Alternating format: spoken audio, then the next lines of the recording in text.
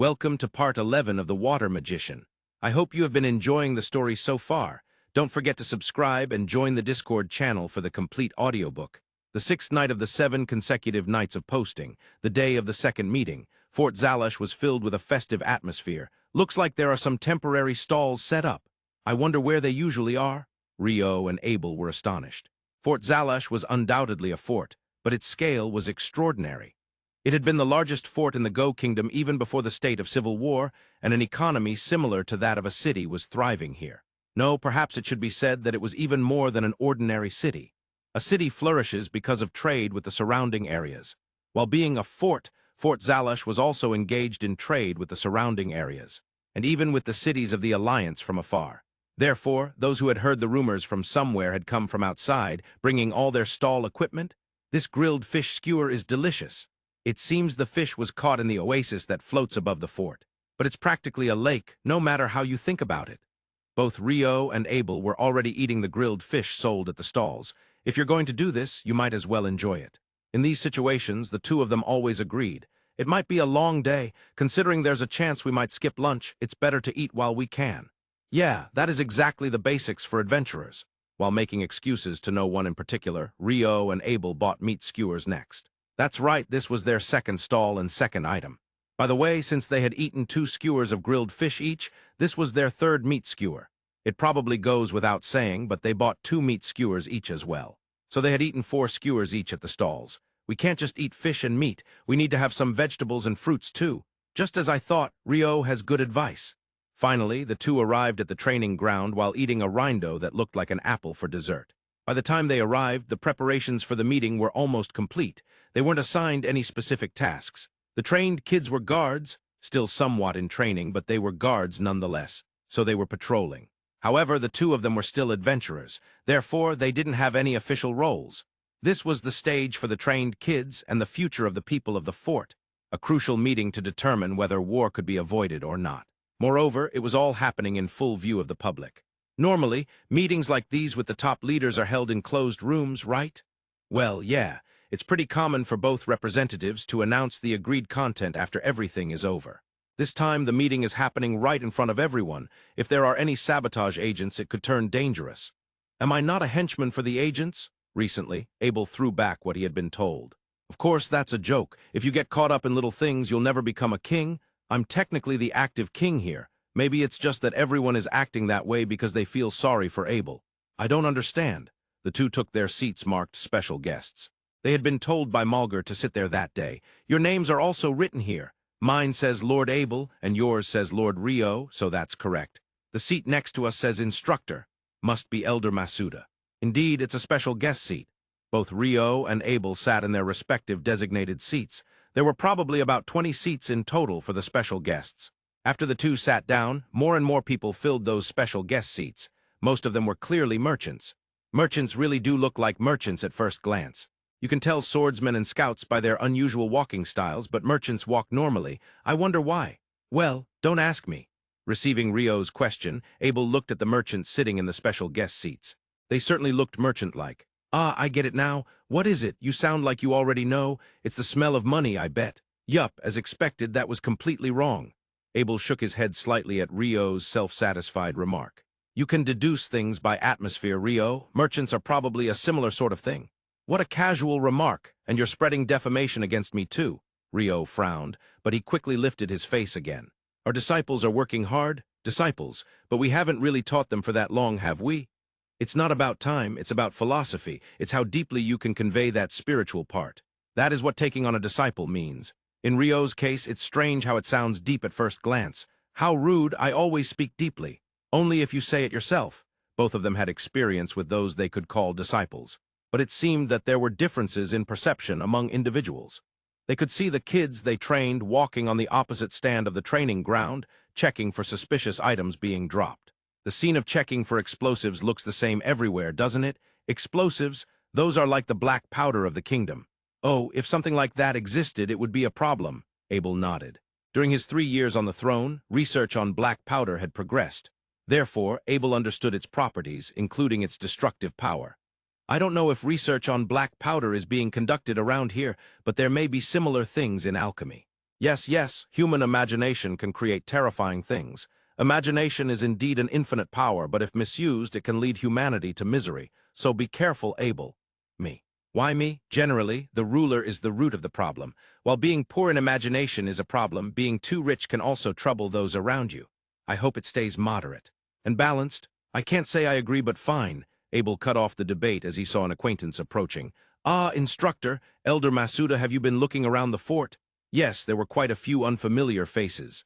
Many have entered from outside. Probably about 90% of the stalls are new. What? So the grilled fish, meat skewers, and even the rindo shop we ate at? That's probably the case. Did we eat that much since morning? Youngsters, Elder Masuda, surprised by the youngsters' appetites, confirmed with Rio and Abel. Nobody here pointed out that Rio and Abel belonged to the category of big eaters. By this time, the stands in the training ground were almost full. In the middle of the training ground, seats facing each other were prepared for the negotiators from both sides, with what seemed to be mediators' seats positioned to observe. The central seats only seemed to have space for about 3 people each. That's true, there seems to be about 10 seats prepared a little further away, but only the negotiators will sit in the center. The mediators. The seats for the people from the Alliance are also for 3 people. With that few, I doubt assassins can sneak in. Assassination wouldn't happen in this public setting. You never know, the enemy is the Alliance after all. You can't predict what they'll do. Rio crossed his arms and spoke authoritatively for some reason. What on earth did Rio know about the Alliance? Of course, no one understood, not even Rio himself. No, there was one swordsman here who might be closest to the truth. You're just saying that randomly, right? Ugh. Rio involuntarily shifted his gaze. Ah, look, the delegation is entering. Yeah, he thought he successfully dodged the scrutiny. Or so Rio believed. Out first was a group centered around merchants. This is the fort's delegation, right? That would be so. The one at the front is? Ah, it's Chairman Pizek. He's the coordinator for the merchants this period. In other words, he's the representative of this fort. Rio confirmed, Abel inquired, and Elder Masuda affirmed. Seems like a merchant who has been delivering results. I don't quite understand. He doesn't seem aggressive, but he looks like he absolutely protects his subordinates. Is it true that there are both offensive and defensive merchants? Yeah, both types are necessary for the people. I think Gecko-san is an offensive merchant. Chairman Pizek feels more like a defensive merchant, like a rock. Rio nodded. Hearing that, Elder Masuda laughed. You both have an interesting perspective. Indeed, the Sand Merchant Association, led by Pizek, is not the type to bring out new products one after another, but rather values long-time customers and products. That's why there are nobles who have been using their products for 3 generations in the Alliance. Securing repeat customers is essential, Rio nodded. It would be troublesome if a product you've always used gets discontinued. Many people feel that way. There's no guarantee that successor products will suit them. However, Rio suddenly thought of something else. Did you say that Chairman Pizek is leading the Sand Merchant Association? Yeah. Could it be that there are inns or dining places within this fort? There are. The fort's best inn, Sandman's Rest Inn, and a popular dining place, Sandman's Dining Inn. Just as I thought, nodding at Elder Masuda's explanation, Rio continued. That's the inn we're staying at. Yes, yes. That means Chairman Pizek must be a wonderful person, Rio affirmed confidently. Why's that? Sure, the inn and dining place have good facilities. Not only the facilities, but the smiles of all the staff are wonderful. Their hospitality, they treat you well in various ways. That must be because the working environment is good. Ah, that's a valid point, Rio insisted, and Abel agreed. The quality of the inn where you stay can indeed change your evaluation of the owner and management. That might be natural. The next delegation to enter had a person at the front who looked like a noble. Indeed, their presence alone made it clear they were nobility. They weren't arrogant or overbearing. Instead, their expression was calm, yet you could see a strong will in their face. Is that Marquis Nusha? Yes, that's the Marquis Nusha himself.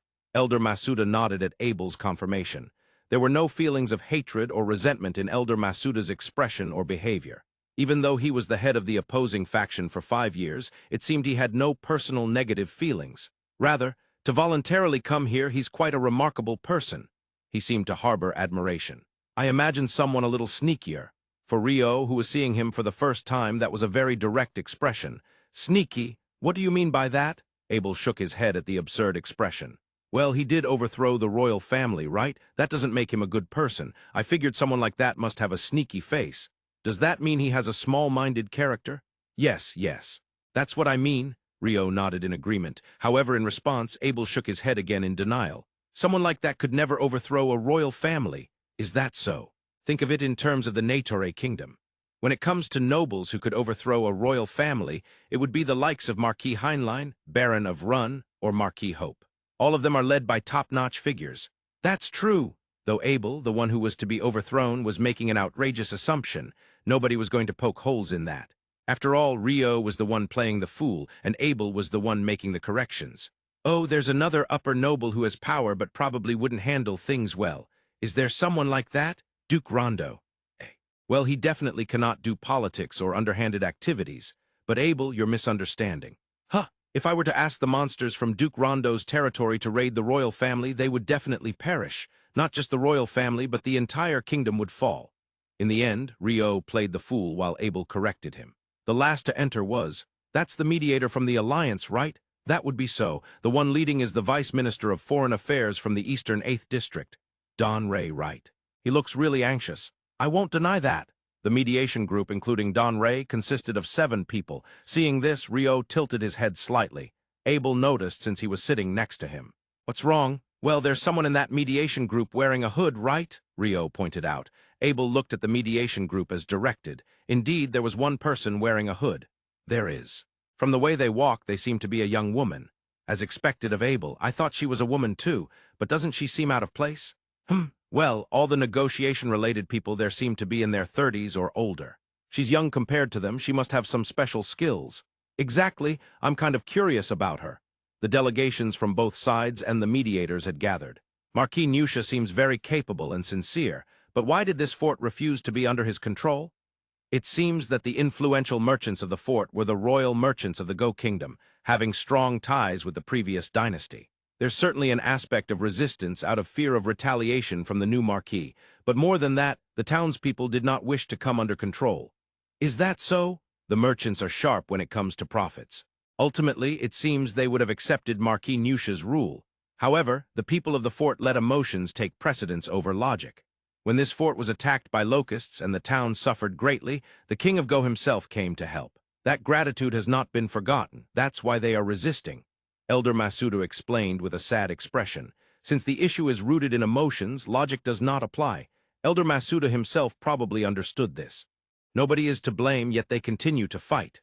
It might be unavoidable. Emotions require time to settle. So that's why these 5 years were necessary. Because of these 5 years, now the people of the fort are probably willing to accept Marquis Nusha. Both Rio and Abel were not directly involved.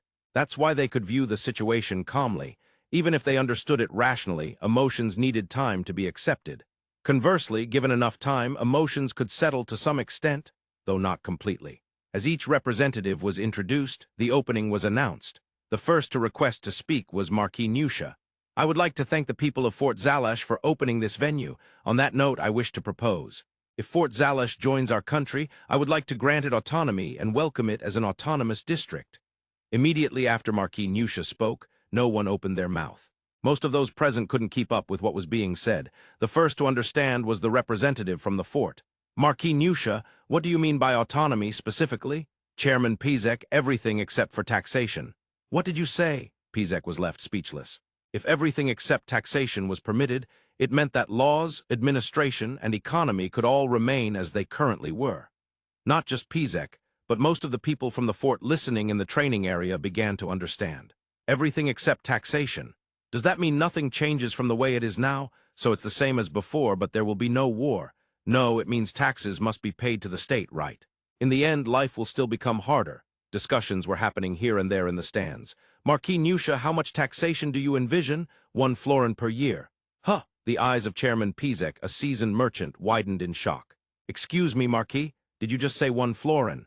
Yes, 1 florin. I would like you to send representatives to the National Assembly as an autonomous district to express your opinions. However, we cannot allow regions that do not pay taxes to participate in the Assembly. Therefore, I ask that you pay 1 florin in taxes.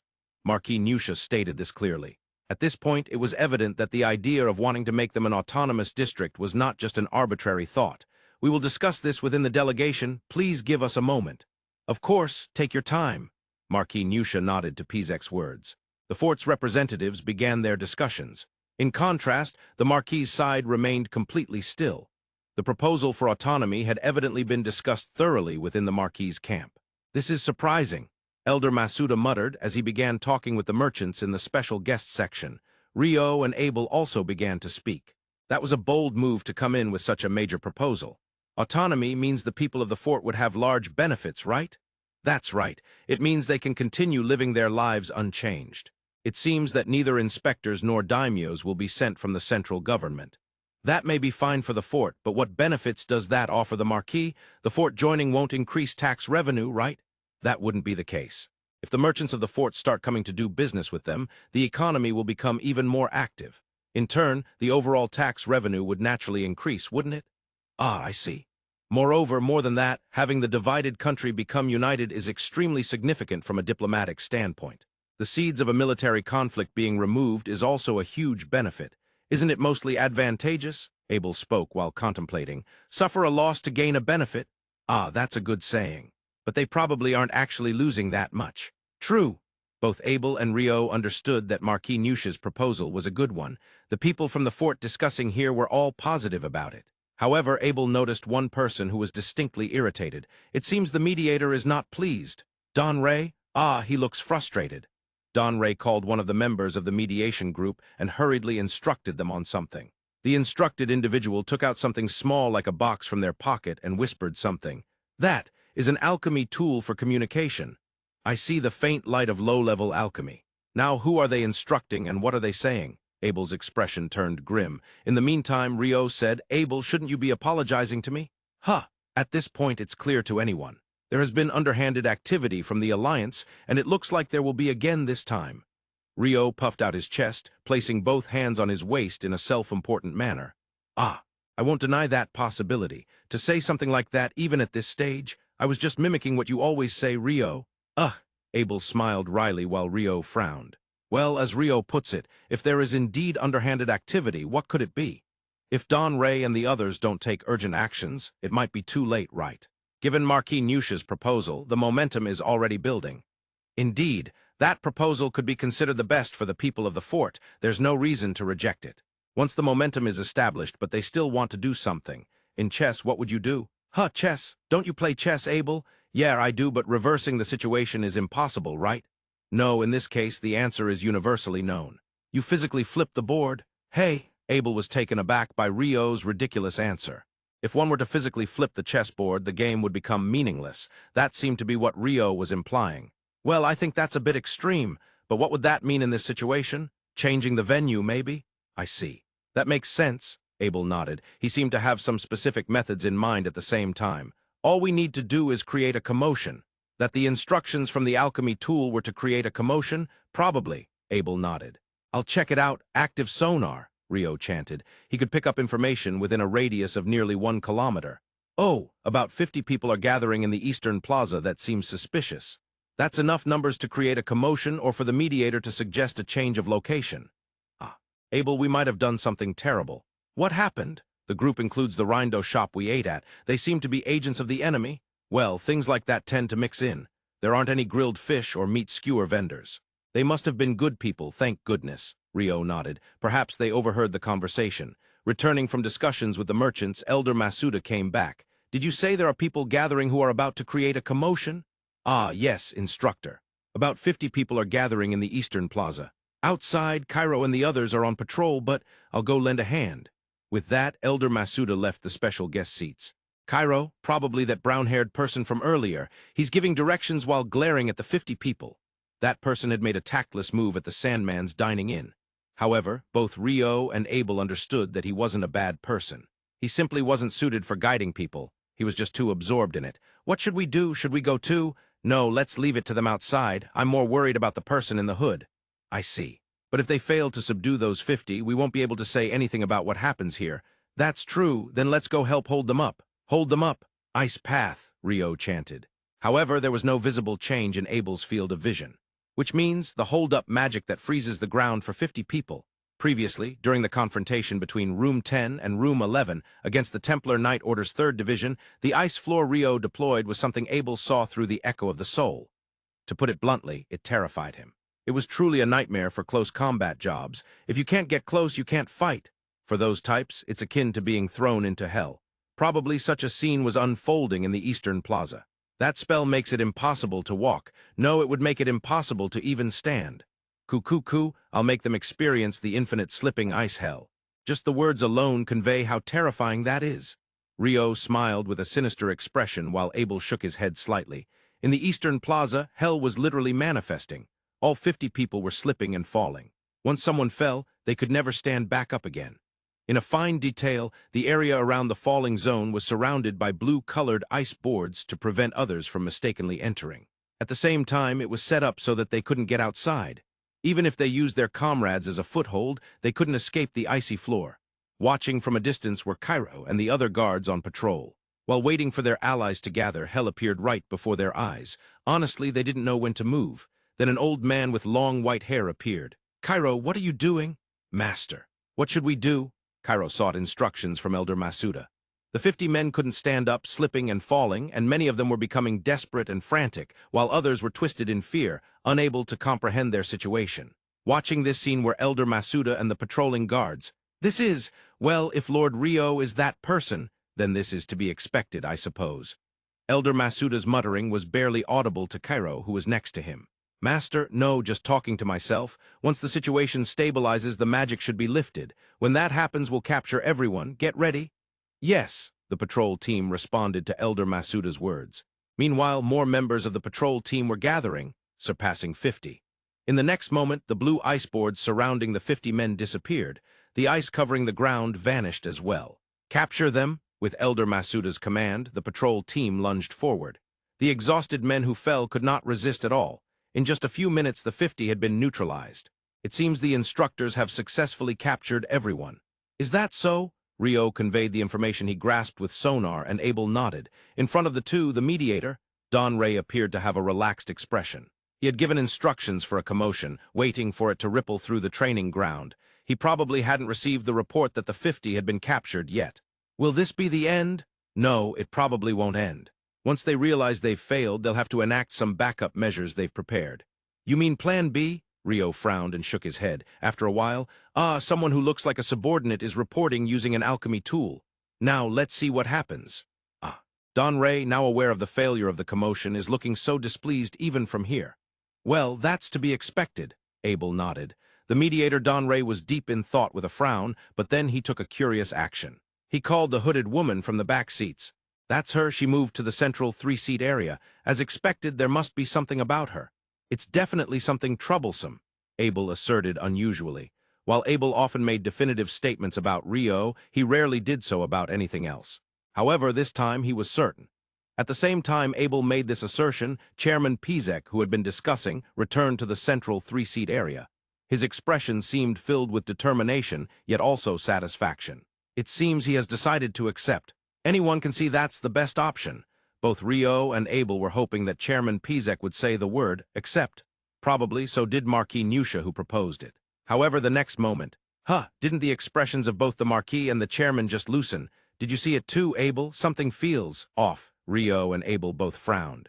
They had been paying attention to the expressions of Marquis Nusha and Chairman Pizek.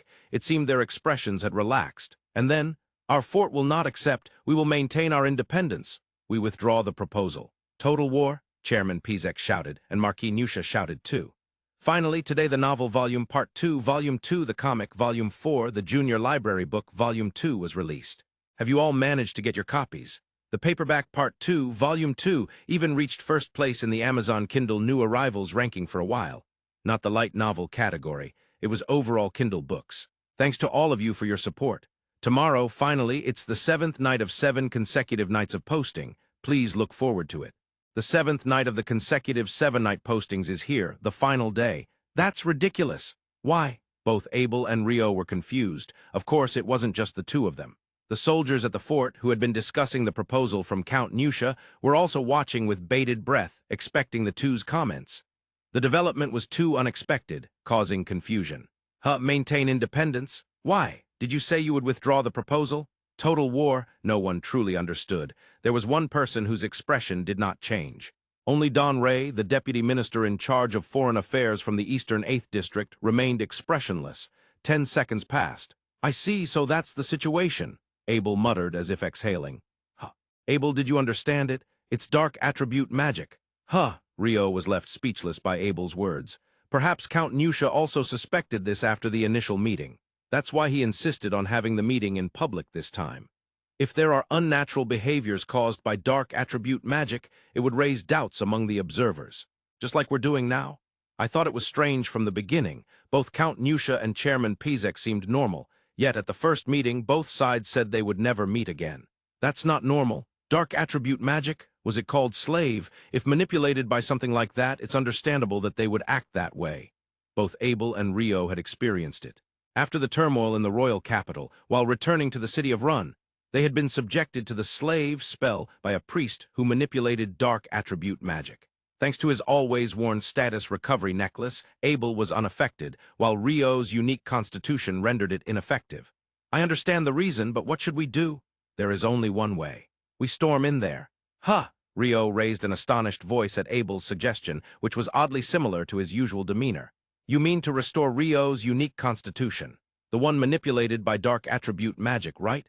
That's right, I remember healing Mr. Hugh. They had once freed Hugh McGrath, who was under the control of Count Haskier's slave. However, the center of the training ground was the meeting place. Was it all right to approach on their own? It can't be helped. I'll step up as a new mediator. Huh! Rio did not understand what Abel meant. The memories, while being controlled by slave, remain even after breaking free, right? It seems that was the case with Mr. Hugh. Then it's fine, let's go. Huh! Rio still did not understand. Yet Abel proactively jumped down from the stands into the training ground. A reckless swordsman always swings around a calm and collected mage. Grumbling, Rio leaped down and followed Abel. The training ground stands were thrown into chaos. However, as the two figures descended from the stands and walked slowly towards the center, silence fell once more. Not everyone in the fort knew them, but quite a few did. Two adventurers who had been training the young guards in recent days. The young trainees lived in the fort with their families. Naturally, they talked about their training when they returned home. It was known that the two were staying at the Sandman's Rest Inn. It was also known that they dined at the Sandman's Dining Inn. That meant they had attracted the attention of those in the fort who held relatively high positions. Even in less than 10 days, Rio and Abel had become known to the soldiers. The two of them approached slowly. From one of the three-person seats in the middle, someone called out to them. That was the military officer in charge of the fort. Lord Abel, Lord Rio? Ah, Chief Guard Mulgar, actually I have a proposal. Abel smiled at Mulgar. As they walked closer to him, they turned to face Mulgar. Rio stood beside Abel. By getting this close, Rio's unique constitution, the overflowing fairy factor, would bring him back to normal. However, they had learned from Hugh's case that it would take a little time. It seemed Abel was trying to buy that time. I've been watching for a while and there seems to be some confusion. Huh, perhaps it's due to the mediator's lack of ability. Huh, hey you. With a smile, Abel uttered ominous words, leaving Mulgar puzzled, while mediator Don Ray glared. Isn't it likely that Count Nusha and Chairman Pizek shouted because of the mediator's inadequate ability? It is unthinkable to shout in such a solemn and sacred meeting. That is exactly proof of the mediator's shortcomings. If you don't mind, I would like to take on the role of mediator. What do you intend to do? Don Ray was enraged once more at Abel's words. There's no way King Abel would be here. Even if his plan had been thwarted, he had not lost yet. However, if he did not eliminate the person before him, he would lose any chance of regaining his position. If you say you are King Abel, then prove it. As Don Ray said this, one of the allied mediators stepped forward to grab Abel. Step back, you disrespectful one, a voice that pierced through the surroundings. It was from a robed mage. Your Majesty's person is not something you should touch. It was different from Rio's usual tone. It was the voice of Duke Rondo. It carried weight. In an instant, everyone present understood that this was no ordinary situation. How dare you ask His Majesty to prove his identity? Are you aware that you are trying to stir up an international incident? Huh. I am asking if the Alliance is prepared to go to war with the Negotiator Kingdom, Rio declared. Leading the way, Don Ray and the members of the Alliance were all left speechless. The soldiers watching from the stands did not speak either, a complete silence. After a moment, Rio altered his tone and spoke. That said, asking unknown individuals to take over as mediators is difficult. This is a very important meeting for the people of the fort. Therefore, let me prove my identity instead. I am Rio Mihara, the first Duke of the Negotiator Kingdom, Duke Rondo. Rio's words slowly spread among the soldiers of the fort. The first Duke of the Kingdom. Is that the one? Is said to surpass the Empire's blazing flame mage, Duke Silver, or perhaps the Icefall. Rio removed the identification plate from around his neck. Approaching him immediately was Chief Guard Mulgar. He respectfully received the plate and inserted it into the verification board for guards.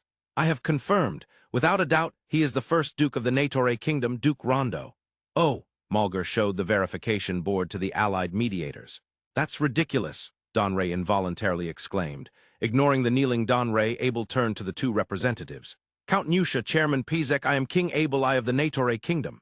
Your Majesty. At Abel's introduction, both the camp of the nobles and the fort's camp knelt and bowed.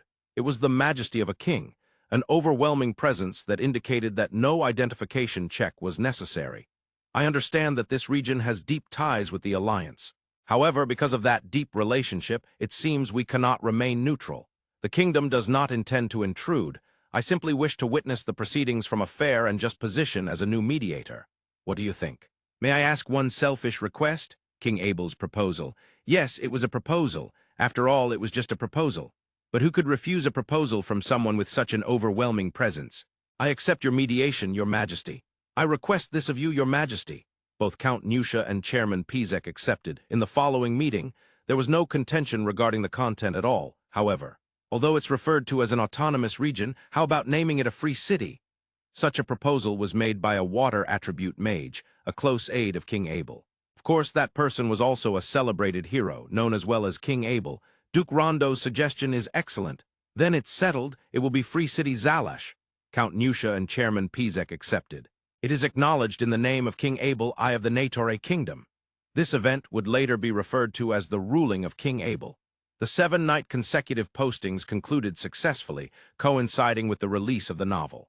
Thank you for your company. Readers who are here must have already acquired the novel Part 2, Volume 2. So please allow me to promote the next one, Part 2, Volume 3. Part 2, Volume 3 is set to be released in spring 2024. I think you won't have to wait too long this time either. As usual, I've added nearly 100,000 words, but unlike the web version, the confrontation below will reach a complete resolution. Yes, Rio and that demon not Leonor. In the web version, it's 380 Rio fight. For the complete resolution, I've added almost 5,000 words just for that part. I feel like I've written it quite well. My editorial supervisor also praised the added sections. When you write battles at this level, the future becomes quite challenging. By the editorial supervisor, well, since it dropped into my head, I have no choice but to write it. I can't just save it for later battles. It feels like I am inching closer to the sword-fighting novels of the late Renzo Shibata, such as Sleepy Kayoshiro and Goknin Zankuro. As if I am getting one step closer. Even though it's a story about mages, it feels close to a sword-fighting novel. I was able to write a super cool sword fight. Among all the battle scenes I've written so far featuring the water attribute mage, this is the best written. I definitely want everyone to read it. Please look forward to it. Episode Abel the Prisoner. This is the first night of a 4-night consecutive posting. Abel, I feel like we are heading south. Rio, what a coincidence, I think so too. Abel, I believe the kingdom is to the west. Rio, what a coincidence, I think so too. Abel, we must be taken as slaves. Rio, I don't think that's the case. The two are riding in a carriage. It is a carriage arranged by Marquis Nusha, with Knights of the Marquis guarding them from all sides. We are moving because Marquis Nusha insisted we visit his estate. That's right. It's supposed to take 2 days from Fort Zalash, or rather, the free city of Zalash. Both Rio and Abel are talking while looking out the window at the scenery. Since it is the second day of their carriage journey, it seems they will arrive today. The Marquis returned ahead to arrange a welcome for us, but I don't want to be overly publicized. That's because Abel crashed the meeting. Well, that couldn't be helped, could it? Abel counters Rio's words. Of course, Rio understands. In that situation, Abel's actions were indeed the most correct. What will we do if the Allied forces are lined up in front of the estate and Abel becomes a prisoner? That's not going to happen. There is a possibility that they will capture Abel and demand a ransom from the kingdom. If that happens, we would be discarded. Huh, Abel shrugs in response, causing Rio to be surprised. The kingdom government would abandon Abel? Of course, they would probably discard the first duke who was captured alongside him as well. That's troubling. Regardless of Abel, they need to pay my ransom. What a selfish first duke. In the evening, Abel's group arrived at the capital of the Marquisate, Nansha. There more than 10,000 fully armed soldiers were present. Look, no way, Rio points out, and Abel is astonished. The flags lined up are those of the Handalu Federation. Of course, Marquis Nusha is not a noble of the Federation. His territory does not belong to the Federation either. It is true that the area is geopolitically influenced by the Federation. We must have been offered to the Federation? I don't think that's the case. We are being offered up and Marquis Nusha is trying to make a favorable treaty with the Federation. I don't think so. Rio asserts this, and though Abel believes it to be different, his words lose strength compared to the beginning. As they proceeded through the entrance of the capital, the carriage carrying Rio and Abel slowly moved further into the city, passing between the lined-up knights of the Federation. After a while, they arrived in front of the Marquis's estate. "Your Majesty Abel, we have arrived." The carriage door opened, and a soldier from the Nusha Marquisate army, who had been escorting them, spoke. The two exited the carriage and were guided inside the estate. "Weapons have not been disarmed." "Disarm? They haven't taken our weapons." "Ah, I see. After all, I am the king. If they tried to take my sword, it would certainly break our relationship." Abel responds to Rio's observation with a sense of inevitability. But still, Abel is known as a dangerous swordsman, right? A former rank swordsman, after all. Rio is more so than I am. I am a peace-loving water attribute magician recognized by myself and others. As for myself, maybe, but I don't think others agree. It seems there are differences in perception among people. The room they were led into was a fairly spacious reception room. In the center of the room, two men were seated on a sofa, but they stood up as Rio and Abel entered. One was the master of the estate, Marquis Nusha, who had invited them. His face seemed slightly strained. The reason for that is probably because of the other person. As for who that other person is, Abel knows him as well.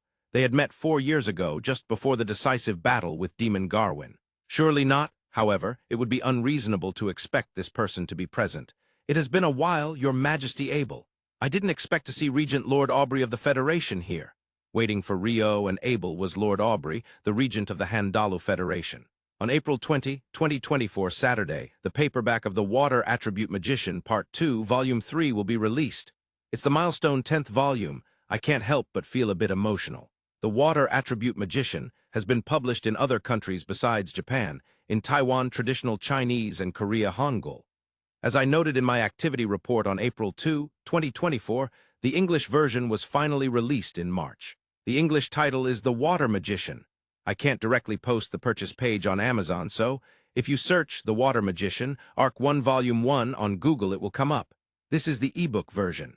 In the activity report, I wrote about the author's old study methods classical literature, but how about using this for English study as well? Episode The Captive Abel. This is the second night of a 4-night consecutive posting. PL, please have a seat. Your Majesty Abel, His Grace Duke Rondo. The host of the room, Marquis Nusha, guides Abel and Rio to the sofa. Though he is the host, he is sweating profusely. "Actually, I came here without discussing it beforehand with Marquis Nusha." "Of course," Lord Aubrey replies, and Abel nods in agreement. Marquis Nusha must have never imagined that the supreme authority of the alliance, Lord Aubrey, would come. Of course, the two countries are not at war. The difference in national power is considerable, but they are still neighboring countries. When a country's leader visits a neighboring nation, there is supposed to be some kind of prior negotiation. That should be the case, but, well, I'm just a regent, so I think it's not a problem to casually visit a neighboring country, though the one being visited seems troubled. "Is that so?" Abel raises a question, and Lord Aubrey deliberately ignores Marquis Nusha's expression and laughs. Meanwhile, while Abel and Lord Aubrey engage in their back-and-forth conversation, Rio sits quietly beside Abel, and he drinks the coffee that was served with a composed face. "That said, I was quite surprised when I received the report." "Yes, the report that King Abel had appeared at the negotiation table in Fort Zalash. Did you hear that report all the way from capital Jaklia?" "Yes. If it's true, I thought it would be proper to escort you as a state guest when passing through our allied territory." "Well, that's thoughtful," Abel replies with a smile and continues speaking. "I appreciate your consideration, but there's no need for an escort. Please don't worry about it." "That won't do. If anything were to happen to your Majesty within our alliance territory, it would be a serious matter." "You mean there's a possibility that something could happen?" "Of course. While our alliance strives to maintain public order, it cannot be said that a third party would not take this opportunity to extend their schemes." Lord Aubrey points out the possibility that the Empire might target Abel within the Alliance territory. "I see, that is indeed terrifying. Isn't it?" Abel smiles again and Lord Aubrey nods. Ryuko fighting, the whirlpool of intrigue and stratagem is becoming visible. Rio thinks this from a third-party perspective. The coffee served is satisfactory, so he watches the exchange between Abel and Lord Aubrey as a form of entertainment without any worries. However, he knows he can't remain a mere spectator forever. "As you know, I have the first Duke by my side, so I believe it would be quite difficult to kill me easily." Abel's words draw Rio into the conversation. "Oh, of course. The Silver Duke, or as he is famously known, His Grace Duke Rondo. I had heard rumors, but to think he was that adventurer I confronted back then." Lord Aubrey refers to the battle in the Duchy of Inberry. Rio faced Lord Aubrey and the others. The connection of Rio being Duke Rondo has not spread widely yet. Before the delegation was dispatched to the Western nations, there were even rumors that there's no such person as Duke Rondo. Those working at Castle Natore knew quite well of Rio as he walked around inside the castle, however. It seems that Count Heinlein's counterintelligence was so perfect that information was not easily leaked from the castle. It seems Lord Aubrey has brought around 10,000 knights with him. Yes, they are for my escort. That's quite a lot for an escort. Is it? Lord Aubrey answers with a laugh. Marquis Nusha, did you not hesitate to let 10,000 elite knights cross the border?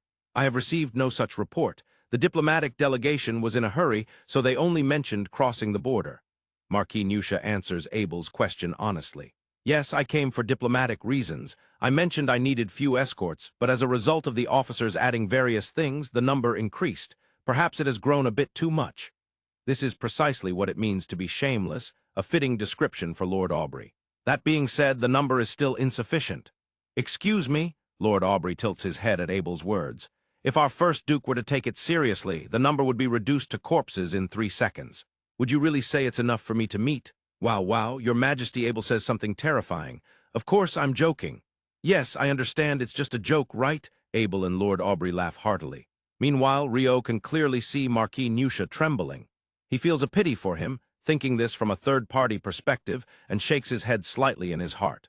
As for Rio himself, he doesn't particularly care unless it directly affects him. In fact, he feels that he has become accustomed to it lately. This is probably because he has had many interactions with the former Emperor Rupert of the Empire and the former King Robert Perlo of the Alliance due to the delegation to the Western nations. In that atmosphere, Lord Aubrey dropped a bombshell. Actually, I would like to invite Your Majesty to the capital. What? Abel tilts his head. To be honest, he did not understand Lord Aubrey's intentions. I believe that by having you visit Jaclia, we can demonstrate the friendship between the kingdom and the alliance to other nations. Lord Aubrey explains with a smile. Upon hearing this, Abel understands. You want to show that you have captured me to the kingdom? That is a possibility. If you want the king back, you'll have to pay a ransom. Whether it's ransom or territorial concession, if I comply, the authority of the kingdom will surely plummet, right? That seems to be the case. Rio nods along with Abel's words. This has happened several times in Earth's history as well. The most famous example is King Richard the Lionheart of England. The Third Crusade was led by Richard the Lionheart of England, King Philip the August of France, and Frederick I of the Holy Roman Empire, known as Barbarossa, who would later be called heroes. It was, in a way, the dream team of Europe. On the opposing side, the hero Saladin led the Islamic forces. It could be said that it was one of the most glamorous East-West confrontations in world history. In the end, the Crusaders could not occupy their goal of Jerusalem and had to retreat. The problem arose during that retreat. Richard was captured by Leopold V of Austria on his way back to England. Leopold V participated in the Third Crusade, but bore a grudge after suffering humiliation from Richard during the Siege of Acre. As a result, he captured Richard while he was returning home. In the end, England paid an enormous ransom to regain King Richard. Furthermore, King Philip of France and Heinrich VI, who succeeded Frederick of the Holy Roman Empire, incited Richard's brother John to usurp the English throne. Afterward, King John of England took a large part of the continental English territories from King Philip, strengthening his royal authority. They stirred up the incompetent royalty of the neighboring countries to take the throne and seized lands from that incompetent new king. An artistic stratagem, such intrigue and stratagems existed in this era. Rio contemplates this history of Earth in his mind. However, what needs to be judged now is the situation in this Phi. Let's have an escort. Are you going to take the bait? Yes, I can move with an escort, at least until the capital of the Alliance. Even if we were to be ambushed, I will protect you, so it will be fine. They are elite knights numbering 10,000, you know? No problem. In chess and shogi, the strongest move is to take the opponent's bait. Against a poor player, it becomes, oh good, they took the bait. But what happens if the opponent is a world champion or an eternal 7-time or 8-time champion? They must understand our aim, so why did they take the bait? Naturally, one would wonder, is there a move I haven't noticed? Is there a trap? Taking away the opponent's calmness is a fundamental aspect of interpersonal combat. Thus, taking the bait from the opponent is the strongest move, and the player, Lord Aubrey, has a high regard for Abel. Bringing 10,000 knights with him is the proof of that. What if Abel took the bait from Lord Aubrey? That alone would likely succeed in slightly robbing Lord Aubrey of his calmness. Rio's thoughts are understood by Abel. Let's make a trip to Jaclia. That does sound interesting. With that agreement through the echo of the soul, Abel opened his mouth. I graciously accept your invitation to Jaclia. Even Lord Aubrey cannot hide his surprise at Abel's words. He thought Abel would definitely refuse, but he accepted. Why? However, a look of suspicion appeared on Lord Aubrey's face for just a moment. He had no choice but to utter the next words. I thank you for your acceptance. Finally, tomorrow, April 20, 2024, Saturday, the Water Attribute Mage Part 2, Volume 3 will be released. I would be delighted if many people read it. I have made numerous additions and revisions this time as well. I feel like I have written somewhere before, but in this, Volume 3 of Part 2, I must say, the battle section of Rio V's. A certain male demon has been extended by 5,000 words and is quite intense. In the narrow version, it wasn't concluded, but in the book version, it reaches a complete conclusion. What I aimed for was a swordsman novel. It's a story about a mage, yet it's a swordsman novel. Among the texts I have written for the Water Attribute Mage, I managed to write one of the top-class pieces. I truly hope everyone will read it. Episode Abel the Prisoner. This is the third night of the 4 consecutive posts. Abel has become a prisoner. Prisoner means he was captured, right? Yes. That's exactly what the current situation indicates. A king who gets captured and taken to the enemy's capital. There's no word that fits better than prisoner. It's sad that I can't deny it. They engage in such conversations, but of course, there's not a shred of sorrowful atmosphere. It's just the usual banter between the two. Inside the carriage heading towards the Allied capital, Jaclia, are only Rio and Abel. No one from the Allied forces, like Lord Aubrey, is aboard. Of course, outside the carriage, there are 10,000 soldiers from the Allied forces. I have a question. Yeah, why did Lord Aubrey go out of his way to appear directly before Marquis Nusha? If he intended to capture Abel, he could just send his subordinates instead of getting busy himself. Rio expresses his doubt. Abel almost immediately responds. It's a show of force against Marquis Nusha. A show of force. To display strength? Yes. Are they going to manage the country while turning me into their enemy? Are they sure about that? So it's to suggest that he should join the Allied forces. Exactly. It's a terrifying thought. Lord Aubrey himself made a point to visit and deliberately conversed in front of Marquis Nusha to encourage him to join the alliance. Even without going that far, it was to show and make it seem better for them to maintain good relations with the alliance. Of course, capturing Abel and bringing him to the alliance could also be used for negotiations with the kingdom. In one action, multiple objectives are concealed. Just like His Majesty Rupert and His Majesty Robert Perlo, those who lead countries are quite frightening. That's true. It seems Abel is included among them. Compared to those two or the Lord Aubrey in front of us, don't you think I'm still far behind? I think so. No, what I'd like to hear is, no, don't worry. You can compete just fine. A sigh escapes from Abel. Abel isn't the type to counter with intrigue and stratagem. Is that so? Then you counter with a sense of justice or sincerity. I don't expect such nonsense from Abel. I tried to imitate Rio. What I expect from Abel is strength over brains. Yeah, that's not a compliment. A muscle-headed king. Don't worry, I am on Abel's side. I don't quite understand, but thanks anyway. People struggle with the disconnect between their ideal self and the self that others expect of them. When explained in words, it sounds cool, but of course, Rio isn't thinking about such complicated matters. I understand. Did I just feel like I was mocked by Abel? That's just your imagination. Don't worry about it. Abel is the king of the Negotiator kingdom, the neighboring country of the alliance. On the surface, the 10,000 soldiers led by Lord Aubrey are guarding the king, who is the lord of the realm. Thus, they end up staying in a luxurious inn in the city at night. However, Lord Aubrey, until they entered Jaclia, didn't want anyone besides the guards to know about Abel's presence. If the Marquis of the Kingdom knew, it could lead to various troublesome situations. So they rented out an inn, and dinner was shared among Lord Aubrey, Abel, and Rio. There mainly the friendship between the top leaders of the nation was deepened. Of course, Rio quietly sat there enjoying the meal. He left all the difficult matters to Abel. Work. No worries, I must have contributed to the stability of Abel's heart. A week after departing from the Marquisate capital of Nansha, they finally arrived at the entrance of the Allied capital, Jaclia. Inside the carriage, the king and the first duke are having a secret conversation through the echo of the soul. We need a flashy display. Indeed. It wouldn't be good for the people of the Alliance to think King Abel has submitted to the forces of the Alliance. If that reaches the kingdom, it will be even worse. After getting off the carriage, that's fine. We'll go with Rio's idea. The one we talked about, but if possible, you want something even when getting off the carriage. Rio nods at Abel's words. The more extravagant the situation, the better. Hey, Rio. Can we do that? That, before the Liberation War, remember that? Could it be? Just that single word from Abel sparks an image in Rio's mind as well, after thinking for a bit. Sounds good, let's do it. I'll leave the details to you. Please leave it to me. I hear the Allied side is preparing a horse for me. Then I'll ride it. Due to concerns of eavesdropping, they use echo of the soul, even for conversations in the carriage that they don't want to be overheard. Better safe than sorry. After all, it's Lord Aubrey they are dealing with. It's not impossible that he could be listening to their conversation with some kind of magic or alchemy tools.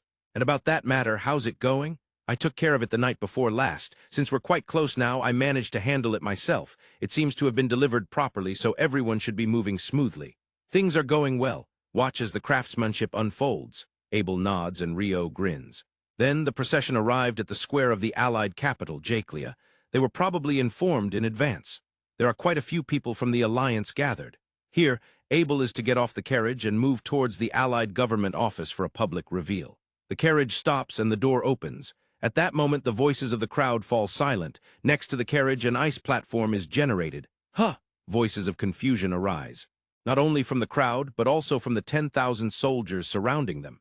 Naturally, they hadn't heard about such a thing. On the ice platform stands a man. What he is wearing is neither luxurious nor flashy. But everyone can tell it's not ordinary, that overwhelming presence. The aura that radiates from him, just by being there it's felt. He is the hero. That's King Abel. Unbelievable, such voices escape. As the man stands on the platform, the ice platform rises. With a relaxed expression, he raises his hand. The scene was something the people had heard of before. During the Liberation War, something like what was done in the city of Run. King Abel's speech. Some among them might have heard of a painting depicting that scene in the government office of Run. Once the surprise passes, it turns into a frenzy of excitement. Oh, King Abel, Hero King. It wouldn't be an exaggeration to say that the Alliance and the Kingdom are potential enemy nations. However, the people are not in a hostile relationship. Of course, they were countries that had clashed head-on during the Great War. But 14 years have already passed. More than that, they are witnessing a hero who has repelled the Empire and the younger brother of the Crown Prince to liberate the people and the nation. That excitement takes precedence. After flying around for a while, the ice platform returns to the ground. Then something strange happened. Come forth, Garden Watchers group. Just as that voice was heard in the next moment, watercolored humanoid beings appeared around the platform. There were a total of 101, each of them standing at 1.5 meters tall, all armed with spears taller than themselves. Spears like lances used on horseback. They surrounded the ice platform as if guarding Abel. What's that? A golem, right? Ice golems, such murmurs spread through the crowd. Guarding King Abel are ice golems. Hey, if we're talking about ice from the kingdom, the Icefall, or the Duke Silver, that man in the white robe on horseback, standing on the platform, that person is Lord Rondo. At that point, whispers converged before bursting out. King Abel and Duke Rondo, you'll never see a sight like this again in your life. The best duo, Abel and Rio. These two were the main stars of the moment, as Abel moved forward while standing on the ice platform. Rio raced alongside him on horseback. Behind them followed the 101 ice golems. Cheers erupted from the people of the Alliance. It was excitement generated by the sight of a living hero and a rarely seen spectacle, irrespective of the fact that he is a king of a potential enemy nation. Of course, the first envoy is full of motivation, as are the others. Occasionally looking back, Rio nodded in satisfaction. I can't read the expressions of the golems, but it seems they have successfully astonished and excited the people of the Alliance. Yes, Lord Aubrey and the 10,000 soldiers seemed stunned. You did well. Both Abel and Rio were satisfied with the outcome. Seeing this spectacle, no one would dare say, King Abel has submitted to the forces of the Alliance. Behind and in front of them, the 10,000 soldiers of the Allied forces lined up. Leading them, Lord Aubrey stood at the entrance of the Allied government office ahead of Abel's arrival. Beside him was the assistant Lumber, who could be called his right-hand man. Flying through the sky on an ice platform and guarded by ice golems, he's completely the main character. One must say that's as expected of King Abel. I wanted to make it look more miserable, or at least like the king of the neighboring country protected by the Alliance, but it seems that's not going to happen. That won't be easy. Agreeing with Lord Aubrey's words, the assistant Lumber shook his head slightly. At that moment, a man dressed in a white coat arrived. Lord Aubrey, did you see that? Frank diverred, unable to hide his excitement. Frank is the genius alchemist who created the Allied forces' artificial golems. When you say that, do you mean the ice golems? Yes, they are golems that can be summoned and dismissed at will. In other words, they are entirely made up of water and ice for their structure, which is incredible. Indeed, golems that can be summoned at will. That is indeed troublesome. Still excited, Frank continued to speak. Those were not created by magic. Did you notice that? Yes, it's alchemy. I see, Lord Aubrey nodded. However, seeing that expression, Frank shook his head slightly. You don't realize the significance of this. If it's alchemy, then it means there are alchemy tools to create ice golems. If someone were to hand over those alchemy tools, if the one who received them can channel magical power, yes, then ice golems will be generated. Wait, what? Lord Aubrey was aghast. The assistant Lumber, who had been silently listening beside him, was left completely speechless. Indeed, not only Rio but another person, in a different location, could summon a golem army. If that place were, for example, Jaclia, one day, suddenly an army of ice golems could appear in the capital and conquer it. What has that duke created? It was a rare moment of Lord Aubrey's panic. That gentleman claims to be Kenneth's top disciple. As a water attribute mage, he's definitely not someone to underestimate as an alchemist either. Expressing his concerns, Frank wore a pleased expression. Dr. Frank, why are you smiling? It's only natural to be pleased when witnessing a new realm of alchemy, wouldn't you agree? I'm not pleased. It's a difference in standing between an alchemist and a ruler. Lord Aubrey frowned while Frank laughed. Do you know how many golems that alchemy tool can create? That's something I can't say for certain, Frank answered nonchalantly. Why not just ask the person directly? Will he answer? Well, I wouldn't, Frank shrugged and laughed. The excited crowd, the rulers remained silent. The difference lies in the information they hold. What a thing to have created. Once again, Lord Aubrey's murmur, filled with agony, was heard only by the assistant Lumber standing beside him. On this day, April 20, 2024, Saturday, the Water Attribute Mage Part 2, Volume 3 has been released. Have you all gotten your copy yet? It seems to have entered the top 3 in the new releases ranking on Amazon Kindle just moments ago. Not just for light novels, but across the entire Kindle platform. This is all thanks to your support. Thank you so much. This time, nearly 100,000 words of additions and several tens of thousands of words of revisions have been made. It's a completely different work from the Naru version. There's a lot to consider. On Amazon Kindle and Bookwalker, earlier volumes are available at discounted prices. If you haven't gotten them yet, please take this opportunity. Episode The Prisoner Abel. This is the 4th and final night of the 4-night consecutive posting. In front of the Allied Government Office, Lord Aubrey welcomed Abel. You have done it, Your Majesty Abel. Yes, Lord Aubrey. I made a few changes to the entry. I apologize for the lack of prior notice. Lord Aubrey made a sarcastic remark, and Abel responded with a smile. I was surprised by the ice platform, but even more so, Lord Aubrey looked at the 101 ice golems following Abel. The ice golems have been quite helpful during the journey. A water attribute mage is truly impressive. It's not the water attribute mage, but rather Duke Rondo who is impressive. Lord Aubrey's gaze pierced Rio. Rio, being looked at, feigned ignorance by looking in another direction. It seemed he was also pretending to whistle. Of course, Rio couldn't whistle. Just a little away from the 3 of them, Assistant Lumber received urgent news. What is this? Lumber, what's wrong? No, Your Excellency. As Lumber approached Lord Aubrey, he glanced at Abel. That was enough for Abel to understand.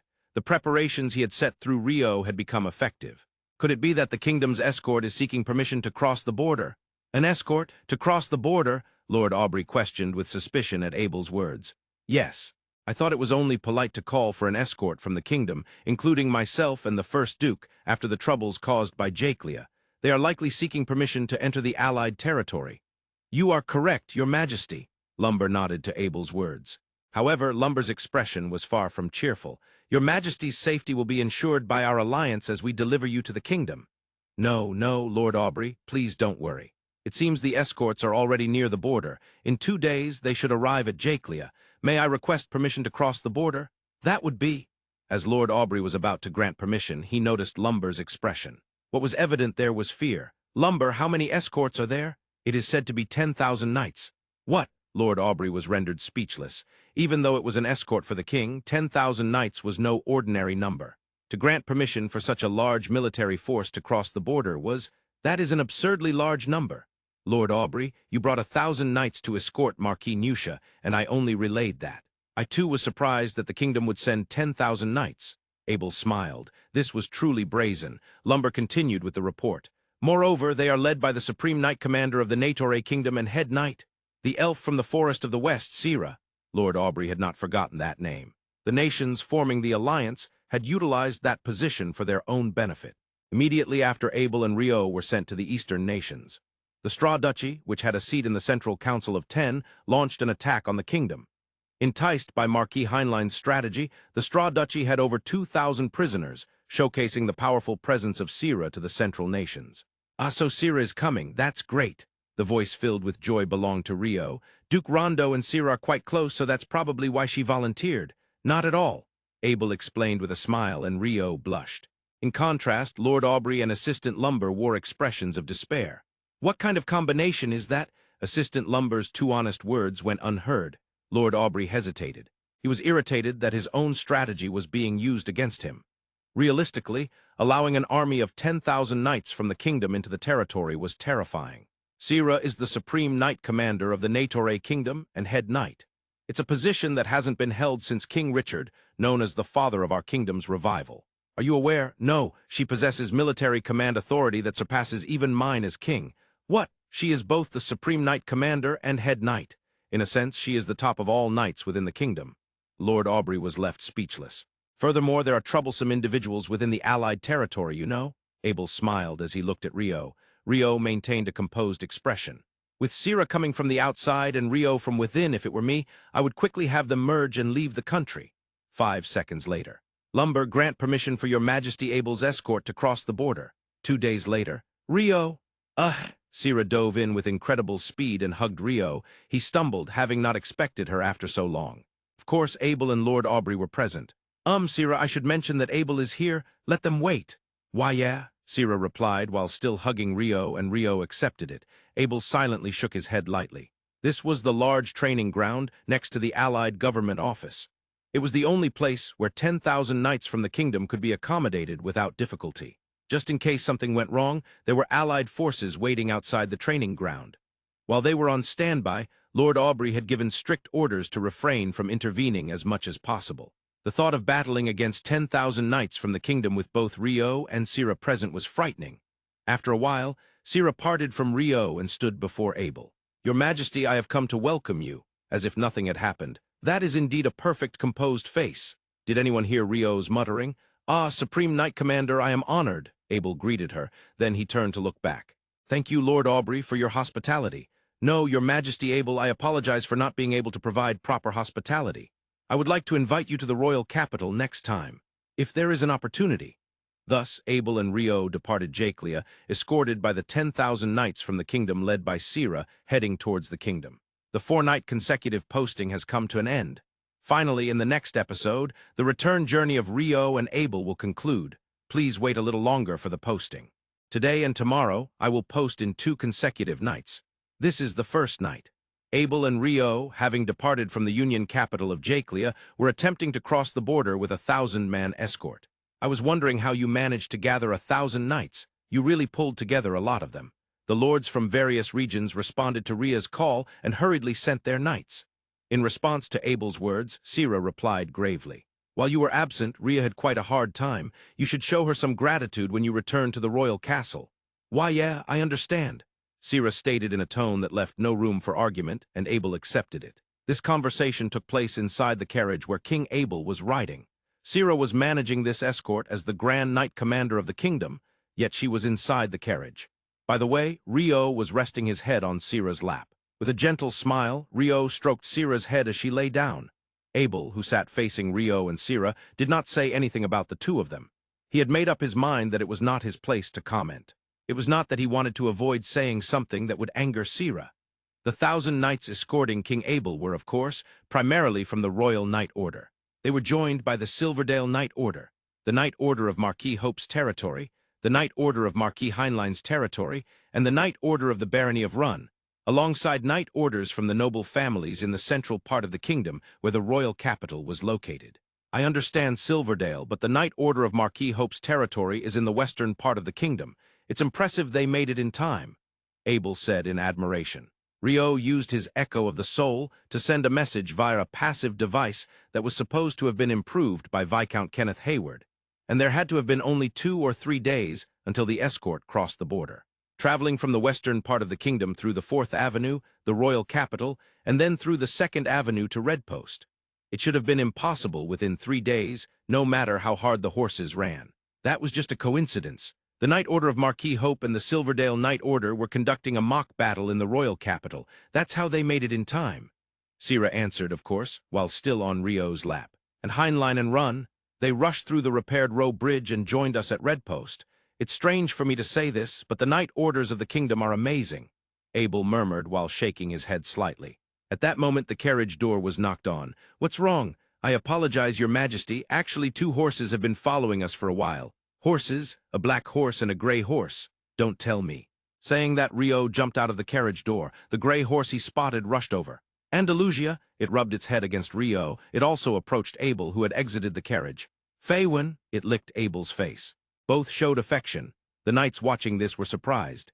At the same time, smiles appeared. For knights, horses are partners. Seeing the horses that had opened their hearts to the 2 they served, it was only natural for them to smile.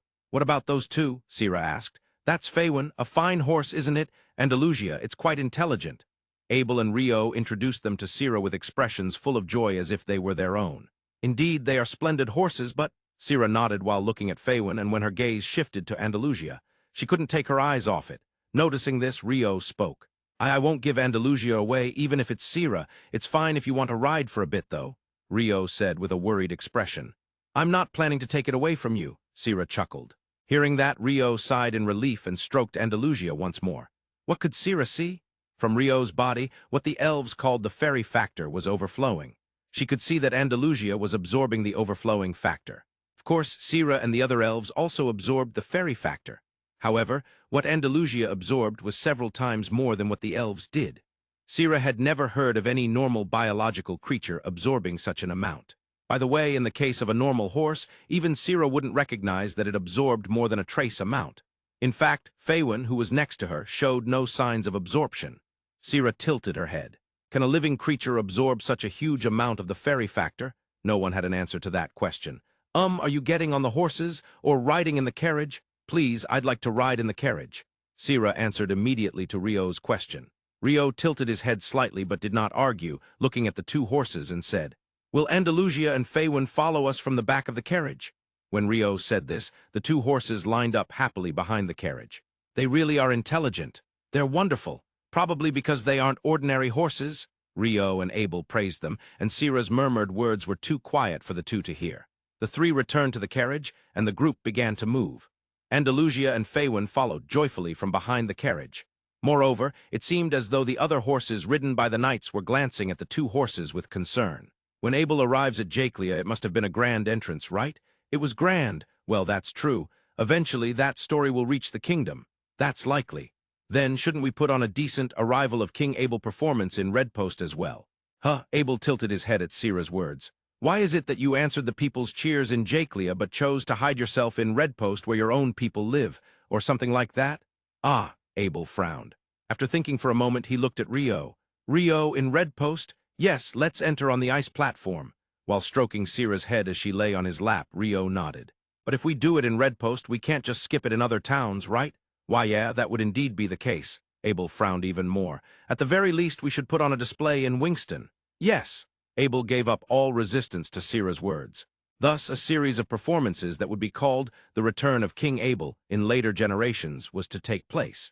In Red Post, a crowd had gathered along the main street leading from the castle gate to the government office. Is it really the king? I heard rumors that he traveled throughout the Central Nations for a year. No, he participated in the Demon King subjugation army. Weren't they chasing down a giant monster? I heard he went to the Eastern Nations. That's probably not the case. Such words were exchanged among the people of Red Post standing on either side of the main street. A procession of mounted knights entered Red Post. After progressing a little way, the line of riders came to a halt. At the center was a single carriage. The door opened, revealing an ice platform. Could that be? Is it when the king gave a speech in Run? I've heard about that. Indeed. From the carriage door, a man dressed in red and white stepped out and mounted the platform. He waved to the people. In the next moment, cheers erupted. Yay, the king, your majesty Abel. Standing on the floating ice platform, King Abel waved to the crowd. With 1,000 knights, King Abel advanced. The cheers moved along and petals scattered along the roadside from somewhere. That's amazing. Abel is a popular figure, Rio expressed in admiration, and Sira smiled as she replied. The 2 were inside the carriage. From inside the carriage, Rio used magic to slowly move the podium where Abel stood. As expected, Rio's magic is precise. Not yet, it's not as good as Sira's wind attire. That's just because you've gotten used to it. In fact, when fighting near your full strength, it's more tiring without wind attire. Yeah, I felt that during mock battles, Sira said, and Rio agreed. The wind attire enhanced Sira's speed in sword fights using wind attribute magic. Rio thought it was magic that was almost subconsciously activated, like breathing or like a heartbeat. I want to be able to use water attribute magic like that. You can do it. Or rather, you're probably already able to do it instantly, right? I want to make it so that I can do it all the time, unconsciously, Rio declared with renewed determination. Seeing that, Sira nodded with a smile. The group progressed down the main street, receiving cheers. Abel continued to proudly display himself as the king, as expected of the royal family. They must have been trained since childhood. It's a world I can't even imagine. I can't either. Both Rio and Sira smiled wryly. But you'll be doing this in Wingston too, right? Yeah, we might do it in other towns as well. It's necessary to let the country know both inside and outside that the king has returned. It must be tough being a king. It's best to leave it to Abel. Rio felt a bit grateful to Abel, who fulfilled the role of king without complaining. Before long, I think a role will be prepared for you, Rio. Huh, the 2 horses from earlier might be just right for that. Rio was surprised by Sira's words and reflexively looked back at her face. Sira, smiling, did not elaborate.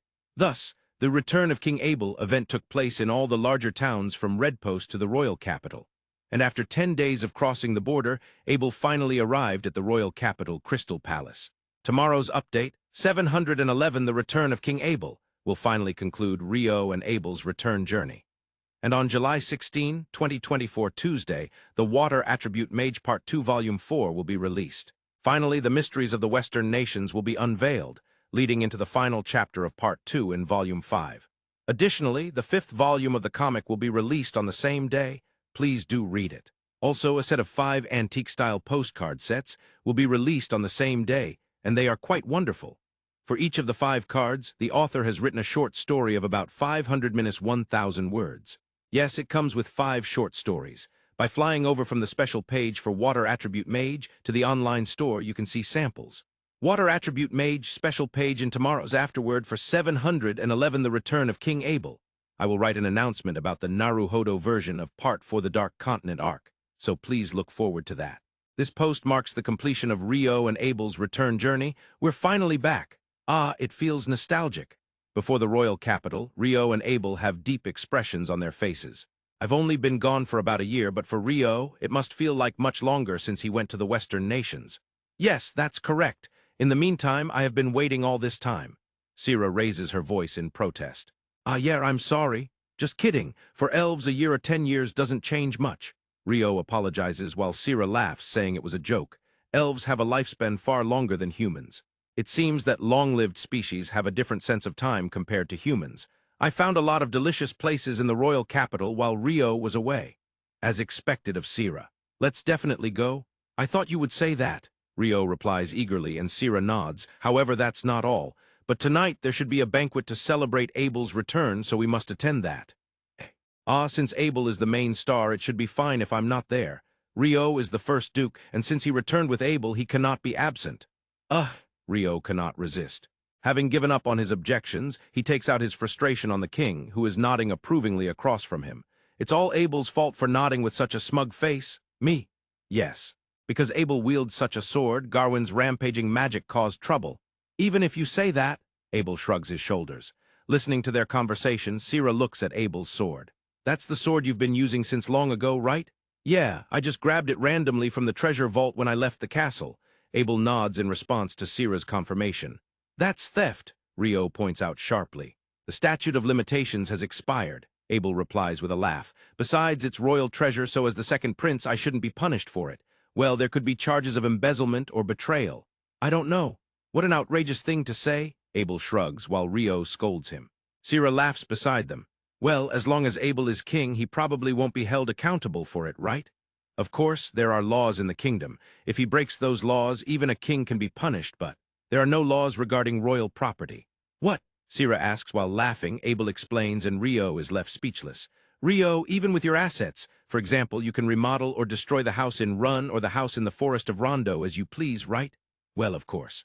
They're mine. Royal property is the same. It's been obtained by past kings and their families and placed in the treasure vault.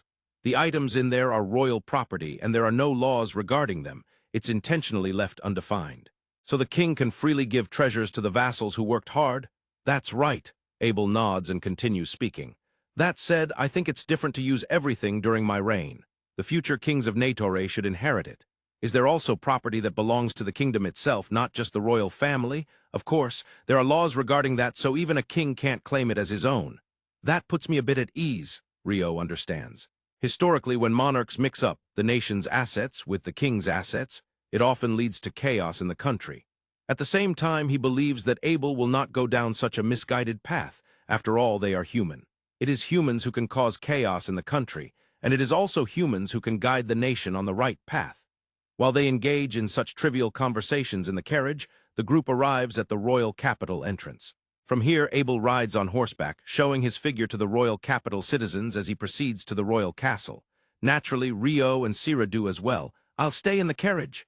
No way. Rio and I will be on horseback. Rio resists, while Sira crushes his resistance with a smile. Rio will ride behind Abel on the right, and I will follow on the left. When did that happen? Sira explains, leaving Rio astonished.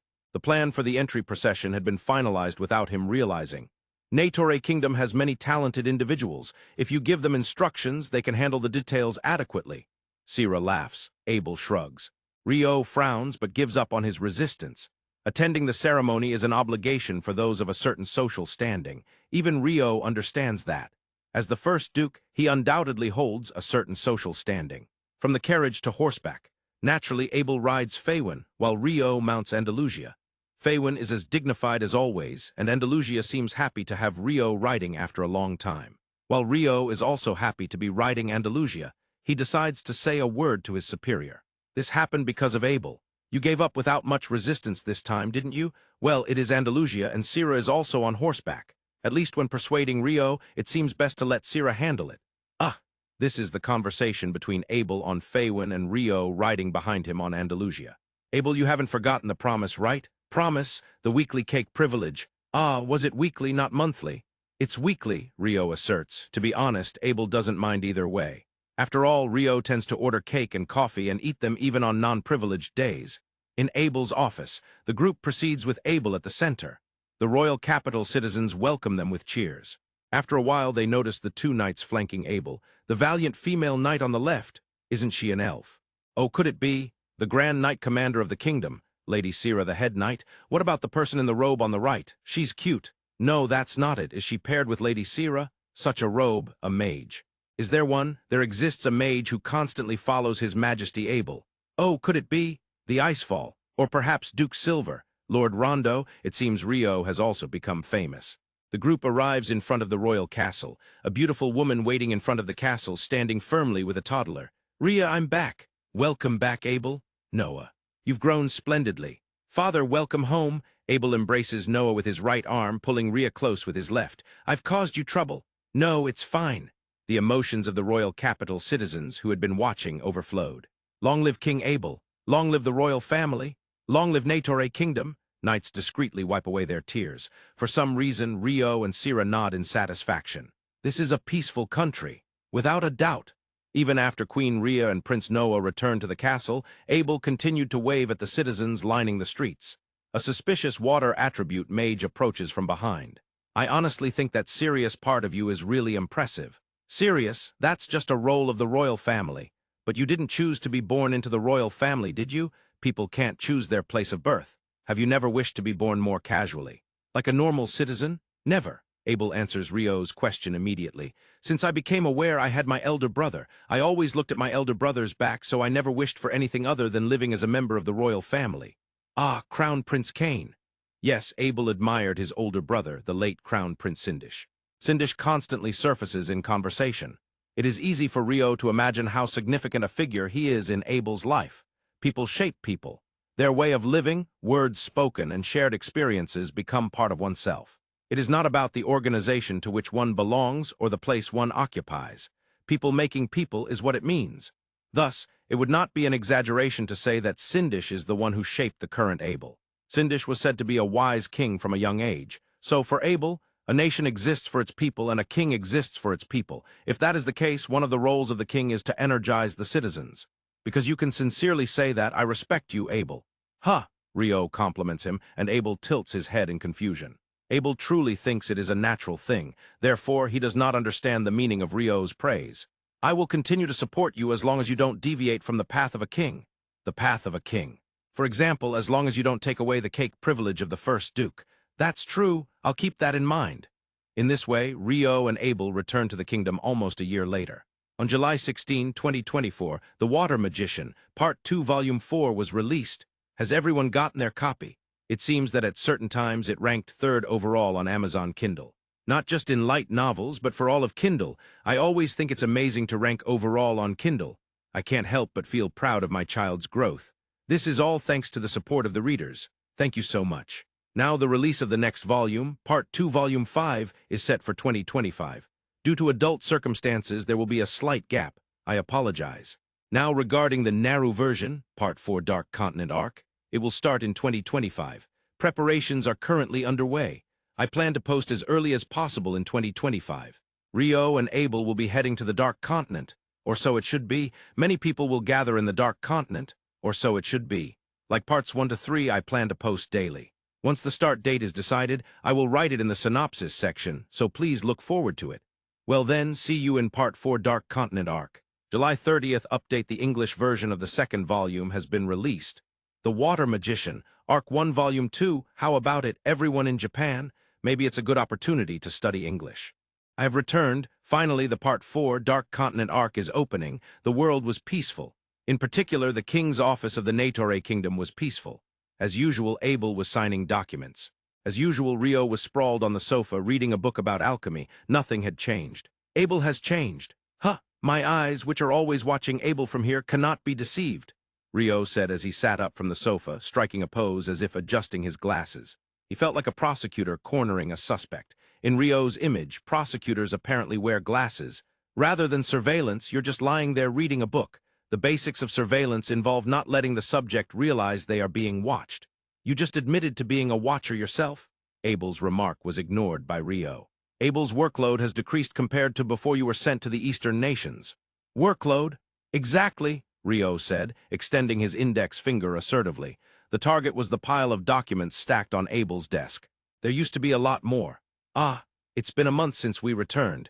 Immediately after coming back, the work might be less because it was a reunion, but after a month it should return to normal. Yet the documents are scarce. Don't tell me that. Abel himself knew the reason. Also, you've been practicing your sword in the morning, right? You didn't have time for that before. You know well that I practice swordsmanship in the morning while Rio is sparring with Sira. Of course. Such information comes my way. Wait, in the morning, are you saying you're practicing swordsmanship all morning? Yeah, that's right. Sometimes I also spar with the knights. Abel shrugged. I've confirmed that Abel is running headlong down the path of a battle maniac. Before long, you'll be called the Battle King or the Sword Duel King. What is that supposed to mean? Since being sent to the Eastern nations with Rio, Abel had remembered. The desire to become stronger. It was something he had when he was the second prince, and it was something he lost when he formed the Red Sword. The one who reminded him of that desire was the water attribute mage, who was pointing it out from the usual sofa. I just remembered that I want to be stronger, that's all. Pursuing only strength is ultimately empty. I don't know why, but I can't accept it when Rio says that. Words that would be praised if said by a sage were not accepted when they came from Rio. It seemed Abel couldn't accept it. It is said that who speaks is more important than what is said. That must be the case. Well, it's natural that things would change since I was away for a year. It's to be expected that things would adapt to operate without me. I see. Things that previously required King Abel's approval had apparently changed to not require his approval anymore. But still, someone has to give approval, right? Isn't Your Excellency the Chancellor doing that? Of course, Count Heinlein is involved, but quite a bit has been delegated to the ministers, such as the Minister of Finance and those kinds of people. Rio nodded in response. Rio remembers the former Treasurer Fuka, a name similar to the character Treasurer Fauke from A. Dumas' masterpiece, The Three Musketeers. The Minister of Finance refers to the person who oversees the Ministry of Finance, akin to the Finance Minister in modern Japan. However, some matters require approval across ministries. Of course, it would be Marquis Alexis Heinlein, the main Chancellor of the Chancellor's office, who would approve them, but there should still be quite a few things that require the King's approval. There is someone who can approve on behalf of the King. A proxy of the king. According to the kingdom's laws, it's theoretically possible if it's the former king. The former king, Abel's father. Has he recovered? Ah, I see, Rio didn't know yet. The former king Stafford IV. Abel's father, who had been drugged by the Empire's schemes for a long time, continued to receive treatment at the Central Sanctuary even after the War of Kingdom Liberation ended. When Rio departed for the Western nations, he probably couldn't even get up. I'll introduce you to him someday. You really don't have to introduce someone like me. Of course, I can't not introduce the first Duke. Abel shrugged. That was a completely valid point. I'm not good with adults, but Rio, you're an adult too, in the Negotiator kingdom. One becomes an adult at 18 and is legally considered an adult. I always wish to remain a boy at heart. I don't understand that. Long ago, a great person said to embrace great ambitions as a boy. Adults can have great ambitions too, right? Well, that's true, but... As Abel tilted his head, Rio quickly found himself at a disadvantage, as Abel continued to present logical arguments. In such moments, it's best to change the topic. Does Abel have any great ambitions? I want to become stronger. Anything else? Well, if possible, I want to travel the world, Abel said, gazing off into the distance for a moment. That might be expected of a former adventurer. However, it might also be an impossible desire for someone who has assumed the position of king, because one cannot leave the country for long periods. No. Actually, Abel had been away from the kingdom for about a year. In my hometown, royal diplomacy was quite common, Rio muttered. Of course, that was largely due to the constitutional monarchy and advancements in aviation. In a regime similar to a near-absolute monarchy like the Negotiator kingdom. In other words, where much power is consolidated in the king, it's easy for anyone to understand that it's difficult for the king to be away for long periods. This might be the last chance to see the world. If Abel's father, the former king, has recovered. I see what you mean. Well, the empire also has the former Emperor Rupert managing as the acting emperor. The previous eldest son. Helmut, was it? Was slain by the Battle King. Since then, no new emperor has been appointed while we were away. That's right. Ordinarily, it would have been the emperor's younger brother, Count Conrad, but he remains a duke. The world might be moving slower than expected. If King Abel shows up at the Fat Emperor's castle, even Rupert would be surprised. He might be surprised. Diplomacy ultimately comes down to people. While there are certainly conflicts of interest between nations, if the representative of a nation makes a promise, the leader of the other nation might believe it. That can often be the case. Of course, this is contingent upon both of them having a foundation of mutual trust. That's true. Abel recalled Rupert from the Empire and Lord Aubrey from the Alliance, whom he had met on the battlefield. Both were, of course, not to be underestimated. Moreover, for their own nation's interests, they would not hesitate to deceive.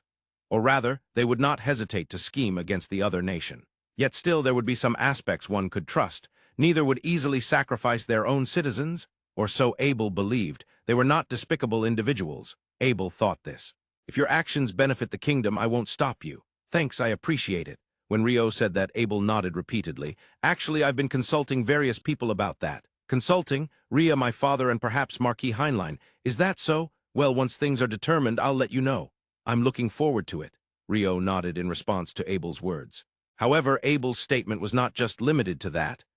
It seems to be just the right time, Abel murmured as he looked at the clock. Of course, Rio had no idea what it meant. Sensing danger, he stood up, heading toward the room's door. Hey, Rio. Naturally, he was stopped by Abel. We're going to see my father now. You said you would introduce me someday. It's not today, right? It seems today is the best time for the introduction before Rio runs away. Why would you want to do that? My father's office is in the annex. Let's go, Abel firmly grasped Rio by the collar. Rio was dragged along. This scene was a heartwarming and nostalgic sight for those in the royal castle. Excuse me, father, Abel said as he entered the former king's office. Excuse me. Rio followed him in. He was no longer being dragged by Abel. On the contrary, the weak atmosphere he had when being dragged was nowhere to be seen.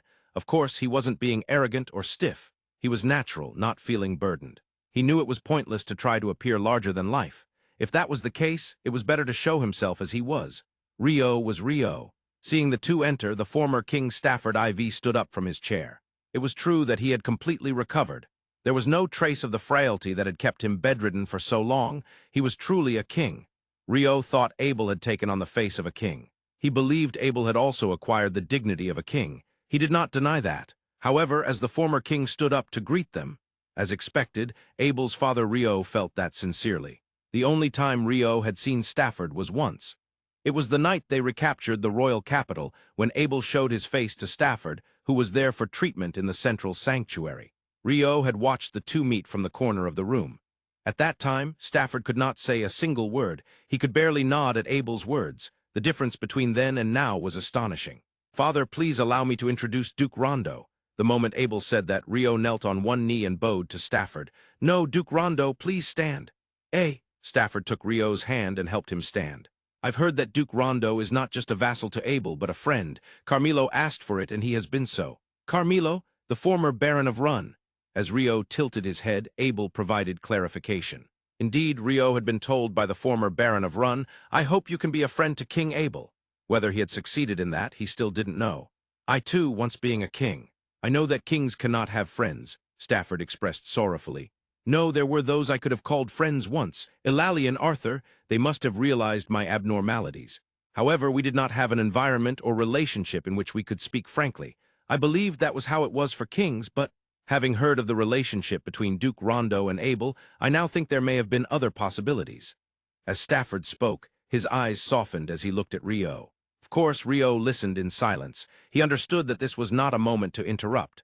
"Duke Rondo, I hope you will continue to be a good friend to King Abel. Leave it to me, your majesty." Years have passed since the third part came to a close. Thank you for your patience. Part 4, Dark Continent Arc, is here. I plan to update daily at 21 o'clock, so I would be happy if you could stay with me for a while longer.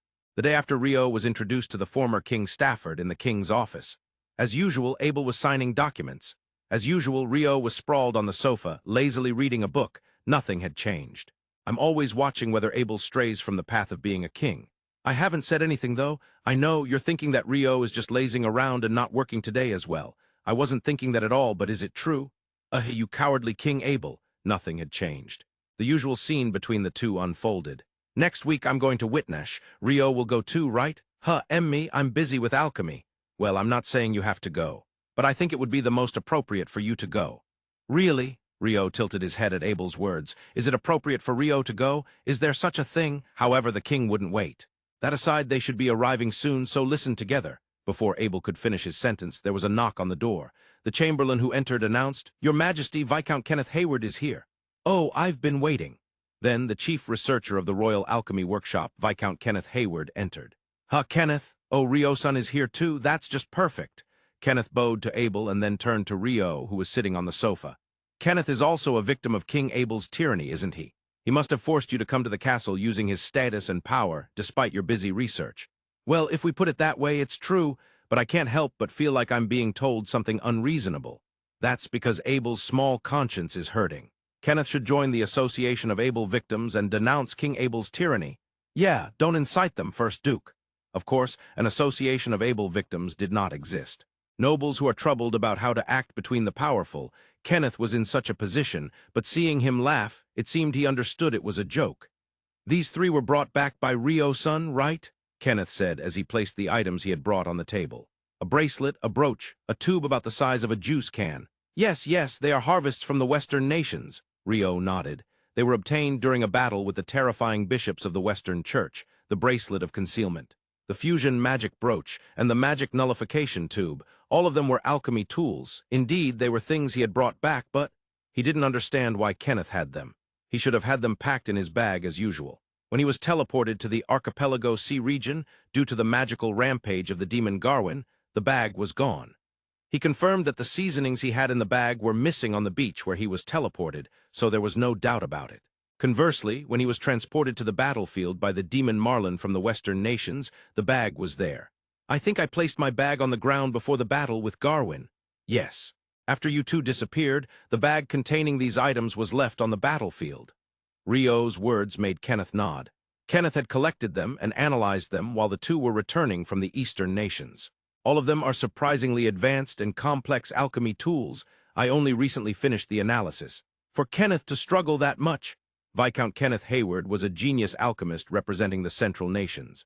No, he would likely become a renowned alchemist in history. Such a person struggling with alchemy tools? Certainly, they were made by Cardinal Zacharias, who is said to be the best alchemist in the history of the Western Church. Perhaps there are significant differences in doctrine, thinking, and direction between the Central Nations and the Western Nations. If that's the case, It's understandable that the analysis would take time. In particular, this magic nullification tube, honestly, I still don't understand it. What? There are many magic formulas that I cannot comprehend. The tricky part is that I can't test them. Just the dark attribute magic portion alone is quite difficult.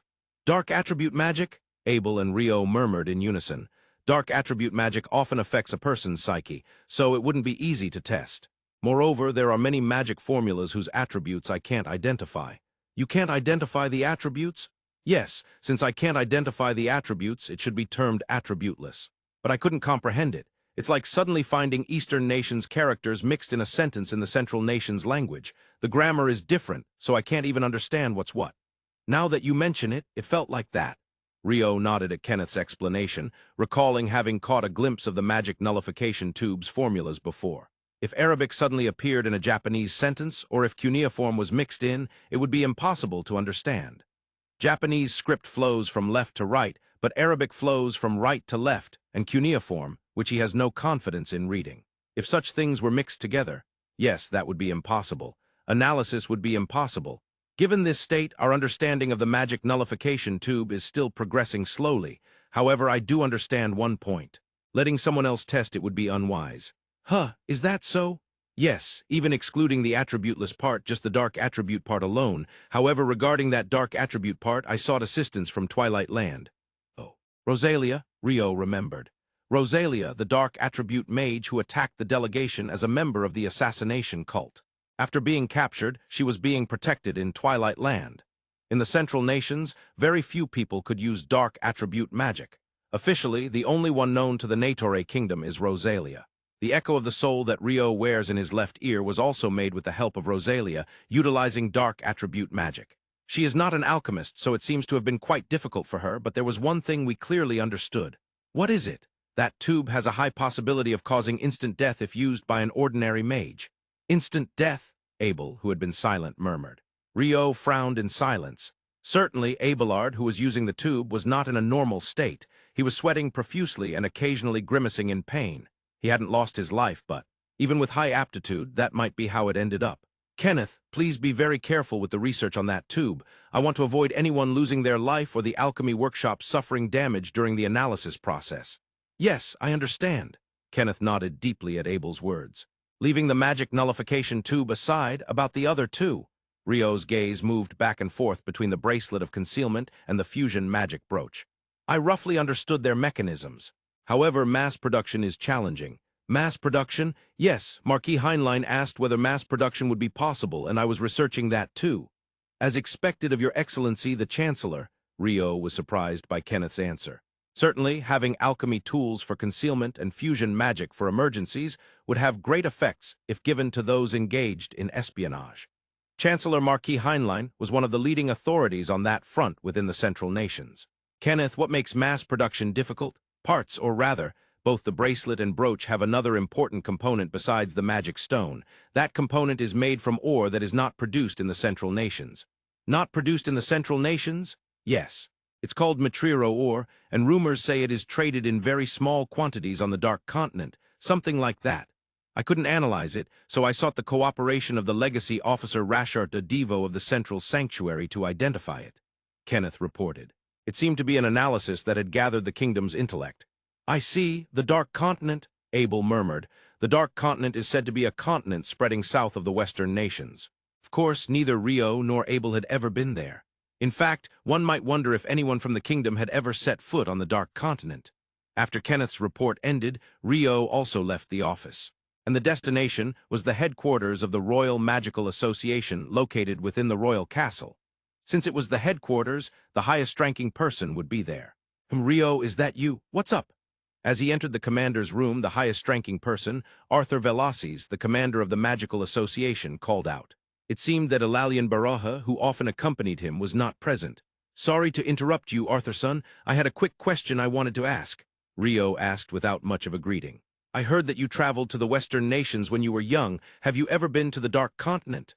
No, I haven't, Arthur replied while reminiscing, gazing off into the distance. Back then, the northern coastal area of the Dark Continent was turbulent.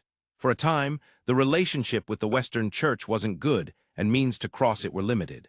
I think you could only go from the Republic. The Mafalda Republic? Yes, that republic. We spent a lot of time in the dungeon near the holy capital, so our relationship with France was deeper than with the republic. I understand. Adult circumstances exist everywhere. Rio nodded. Why are you asking about the Dark Continent? Actually, I overheard a conversation about ore being traded on the Dark Continent. Ore being traded on the Dark Continent? Ah, I've heard of it, although it's on a rumor level. It's called Mitriro Ore, right? That's it. Even Arthurson has only heard it as a rumor. Yes, regarding the trade, I've seen weapons made from the ore itself, however. Rio was surprised. Rather, Mitriro ore is known as the most famous material for weapons. Of course, if you wanted to obtain it, the price would make your eyes pop out. Or rather, it's so rare that you can't even buy it. Arthur laughed. I'm envious. I can't believe you got to see something so precious. Rio must have seen it too, right? Arthur said with a laugh, but Rio didn't understand the meaning. A weapon made from such a precious ore. Of course, he had no recollection of seeing it. You've probably been doing mock battles in the morning since you returned, right? Yes, I've been having mock battles with Sira. That sword of Sira's is made from that. What do you mean? The shocking truth was revealed now. 20 minutes later, Rio visited the Elf Autonomous Bureau located in the royal capital. Sira, the next representative of the Forest of the West, is usually at this bureau when she is in the royal capital. However, it seems she spent most of her time in the Forest of the West until Rio and Abel returned from the Eastern nations. Inside the bureau, Sira was usually in the training hall. The bureau, which suffered devastating damage during the royal capital turmoil and was abandoned during the fall of the royal capital, underwent major renovations after Abel reclaimed the royal capital. Originally, many mansions of the northern nobles who had defected to the empire and the younger brother of the crown Prince Raymond surrounded the bureau. With King Abel's rule established and all those northern nobles destroyed, many of the mansions surrounding the bureau became vacant. With King Abel's permission, the bureau absorbed and merged those properties. It became 4 times its former size, with many defensive alchemy tools applied, turning it into a sort of fortress. In one corner of such a fortress, there was a large indoor training ground. Every day, elves trained diligently there. The instructor was Sira. Just as she had once trained the Run Knight Order, she was now training the elves. However, the training ground was only half usable in the morning, because in that unusable half, intense mock battles were taking place. Yes, intense mock battles. A mock battle with swords between the instructor Sira and a robed mage. That robed mage was Rio. Rio, who had come to the training ground in the evening, a rare time for him after the morning mock battles. He peeked inside quietly. As expected, there were many elves sprawled on the floor, defeated. No, of course, they weren't dead. Rather, it was a sight that Rio was used to. It was the same in Run. Rio, Sira spotted Rio, who had just shown his face, and quickly ran over to hug him. What's the matter? Was the morning mock battle not enough? Do you want to clean up those who are lying down and continue? Sira asked cheerfully. He was a bit curious about how they would be cleaned up, but Rio shook his head. I wanted to ask you something. About your sword. My sword? Sira was holding a wooden sword. It was the wooden sword used for training. However, during mock battles with Rio, she fought with her beloved sword. Just that alone showed how much leniency she had during this afternoon's training. The sword is over there. Let me see it. The two walked to the back of the training ground. The elves watched them, most of them still lying on the floor, just their faces and gazes visible. Among them there was no gaze filled with hostility. Rather, there was respect and admiration, or perhaps a little bit of fear. The ones here were watching the mock battles between Rio and Sira almost every day. They knew Sira's strength. They were being trained like this every day, and Rio was having serious mock battles with Sira. Very few had crossed swords with Rio, but they could tell of his strength.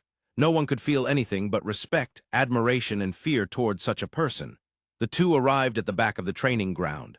Sira picked up the sword that had been leaned against the wall and handed it to Rio. Rio drew the sword. It was a familiar sword, the sword that Sira always used in mock battles.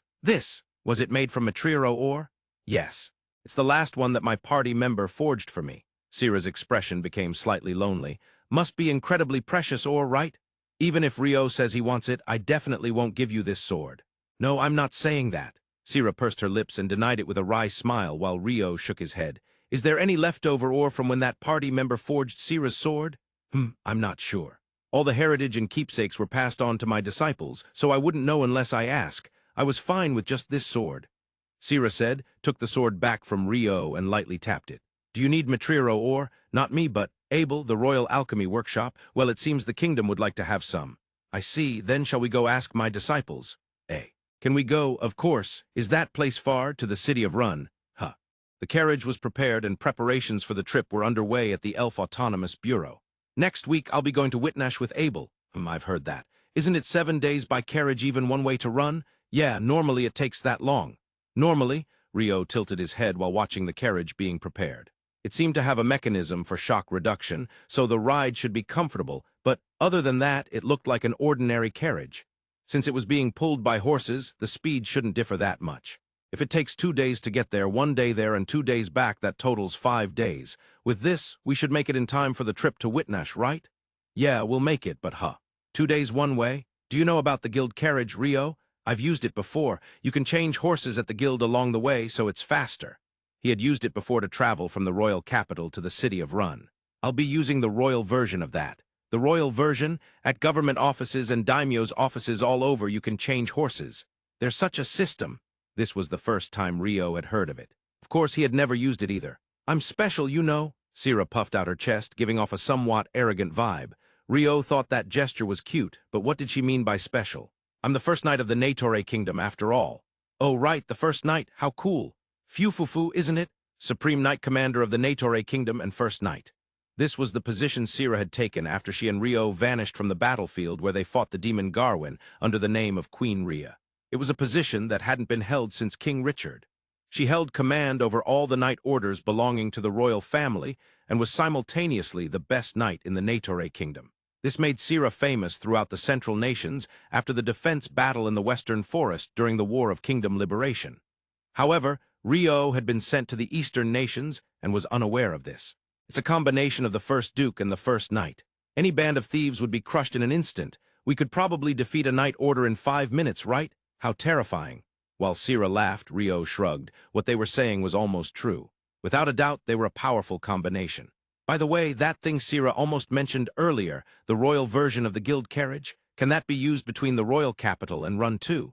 I usually use it for trips between the royal capital and the Western Forest, but apparently you can use it anywhere within the kingdom. I have Rhea's endorsement. I didn't know that it happened while I was gone. It's quite convenient.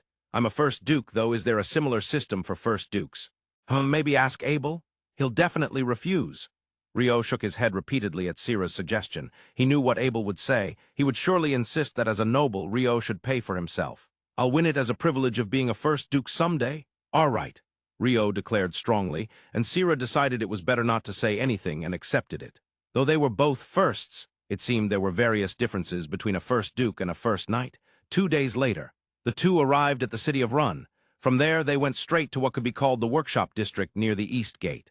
Both Rio and Sira were familiar with the area. Rio's house was just outside the East Gate. Moreover, there were many delicious eateries around, so the two often strolled to eat together. The shop Sira entered was one that Rio knew as well.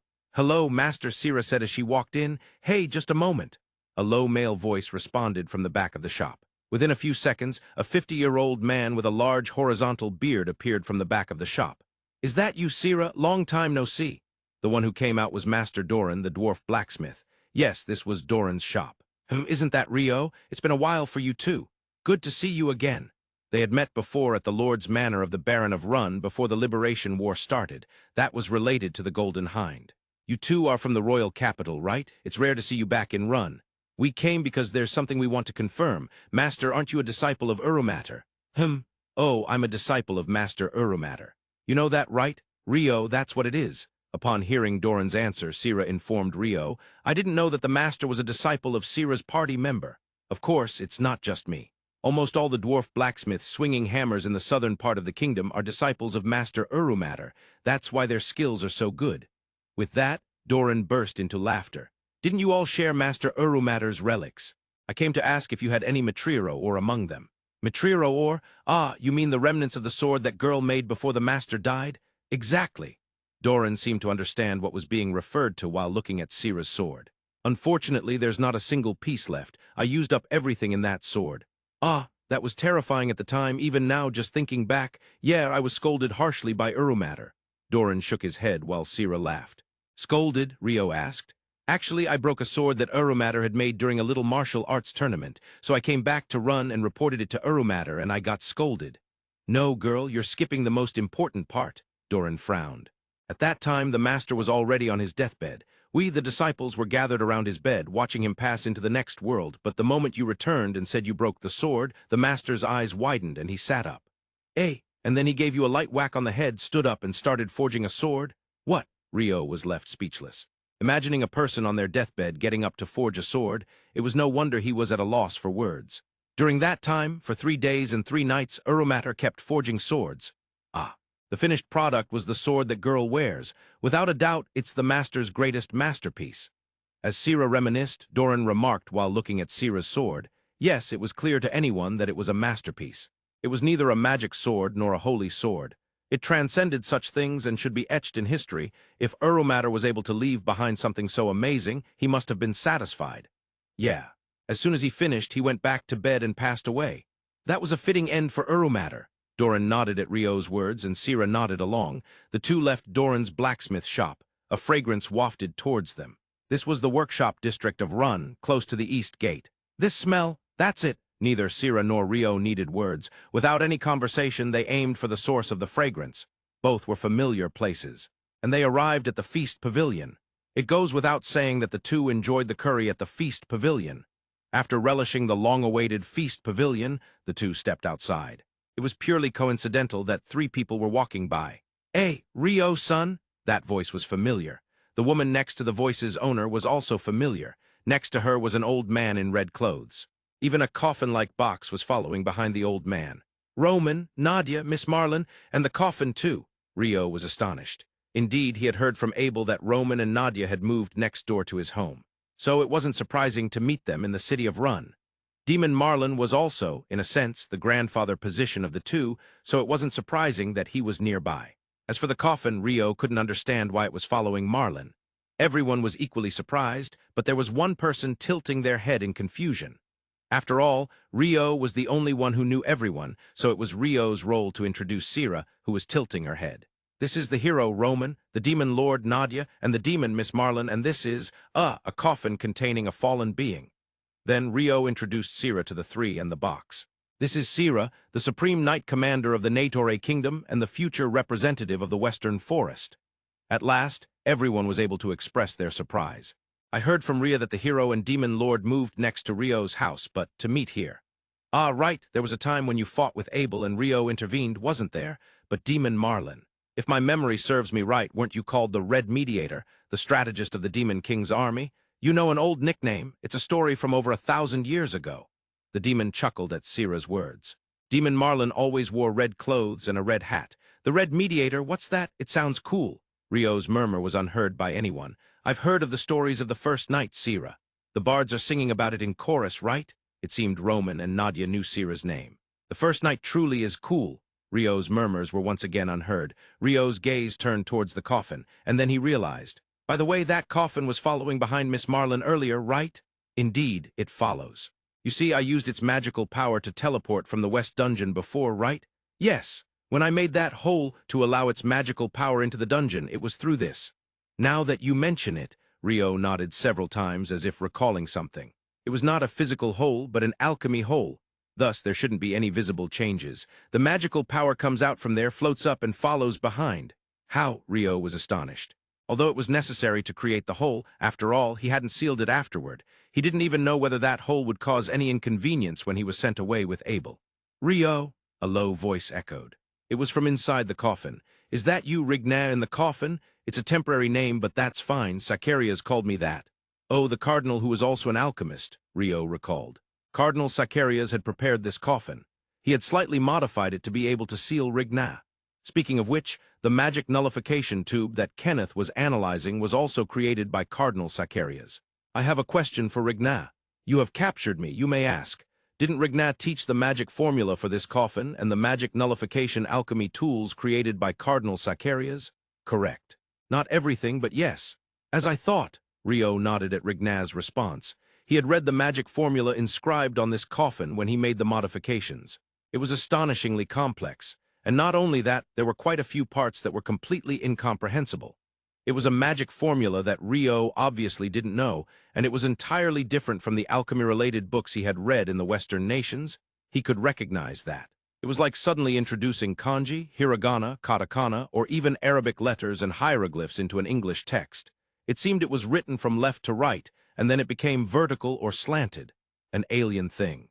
It was probably a magic formula based on knowledge that humanity had yet to comprehend, touching upon the principle of the world. For instance, a magic formula constructed on the basis of the Grand Unified Theory as spoken of on Earth. By the way, the Grand Unified Theory sounds fantastical, but it is indeed a term from theoretical physics. In the first place, this coffin is something meant to store the magical power of a person or fragment of God. Rio modified it so that it could seal beings like Whitnash. Since he only corrected the necessary parts, complete understanding was far from achieved. Moreover, since he had also made an alchemy hole, if Whitnash got serious, he thought it was possible to escape from the coffin. Also, I was just thinking, Whitnash, why do you remain inside the coffin? If you wanted to, you could probably break the seal, right? For some reason, I find it comfortable here. Oh, I see. Whitnash's answer was one that Rio could not understand. Incidentally, the others were also dumbfounded, especially Marlin, who had his mouth half open. Rio, do you wish to know about the magic formula inscribed on this box? Yes, I want to know, but first, I'd like to try solving it myself. He understood it was a difficult problem. Even so, after being sent to the Eastern nations for a year, Rio felt that his knowledge of alchemy had increased considerably. While complete understanding was impossible, he wanted to challenge himself first. That's what Rio thought. Do as you wish. The attitude of a person trying to approach or decipher the truth of the world is a precious thing. Rio generated a sheet of ice. Transcription. Water version, he transcribed the complicated and difficult-to-memorize magic formula of the coffin onto his ice. By saving it this way, he could take it out and study it any time. I will eventually decipher the principles of the world. With that determination in his heart, Rio was looking forward to it. Sira gently watched over him. Rio and Sira parted from the 3+1 box and got back on the carriage to return to the royal capital. Returning to the royal capital, Rio was dropped off at the Royal Alchemy Workshop. Why, Your Grace, Duke Rondo? Excuse me, guard, I came to see Kenneth. Ah, the chief researcher just left a little while ago. What did you say? Rio's spirits sank at the guard's words. However, he quickly bounced back. Then, let me at least transcribe the magic formula for the magic nullification tube. It seems that the alchemy tool for magic nullification had inadvertently acquired that name. Of course, it was just Rio who had named it on a whim. Huh, Rio, son? Ah, Radin, you're in a good spot. As Rio entered the workshop, he saw Radin, the deputy chief. I'd like to take a look at that alchemy tool for magic nullification, the cylindrical one. I have the qualifications to see it, right? Yes, of course. Rio-san is registered as a researcher here. That's right. Rio is also a researcher at the Royal Alchemy Workshop. To be precise, he is a junior researcher. But let's not get into the details. Radin brought out 3 items from the back. The magic nullification tube, the bracelet of concealment, the fusion magic brooch. These 3 might be considered a set. It goes without saying, but their use is prohibited. Yeah, I understand. I'm just going to copy the magic formula. Copy? Radin tilted his head at Rio's words. It seems the term copy didn't register with him, but transcribe would have worked. As with the coffin incident, Rio transcribed the respective magic formulas using water attribute magic. In the end, he managed to transcribe all 3. The bracelet and brooch were also creations of Cardinal Sacarias. If he could decipher his alchemist thinking, having more comparable items would be beneficial. Hehe, with this, I'm one step closer to the truth of the world. The truth of the world? Ah, no, please don't mind me. Leaving Radin, who remained puzzled, Rio exited the Royal Alchemy Workshop. His destination was the Royal Castle. As a place for conducting research on alchemy, the Royal Castle is one of the best locations. The Royal Castle Library houses a wealth of books related to alchemy. Moreover, as the first Duke, Rio even has access to the restricted library to read its hidden books. How wonderful! Additionally, the Royal Castle has just the right sofas for reading the books he borrows. In the same room, important figures were signing documents. Ah, Rio, you finally returned. Having borrowed about 3 books related to alchemy from the Western nations, Rio entered the king's office, where the room's master greeted him. I was worried since I hadn't seen you for a while. No, you went to Sira and the city of Run, right? How do you know that? Reports came in about that. What a surveillance society! Rio felt a sense of dread in a world where he was always being watched. It's only natural that if the first Duke and head knight used the royal carriage to go to the city of Run, a report would be sent. Abel shrugged, as if it were obvious. The freedom to act. Actions are free. It's just that reports are sent. Holding a high position comes with that sort of thing. I can't understand why anyone would want to be in a prominent position. You're just constantly being watched, reported on, and the subject of gossip. That's how it is. I can't find peace. I want to be a duke like an ordinary person. Give it up, Abel chuckled at Rio's words. The king, who could be considered the foremost figure, was always under observation. Rio genuinely respected Abel, who handled that position with ease. Abel, please keep doing your best as king. I'm cheering for you. Oh, Abel looked confused, but it seemed he remembered something. I mentioned before that we will be departing for Whitnash tomorrow. Oh, you did say that? I need to hurry and read these before tomorrow, Rio said as he lightly tapped the 3 books he brought from the Royal Castle Library. Alchemy, you're really enthusiastic. Enthusiastic? I'm only doing this because it's fun, you know? Ah, that's the best reason. It's the same as you signing documents over and over. Yeah, I know it's an important role, but it's never fun. Being a king seems tough. Yet, Abel, I'd really like some coffee. If there's cake, I'd like Mont Blanc today. Why are you telling me? Isn't this the king's office? So you should be the master here, right? If I just ordered it on my own, that would be a bit much, wouldn't it? You seem to be saying something reasonable, but it's a huge mistake to think the king's office is a place for drinking coffee. If you sweat the small stuff, you'll never become a king. I already am a king. In the end, they had 2 servings of cake and coffee delivered. The next day, a group, centered around a carriage carrying the king and the first duke, departed from the royal capital, escorted by the 1st Imperial Guards Regiment and the Royal Knight Order, heading towards the port town of Whitnash. Inside the carriage, it was only natural that the king was reading documents and signing them. In another carriage, a mountain of documents awaited signatures, but even so, it was significantly less than before. By the way, the first duke who shared the ride was also naturally reading, not documents, but a block of ice. Written on it were magic formulas that would be completely incomprehensible to an ordinary person. It was still incomprehensible even to the first duke. However, he seemed to hold a firm resolve that one day he would understand. Delight and joy radiated from him. Even from Abel's perspective, it was enviable. Rio, you look happy. Hey, do I look that way? Yeah, you do. That's exactly right. I don't understand it at all, but it's fun. Rio answered with a carefree expression. Things you love can be enjoyable even if you don't understand them. In fact, the very lack of understanding can make them even more enjoyable. When something you don't understand blocks your path. Do you get frustrated, or do you feel excited that it has come your way? Rio even thought that this difference is the boundary between what you like and what you don't. The peak of alchemy is still a long way off. No matter how much I study, I can't see it at all. Is that fun? Yeah, after all, I can grow as much as I want before I die, right? Whatever it is, it's enjoyable if you can feel your growth, right? If it's something you love, it's even more so, right? You can keep doing that for the rest of your life.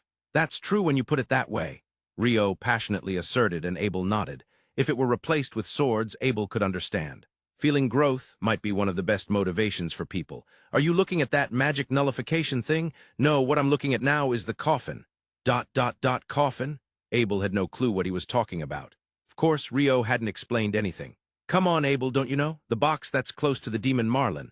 I've received reports. Apparently it always follows Marlin, so I thought it was something like Rio's cart.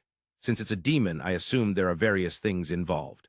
What exactly is it? What's inside? That's the coffin. Inside it is something that resembles a fallen angel. I don't really get it. Well, originally it's an energy entity that shouldn't exist in this world. How should I explain it? In any case, it's something that shouldn't exist in this world. That's good enough. Abel forcibly accepted that. That coffin is a box that captures such an existence. I rewrote the magic formula a bit. The original magic formula was mostly created by that angel-like person inside the box, who taught it to Cardinal Sacarias of the Western Church. Therefore, there are various magic formulas written about things that people in this world still don't understand, things akin to the truth of the world. That understanding is something even Kenneth couldn't grasp. But that's only natural. It's not a matter of Kenneth's ability. Getting closer to the truth of the world isn't easy. I still don't get it. I thought as much. Rio could tell from Abel's expression that he had started to lose track of the conversation. Well, it can't be helped. Someday, when I clarify the truth of the world, I'll tell you too, Abel. Oh, I'm looking forward to that. It might take about 500 years, though. I think I'll be dead by then. The pursuit of truth is not easy. By the way, how many days are we staying in Whitnash? Just one night. We'll arrive in the morning, attend the ceremony, and then leave the next morning. To take 2 days to go and 2 days to return, but only stay one night? Yeah, that's how royal visits are. If the duration of stay increases, the burden on those who receive them increases significantly. Security and various other things. Oh, Rio nodded, grimacing. If something happened to the king during his stay, it would be a major issue. As long as the king was present, the local security chief, of course, as well as the lord and daimyo, wouldn't be able to relax. But it has improved compared to the past, hasn't it? Past? What do you mean by improvement? before we were sent to the eastern nations. Abel, you went on inspections in the north, but that was finally possible after a tremendous amount of scheduling adjustments, right? This time it wasn't as much trouble with the adjustments, was it? That's true. While we were away, the system of decision-making and the allocation of responsibilities in the kingdom government changed. This time I have fewer decision-making documents. Even so, that still adds up to one carriage full. Just one carriage, Abel shrugged in response. It's useless to say anything to someone whose sense of proportion is dulled. So Rio changed the topic. I heard Sira became the head knight. While we were away, she was appointed under Queen Ria's authority, Supreme Commander of the Royal Knight Order and head knight.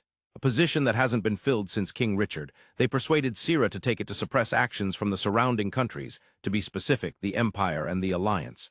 Is that why they say it's a royal carriage, that she can use it freely? Because it's necessary for the round trip between the royal capital and the Forest of the West. I want one too. No way, give it up. I figured as much. It was as expected. Abel would say that. Sira's position is just special. Position, the Supreme Commander of the Royal Knight Order and head knight. Is that so? She holds command over all knight orders connected to the royal family. In wartime, she can even command the knight orders of each noble's territory.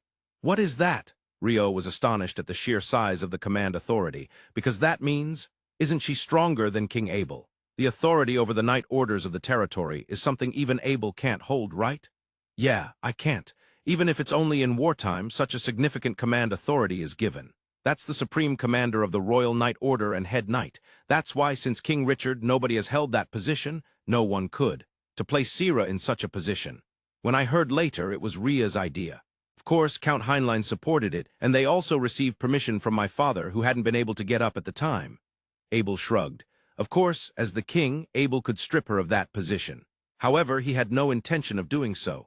The relationship between the Forest of the West and the kingdom government has never been bad, but it's never been as close as it is now. Well, the last push happened because we were sent away. That's true. To say this might be wrong, but it's a difficult position to fill with an ordinary citizen of the kingdom or even a noble of the kingdom. That's why having an elf like Sira in such a position might be somewhat ideal. I see. Rio nodded at Abel's explanation. Certainly, there's no one more suitable than Sira. If there were anyone other than Sira, there would only be one person who could take that position. Is there such a person? Yeah, but that person is already the first duke. That would be...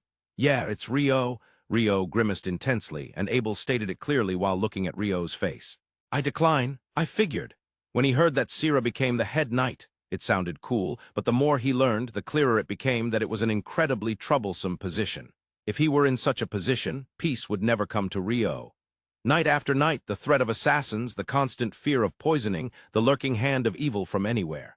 No matter how many lives I had, it wouldn't be enough. I don't think it would be that extreme. You're not royalty or anything. 2 days after His Majesty, the king and the first duke's party departed from the royal capital. They arrived at the port town of Whitnash in the morning. As they entered the town in their carriage, there was already a crowd gathered along the roadside. Although no flags were being waved, the atmosphere was one of welcoming His Majesty the king. Amidst this, the carriage carrying King Abel, guarded by the 1st Imperial Guards Regiment and the Royal Knight Order, proceeded. Long live His Majesty the King, Lord Abel. Oh, he waved at us. What a dignified figure. That person next to him in the robe is cute as well. Such voices could be heard among the people. Abel smiled and waved from inside the carriage. He was told by Danton, the Royal Knight Commander, to absolutely not get out of the carriage. When I came here before, there was a festival, but it's just as lively now. Whitnash has developed remarkably in the last 2 years. In response to Rio's comment, Abel waved at the crowd with a smile. Originally, Whitnash was a large port town, but now it has become one of the top cities in the kingdom. Abel continued smiling and waving as the party advanced and arrived at the port. The crowd gathered at the port also watched from a distance as the party arrived, and cheers erupted for Abel as he descended from the carriage. Being constantly observed is a reality. Rio, who followed behind Abel, murmured, "His Majesty the King has it tough." When Rio and Abel got out of the carriage, 2 individuals were waiting for them. One was a woman in her early 30s with long hair, striking blue eyes, and a tan complexion. "Your Majesty, I am honored by your visit. Darlene Dingley, you seem to be governing well as the daimyo. Impressive. I am deeply grateful." Abel praised, and Darlene, the daimyo of Whitnash, bowed. The other was a man in his late 40s with chestnut hair and black eyes, also with a tan complexion. He was tall but gave off a flexible impression. However, he was someone Rio already knew. "Goro-san, is that you?" Rio called out to Ganda, the daimyo of Kona village, which produces Rio's favorite Kona coffee. Why is he here? Rio, do you know the Lord of the Ocean? Abel asked, surprised. The Lord of the Ocean? Minister of the Ministry of Ocean Affairs. Wait, Goro-san, you become the Minister of the Ministry of Ocean Affairs. Yes, Your Grace, Duke Rondo. Goro greeted with a soft smile, just as Rio remembered him. The Ministry of Ocean Affairs is that the place Abel mentioned before, the one that manages everything related to the ocean in the kingdom. That's right. Rio, you mentioned before that you would inspect the ministry as the corrupt First Duke and confiscate their assets. Rio was left speechless by Abel's words. Darlene the daimyo and Lord of the Ocean Goro widened their eyes in shock. Ah, that was of course a joke. That's more or less an admission that you said it. How cowardly, scheming King Abel. It was a playful exchange between Abel and Rio. The two watching them averted their gazes, seemingly trying hard to suppress their laughter. Of course, they had to hold it in. Standing before them were the king and the First Duke, the two most powerful figures in the kingdom. The Ministry of Ocean Affairs has moved its headquarters from the royal capital to Whitnash due to your majesty's administrative reforms. Inspections by the Duke are always welcome. With a slight smile, Goro joined in on the playful banter between the two. If Goro-san is the Lord of the Ocean, you should be able to handle it without me needing to do an inspection. Rio tried to hide his flustered demeanor, at least he thought he did, and nodded with a casual air. Is that so, Rio? If I remember correctly. Didn't you say that the issues of vertical administrative divisions had been overcome, but had become too large and lost their innovativeness? You said the Ministry of Ocean Affairs was in that state, didn't you? I did say that, but if Goro-san is at the top, then surely it must be improving. Is that so? I had Goro-san send me Kona coffee. I can tell he's capable. So that's the criteria you're using to judge? Trust is a precious thing built between people. Abel, please become a king who is trusted by others a little more.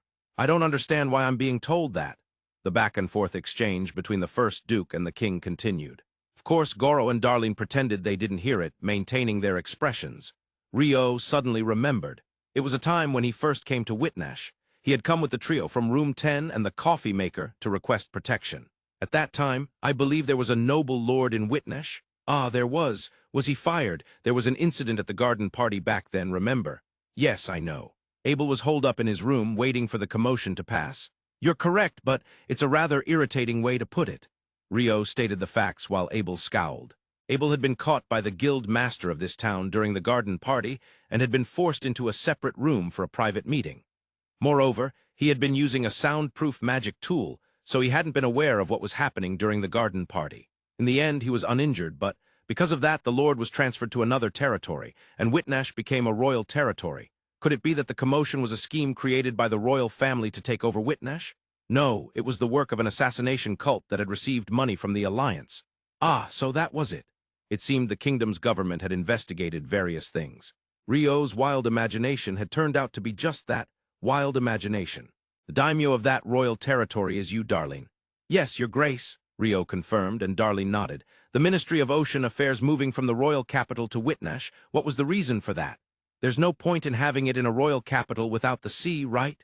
Abel replied to Rio's simple question with an expression that suggested it was obvious. That may be true, but conversely, why does it have to be in the royal capital? To obtain a budget? That's something the people distributing the budget, meaning me and Count Heinlein, should be careful about, right? What the ministry should do is not to secure a budget, but to focus on their work. The Ministry of Ocean Affairs should be by the sea since that's their workplace, don't you think? That's a sound argument that leaves one speechless. Rio nodded at Abel's explanation. Indeed, there was no need for ministries to be concentrated in the capital. In fact, Rio thought that bureaucrats might be suffering from tangible and intangible pressures from politicians daily, making it hard for them to focus on their actual work. As a result, bureaucrats would end up looking toward politicians rather than the citizens. Yes, they were made to look that way. Such a state was not happy for anyone. If central ministries themselves were relocated, the new location would likely thrive. It could become a catalyst for regional revitalization, raising children while enjoying the delicious food and activities of the new location. The cost of living there should be overwhelmingly cheaper compared to the capital. With the salaries of central ministry officials, they should be able to live comfortably. Bureaucrats' families would be happy. They themselves would be devoted to their work. Indeed, it would be a wonderful world for everyone. That shape was likely the Ministry of Ocean Affairs, which had moved to Whitnash. Rio felt that the rapid economic development of Whitnash over the past 2 years had been influenced by the relocation of the Ministry of Ocean Affairs. What matters is not the relocation of a part of the ministry, but the relocation of the headquarters itself. Lord of the Ocean, I've read the report regarding the eastward route development. Thank you. The news I heard from your majesty about the rain shooter arriving in the Archipelago Sea region became the decisive factor. However, the crew that was exploring with the rain shooter has not returned. Therefore, I think we need to proceed with a degree of caution. I agree. Abel nodded at Lord of the Ocean Goro's words. Daimyo Darlene also nodded. However, the first Duke, who was the only one tilting his head. What is this eastward route development you speak of? It's about developing a route from the kingdom to the Archipelago Sea region and ultimately to the eastern nations. What? Rio was surprised. Indeed, he had seen the rain shooter, which had departed from Whitnash, in the Archipelago Sea region. Currently, it had become the royal barge of Queen Illyriaja of the Suje kingdom, the Bralco. But honestly, no one knew how the rain shooter had reached the Archipelago Sea region. They didn't know what was in between. They didn't know what was out there. Rio suddenly recalled something. It was about His Majesty the King beside him. Abel was on a smuggling ship that drifted to our land, right? Ah, that's right. Was that a ship that was docked in Whitnash? That's right. So does that mean a ship goes from here to the forest of Rondo? Rio cautiously confirmed. Yes, that seems to be the case. The coast where Abel was washed ashore has a kraken, you know? Yes, that seems to be the case. The land where I used to live has even scarier neighbors, you know? Yes. That's bad. It seemed that Abel understood Rio's concerns. They might have to cross a sea where krakens definitely exist. Furthermore, if they were to land on the land in between, and anger Rio's neighbors living there. Dragons or behemoths or griffins, the two must have sensed something ominous in their conversation, and they likely felt a scent related to their own work. Goro inquired, "Excuse me, your majesty, your grace. What is the forest of Rondo?" "It's Rio's, the territory of Duke Rondo." "What? It's very far from the kingdom's mainland, beyond the Mountain of Demons, right?" "It's on the other side." "Beyond the Mountain of Demons?" Goro was left speechless. Certainly, Darlene was silent as well. For the citizens of the kingdom, the Mountain of Demons was literally a mountain of demons. A place where people should not enter, while it was hard to believe that a territory lay beyond it. If it were true, it would be even more unfathomable. Moreover, it seemed that King Abel had previously drifted there. Lord of the Ocean, let's proceed with the eastward route development with even more caution than before. Yes, your majesty, first let's focus on the west, Abel said, and Goro nodded. However, the first Duke was still the only one unable to follow the conversation. To begin with, Abel, I haven't heard what there is in Whitnash. Wasn't that mentioned? Didn't I tell you? You didn't say anything. I heard there was a ceremony and that we would return to the royal capital in a day, but I didn't hear anything about the details. Ah, well, just as Abel was about to explain, a voice echoed from the port. I see it. That voice seemed to be from a lookout calling out to the West Sea from the watchtower. Rio, it seems quicker to see it for yourself than for me to explain. Abel laughed. Your Majesty, a telescope. Danton, the Royal Knight Commander, handed Abel a telescope. Similarly, telescopes were passed to Goro, Darlene, and Rio as well. They quickly gazed westward. That's a ship, right? It certainly was. If a carriage were to come from across the sea, that would be surprising. But somehow, the shape of the ship floating off the coast of Whitnash felt different from what they had seen before.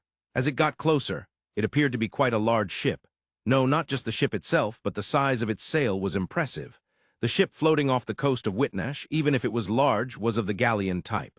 However, the approaching ship had sails that were larger in comparison, but its hull appeared slimmer. It felt vaguely familiar. Wait, is that a clipper ship? Oh, could it be? Skizblaznil? Yes, it was the Skizblaznil vessel that Rio had procured in the Mafalda Republic. Rio had needed to procure a ship for a joint maritime survey with France, and after various complications, Neil Anderson had ended up leaving the Republic, causing the construction of the clipper ship to be halted. By completing the alchemical aspects, he had successfully purchased the ship. As the first Duke of the Negotiator kingdom, it was a result he could take pride in, having done proper work. To think it could come all the way here from the western nations to the central nations. Yeah, I couldn't believe it when I received the report either. It's amazing, isn't it? Rio's words made Abel nod in agreement. According to the contract Rio had formed, the crew were supposed to be from the neighboring Gasron Duchy of the Mafalda Republic. They were all excellent individuals, equipped with skills equivalent to those of sailors from the renowned maritime nation. There was a treaty between the Negotiator kingdom and the Gasron Duchy regarding the management of the Skizblaznil vessel. In a way, the state had collectively procured excellent personnel to operate the ship. which is likely why they had made it this far. Of course, it couldn't be just that. The sea was home to terrible monsters like the Kraken. If they were attacked by them, a ship carrying people would not stand a chance. That's why there were monster repellents to protect against sea monsters. If the technology for sea monster repellent used on the Skizblaznil is effective, it should be able to make it from the kingdom to the archipelago sea region, hence the eastward route development earlier. That's right. However, aside from the Kraken, the scary folks on land are, yeah, let's hold off on the east for now. That's right, for now let's focus on the west. While they were discussing this, the Skizblaznil vessel entered the port of Whitnash. The citizens of Whitnash welcomed the unfamiliar ship with cheers. Of course, they understood it was their own ship since the flag of the Negotiator kingdom was hoisted. After all, Abel the king was coming to greet this ship. They had been informed of that. It's huge. What an incredible sail. The sail is impressive, but the hull is slim. It looks slim at first glance, but it should be able to carry a decent load. However, how's its stability with sails that big? Yeah, I'm curious about that. The people of the kingdom's representative port city were certainly insightful. From various places, such conversations could be heard. Perhaps inspired by this, the Lord of the Ocean and the daimyo were engaged in a discussion. Yes, stability is a concern. They must have some mechanisms that withstand considerable side waves and storms to make it all the way here from the Western nations. It would be great if that kind of technology could be applied to the kingdom's ships. The docking period is said to be 20 days. During that time, let's have a look inside. Both of them, being the top administrative officials, seem to have an interest in the field's technology. Hearing this, Rio nodded in agreement. Having studied history, Rio knew that attitudes and actions like those of the two could be a powerful force in moving a nation. At the same time, he was aware that once a nation matures and surpasses its peak, administrative officials tend to lose that kind of attitude, and their actions become trivialized, no longer venturing into the field. It was a sad reality. That's why the Ministry of Ocean Affairs was moved to the location closest to the field, Abel said with a smile. Indeed, that was the kind of decision politics required. Abel, you're also an excellent king. Huh. Is that so? Rio genuinely praised from the bottom of his heart, and Abel blushed slightly. Abel remained a shy person no matter how much time passed. The individuals disembarking from the Skizblaznil were people Rio knew. The three of them were originally not scheduled to be part of the delegation to the Western nations, but due to various circumstances. One of them was Abel's nephew, a precious direct bloodline of the royal family. The three knelt before Abel and greeted him. Your Majesty, we have returned representing the delegation, Harold, Zeke, and Garwin. Indeed, the three of them were the trio from room 11. Harold, you've changed so much, Abel called out happily. Indeed, before heading to the Western nations, Harold had many immature aspects. He had foolishly tried to gain power and had fallen victim to the demon's spirit curse of explosion. To break that, he needed to have the blood of the demon king dripped on his forehead, which was why he had been forced into the delegation. However, the herald who returned now was undoubtedly a fine individual. Watching from the side, Rio nodded with an air of superiority for some reason. Of course, Rio had contributed to Harold's growth, but I have brought a letter from each of the leaders. As Harold said this, Zeke took it out from his pocket. It was received by Danton, the Royal Knight Commander, and handed to Abel. I have received it. I will read it later. Thank you for your hard work, all three of you. A room has been prepared for you at the daimyo's office, so please rest for now. With Abel's words, the three stood up. But they didn't head to the daimyo's office right away. Rio, son. No, your Grace Duke Rondo, it's been a while. They approached Rio and bowed their heads. All three of you have grown quite a bit in the time we haven't seen each other. Harold will be founding a new ducal house, but now I can confidently support you as the first duke. Thank you, Rio praised wholeheartedly, and Harold bowed his head bashfully. Behind him, Zeke and Garwin looked pleased as well. The fact that these three returned before anyone else was due to Harold being Abel's nephew and a precious direct bloodline of the royal family. While it wouldn't be a bad thing for Harold to gain more experience in the Western nations, it seemed like Hugh McGrath, who was leading the delegation, decided it was best to return him to the kingdom. After all, Harold had gone to the Western nations to lift the spirit curse. Since that had been achieved, they likely wanted to return him safely to the kingdom. Of course, there was probably an aspect of the Skizblaznil being accompanied as well. Even if it carried a sea monster repellent, the issues at sea weren't solely about monsters. There were pirates as well. As a fighting force, the three from Room 11 were originally powerful enough to transport them to the kingdom. It was just right in various ways. Hugh's judgment is impressive as always. Yes, he is a person who can make judgments from many angles. After sending off the three, Rio and Abel discussed the matter of their return. Those 3 will stay in the kingdom, right? That's right, they'll gain experience here. After that, Harold will be establishing a ducal house. Things are starting to feel promising. Promising? Abel's father has recovered, the northern and eastern regions have settled down, Harold has returned grown, and the relationship with the elves, including Sira, is good. That's true, Abel nodded at Rio's explanation. After nodding, he murmured, perhaps it's time to look outward. Outward? The kingdom is recovering from the chaos that has continued since the Liberation War. The eastern region is lagging a bit, but if we look at the kingdom as a whole, we can say it is on a recovery trajectory. If we proceed like this, we will reach our peak in a few years. I see. Once we reach that point, domestic productivity will peak, and unless there's a new market, it will head toward contraction and a recession. A situation where supply exceeds demand. Some form of deflation. In other words, we will invade the empire and take over their market. That's not it. If you need military power, I can help, you know, Rio said with a mischievous face and a mischievous proposal. That expression, Rio, you understand, don't you? Unfortunately, we won't be touching the empire. I want to formalize trade with the Western nations or even the Dark Continent beyond. That's the plan. See, you do understand? I played the part of the unscrupulous First Duke, coaxing the tyrannical King Abel, Rio laughed. I want to make this Whitnash a genuine international trade port. That's right. If possible, I was hoping for the East as well, but a relay point between the West and the East. But, yeah, let's put the East on hold for a bit. For now, let's take our time with the West. Rio and Abel's thoughts aligned. The morning after the Skizblaznil vessel docked at Whitnash, Rio and Abel set off for the royal capital. It's hard to believe we only stayed one night in Whitnash. There are lots of plans waiting for us in the royal capital. It can't be helped. A Whitnash bullet tour? Rio shook his head slightly. Even after welcoming the Skizblaznil vessel, the two had work to do and never ventured out into the city. It was work, so there was nothing to be done about it. I want to come next time without any work. I feel the same way. But I was able to confirm the sea monster repellent that was loaded onto the Skizblaznil. It seems that the magic formula has evolved from what I was supposed to load when I made revisions to the design in the Republic. Evolved? Yes, you mentioned that the sea monster repellent from the Western nations is a magic formula, right? Oh, Rio said that before. When the two were sent to the Eastern nations, Rio had talked about this with Abel. Compared to that, the sea monster repellent from the Central nations was lagging behind. Anything related to the sea, even alchemy, was controlled by the Ministry of Ocean Affairs, which was large enough that their actions were likely slow. The new magic formula for the monster repellent loaded onto the Skizblaznil seems to repel even the Kraken. That's impressive. Abel's eyes widened in surprise. Indeed, there are many monsters in the sea, but what the two felt was the greatest threat was the giant squid, the Kraken. Rio had lamented many times, not again, as he had been forced to swallow bitter experiences because of them. And now even the Kraken wouldn't come near. Rio had knowledge of the magic formula itself used for sea monster repellent from the Western nations. That came from the renowned maritime nation, the Mafalda Republic. He had experienced the highest level of technology in the private sector at the Franzoni Shipping Company, which was one of the top 2 or 3 within it.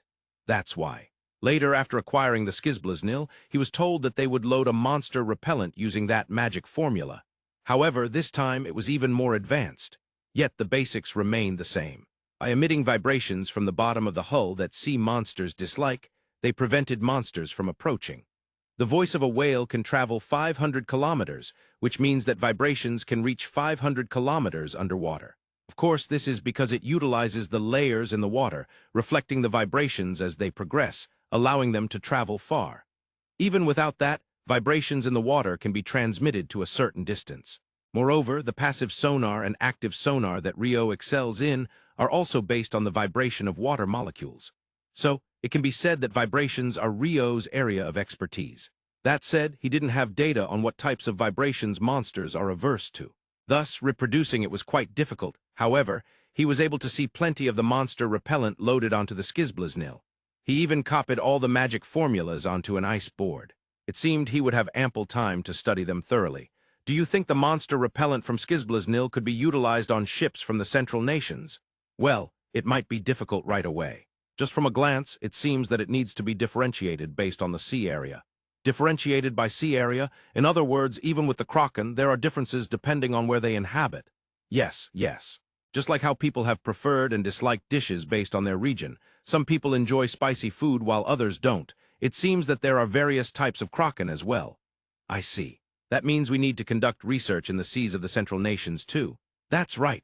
Before leaving Whitnash, I got permission from Goro to research and develop at the Royal Alchemy Workshop, so I'll consult with Kenneth once we return to the royal capital. You work fast. Abel was surprised by Rio's words.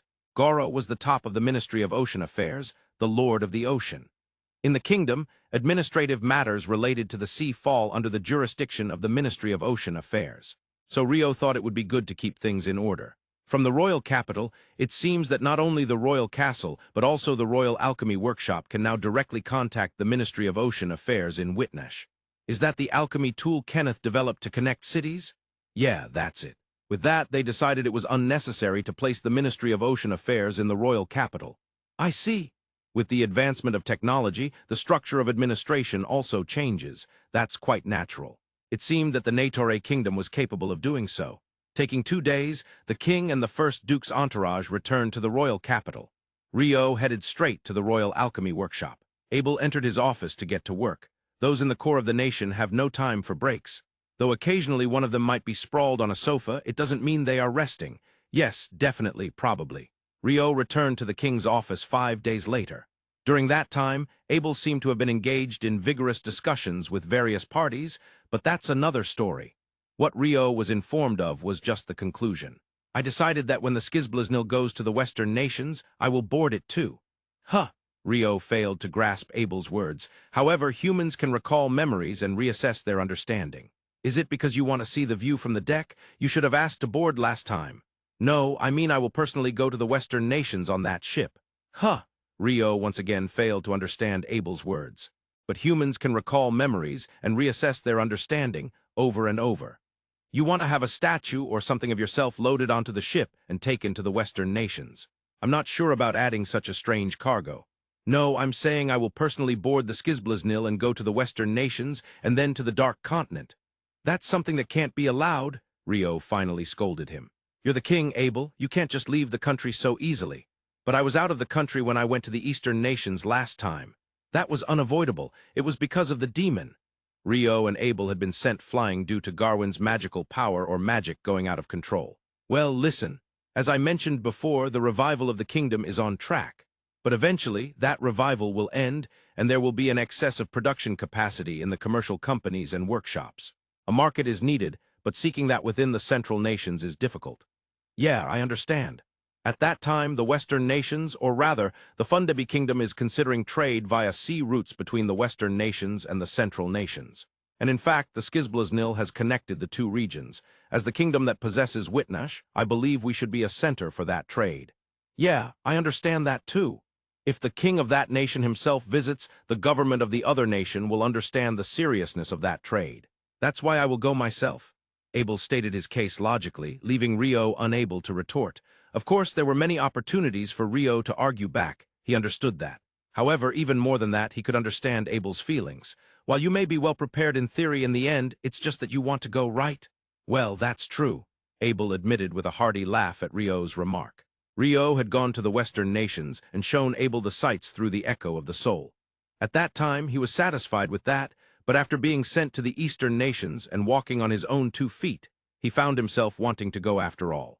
Of course, if the kingdom were in a situation where such a thing were impossible, he wouldn't have pushed for it. But the kingdom was in a position where it could manage such things. In fact, it might even be the perfect timing. A talented group of vassals, nobles working together with the people to enrich their lands, the spirit of enterprise brought by the momentum of recovery. All of that filled the kingdom. And there was even a substitute king who would never think to replace Abel. Rather, I can't help but think that now is the only chance. What floated in Abel's mind was his father, Stafford IV. Still in his 50s, Abel had always thought that his father might have some unfulfilled feelings as a king. During the War of Kingdom Liberation, Abel had ascended the throne out of necessity. Afterward, Stafford had been bedridden, so Abel couldn't ask him about those feelings, nor could he hand over the throne. But now he had recovered. Abel's popularity in the kingdom was immense, so he couldn't just return the throne to his father now. His father probably wouldn't want that either. However, if there were unfulfilled feelings, I think it wouldn't be bad to leave it to my father for a while. He was once known as a wise ruler, alongside the Empire's Rupert. But he had been addicted to drugs due to the Empire's scheming. It seems unrealistic to think he has no unfulfilled feelings. What do the vassals think about Abel going to the West, like, for example, Chancellor Alexis? Alexis initially opposed it. Of course, Rio nodded in agreement. But he granted permission under certain conditions. Really? Rio was surprised. He thought that Chancellor Marquis Alexis Heinlein would be the one most opposed to Abel going abroad, especially to such a faraway place like the Western nations. What about Danton Knight Commander? He must have opposed it as well. Yeah, he initially opposed it, but he granted permission under certain conditions. What about Rhea? Did she not challenge you about leaving Prince Noah behind? Yeah, she initially opposed it, but she also granted permission under certain conditions. Abel shrugged. Rio frowned. People who were thought to be absolutely opposed, apparently all initially opposed but eventually granted permission under certain conditions? What are those conditions? It seems that Rio will accompany me as a bodyguard. Huh, that's acceptable if that's possible. Well, it's not like I'll be gone for years. It's not that the country can't function without me. It's more about whether I'll be safe over there.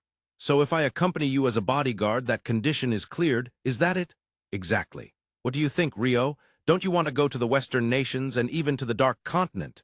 Abel asked with a smile. From his expression, it seemed he already knew Rio's answer. While Rio certainly had things he wanted to say, his answer was already predetermined. Of course, I'll go.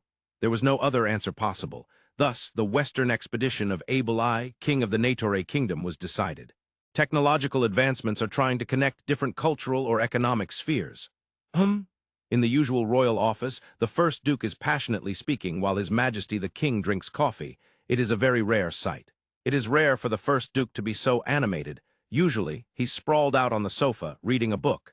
It is also unusual for His Majesty the King to be drinking coffee, as he is usually busy signing documents. There was an era on Earth known as the Age of Discovery. Many technologies made that possible, but perhaps the most significant technological advancement was the compass. With its practical application, one could find direction even on the vast ocean, whether day or night, even if the sun, moon, and stars were not visible. In this world of Phi, there is magic. There is alchemy, too. These could serve as a substitute for a compass. However, there are difficulties beyond that. Sea monsters. Thus, preventing attacks by sea monsters became the core of the technology for crossing the seas. That being said, it's just monster repellent after all.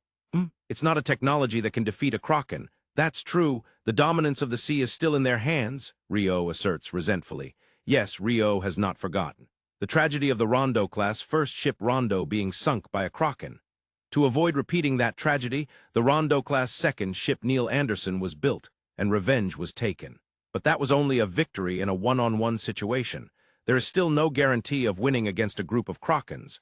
The dominance of the sea does not lie in human hands. It's not just the sea. There is no human dominance in the sky or on land either, right? Leaving aside the wyverns of the sky, you can't defeat griffins, can you? And on land, you can't defeat behemoths or dragons, let alone vampires, right? Why, you're right. Moreover, against demons too, hey. While it's inevitable underwater, we must train harder on land. Receiving Abel's words, Rio nods with a determined expression.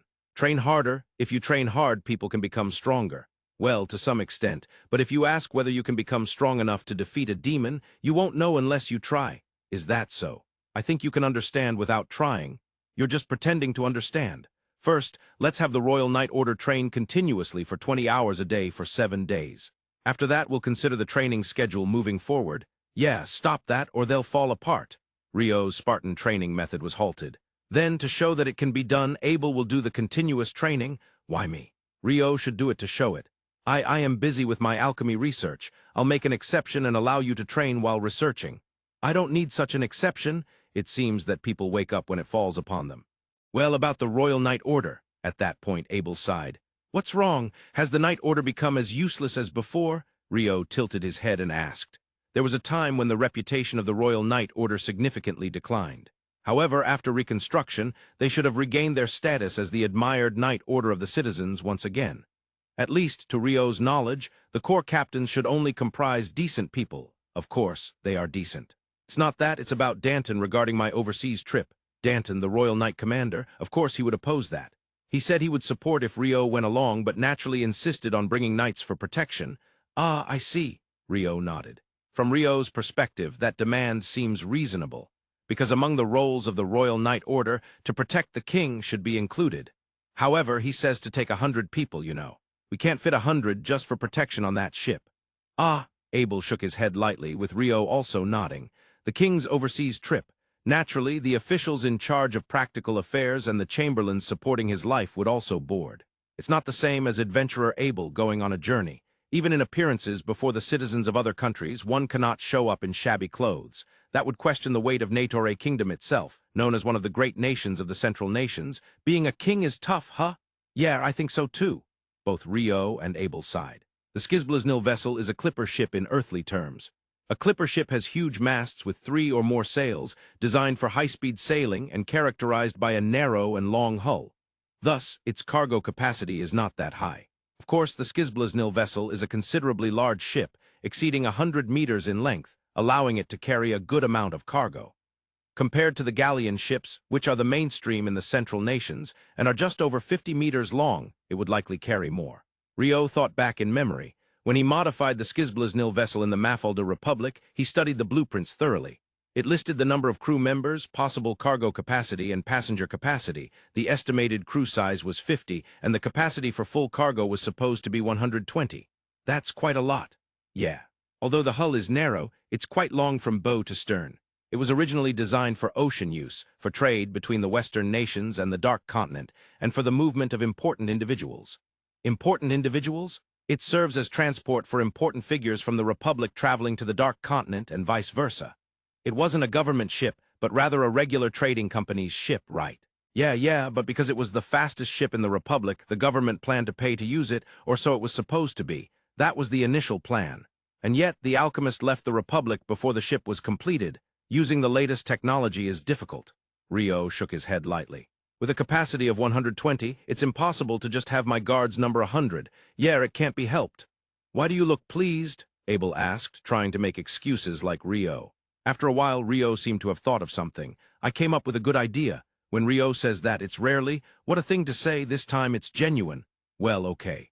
So what is it? How about using my ice golem as Abel's guards? Ice golem? Abel tilted his head at Rio's suggestion. Come forth, Garden Watchers Squad 1. At Rio's command, 11 ice golems appeared.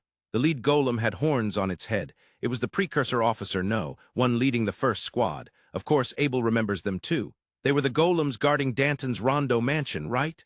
Yeah, that's them. The second unit was handed over to Captain Ryo as a token of friendship.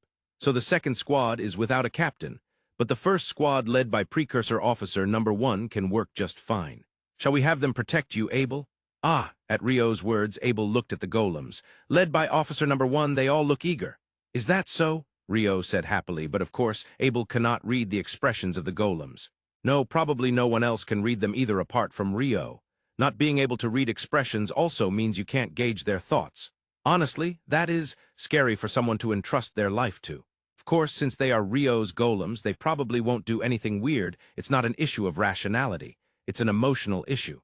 Let Rio use those golems. I'd rather have the Royal Knight order for my protection. I'll cut down on the number, but considering the future...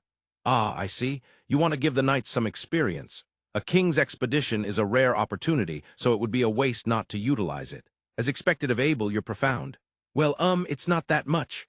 Rio somewhat misunderstood and nodded, while Abel responded while hiding his expression. What Rio said isn't wrong. It is indeed a rare opportunity to gain valuable experience. These children need to be upgraded further as well. Upgrade? It means to make them stronger. Well, they're not originally for combat, but they can still serve as shields for protection like Abel and others.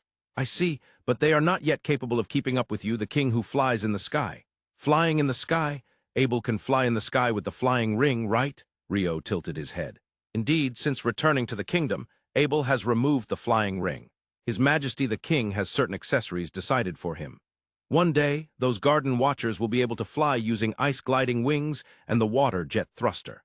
At that time, they can serve as your guards, Abel. I see. With the Golden Hind protecting the skies of the kingdom, if we consider the sky as the kingdom's garden, there's no one more suitable than the Garden Watchers to defend the skies together with the Golden Hind. Rio said that and patted the shoulder of Precursor Officer No, one with a cheerful expression.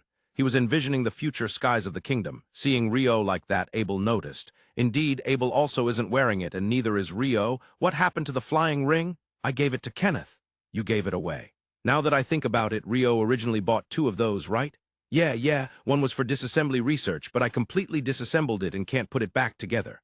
Oh, well, I understood a lot from that, so I recovered my investment. I see, research costs money.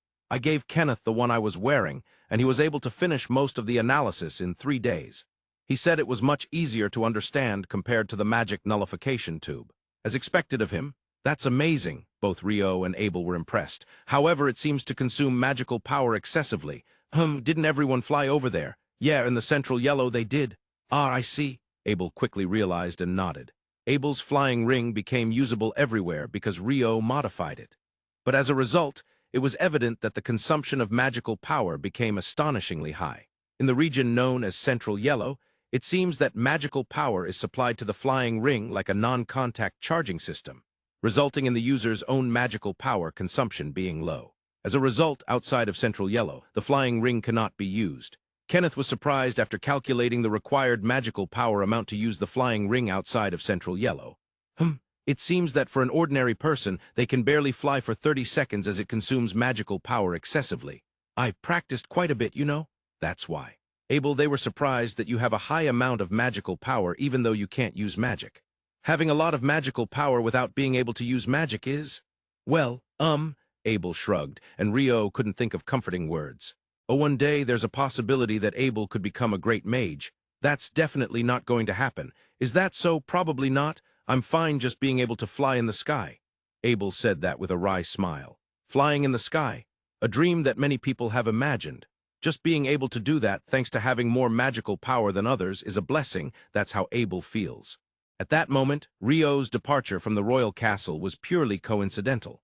He certainly did not hear about the delicious newly opened crepe shop at the royal castle cafeteria and think about going to buy some. Yes, that's not the case, really. When he stepped out, he found 3 familiar faces and a box at the castle gate. It seemed the elderly man in the red clothing was complaining, while the 2 young people were watching with wry smiles, and the box remained silent. The guards weren't acting overly authoritative. They looked incredibly apologetic, as if they were saying that what was impossible was just impossible. Basically, the guards of the royal castle were serious. Thus, to save both sides, Rio decided to intervene. Miss Marlin? Oh, child of the Fairy King. No, my apologies. I should refer to you as His Grace Duke Rondo since we are at the royal castle. No, Rio is fine.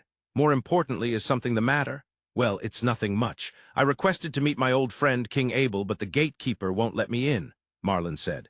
Roman and Nadia, who were behind him, continued to watch with wry smiles. They knew very well that it wasn't easy to meet the king.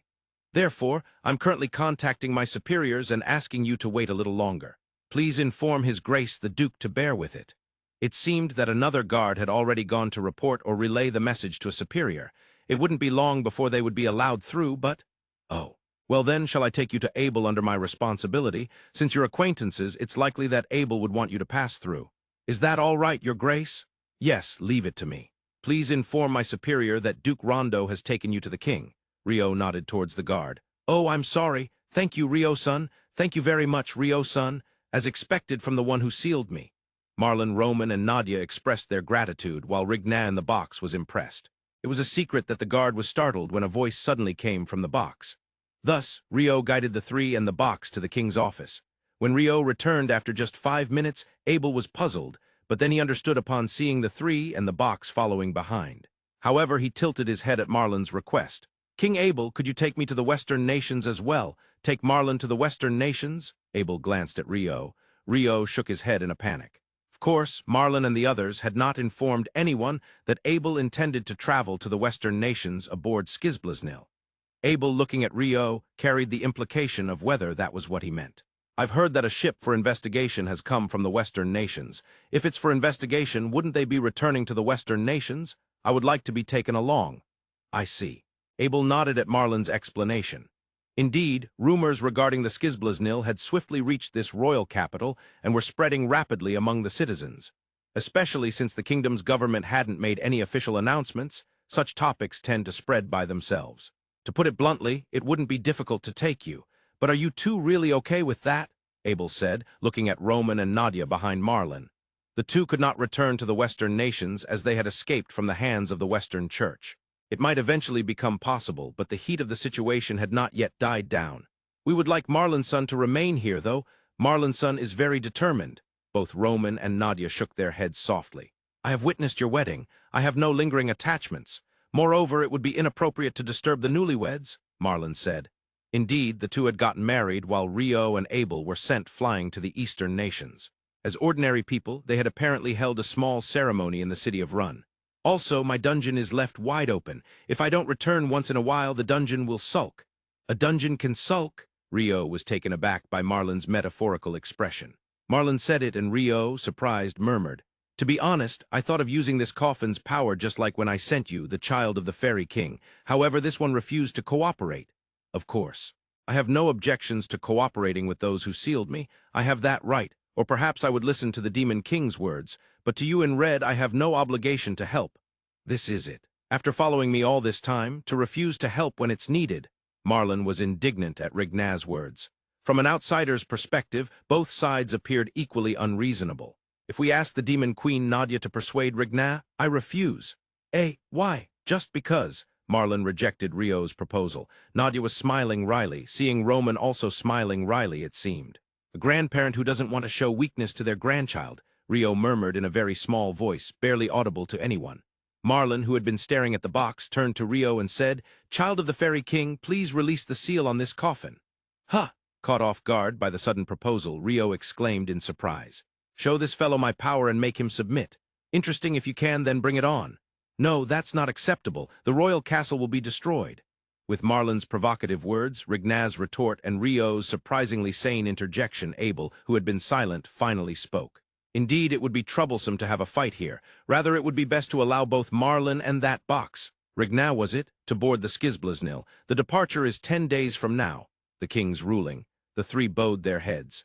That could have turned into a serious situation. Once the three and the box left, only Rio and Abel remained in the king's office. Abel was, of course, the room's owner and had a pile of documents to sign.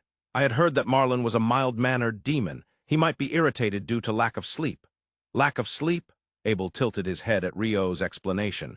"It seems that demons sleep and wake over hundreds of years. But Marlon hasn't slept for thousands of years. The demon Jean-Jacques mentioned that if demons suffer from sleep deprivation, they become weaker. So right now, he might be in a weakened state. He didn't seem very weak to me.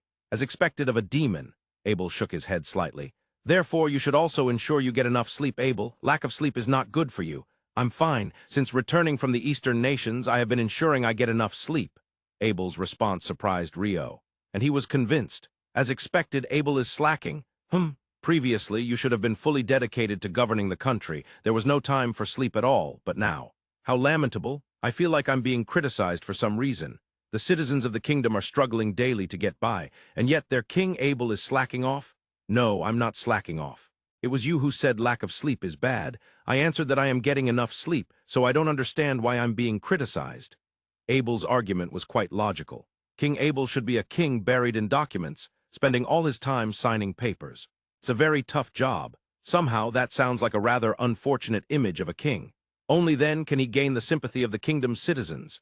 Sympathy is something I'm not familiar with, but in fact, I have more time compared to before I was sent to the eastern nations. Because the decision-making system changed while you were gone.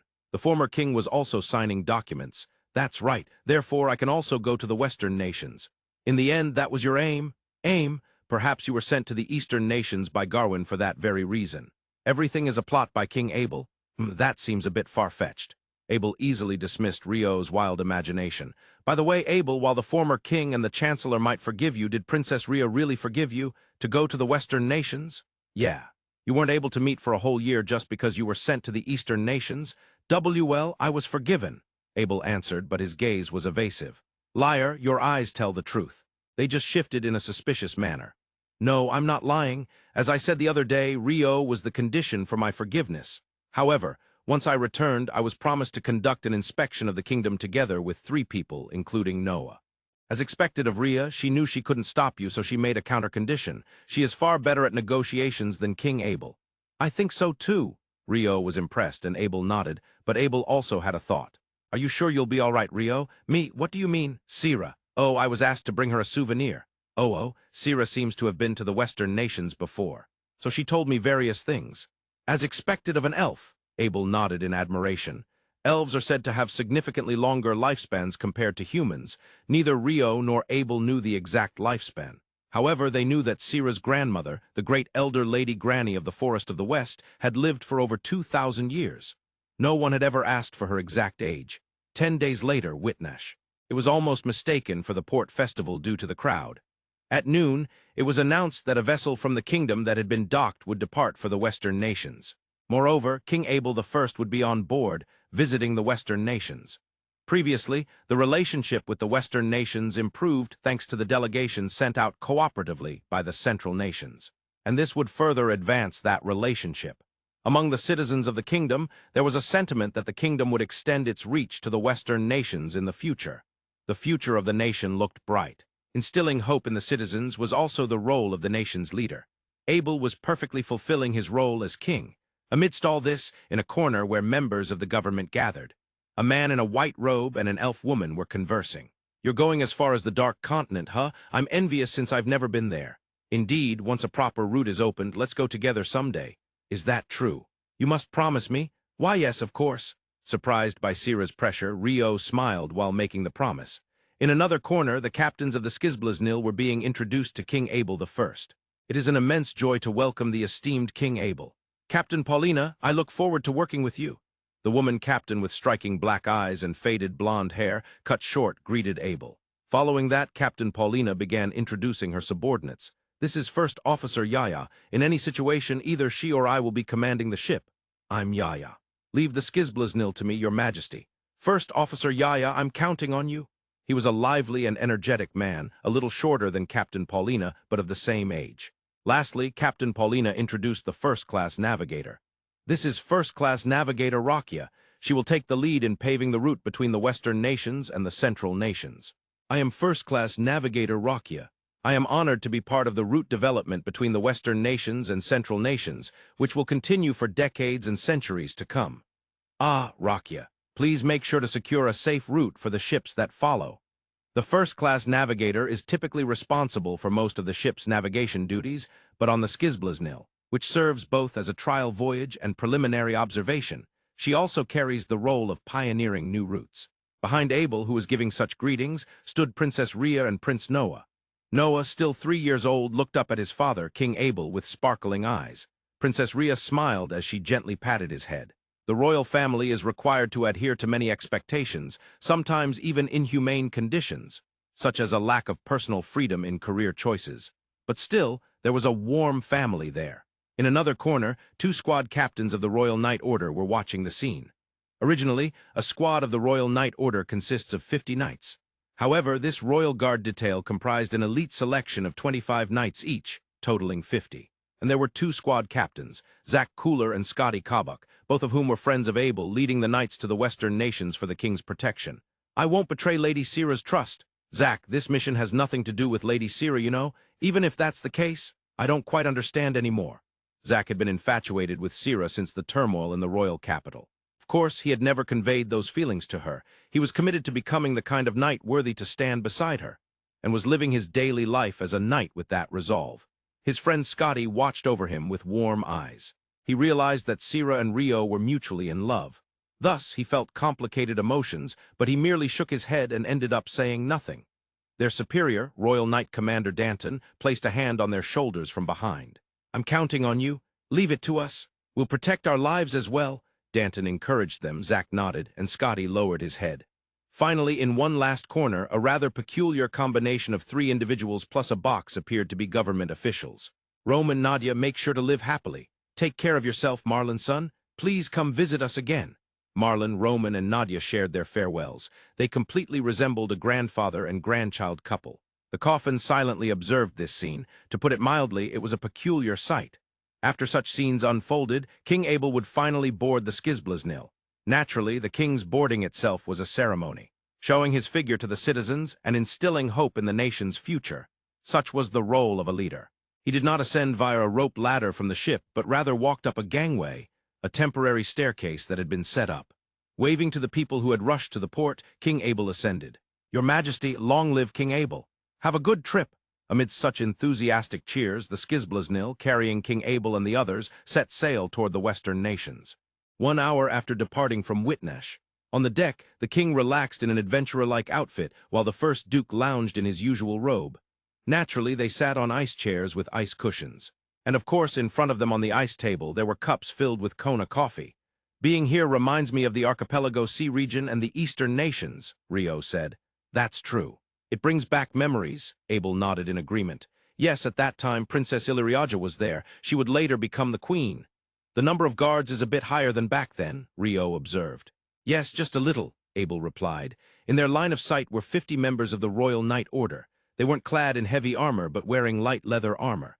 The squires, who usually accompany knights, were not joining this trip. The knights would put on and take off their armor on their own, handling all their actions independently. It seemed that the knights were listening to a briefing or advice from their 2 squad captains. Those 2 are Mr. Zack and Scotty, right? Rio inquired. That's right, Abel replied. They were Abel's classmates, weren't they? Yes, feel sorry for them, don't you? What's there to feel sorry for? Because they're being deployed to the Western nations just because they're Abel's classmates. Well, it's part of the job. I think blaming everything on work is a bit excessive, Rio shook his head slightly. At that moment, an old man in a red outfit approached them. Of course, a self-moving coffin followed him from behind. What a delightful aroma, the old man remarked. Please have some too, Miss Marlin, Rio said as he conjured up ice chairs with cushions and ice cups for Marlin, filling them with the remaining coffee from the French press. Oh, this is delicious, Marlin exclaimed. Isn't it? It's Kona coffee, a pride of the Negotiator kingdom sourced from a place called Kona Village, Rio happily explained. Marlin praised it and Rio spoke with evident joy. Rio knew that Marlin loved coffee. During their visit to the West Dungeon, she had treated them to 2 excellent cups of dark coffee. They were both outstanding, so Rio believed she would understand the merits of Kona coffee. I see. If you're used to drinking such good coffee regularly, you would definitely appreciate the qualities of the dark coffee served in the dungeon, Marlin noted. Indeed, indeed. That was also a wonderful coffee, Rio agreed. It seemed Marlin was thinking the same thing as Rio. Coffee lovers recognize good coffee, no matter its origin, and here there was one more coffee enthusiast. Is dark coffee perhaps coffee produced in the Dark Continent? Marlin inquired. That's correct. Even without going to the Dark Continent, I have the impression that it was quite well known in the Western nations, Rio replied. I definitely want His Majesty the King to try dark coffee, Marlin insisted. Abel asked, Rio answered, and Marlin recommended. Recommending good things to fellow enthusiasts is a common sight in any era, any world. It might be evidence that human nature remains the same, regardless of time or place. I'm looking forward to the fun of going to the Western nations and then to the Dark Continent, Abel said with a smile. Even if it's for work, it's only natural for the king to look forward to it, to visit with a smile. Oh, by the way, Rio, can you speak the Dark Continent language? Abel asked. Of course not. I see. Then you'll have to study while on the ship. What? Of course, it's not mandatory, but wouldn't it be better if you could speak it? That might be true, Rio nodded at Abel's words, when they had been sent to the Eastern nations. Or rather, when they were sent to the Archipelago Sea region, Rio and Abel had studied the Eastern nations' language on the ship traveling there. Thanks to that, they were able to live comfortably in places like Darway. They had personally experienced the importance of learning the local language when traveling. Learning is fine, but who is going to teach me? If I recall correctly, it was the chief engineer who taught us back then. Will it be someone from the crew? I've heard that all the crew members have perfectly mastered the Dark Continent language. Really? However, they are likely busy, so I haven't asked them to teach. I have to learn on my own? No, the members of the Royal Knight Order who cannot speak the Dark Continent language will study alongside you. You're not alone, so don't worry. Even so. Who will be the teacher? It'll be me. Abel smiled brightly as he answered. Rio fell silent for a solid 30 seconds. After a while, he finally spoke. Abel, you can understand the Dark Continent language? Yes, I can. Telugute Sinus, Telugute Aninus, Telugute Pinus, Telugute Huinus, Telugute Rhinus, Telugute Votuenus, Telugute Ninus, Telugute Anenus, Telugute Gainus, Telugute Hainus, Telugute Minus, Telugute Hainus, Telugute Chinus, Telugute Votuenus, Telugute Linus, Telugute Hainus, Telugute Gainus, Telugute Gainus, Telugute Linus, Telugute Gainus, Telugute Huenus. What does the second part mean? I said I can speak it perfectly. Abel displayed his skills, leaving Rio speechless. Well, that's fine. It's great to be able to learn the language of the places I will be visiting in advance. Bring it on. That's the spirit. Zack and Scotty told me that once I start teaching, the guys in the Royal Knight Order will also be motivated. It's better to have motivation than not. Abel nodded several times. So Zack and Scotty will also be taking your lessons? No, they won't. Those two can also speak the Dark Continent language. What? It was a compulsory subject at the Royal Academy. Fearsome, elite education. Yes, those two were Abel's classmates. I had already been studying at the Royal Castle before entering the Academy. The study of imperial governance, that's how it is. Opposition to educational disparity. Equal opportunities for learning. Rio raised a cheer, but no one followed. Of course, Abel merely shrugged silently. In any era or nation, aspiring rulers are expected to learn foreign languages. It seems that holds true in this world as well. The Central nations and the Western nations share the same language. There are dialectical differences and varying levels of fluency, but the differences are hardly noticeable. Thus, the foreign language would be the Dark Continent language, since there is absolutely no exchange with the Eastern nations. It seems I've fallen behind, but I'll do my best. I will show you, Rio declared, raising his fist in determination, however. But I have something else to look forward to in the near future, Rio said happily. Something else to look forward to? Yes, the food on this ship. Abel tilted his head and Rio answered. Indeed, this sea journey was said to take over 20 days. While it's also a maritime survey, because the king was on board, they were returning along the sea route taken when they came from the Western nations. Originally, it was a route with very little maritime information. Making multiple trips to increase the accuracy of the information was a necessary measure. The journey from the Western nations to the Central nations took 22 days. Of course, it was likely that returning would take even longer. As for the pleasures of such a long journey, it naturally included meals. However, His Majesty the King was skeptical. Well, I would be happy if delicious food were served. But it's a ship, right? Including the crew and the knights, there will be over 100 people. It's not just about the amount of ingredients, it's also difficult to cook in the kitchen. There might be good dishes occasionally, but isn't it mostly dried meat? Well, that's possible, but delicious food was served in the archipelago sea region. It was Saushi, the chief chef of the Rondark. As expected of Abel, you remember perfectly. You tend to remember the names of those you owe a debt to, right? Of course.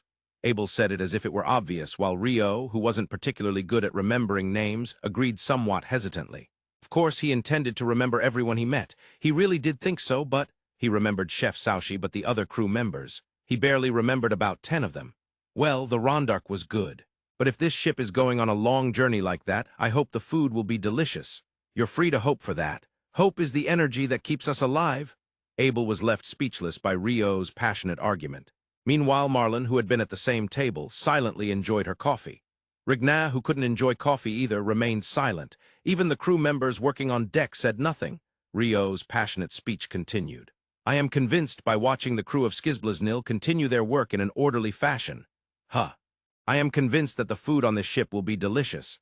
Do those two things have a connection? Of course, Rio was confident. There aren't delicious food stalls on the sea. The only way for the crew to relieve their stress is through delicious meals made in the kitchen. Therefore, the fact that they are working with good expressions means that the food served on the ship must be delicious. Rio's assertion was bold. But they also, just yesterday they were in the city of Whitnash, right? They must have eaten there, so that's why they have good expressions. Rio was left speechless by Abel's remark. Indeed, they had been docked at Whitnash for several weeks, so they might have eaten there.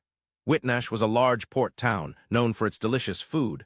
Still, if the ship served bad food, the crew's expressions would become gloomy when thinking about the meals for the next several days. But their expressions are bright, so you believe delicious food will be served on this ship. Yes, that's exactly it. Well, I also hope that will be the case. Rio nodded confidently again, and Abel accepted it, having no reason to deny it. After all, they would find out by evening. The Skizblaznil was a trading ship. It was designed and built with the expectation of trading between the Western nations and the Dark Continent.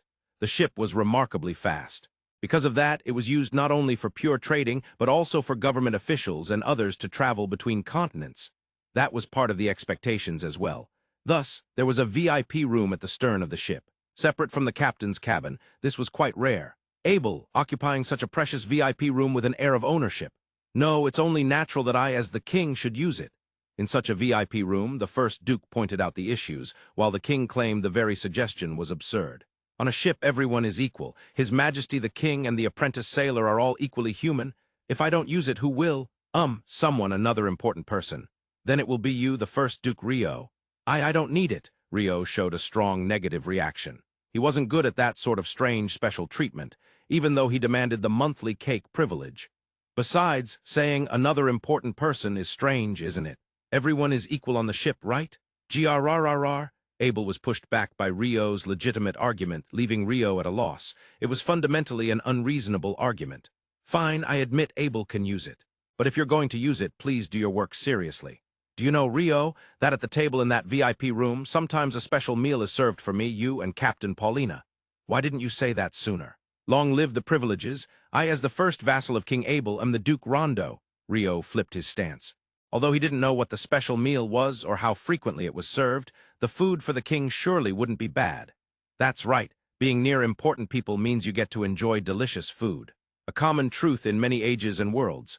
Sometimes, important people might get overly cautious about taste or health, resulting in bland meals. But that doesn't happen in the Negotiator kingdom. As the two engaged in such a conversation, Captain Paulina entered the VIP room, bringing along a man. "Excuse me, Your Majesty. Allow me to introduce Kobachi, our head chef on this ship." Kobachi, introduced by Captain Paulina, bowed his head. He had a large frame and a round face. He seemed quite nervous, but he also gave off a very friendly vibe. "Nice to meet you. Chef, please prepare delicious meals." "Yes, Your Majesty." "Leave it to me." When Abel called out, Kobachi's face lit up, and he energetically replied. He said he would complete the dishes and bring them soon. Then both Captain Paulina and Chef Kobachi stepped back. And now a conversation unfolded between the king and the first duke. The subject, of course, was Chef Kobachi, because the chef looked like, "He seems like he can make delicious food. He somehow reminds me of the head chef at the Run Adventurers Guild," Abel noted. Both Abel and Rio agreed. The kitchen at the Run Adventurers Guild offered cheap, abundant, and above all, delicious meals. The head chef overseeing that kitchen was a big-bodied former adventurer who always had a cheerful demeanor while cooking. He was a bit nervous earlier, but in the end, his smile was wonderful, Rio observed. "He must have confidence in his ability to make delicious meals," Abel commented. "We can look forward to this." "Absolutely agree." Both Rio and Abel decided to wait eagerly for the food. 10 minutes later, Captain Paulina took her seat at the table alongside them, and soon Chef Kobachi entered.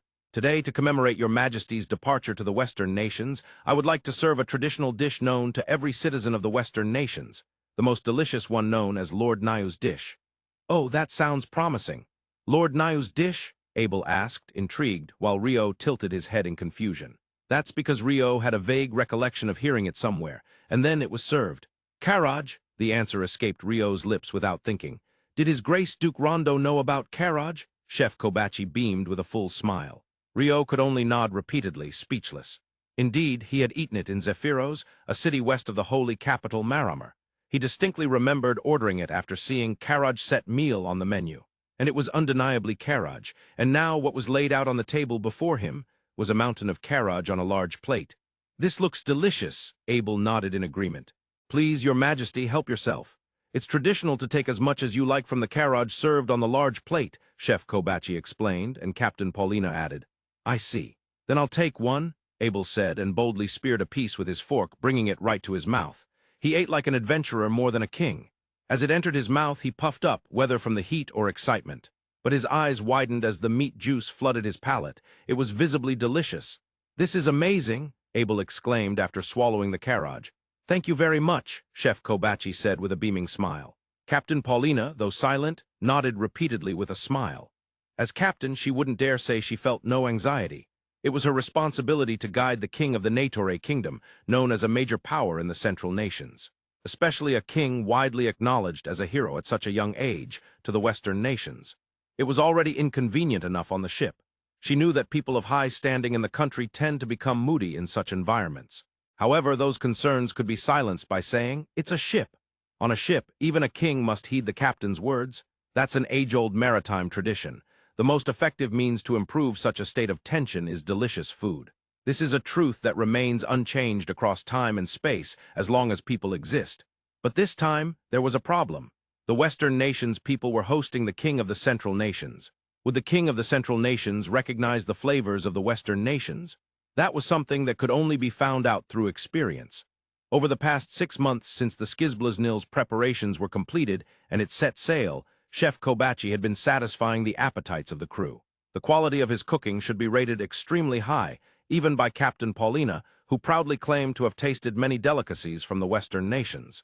Indeed, any dish he made should be incredibly delicious. So Captain Paulina fully trusted Chef Kobachi's skills. However, whether he could convince the king of the Central Nations remained uncertain until it was tried. The outcome was perfect. "Oh, truly, this is delicious." Next, the first Duke also enjoyed his meal. He closed his eyes, genuinely savoring the taste. Seeing this, Captain Paulina felt assured. Chef Kobach's skills would surely satisfy the nobility of the Central Nations. On the very first day of their departure, Captain Paulina's significant concern disappeared in that moment. Important announcement first. As of January 10, 2025, at noon, Water Attribute Mage will begin airing as a TV anime starting in July 2025 on TBS and other networks. For more details, please check the afterward section at the end of the main story. Be sure to read it. On the second day since the Skizblaznil vessel departed from Whitnash, His Majesty the King has been swinging his sword on the deck since morning. A little distance away, knights are also practicing with their swords. Not all of them are doing so. They understand that if everyone were to swing their swords, it would disturb the crew working on the deck, so it seems they are taking turns with about 10 at a time. Even seeing this scene, it's clear that Abel is flaunting his privileges as the king. "Ah, I feel good about being king," Abel admits with a laugh in response to Rio's comment. "That's unusual. Normally you'd argue back. Do you remember, Rio, the words I said when I returned from the Eastern nations?" "Words? I've heard so many it's hard to recall." Rio tilts his head. It's not sarcasm. He genuinely doesn't know which words Abel is referring to. "I said I wanted to become stronger." "Oh, I remember that." Abel answers while continuing to swing his sword, and Rio, sitting on an ice chair, looks at the magic formula inscribed on the ice board while responding. Neither of them considers this conversation particularly important. To become stronger, one must train. To train, time is necessary. I have that time now. Indeed, on this journey to the Western nations, it seems we will have ample time to train. Well, yes. We will be stopping at a few maritime nations along the way, so I will make appearances as king then. But aside from that, I believe there will be time. Are there maritime nations? Yes. Of course, our Negotiator kingdom is known, but there are said to be several islands that were not known even in the Western nations. If the trade routes open, we might be able to resupply at such places. Rio nods at Abel's explanation. Not all ships are as fast as the Skizblaznil vessel. While small boats would struggle, some larger trading ships might be able to travel back and forth between the Central nations and the Western nations, connecting those maritime nations. Until now, no actions had been taken to link these two regions by sea, so there were countries unknown to either region. However, it seems the Skizblaznil vessel did make port calls while coming from the Western nations to Whitnash. Captain Paulina said there is quite a large island. Of course, we only stopped at the port along the sea route, so only a few of the crew disembarked on the island. It reminds me of the Archipelago Sea region. Rio recalls the Archipelago Sea region that was displaced due to the magical power rampage of Demon Garwin. The arrival of King Abel might bring storm clouds to the peaceful maritime nations. Don't say such ominous things. Abel grimaces at Rio's words. If the Western nations and the Central nations are connected by sea, they could potentially become long-term neighbors. It is natural for a king to want to establish a peaceful relationship. Since Abel's military force consists only of 50 royal knights, please don't provoke a war with a light attitude like, let's just occupy a bit. I wouldn't do that, if you insist. Changing the monthly cake privilege to a weekly cake privilege could possibly gain the support of the First Duke.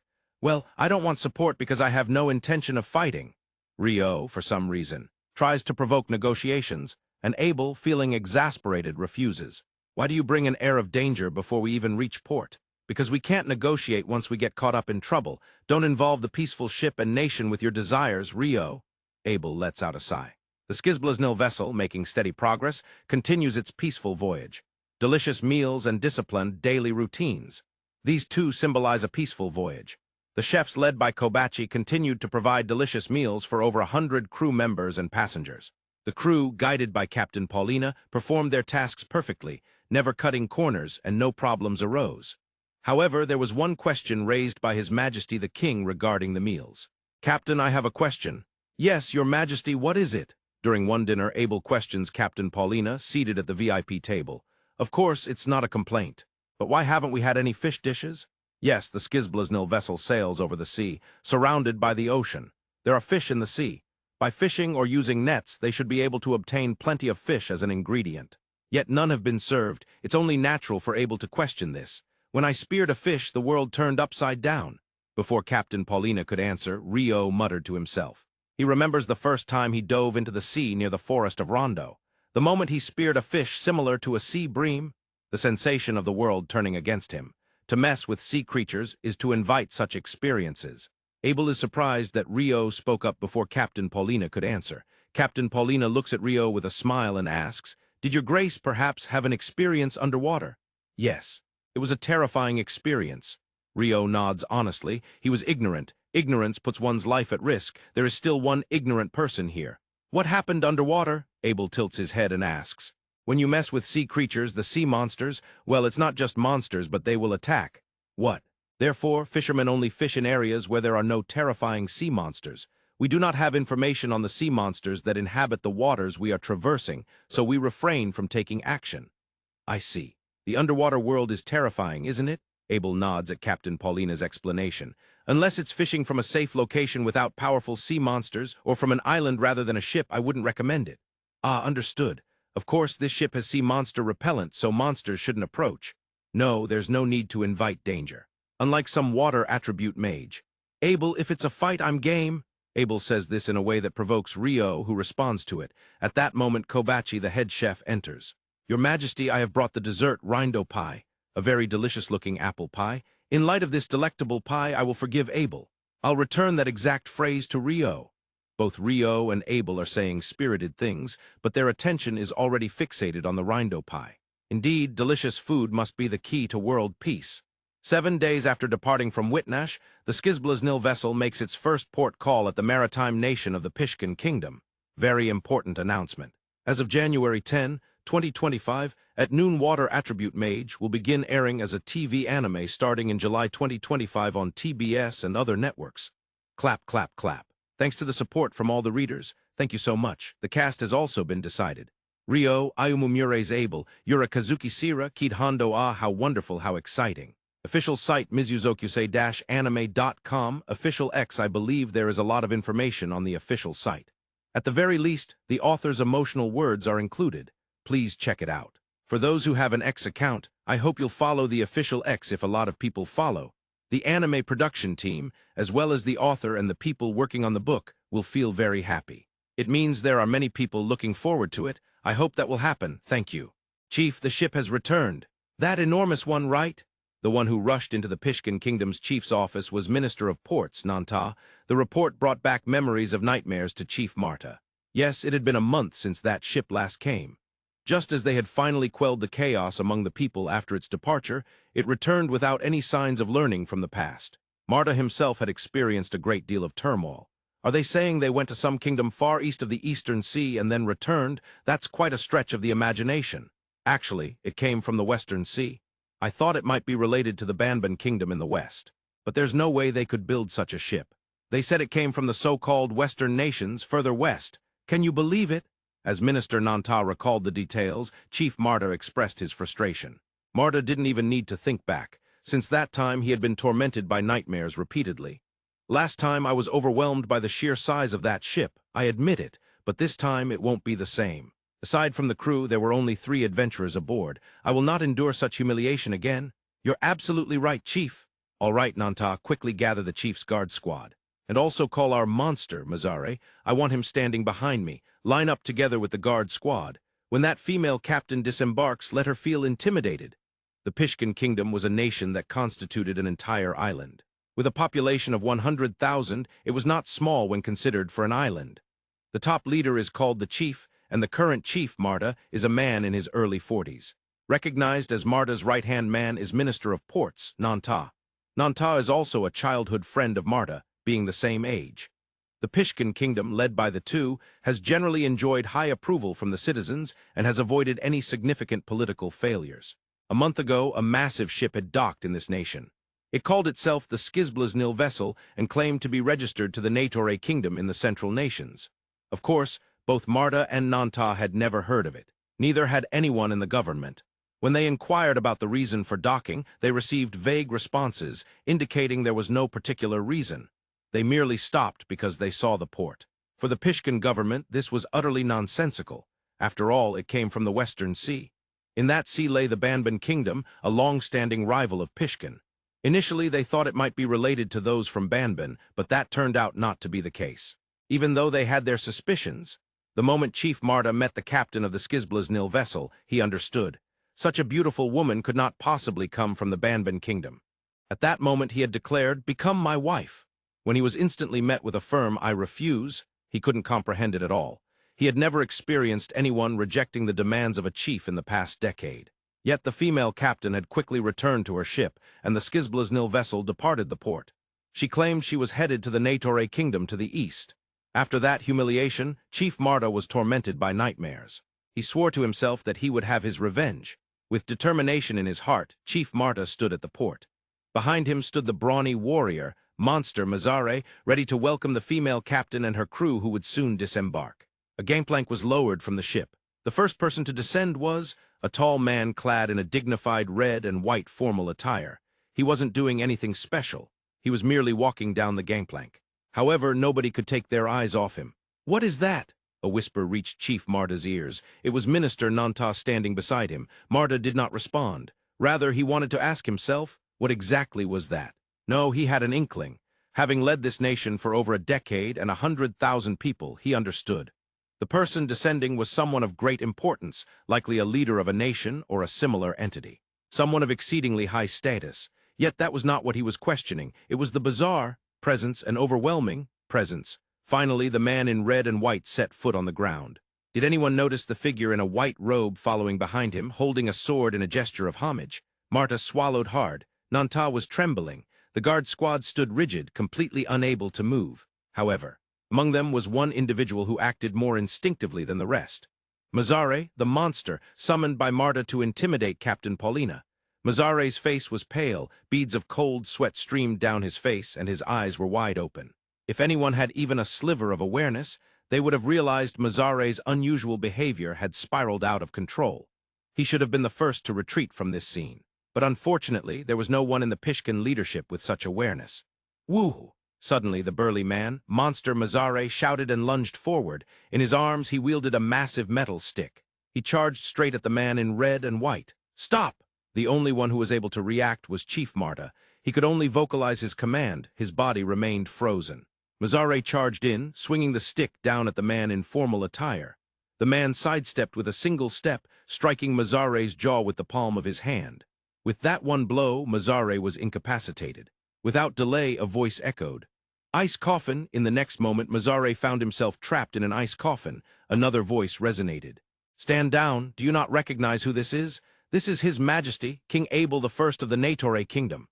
The words spoken by the figure in white robes struck everyone present as if accompanied by physical pressure. Nanta and the guard squad were compelled to kneel. Only Chief Marta managed to remain standing. Even so, his body trembled. Approaching the one man who stood firm, Abel addressed him. "I believe you are the chief of the Pishkan kingdom." His voice was gentle. It was different from the presence that had effortlessly taken down the monster, Mazare, or the imposing figure that had caught everyone's gaze upon disembarking. A voice that was kind and made one unconditionally feel at ease. "Why, yes, I am Chief Marta of the Pishkan kingdom. Earlier, my subordinate was quite rude." As he said this, Marta lowered his head. Given what monster Mazare had done, an apology was indeed necessary. He also understood that an apology alone would not suffice.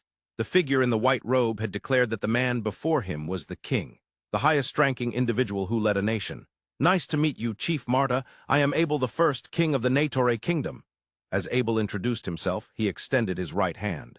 Though momentarily taken aback, Marta extended his own right hand as well.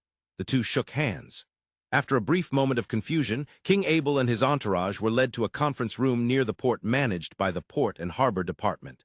Incidentally, Monster Mazare, who had been frozen earlier, was thawed and taken away by the Pishkan guard squad. Chief Marta had instructed to wait a while, and in the conference room were Abel, Rio, 10 members of the Royal Knight Order, and Captain Paulina, totaling 13 individuals. Naturally, Rio and Abel began to whisper to each other to grasp the situation. That burly guy must have been overwhelmed by the vicious aura emanating from Abel and went berserk. A vicious aura? He probably got scared and decided to strike first before getting struck. Oh, I see, I can understand that sentiment. Abel had been an adventurer for a long time, thus he understood that feeling. However, it was true that they had suddenly attacked a king. In any nation's laws, that would warrant a death penalty. Yet Abel was lenient. While I cannot overlook it, if it was not intentional, there should be no need to pursue punishment. The responsibility should fall on the chief. Negligence on the part of supervision, the most terrifying words for one leading subordinates. Abel was certainly not lenient. You're just looking to hold the chief accountable for your subordinate's actions and use it to gain leverage in negotiations. There's no choice in the matter. They handed over a negotiation card without any prompt from us. Abel shrugged at Rio's words. You say you'll spare him, but then you demand this country become a vassal of the Negotiator kingdom. What a terrifying king you are, Abel. Well, that's not on my agenda. Could it be that was your aim from the beginning, to intimidate while descending the gangplank? I shall henceforth refer to you as the Conspiracy King Abel. Come on, you should listen closely. I have no intention of making this place a vassal, nor did I mean to intimidate. Besides, there's no way something like that would make a country a vassal. Rio's eyes glinted with mock terror, while Abel looked exasperated. Of course, the two were merely teasing each other. However, a voice suddenly broke through from an unexpected direction. I apologize, Your Majesty. The voice belonged to Captain Paulina, who was bowing her head. Captain, why are you apologizing? Abel inquired. Rio also tilted his head, puzzled. As I mentioned earlier, we docked in Pishkan when we came from the Western nations. Unfortunately, during that time I was proposed to by Chief Marta. Eh? Without changing her expression, Captain Paulina reported calmly, while Abel and Rio were stunned in unison. I refused and set sail immediately, so there wasn't a particular issue, but I never imagined things would turn out this way. I regret not reporting it sooner. Ah, no, well, I suppose it can't be helped. Indeed, Abel was surprised since he had not been informed about that matter. But he understood that from Paulina's position, it would indeed be difficult to report. This time it was the second visit where trouble arose, and thus a report should have been made. But had this incident not happened, it would have been a completely private matter. The difficulty in separating work from personal matters. It seems that is unchanged in any era or world. Without a word, Rio shook his head. When that guy attacked, you deliberately didn't protect me, did you? Well, yes. I realized Abel had a perfect grasp of that burly guy's movements, so I thought it would be more effective to let you counterattack. Yet I also hesitated. Should I take my sword or remain unarmed? Even if Abel failed before suffering a fatal injury, we could both ice him, so it was a manageable situation. That means I would have been frozen too, right? Well, yes. That doesn't sound safe at all. Abel shook his head. Yet he did not outright deny Rio's judgment. However, there was someone who felt dissatisfied. That's quite troubling. It was Scotty Kabuk, the squad captain of the Royal Knight Order. By the way, the other squad captain, Zack, remained on the ship, guarding there. Although His Majesty Abel is an exceptional swordsman, there are always unforeseen circumstances. Why, yeah, that's true. Indeed. I'll ensure protection from now on. Abel was flustered by Scotty's critique, and Rio also bowed his head slightly. For the Royal Knight Order, whose duty is to protect, it is only natural to shield their king, Abel, with their very lives. Only Abel and Rio had stood at the port when the burly man attacked, while the Royal Knights were still on board the ship. This had happened to ensure the ceremonial dignity of King Abel, but it seemed that from now on they were going to be on high alert for his protection. Imagining that, Abel couldn't help but smile wryly. As I wrote in the afterword of the previous chapter, 721 A Peaceful Voyage. The Water Attribute Mage will begin airing as a TV anime starting July 2025 on TBS and other channels. This information was released today, January 10, 2025 at noon.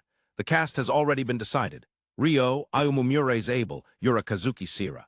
Kid Hondo official website, PV first release, is also available mizuzokuse-anime.com. Official X, I hope that everyone who has an X account will follow the official X. If many people follow, the anime production team and, of course, those involved in the book will feel very pleased. It's because it shows that there are many people looking forward to it. I hope it turns out that way. Personally, I want many people to know the term Water Attribute Mage. Even if they haven't read it, they should at least have heard of it. Even if they haven't seen it, they should have heard of it. There are works like that. Where people have heard of them, I hope they come to know of its existence, first and foremost. Ultimately, it would be wonderful if they could read the novel and comic, and then watch the anime. In the office above the conference room, where Abel and the Negotiator Kingdom delegation were led, Chief Marta and Minister of Ports Nanta were holding an emergency meeting. In contrast to the relatively calm atmosphere of the conference room, the air in this minister's office was heavy, extremely heavy. This is a terrible situation, Marta was trembling. After leading the Negotiator Kingdom delegation into the conference room and thinking it through calmly, he realized just how dire their situation was. An assault on a foreign king who visited for the sake of friendship. Such an event was unprecedented. Moreover, it happened in front of a crowd right before his eyes as chief.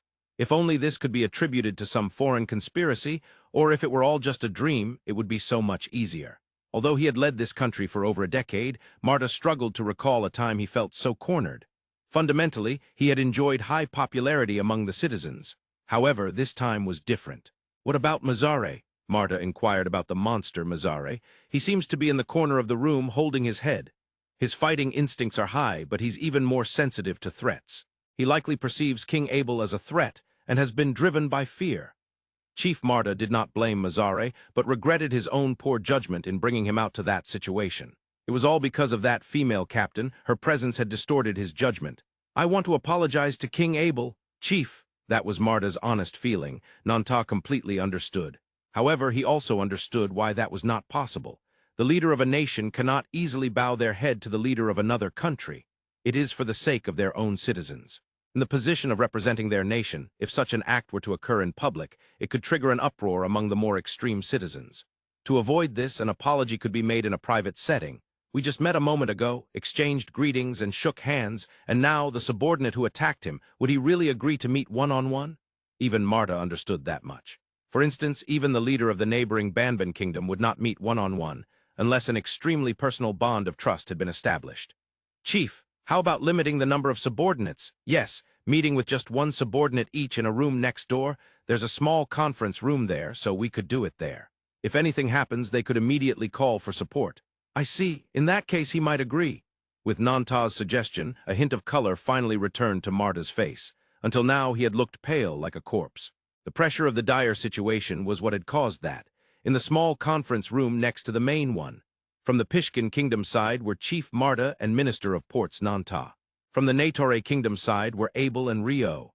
A meeting involving the four had begun. Of course, when this proposal was made by the Pishkan kingdom side, Scotty, who was effectively in charge of the guards, expressed concern. It was naturally frightening to have their master meet a person with whom trust had not yet been established, especially in a confined space. But Abel spoke up, as if it were only the most natural thing in the world. "Just bring Rio as a guard, right? This time he should be able to protect me before I get attacked." "Of course, leave it to me. I'll make sure to encase Abel in perfect ice before any enemy's blade reaches him." "If possible, I'd prefer you not to encase me in ice." The bold hero king, Abel I, seemed to be afraid of being frozen. "Then it can't be helped. I will bring the first unit of the Garden Watchers. They are non-human, so they won't count as part of the one subordinate limit proposed by them." "Isn't that a bit underhanded?" Abel is quite serious. "When it comes to meetings between the leaders of nations, it's akin to war. It's a terrifying world where all sorts of traps and assassins lurk. To think one could just rush in with only 2 people, it may be foolish beyond mere seriousness." "Well, whether serious or foolish, just make sure to protect me." Ignoring Rio's wild imaginings, Abel concluded the discussion. And now, they sat in a 4-legged chair, 2 against 2. The first to speak was Chief Marta. "King Abel, I sincerely apologize for the matter with my subordinate." He said this and lowered his head deeply despite still being seated. Rio was taken aback by this sight. He had never witnessed a leader of a country bow so deeply, not even when he was on Earth. However, Abel, with a smile, replied, "Chief Marta, please raise your head. While it is true that I was attacked, I am not injured. Please don't worry about it." Of course, he was not saying this out of naivety. In some cases, when he was not in a position of authority, such a thing might be possible, but this was already a diplomatic setting. The other party's blunder was an opportunity for them. Moreover, it was not a matter of simply being late to the meeting. In fact, Abel was more concerned that if his initial demands were met, everything else would be secondary. Those demands wouldn't only benefit the Negotiator kingdom, but would also likely benefit Pishkan kingdom as well. "Originally, the Skizblaznil from our Negotiator kingdom arrived at your country not to make difficult demands." With a smile still on his face, Abel began. Marta raised his head and looked at Abel. He could see a hint of caution in Marta's eyes. That was natural. It was hard to believe someone suddenly claiming to be a king when they said there were no difficult demands.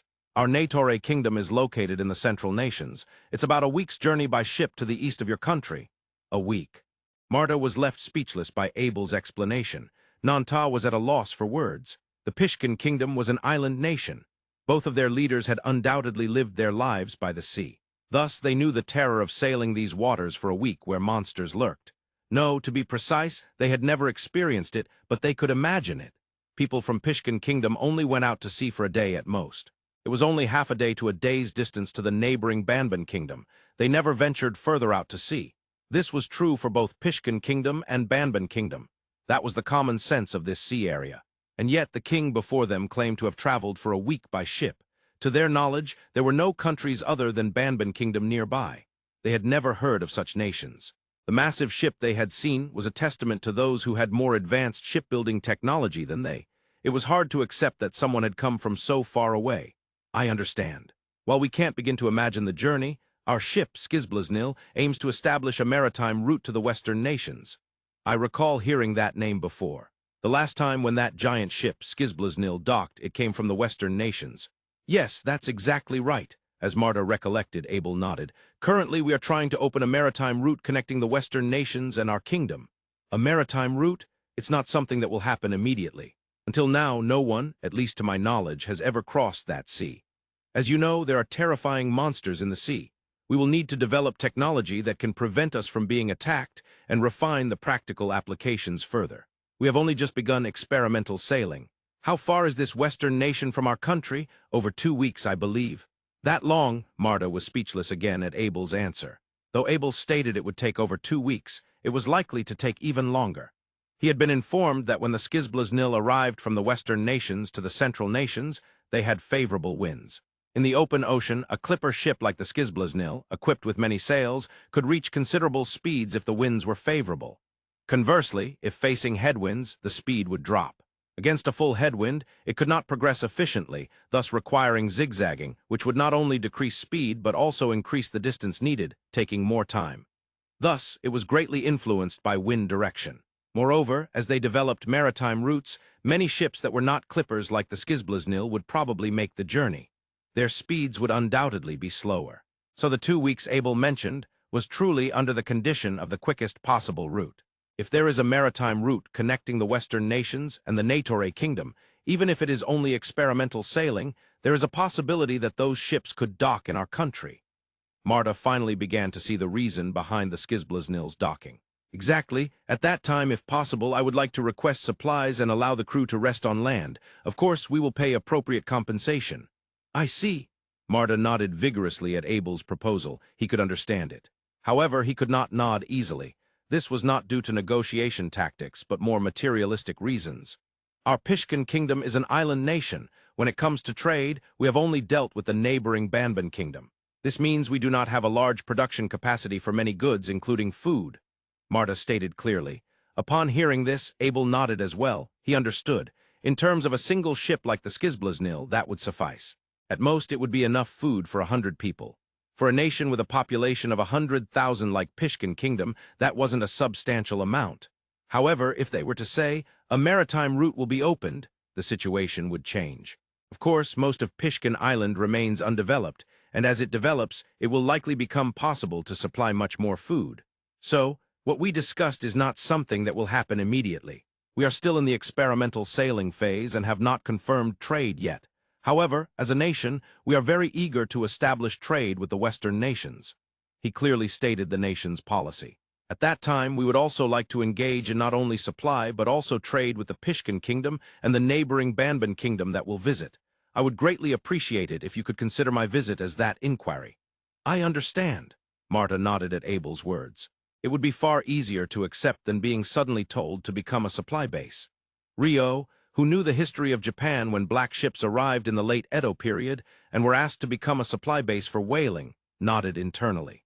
Yes, the black ships from America, across the Pacific, had appeared at Uraga of Japan because, as a result of the Industrial Revolution, Western countries were seeking whale oil. They needed a supply base for whaling activities. They even established whaling bases as far as Antarctica to acquire whale oil. History has such aspects. This visit signifies that a nation adopting such a policy exists. Is my understanding correct? Yes, that is fine. The moment Abel answered Marta's confirmation, he sensed a commotion in the adjoining room, the conference room.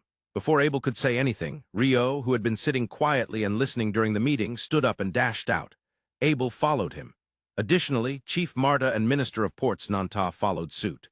In the conference room, there was a burly man who had barged in and Pishkan Kingdom soldiers trying to restrain him. The royal knights, Abel's guards, had their hands on their swords but did not act. They were on alert, watching the situation unfold. The noisy voices belonged to the Pishkan soldiers. "Scotty, what happened?" Abel entered the conference room and asked Scotty. "That man, the one who attacked your majesty, is trying to enter the conference room, and the soldiers of this country are attempting to stop him." Scotty's explanation was straightforward and to the point. In fact, nothing else had happened. As they exchanged such conversation, a voice echoed in the conference room. "Mazare, The burly man, known as the Monster, Mazare, flinched and stopped moving. He turned his face towards the voice. It was Chief Marta who called his name. He walked across the conference room towards Mazare. In response, Mazare bowed his head. The soldiers who were restraining Mazare also bowed. Marta was being respected as the chief. That was only natural. Without such respect, he could not have led the country for over a decade. "What happened, Mazare?" The tone of this call was different from the first. It was filled with kindness and affection. "I want to apologize." "Apologize to whom?" Mazare raised his hand in silence, pointing at Abel. "You want to apologize to King Abel? Is it about what happened at the port?" Marta asked, and Mazare nodded silently. Their conversation took place in a quiet conference room. Naturally, it reached Abel's ears as well. "I will accept that apology," Abel said and began to walk towards Mazare. Of course, Scotty, the guard, tried to stop him, but Abel lightly held out his arm to restrain him. This was, in a sense, a diplomatic venue, a pivotal moment that could foster friendship between the two nations in the future. Abel understood this instantly, and he slowly approached Mazare. Upon closer inspection, he noticed Mazare was trembling. Instinctively, he perceived Abel as a person with terrifying combat power. To let such a person into his range was nothing but fear. Thus, he trembled. Even so, Mazare endured. He understood that his actions at the port had tarnished the position of the chief he respected. He had come here in hopes of making amends, so although terrified and despite not being able to stop shaking, he persevered. Abel stood before Mazare. "I am truly sorry." Mazare bowed his head. "I accept your apology," Abel replied. At first he thought they should shake hands, but he noticed Mazare was shaking and decided against it.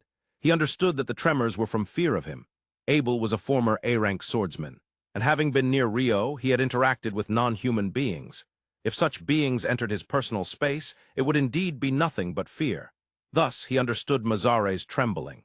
Abel turned to Chief Marta and spoke in a bright tone.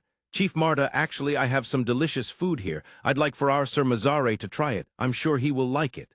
"Huh." Marta tilted his head at Abel's sudden suggestion. Mazare himself seemed completely bewildered as well. Shortly after, a message was sent from the conference room to the Skizblaznil docked at the port. 15 minutes later, the item they were looking for arrived. What the head chef Kobachi brought was a large platter of fried chicken. An enticing aroma wafted through the air.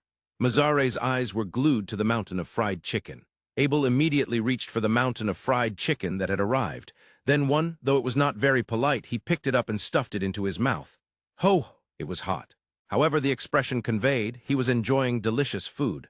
"Now, Sir Mazare, you should eat too," Abel called out. Mazare, who had instinctively reached for it, halted midway. He seemed to confirm with Marta whether his action was appropriate after his instinct had driven him to reach out. Marta silently nodded.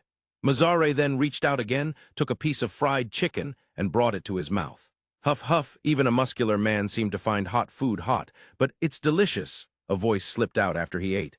"I had them make plenty, so feel free to eat as much as you like," Abel said with a smile. And Kobachi, the head chef, nodded. "King Abel." "Oh, my apologies, Chief Marta. I acted on my own, but would you forgive this whim of mine?" Of course, of course. To say forgive is presumptuous. I'm the one who wants to express my gratitude." As Abel smiled and spoke, he watched Mazare, who had started to eat the fried chicken happily while nodding repeatedly. By the way, beside Mazare, a man in a white robe was also eating determinedly. He was smiling at Mazare. Of course, it was Rio. "Mazare has been frozen in place. Despite appearances, he is the first Duke of our Natore kingdom. He is also the most powerful water attribute mage in the Central Nations. He seems to be eating very well." "Indeed. He's the kind of man who would declare that delicious food is undoubtedly the key to world peace." "World peace? That sounds grand." Marta showed surprise while smiling at Abel's words. Indeed, no one knows the vastness of the world. Yet to chant world peace, it could only be described as grand. However, being able to witness this scene makes one think that it may not be entirely impossible. Yes, even the chief and king, who should know the difficulty of peace best, might think so. "It's fascinating." Abel nodded at Marta's words. In the conference room, a peace fostered by food began to spread. After spending a night, Skizblaznil set sail from the Pishkan kingdom. On the deck, a water attribute mage was praising. "Just as expected from Abel, the strange technique, Karad's shower, amazed me as well." Kishi. "Karad's shower?" Rio was admiring, but Abel had no idea what he was talking about. "It was the technique from yesterday that made the demon eat a large amount of Karaj. I never imagined he would be overwhelmed by such a technique. It was beyond my imagination." "Oh, really?" "Indeed, the demon is incredibly muscular, so he probably eats a lot of meat." In fact, he seemed to be really enjoying it. Of course, it's thanks to the wonderful culinary skills of head chef Kobachi. Ryo nodded repeatedly in admiration. He seemed genuinely impressed. The demon you've been referring to is Lord Mazare, right? Yes, that's correct. I heard he has the title demon, so I decided to call him that. I see. Abel was unaware that Mazare had the title demon. He was curious about when and how Ryo found that out, but... Did you know there was such a technique, Abel? Did you learn it in the past? Such a technique? Culinary diplomacy? Culinary diplomacy? Ryo answered while Abel tilted his head. Abel didn't think of using cuisine for diplomacy, thus his reaction was understandable. Using cuisine for diplomacy? Yes, your reaction indicates that you created that strange technique without knowing about it. What a genius! Ryo was astonished. Abel was still tilting his head. However, he was interested in Ryo's words. Is there really a method of using cuisine for diplomacy? It's a form of diplomacy that was carried out at the embassy in my hometown. At the embassy? Is that the one located in the capitals of various countries that I know of? Abel tilted his head further. Exactly. In the royal capital, there are embassies from various countries, right? The Negotiator kingdom also has embassies in foreign capitals, doesn't it? Oh, yes. Most embassies have chefs, right? And those chefs must be exceptionally skilled. Now that you mention it, that's true. Abel nodded as he recalled. During his time as the second prince, he had visited several countries in the central nations as an envoy. During that time, he stayed at the local embassy of the kingdom. Now that he thought about it, the food at every embassy was delicious. They served dishes to ambassadors from other countries and local ministers. Naturally, skilled chefs are dispatched. Dispatched? They aren't hired locally. In my hometown, it was chefs dispatched from the sending country. That is the essence of culinary diplomacy. Abel honestly hadn't recognized who was cooking at the local embassy. Even now, he knew there were detailed records regarding the cooks at the kingdom's embassies in the Empire and the Alliance. He believed the cooks were likely from the kingdom as well. However, what about the kingdom's embassies in other countries? At the local level, they serve our country's cuisine to be enjoyed. Sometimes, they even arrange it to resemble local dishes, creating a sense of friendship. I see. Culinary diplomacy. Abel began to see what Ryo was trying to convey. The claims of their own country and the display of friendship unfolded on the table. The dishes presented were already a part of diplomacy. Naturally, the menu would reflect the ambassador's intentions. Feeding that demon Karaj was also a part of diplomacy. I indeed thought it was a diplomatic occasion, but I honestly hadn't considered the food. That's the terrifying part of Abel, Ryo nodded. Yes, Ryo knew that Abel was naturally gifted. At the same time, he also understood that he was a kind of genius. He grasped it intuitively. What needed to be done right then? What would be the most effective action? To act or command without hesitation. I always think that Abel is unfair. Why am I suddenly being accused unjustly? Everyone studies, gains experience, and thinks hard to derive the correct answer. Yet Abel somehow does it casually and arrives at the answer. I see. I'm not unfair, but rather unfortunate. Abel shrugged off Ryo's accusations. Someday someone might envy Abel's genius and plot a terrible scheme against him. A scheme? Yes. Among human emotions, jealousy is the most troublesome and the ugliest. Compared to jealousy, anger is far better. Is that so? Anger can transform into regret and in some cases can promote one's growth. It's that I won't lose, I'll show them kind of feeling. However, jealousy does nothing but bring others down. A person consumed by jealousy is ugly to see from the outside and is nothing but harmful to those around them. Please be careful. Why, yeah, I'll be careful. While the first Duke praised His Majesty the King and spoke candidly, Skizblaznil was sailing on the sea. If all went according to plan, they were set to arrive at Banban Kingdom by evening. As usual, Abel was sitting on an ice chair on the deck, reading documents on an ice table. After finishing his praise, Ryo peered at the documents. Information about Banban Kingdom? Yes. It seems this information was collected when Skizblaznil made port on the way from the Western nations. I see. The population is quite large, isn't it? It says around 300,000. This morning, the population of Pishkan Kingdom was reported to be 100,000, so it's about 3 times as much. That's quite a difference. Abel nodded at Ryo's observation. A threefold difference in population is significant. Both Pishkan Kingdom and Banban Kingdom are island nations and maritime states. It seems they've been competing fiercely for quite a long time. However, when two countries are so far removed from others and have such a large population gap, usually, the country with the smaller population ends up being close to a vassal state of the larger one. In the worst-case scenario, they could be annexed. This is a scene often seen throughout history. Yet these two nations are rivals. Pishkan Kingdom must have worked extremely hard. Or perhaps Banban Kingdom is in a state where it cannot exert its strength as a nation. Rio and Abel discussed the possible situations. To not be able to exert strength means it's either divided or fighting among regions, right? Exactly. The population is 3 times that of Pishkan, but the land area is also roughly 3 times, with 3 islands of a similar size to Pishkan at its core for the country's politics. The investigative ability of the people on this Skizblaznil is impressive. They gathered even such information just by making a brief stop. Indeed, I wonder if they have honed those skills in their home country, Abel agreed with Rio's assessment. The crew of Skizblaznil were citizens of Gosran Duchy from the Western nations. Although the ship is registered under the Negotiator Kingdom, it is docked at Gosran Port, and the maintenance and crew are also registered as citizens of Gosran Duchy. Gosran Duchy has never gone to war with its neighbor, the Mafalda Republic, and has produced many popes throughout history. Therefore, it maintains friendly relations with both France and the Republic.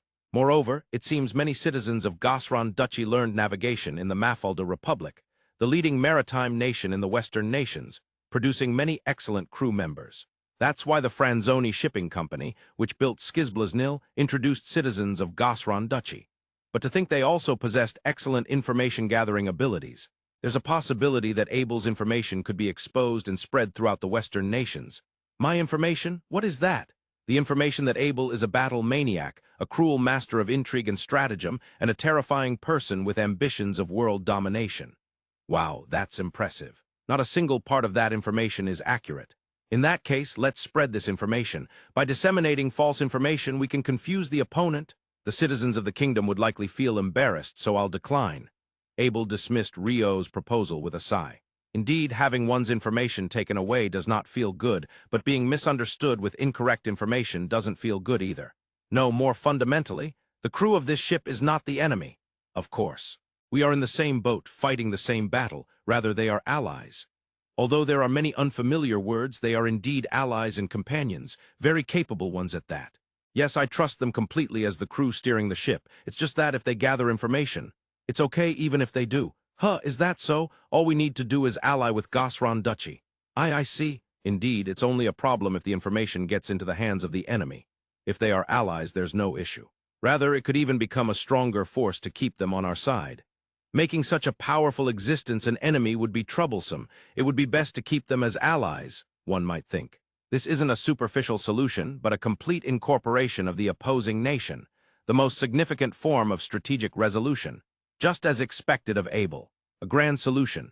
Is that so? Rio nodded sincerely, clearly impressed, while Abel felt a bit shy. Increasing allies over enemies. It's wonderful from a grand strategic perspective, too. Yes, I want to avoid making enemies as much as possible. While Rio and Abel were having such a conversation, Skizblaznil spotted Banban Kingdom. At 3 in the afternoon, it was set to dock at Ikaban Port on Ikaban Island. On January 15, 2025, The Water Attribute Mage, Part 2. Western Nations Arc V, The Water Attribute Mage at Comic Volume 6, the Audiobook Volume 2 will be released. Furthermore, on March 19, the release of The Water Attribute Mage, Part 3. Eastern Nations Archive has been announced, and reservations have already begun on sites like To Books Online. Special book site. The Volume 5 of Part 2, set to release on January 15, is the final chapter of Part 2, The Demon Grand War. Originally, the narrow version only had 100,000 words, so I made a lot of additions. Yes, just like always, therefore please be sure to purchase and read it. I put in a lot of effort. Chapter text, Ikaban Island, Ikaban Port. Rio tilted his head. As a former Japanese, the strings of sounds were familiar to him. Ikaban means number 1. No one answered his question. No, there was someone. Abel, was there a name of an island mentioned in the report about the Banban Kingdom you were reading earlier? There were just the names of the 3 big islands. What are the names other than Ikaban Island? I think they were Niban Island and Sanban Island. What? Rio was surprised. No matter how you think about it, first, second, third, I sense the shadow of a reincarnator. Rio's mutter was too small for Abel to hear. However, Abel could tell that Rio was mumbling something. Rio, is there something on your mind? No, it's nothing, just something I'm a bit curious about. You're definitely curious. What is it? No, I'll report once I've confirmed my findings. Confirm? Abel tilted his head at Rio's response. He's going to investigate in a foreign country? How? Abel had those questions in mind but pushed them to the back, thinking they wouldn't be resolved anyway. The Skizblaznil docked at Ikaban Island. From here, Abel was about to descend the gangway. On the port, soldiers from the Banban Kingdom were lined up. The information is leaking. It's as if they knew about our arrival. They probably did. The only country that usually has relations with the Banban kingdom is the Pishkan kingdom. Naturally, they would have established a system to acquire information from the Pishkan government. Spies? Of course. At Rio's words, Abel shrugged. About 20 members of the Negotiator kingdom's Night Order were also lined up at the bottom of the gangway. To prevent a commotion like the one that occurred in the Pishkan kingdom, the Royal Night Order was providing escort. Abel had said it was an exaggeration, but he was countered by the two squad captains, Zack and Scotty. Moreover, when Captain Paulina also subtly pointed it out, Abel had no choice but to accept the Night Order's formation. By the way, Rio, as before, followed closely behind Abel, holding Abel's beloved sword. However, due to the intensity of the two squad captains' plea, "Please protect him at all costs," Rio nodded, overwhelmed by their fervor. Protecting His Majesty the King is quite the task. Abel descended the gangway. Upon stepping onto the port, a person from the Banban kingdom approached. Of course, there would be no attacks this time. "Your Majesty Abel, we have been waiting for you. I am Rakan the 20th, King of the Banban kingdom." "Your Majesty Rakan, it is an honor to meet you. I am Abel Ai, King of the Negotiator kingdom." Thus, the meeting between the two kings was successfully completed. Following this, the delegation from the Negotiator kingdom was guided to a place called the main auditorium. As I mentioned earlier, our country lacks facilities to welcome state guests. Well, we used to have them, but for the past 100 years, we've only communicated with our neighboring country, Pishkan, so we haven't maintained any. "I see," King Rakan explained while guiding Abel. "If your escorts also wish to stay, this auditorium is all we have." "No problem. I requested that the escorts stay together, so please don't worry about the location."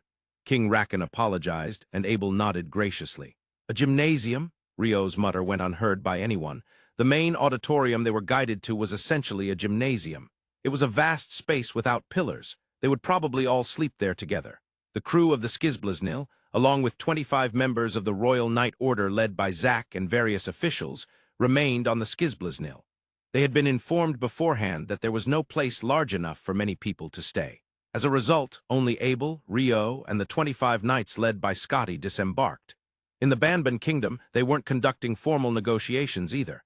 It was merely a face-to-face meeting for Abel, conveying the same message he had given to Chief Martyr in the Pishkan kingdom. That said, since their arrival was in the evening, they had no choice but to stay for one night.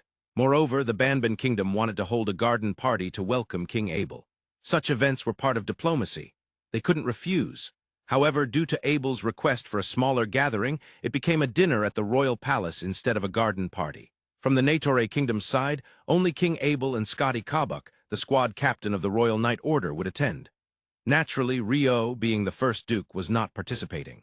Of course, Abel had consulted Rio about it, but "My stomach, head, hands, and feet hurt."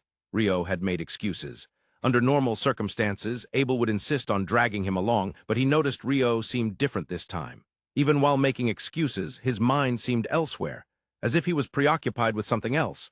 So, deciding not to force the issue, Scotty would accompany Abel instead. Rio would remain with the other Night Order members in the main auditorium, and he sat alone in a corner with his eyes closed. 9 o'clock at night. The dinner gathering ended, and Abel returned to the main auditorium with Scotty. The auditorium was dimly lit by many candles, but it was far from bright. In that atmosphere, Abel scanned the surroundings. Suddenly, Rio, who had been sitting in the corner, stood up. Then he started walking towards Abel. His demeanor was unusual. "What's wrong? Honestly, I don't understand what's happening, but..." "Armed individuals are arriving at the island." "What?" Abel exclaimed in a bewildered voice at Rio's explanation. But that sound made the Night Order members who were talking fall silent. In the ensuing silence, Rio's words echoed. "Armed individuals are crossing over to this island from Niban Island and Sanban Island in small boats." Naturally, Abel wondered why Rio had such information. However, that wasn't what he should be thinking about right now. "So you don't know what those armed individuals are after?" "Yes, I don't know. They probably aren't regular soldiers, but their equipment resembles that of the soldiers who were lined up at the port." "Are they going to attack us, or is there a rebellion against the government on this island?" Abel murmured. That murmur sent a ripple of tension among the Night Order members who were eavesdropping. Some put their armor back on. Some moved their beloved swords closer. Others strained to listen to the conversation between Rio and Abel. "Scotty, what do you think we should do?" Abel asked Squad Captain Scotty. It was a question of what they wanted to do as escorts. "I think it would be best for everyone to move to the Skizblaznil and anchor outside the port to observe the situation." Scotty answered without hesitation. His top priority was ensuring King Abel's safety. If that's the case, there was no other answer. Got it, we'll move immediately. Abel decided promptly. There was nothing good about taking time. First, they needed to resolve the situation where their allies were divided. After that, they needed to secure freedom of movement. If they cleared these two, the rest would be manageable. Abel hurriedly wrote a document. Scotty took the document, placed it in an envelope, and handed it to a subordinate. The subordinate who received it ran off. What was that? I wrote that due to circumstances, we will be sleeping on the Skizblaznil tonight. Since there are soldiers from this country outside, they will relay it to King Rakan. Abel answered Rio's question. As he spoke, everyone began to move. As they were walking, the knight who had taken the letter returned. Scotty confirmed it. Your Majesty, everyone is gathered. All right, let's pick up the pace, Abel said, and everyone began to walk at a speed just before running. Running would indeed look bad, but they wanted to return to the ship before anything happened. Of course, one of the knights had already returned to the ship and conveyed the situation. Once they boarded, they could set sail immediately. As usual, Rio walked alongside Abel. However, Abel noticed. Rio was still focused on something else, so he didn't ask anything. The group moved quietly to the port. They climbed the gangway and boarded the Skizblaznil without incident. Everyone has boarded, Scotty reported to Captain Paulina. Acknowledging this, Paulina nodded once and silently signaled. The Skizblaznil moved almost silently. Without unfurling its side sails, it smoothly left the port with only a few vertical sails. Confirming this, Abel looked at Rio. Rio had completely closed his eyes since going up on deck, but he opened them as he felt Abel approach. The people who landed on Ikaben Island have surrounded the auditorium we were in and the royal palace. Moving early was the right call. Abel nodded at Rio's report. Then he asked, have you been using magic to scout since earlier? Abel had also noticed that Rio was doing something. He had declined the invitation to the dinner gathering because he had been focused on that something. Ah, we're probably within range for sonar detection now. I'll retrieve it. Retrieve? Niban Island and Sanban Island are quite a distance apart. There is a narrow sea between them after all. So my sonar can't reach. I see. That's why I sent them there. Thud, as Rio spoke, something landed on the deck. Though it had landed, it was invisible, glimmering and reflecting light. These were beings that Abel was somewhat accustomed to. Aniwaban? Yes, that's the first squad of the Garden Watchers. As Rio answered, the previously transparent ice golems gained color. With transparent ice, you really can't see them at night. Exactly. Even in the evening, if they enter the shadows, they can hardly be recognized by the human eye. In other words, Rio had sent the first squad of Garden Watchers to Niban Island and Sanban Island. So he was controlling them all the way to that island? Yes, I was sending them 3 at a time, but controlling 6 at once was quite challenging. Rio's expression was filled with satisfaction. Though it was difficult, he had managed to get the information early, which allowed for a safe retreat from the auditorium. If they had delayed in obtaining information, the group would have likely been caught up in the impending conflict. Originally, you didn't send the golems thinking an attack might happen, did you? Of course not. Remember I said, I'll investigate and report once confirmed. I see. So you intended to investigate with this. After doing a bit of scouting, the soldiers on both Niban Island and Sanban Island were decidedly armed, so I initiated an investigation over there. And then this attack happened. Rio shrugged, saying it was unfortunate. In the end, I couldn't investigate what I wanted to. Rio was convinced that reincarnators were involved in the past of the Banban kingdom, but he wanted to find evidence. However, before he could search, this situation occurred. Ah, what is it? Rio involuntarily raised his voice and Abel inquired. A large-scale conflict has begun near the entrance of the royal palace. Rio conveyed the information he read through his passive sonar. After a moment of thought, Abel turned around and asked, Zack, Scotty, you're against intervening, right? Yes, we are strongly against it. Yes, we should remain passive. Both Zack and Scotty advised against interference in response to Abel's inquiry. Abel then called out to a person behind the two. Captain Paulina? Yes, Your Majesty. I read the report about the Banban kingdom that you compiled. Do you have any additional information? Most of it is written down, but... Paulina glanced slightly upward as if trying to recall the content. If I were to add something based on this incident, it would be that Niban Island and Sanban Island are currently ruled by the brothers of the current king Rakan the 20th as Island Lords. Island Lords? I didn't investigate thoroughly, but it seems they are the rulers of the islands. Compared to the king, they would be akin to vice-kings. I see. The current attack was likely initiated by those vice-kings among his brothers. Abel nodded at Paulina's explanation. We will not interfere in the internal affairs of the Banban kingdom. We lack information on which side to support. For now, we will observe the situation. Abel declared the course of action. The two squad captains and Captain Paulina silently nodded. Thus, the Skizblaznil spent the night outside Ikaben port. The next early morning, the sound of a bell echoed on the deck of Skizblaznil. Hearing it, Abel stepped out of the VIP room. "Zack, what happened?" he asked Zack Cooler, who was guarding the door to the VIP room. "It seems a ship is approaching from the port," Zack replied, pointing towards the harbor. Indeed, without even needing a telescope, it was apparent that a ship was drawing nearer. It wasn't as large as Skizblaznil, but it was still considerable in size. The other squad captain, Scotty Kabuk, had already taken charge of the Royal Knight Order and lined them up on the ship. Of course, the knights had not drawn their swords, but they were fully armed, prepared for combat if necessary. "Zack, Scotty, don't engage from this side." "Understood," Abel commanded, and both of them replied in unison. It wasn't just the Knight Order preparing for battle. The deck of Skizblaznil was also ready for combat. Specifically, arrows lined up in a position where they couldn't be seen from the enemy ship, so the crew could grab their bows and knock arrows at a moment's notice. "Captain Paulina, hold off on engaging from Skizblaznil as well." "Understood," Paulina nodded. The crew seemed to nod along with her. "Rio, can you tell how many people are on that ship?" "There are 50 on deck, with 30 of them being armed soldiers. Also, there seems to be an important-looking person at the bow." "An important-looking person? They're crossing their arms and probably glaring at us." "You can tell all that?" Abel was surprised by Rio's detailed report. It seemed Zack, Scotty, and Paulina were equally astonished. Yet everyone remained silent. The tension was rising, and then, "Stop the ship!" Zack shouted. The ship that had come from the harbor stopped at about a distance of 50 meters.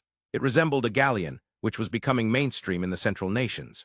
With a length of 50 meters, it was smaller than Skizblaznil and had a lower deck position. However, due to the slightly raised bow and stern, the figure standing with arms crossed at the bow was easily visible from Skizblaznil. "Just as Rio said, they look important." "Right," Abel muttered, and Rio nodded beside him. The man standing at the bow looked to be in his mid-30s, with a height of about 180 centimeters and a solid build with a broad chest. He stood with his arms crossed in front of his chest, proudly puffing out his chest. With black hair slightly mixed with gray, tied back, but what was most striking were his strong-willed black eyes. "I am Mafredi, the island lord of Niban Island. I wish to meet with His Majesty the King Abel I of the Negotiator Kingdom." The man at the bow, Mafredi, introduced himself. "I am Abel I." In response to the introduction, Abel introduced himself as well. "Oh, just as reported, you exude an aura of strength." "Reported. I have heard that the monster from Pishkan went on a rampage due to that aura." "I see." Abel nodded, understanding Mafredi's words. It seemed this man was aware of the events that had transpired in the Pishkan kingdom. "I've heard that an island lord holds a position similar to that of a vice-king. Thus, is it correct to understand that you have taken on a supportive role to His Majesty Rakan, whom I met yesterday?" "Yes, that was the case until yesterday." "In other words, it's different now?" "Yes. From today I am the king of the Banban kingdom, not Rakan," Mafredi declared with a smirk. "I see. Then what is the reason for Lord Mafredi's visit?" Abel asked without changing his expression or tone. However, Rio caught on. Abel had referred to him as Lord Mafredi and not Your Majesty. Of course, Mafredi himself noticed this point, but he said nothing. Silently, his smile deepened. If Abel were to say Your Majesty Mafredi, it would imply that the Negotiator Kingdom acknowledged this coup d'etat.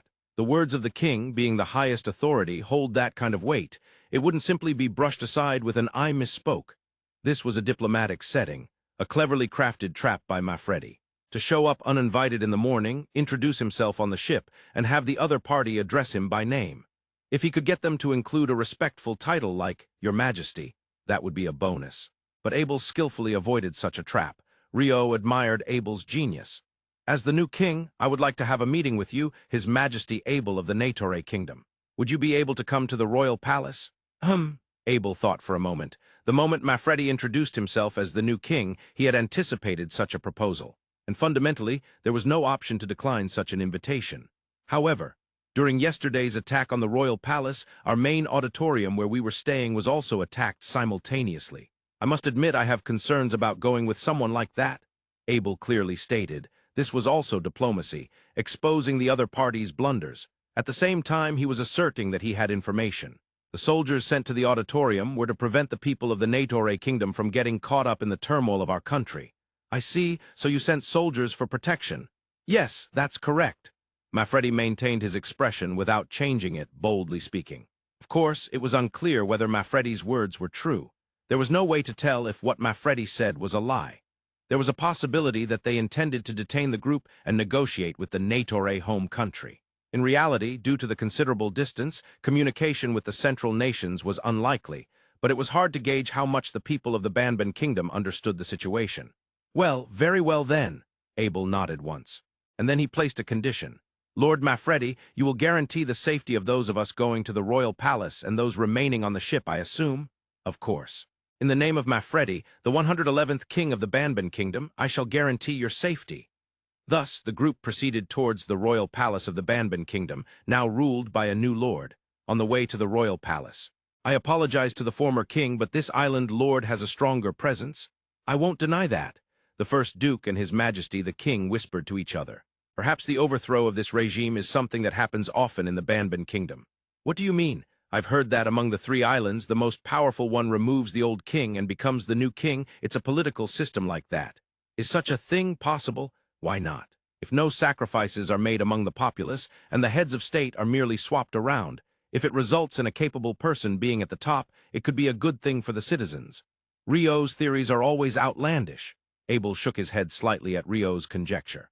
The worst for the people is when an incompetent person continues to govern.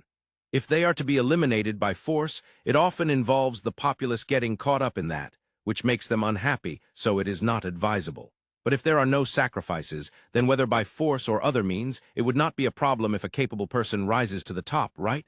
Provided that the capable person is someone who truly considers the welfare of the people. Yes, whether that can be guaranteed is uncertain. Rio accepted Abel's observation. The root of all issues lies in whether or not politics is conducted with the citizens' welfare in mind. That's where it truly matters.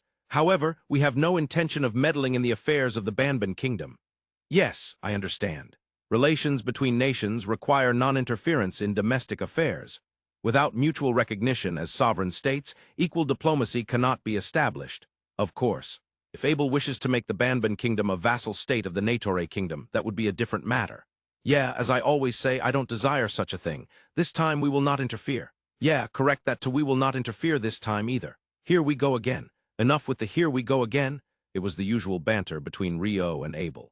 But it's not impossible that what happened in the Banban kingdom could happen in the Negotiator kingdom. Meaning, King Abel could be ousted. If King Abel is replaced by someone more capable, the citizens would be happier. The first duke stated with an unwavering tone. That more capable person to replace me is surely you, First Duke. Me? No way, being king sounds tedious, for the sake of the people. For my life over the people's lives, I live by that motto. Someone like that becoming the top of the nation would bring misfortune to the citizens. Indeed, there's no doubt about that. For some reason, it seemed that the king and the First Duke had reached a consensus. It might be a joke allowed only because King Abel was popular among the populace. Guided by Mafredi, the group entered the royal palace. It seemed there had been intense battles as the traces of destruction were vividly present. Even if ordinary citizens were not caught up in this, soldiers surely were. Indeed, given the circumstances, peace is certainly the best option, or perhaps a bloodless revolution would be acceptable. A bloodless revolution. So a revolution without spillage of blood, I see. Abel nodded thoughtfully. In the history of Earth, there have been quite a few successful examples of bloodless revolutions. Though certain conditions need to be met, if that can be achieved, it could be somewhat ideal. However, the sense of disorder here feels deliberate. Yeah, it might be Mafredi's personality. He deliberately shows us this. Is this also part of diplomacy? Diplomacy is indeed a hassle. Abel let out a small sigh. In the relations between nations, everything becomes a diplomatic card. Even the current scene post-coup. Whether to clean up and then invite or to invite without cleaning, there must have been options regarding that. Furthermore, Mafredi chose to invite the Negotiator kingdom without cleaning up. What that choice signifies is not clear at this point, but one can catch a glimpse of Mafredi's thoughts or preferences. As they proceeded further into the palace, the group was led into a rather spacious room. In the center of the room was a long table, with chairs lined up on both sides. Their own side on the left, the opposing nation on the right. It resembled a table and chairs used for diplomatic negotiations. And on the left side, there were already some individuals who appeared to be related to the Banban kingdom seated. Among those individuals, Abel spotted someone familiar. Your Majesty Rakan? Yes, it was Rakan the 20th, who had been the king of the Banban kingdom until yesterday. He wasn't bound. He wasn't injured either, perhaps out of frustration or humiliation. He appeared to be trembling with a stern expression. Your Majesty Abel, I apologize. He lowered his head as he said this. No, I'm just glad to see you're safe, Abel nodded. I have decided to have Rakan join us here as a counselor for the king. It seems he hasn't been involved in anything resembling negotiations up till yesterday, but I suppose there's some flow to it, Mafredi said with a smile. Throughout this, Rakan's expression remained stern. That was only natural. Until yesterday, he had been the top figure in this country. Now, however, he had been stripped of that position and was seated as a subordinate to the new top figure. In front of the foreign king he had met yesterday. While Abel did not change his expression, the knights accompanying him as guards likely had their expressions change. Mafredi began to speak. In our country, it is common for the weak king to be overthrown by the strong. The moment Mafredi declared this, Rakan's face contorted. By doing so, we remove the rigidity of politics and prevent the king and those around him from becoming corrupt. Therefore, it is even praised in some cases. I understand that political systems differ from country to country, Abel replied to Mafredi's words. However, I find it curious why it happened last night. Why would you act precisely while we were visiting? Because last night was a new moon. Nighttime actions are more convenient when the moon isn't present. Even with diplomatic envoys present, you didn't think it mattered. I was told they are powerful individuals. They would protect themselves. I see. That was all Abel said. He said nothing more and without changing his expression, sat in the middle seat on the right side of the table. Mafredi also shrugged slightly and sat opposite him. Thus began the bilateral meeting. However, it was not a formal meeting. Essentially, the Negotiator kingdom had docked with the intention of Abel paying a courtesy visit to the representatives of the opposing nation. No establishment of diplomatic relations or signing of friendship treaties was planned. The purpose was merely to convey, in the future, we might stop by for test navigation, and we appreciate your cooperation. And in the future, a trade route is expected to open. We hope for your continued cooperation then. Regarding this matter, it had already been communicated to the Banban kingdom government by Abel's own words the previous day. It had also been relayed directly from Abel to Rakan during the dinner the night before. Therefore, Mafredi, present in this room, was aware of it. Still, calling Abel and the others to this place was likely intended to show that Rakan was no longer king and that Mafredi had taken the throne. King Mafredi of the Banban kingdom, King Abel I of the Negotiator kingdom. They introduced themselves to each other and shook hands. That was diplomatic protocol. Following that, the attendees from the Banban kingdom were introduced. Naturally, Rakan was introduced as a counselor for the king. Then, the attendees from the Negotiator kingdom were introduced as well. But aside from the guards from the Royal Knight Order, there was only one person. The first Duke of the Negotiator kingdom, Duke Rondo. Abel introduced only Rio. Rio stood up and merely bowed his head lightly. Once the introductions concluded, Abel spoke. Last night's dinner was splendid. He suddenly praised the dinner. Mafredi couldn't help but scowl. Naturally, the host of last night's dinner was Rakan, the then king. For the current king, Mafredi, this wouldn't be pleasing. No matter who the current king is, one cannot ignore a dinner between representatives of nations. It's also for the honor of the cooks who prepared the meal. Well, that's fair enough. Then Abel began to praise each item that had appeared on the dinner menu. Mafredi wore an obviously displeased expression, but Rakan, the host from the previous night, wore a confused expression. However, he occasionally displayed a somewhat pleased expression. After about 20 minutes, Abel's praises finally came to an end. In response, Mafredi spoke. I've heard that the Negotiator kingdom is conducting test navigation to open trade routes with the Western nations. I understand that this docking is part of that. Correct. I would like to hear how your nation will be involved in our navigation, Mafredi asked plainly. There is a possibility of docking at the Banban kingdom during the test navigation. Indeed. However, regarding future routes between the Negotiator kingdom and the Western nations, to be honest, I don't know if we will dock at Banban kingdom. What? Mafredi asked back at Abel's ominous words. I've heard that when the trade route opens in the neighboring country, Pishkan, there might be a possibility of receiving supplies, and they even suggested trade. Indeed, that was suggested. That is true. Then, what about our country?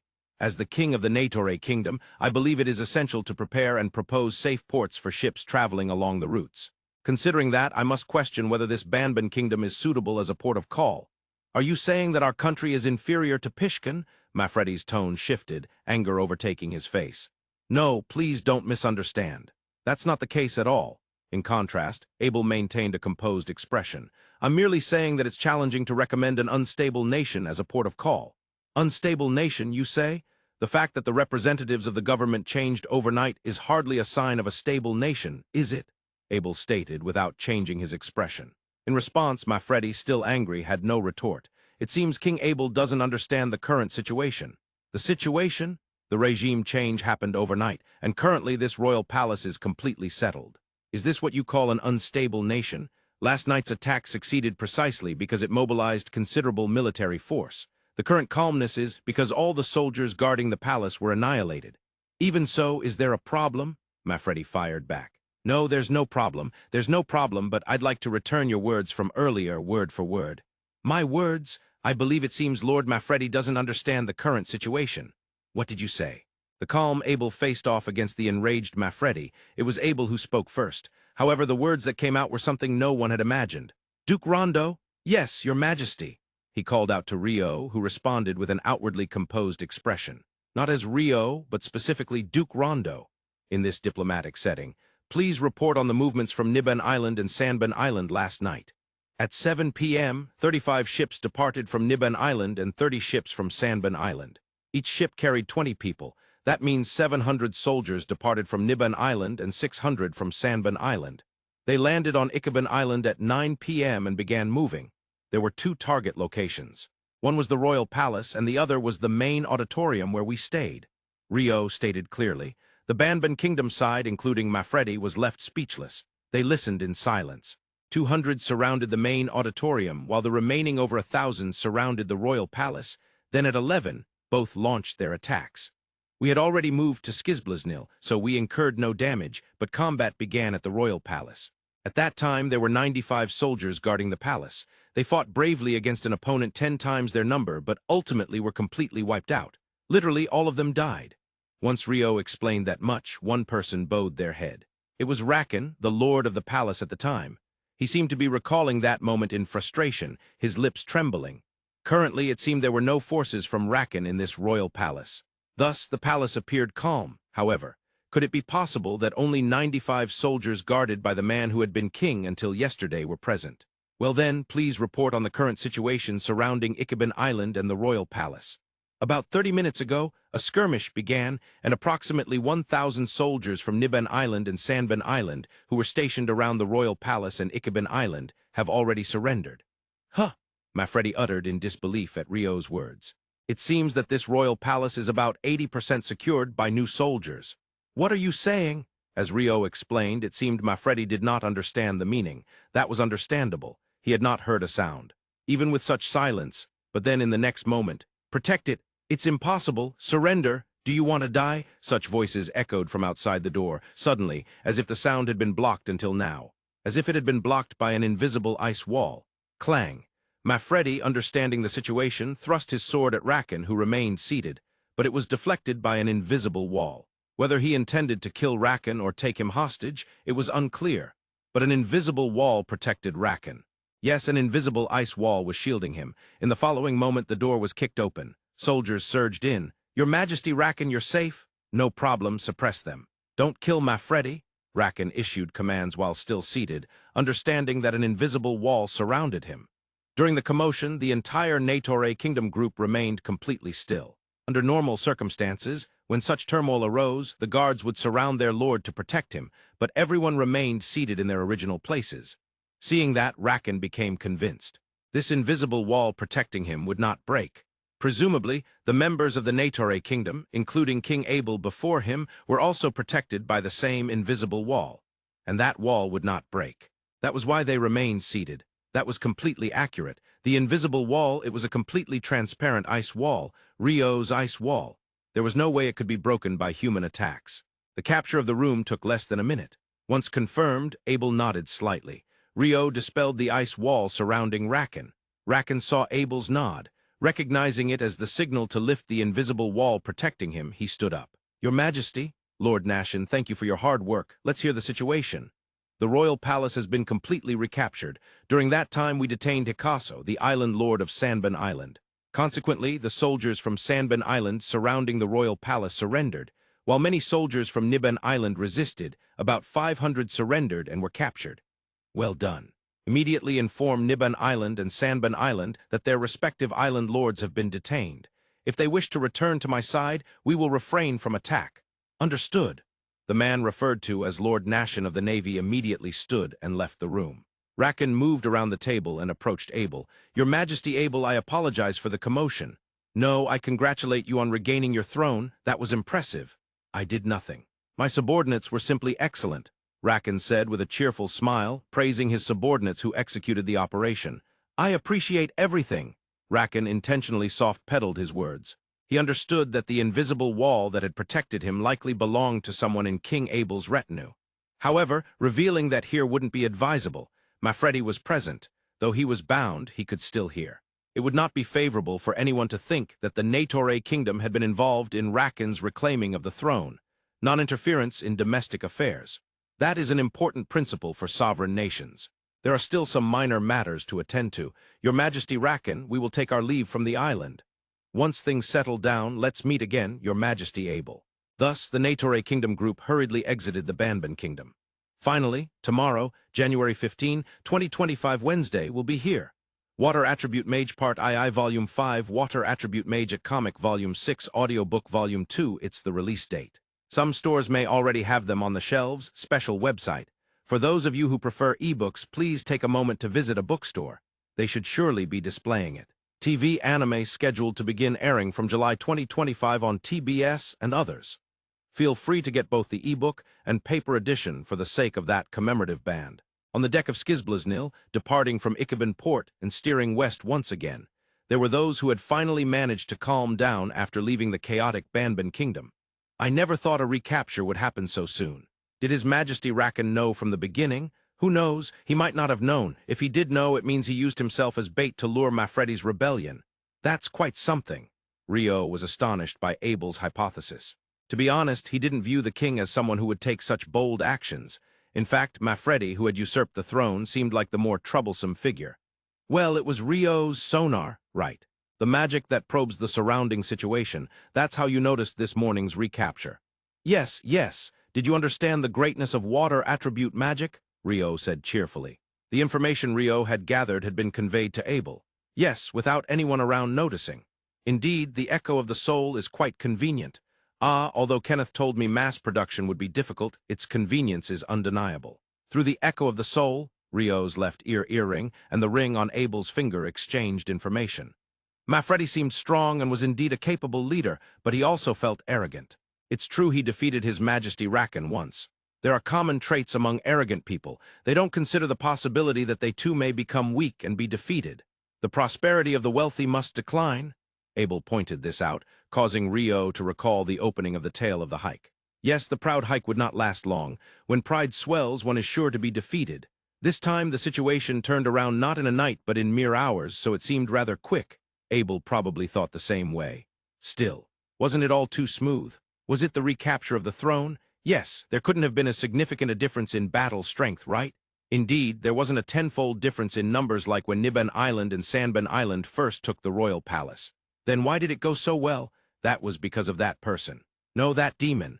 Rio turned to look at the red-clad demon, enjoying a late breakfast with the crew on deck. Lord Marlin? Yes, Miss Marlin secretly slowed down the movements of the soldiers from Niban Island and Sanban Island.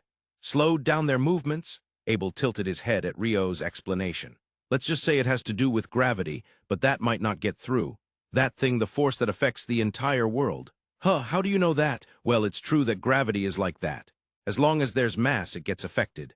Didn't you and old man Alalian talk about it before? 4 years ago, before the Liberation War, back when we were still in run. You remember that well.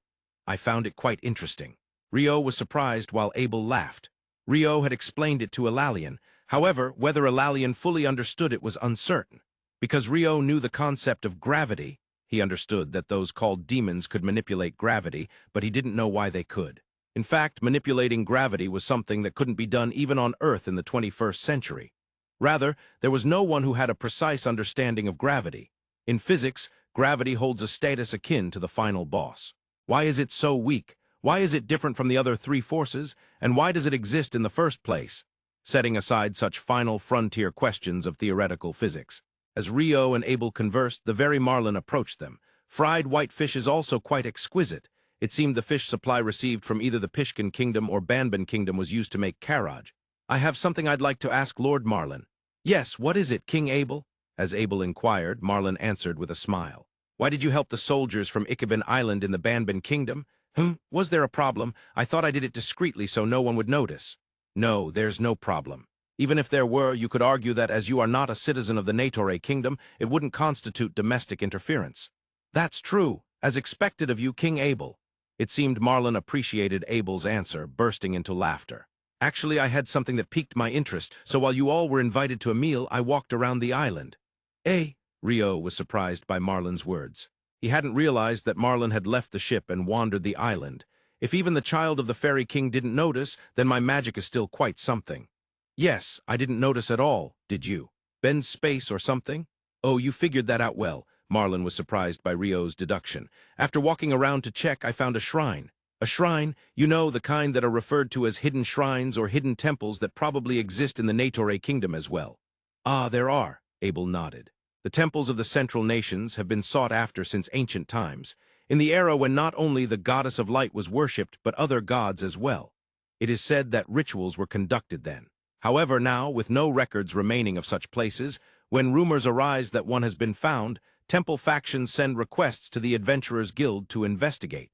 Abel had received such requests during his adventurer days. Of course, Rio knew about this too. He had discovered some with the three from Room 10, and he had also been invited to a hidden temple used by a dark attribute mage along with Abel. Yes, in the end, they encountered a terrible time with demon Leonor. That shrine was built before humans used it. Yes, it was originally created by us, the Spellno. Rio and Abel were left speechless. It was originally erected in a place where ley lines or dragon veins gather the Earth's energy. We Spellno derive our power from there. Because we can obtain that power, we can revive even if we turn to ash. I see. Garwin was sliced up to an almost invisible state, yet revived. Rio nodded in recollection as Marlon explained. Even after slicing Demon Garwin with the water jet, he had revived. As long as energy exists, matter can be created. It's always brought up, the famous equation E equals mc2. However, even for the creation of small amounts of matter, enormous energy is required. The problem is how to prepare such vast amounts of energy. Demon Garwin must have needed significant energy to revive from ashes and dust. But if there exists a place where the Earth's energy converges and that energy can be used. This island of Ikaben also had that shrine. It was close to the royal palace. Since there was no gem, rituals by humans likely weren't conducted there. Without that, people cannot extract the Earth's power. A gem? No, don't worry about it. Well, rituals weren't conducted, but it was cleanly swept and maintained. It was clear that the people living here cleaned it every day. The soldiers also kept watch over it.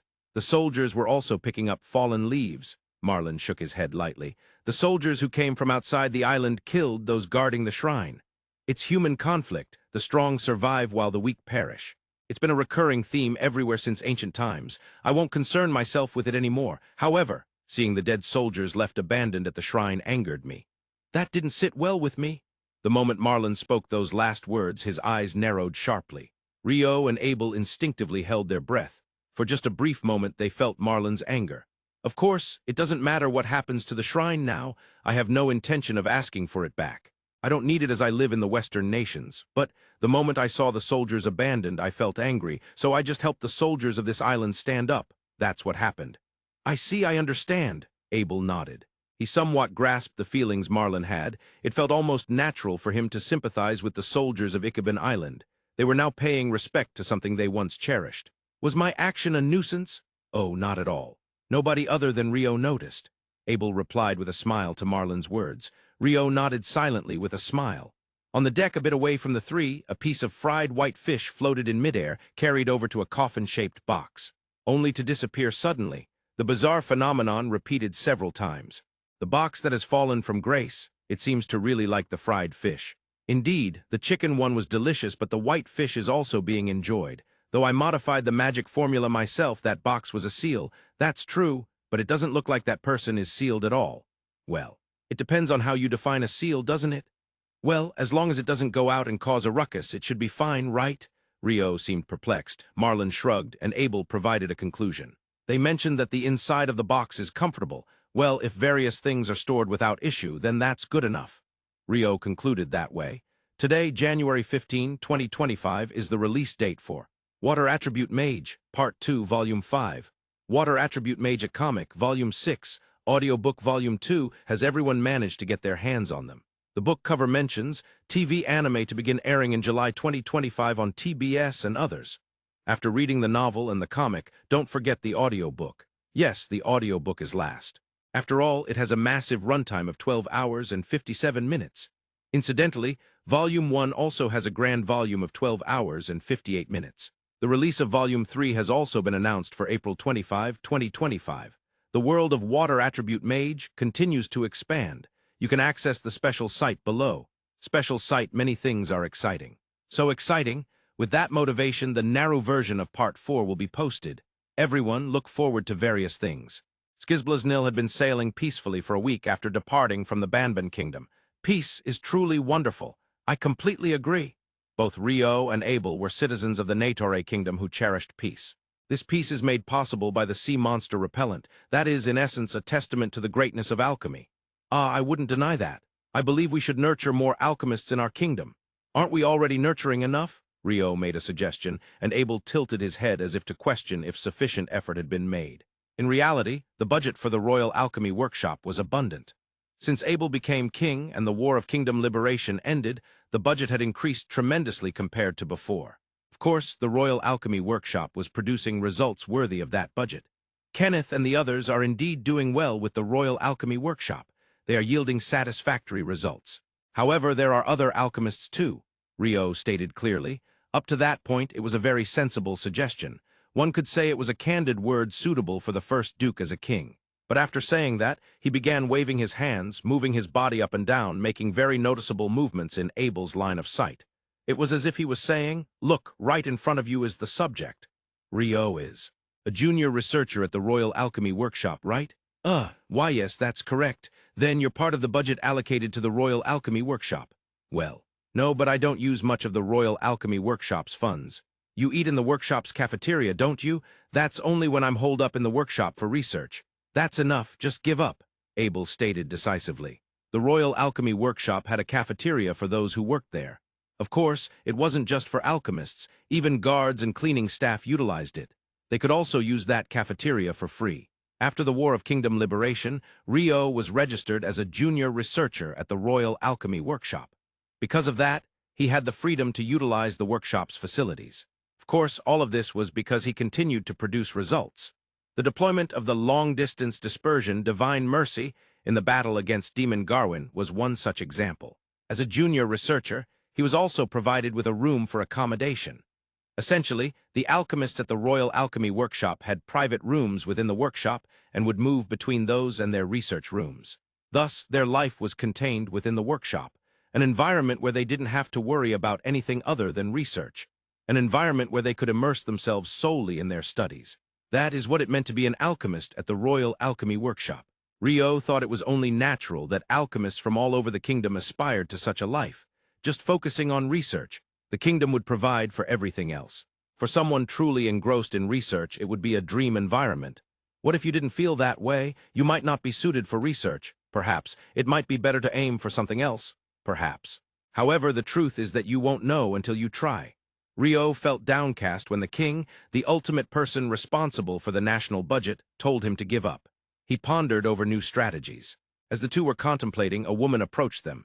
"I have a report, Your Majesty." It was Captain Paulina. "We will soon enter the archipelago region." "I understand." Abel nodded at Paulina's report. While Abel seemed to understand, Rio, who was listening from the side, did not grasp it. Archipelago? It isn't quite developed enough to be considered a nation, but it is a sea area with dozens of islands. Most are uninhabited, but there are also inhabited islands. There is a fairly large island to the north, and I believe there is a country there.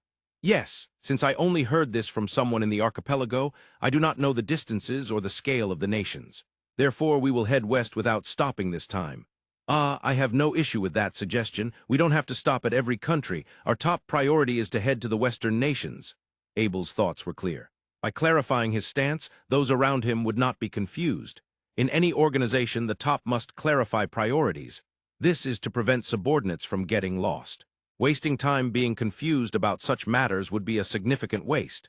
Instead, they should spend time and energy on more fundamental problem-solving. Abel learned this during his time as the second prince. If his late brother Sindish had succeeded to the throne, Abel was supposed to become the supreme commander of the royal army. what a leader should not do in leading an organization. He had thoroughly studied this. Especially on the battlefield, one command from the commander could cost many lives. 30 minutes after Abel received the report from Paulina. Ding, ding, ding, ding, ding, ding. The bell on the deck rang loudly. Rio and Abel lifted their heads from the books and reports they were reading. Both quickly understood what was happening. The last time this bell rang was outside the port of the Banban kingdom. It was when a ship was approaching. It was likely the same this time. "Look out, how many ships are there?" "5, Captain." A lookout crew member shouted back down from the mast in response to Paulina's sharp inquiry. Looking outside the ship, they could see several ships emerging from behind some islands. Even without a telescope, they could roughly gauge their size. They're smaller than Skizblaznil, but they're not tiny boats. Seems like they are modified larger fishing vessels. However, they don't appear to be out fishing. Rio and Abel shared their thoughts as they observed the approaching ships. Thanks to the monster repellent, monsters don't come close, but pirates aren't affected by monster repellent. Indeed, the threats of the sea were not limited to monsters. "Your Majesty, if permitted, I would like to intercept them." "Intercept? I don't mind, but wouldn't it be easier to outrun them?" Abel tilted his head at Paulina's words. Skizblaznil's speed was considerable. The 5 approaching ships weren't slow either, but they would likely manage to outrun them without issue. But, considering future possibilities, it can also serve as information gathering. Hearing their conversation, Rio interrupted. I think if I helped, we could handle this without a scratch." Indeed, Rio's magic was powerful. "However, Captain Paulina, thank you, Your Grace. However, if possible, I would prefer to handle this ourselves." "You mean you also want to avoid involving the Royal Knight Order?" Paulina's words seemed to resonate with Abel, who confirmed his understanding. "This time, Your Majesty and Your Grace are present, but in future test voyages, you two won't be around. However, there is a high likelihood we will pass through this archipelago sea. I want to show that we can solve problems safely and independently with only the Skizblaznil crew." "I see. We'll be the safety net," Paulina explained. Abel nodded and Rio muttered. This time, with the presence of the two and the Knight Order, any unforeseen circumstances would be manageable. In such a situation with a safety net, they would be able to verify the capabilities of the Skizblaznil crew. They wanted to be seen by their employer. That was likely the intention. "Understood. I leave everything to the captain. Rio and I, along with the Royal Knight Order and Lord Marlin, will observe from the deck." Abel granted permission, and Paulina bowed deeply. Abel communicated to the Royal Knight Order and Marlin, and in the meantime, preparations were underway on the deck.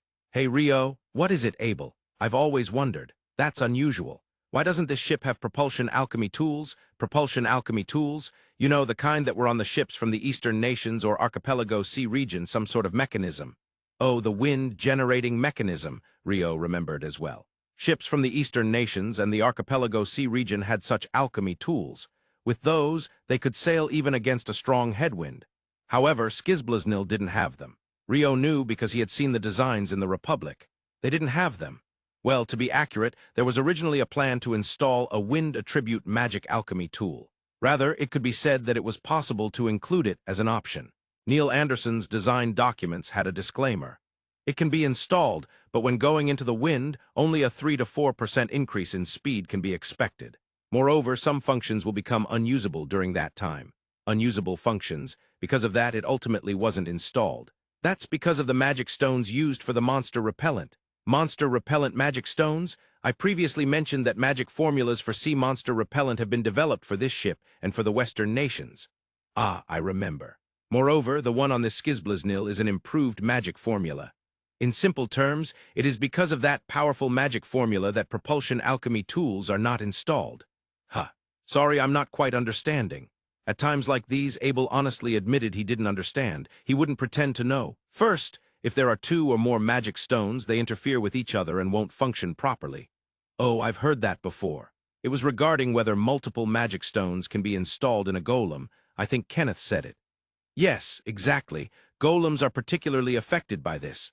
The artificial golem created by Frank de Verde from the Alliance is remarkable in that regard. It has 5 magic stones installed, and they are designed to avoid strange interference. Honestly, I still don't fully understand it. Kenneth also said the same thing with a wry smile. Frank de Verde's artificial golem, who dedicated his life to golem creation, was not fully understood even by Kenneth Hayward, who was called a genius alchemist. Well, for that reason, having only 1 magic stone is the basic rule, and this Skizblaznil continually activates the magic stone to prevent sea monsters from approaching. I see. Indeed, in that state, even if propulsion alchemy tools were installed, they would interfere with the magic stone and wouldn't work properly. That's right. Rio nodded in understanding of Abel's explanation. Of course, ships from the eastern nations and the archipelago sea region also had monster repellent. However, those were much weaker, and in fact, the wind-generating mechanism switched roles with one magic stone to supply magical power to both. Thus, the monster repellent's capability was not strong. In reality, they had been attacked by a kraken before. The maritime associations have detailed information regarding the sea between the western nations and the Dark Continent, especially concerning the flow of winds and tides. For people from the western nations, when sailing far, the destination is the Dark Continent after all. Considering everything comprehensively, it may not be an issue if there is no wind-generating mechanism. I see. However, if a trade route connecting the western nations and our kingdom opens up, yes, ships equipped with something like the wind-generating mechanism from the eastern nations might emerge, in a form that can switch with the monster repellent or perhaps develop a new method to operate simultaneously. Rio nodded happily. New things are born, just watching it happen is exciting. Moreover, if it relates to the alchemy he is involved in, it surpasses excitement and turns into an itch. The maritime technology of the Central Nations will undoubtedly continue to advance. I'm looking forward to it. Rio and Abel contemplated the impending age of discovery that was likely to come. As mentioned in a postscript from long ago, the author was a fan of a game called Age of Discovery Online. Therefore, he loves ships, and he also loves the very phrase Age of Discovery. Truly, a synonym for dreams. Whether the Age of Discovery will come to the world of Phi is uncertain, but for now, Rio and Abel are heading west. It'll be interesting to see what happens. By the way, the author is very prone to seasickness. As Rio and Abel were talking, preparations for battle were progressing on the deck. But wait a moment. Skizblaznil is not a warship, but a merchant ship. Therefore, Paulina is not called captain, but shipmaster. That's right, Skizblaznil is not a warship. The crew is made up of ordinary crew members, but the shipmaster said she wanted to intercept. Yes, she did. I have a big question regarding that. Saying this, Abel gazed at the massive mast of Skizblaznil. Since Skizblaznil is a clipper ship, it has 3 large masts. By unfurling the sails, it can sail at high speeds. Conversely, if those masts or sails are damaged, the ship's greatest strength, its speed, will be hindered. Currently, perhaps because they were about to engage in combat, all the sails were furled, and the ship was moving by inertia. The question is, how do we protect these masts and sails from fire arrows or projectiles? From Abel's gaze, Rio nodded in understanding. Yes, that is the most challenging aspect of combat between ships. You're the king, aren't you? Yeah, that's right. So you probably know that in battle, arrows aren't very effective, right? That's true. A wind attribute mage can use the wind pressure magic to deflect enemy arrows. Could it be that this ship has that too? Yes, it seems so. Rio nodded. Rio knew this because he had seen the blueprints. The wind magic stone used for repelling sea monsters could be repurposed for defense during combat. The sea monster repellent, isn't that a magic formula for water magic stones? As expected of Abel. You've noticed something wonderful. Rio praised him. Indeed, the sea monster repellent from the western nations is a magic formula, not a magic circle. This means it has a defined attribute. The magic formula for the sea monster repellent exists separately for wind magic stones, earth magic stones, and other attributes. Now that you mention it, I feel like I heard that in the eastern nations before, Rio's ice ship. Was it the USS Neil Anderson? They explained that during that time. You remember well, Abel's words surprised Rio. Rio felt that Abel was genuinely impressive at times like this. You mentioned that it can also be directly inscribed on the magic stone. Apparently, that's possible, but this Skizblaznil doesn't have it directly inscribed on the magic stone. A separate magic formula has been prepared to absorb magical power from the wind magic stone. That means it's prepared as alchemy tools. That's right. By switching that, using the magical power of the magic stone for sea monster repellent to create a magical phenomenon like wind pressure, thus protecting the masts and sails. That's right. And during that time, the monster repellent will. Yes, it will be immobilized. Rio nodded at the concern. They would be engaging in combat against pirates and such. A temporary halt to the monster repellent was unavoidable. Deploy wind barrier, Paulina's voice echoed. Vroom.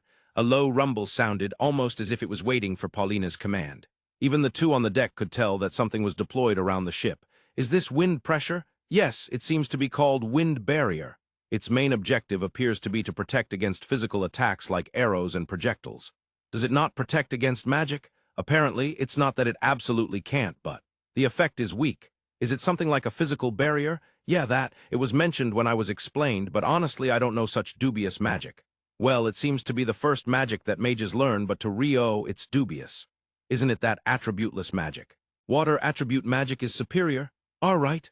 Rio proudly advocated for water attribute magic, while Abel shook his head slightly. If we're going to defend with wind attribute magic, then it's closer to a wind defense membrane. Ah, like how a wyvern deploys it close to its body. In Whitnash, there are alchemy tools that imitate that. What? I also heard that Frank de Verde, the alchemist from the Alliance, created a simplified version and deployed it during the war with the Duchy of Inberry. What? Rio was genuinely astonished by this surprising information. I have to ask Kenneth for this once we return to the kingdom.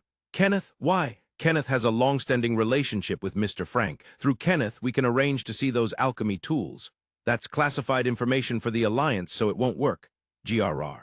In that case, I'll have to take a cake from Café de Chocolat as a bribe to Your Excellency the Chancellor again. Cake? A bribe? Abel tilted his head. I'll have them acquire the alchemy tools, which were stolen by the intelligence network of the House of Heinlein. I mean procured. Rephrasing it doesn't help. If you get caught doing that, it would lead to war with the Alliance. F for the progress of alchemy in the kingdom. Even without doing that, I've already requested development from the Royal Alchemy Workshop. Really? Rio was once again genuinely surprised by Abel's words. As expected of Abel, you're quick to act.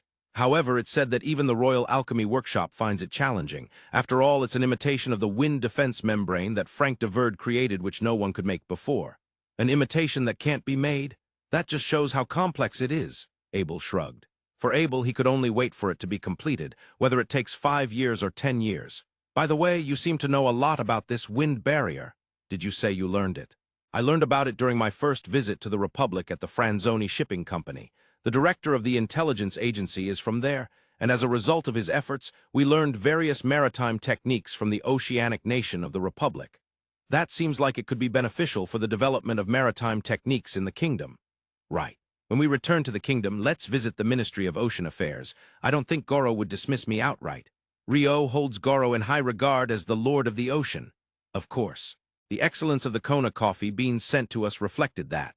Rio praised the Kona coffee he received during his time as the daimyo of Kona village. If everyone were as capable as Goro, the country would be safe and secure. Rio crossed his arms and shook his head in a pompous manner. Yes, from Abel's perspective, he did seem pretty arrogant. Just as Abel was about to say something, Rio suddenly exclaimed, "Could it be a catapult? A catapult?" It was a term Abel didn't know. However, Rio immediately understood what he was murmuring about. Launch System Number 1 is ready for deployment. Launch System Number 2 is ready for deployment. Launch System Number 3 is ready for deployment. On the deck, wooden devices that seemed to be operated by 2 people were being set up. It looks like a throwing machine used in siege warfare. Abel expressed his thoughts based on his knowledge. However, there was a question. What are they going to throw? It looks like they are going to launch something like a barrel. Rio pointed to a barrel about 60 centimeters tall.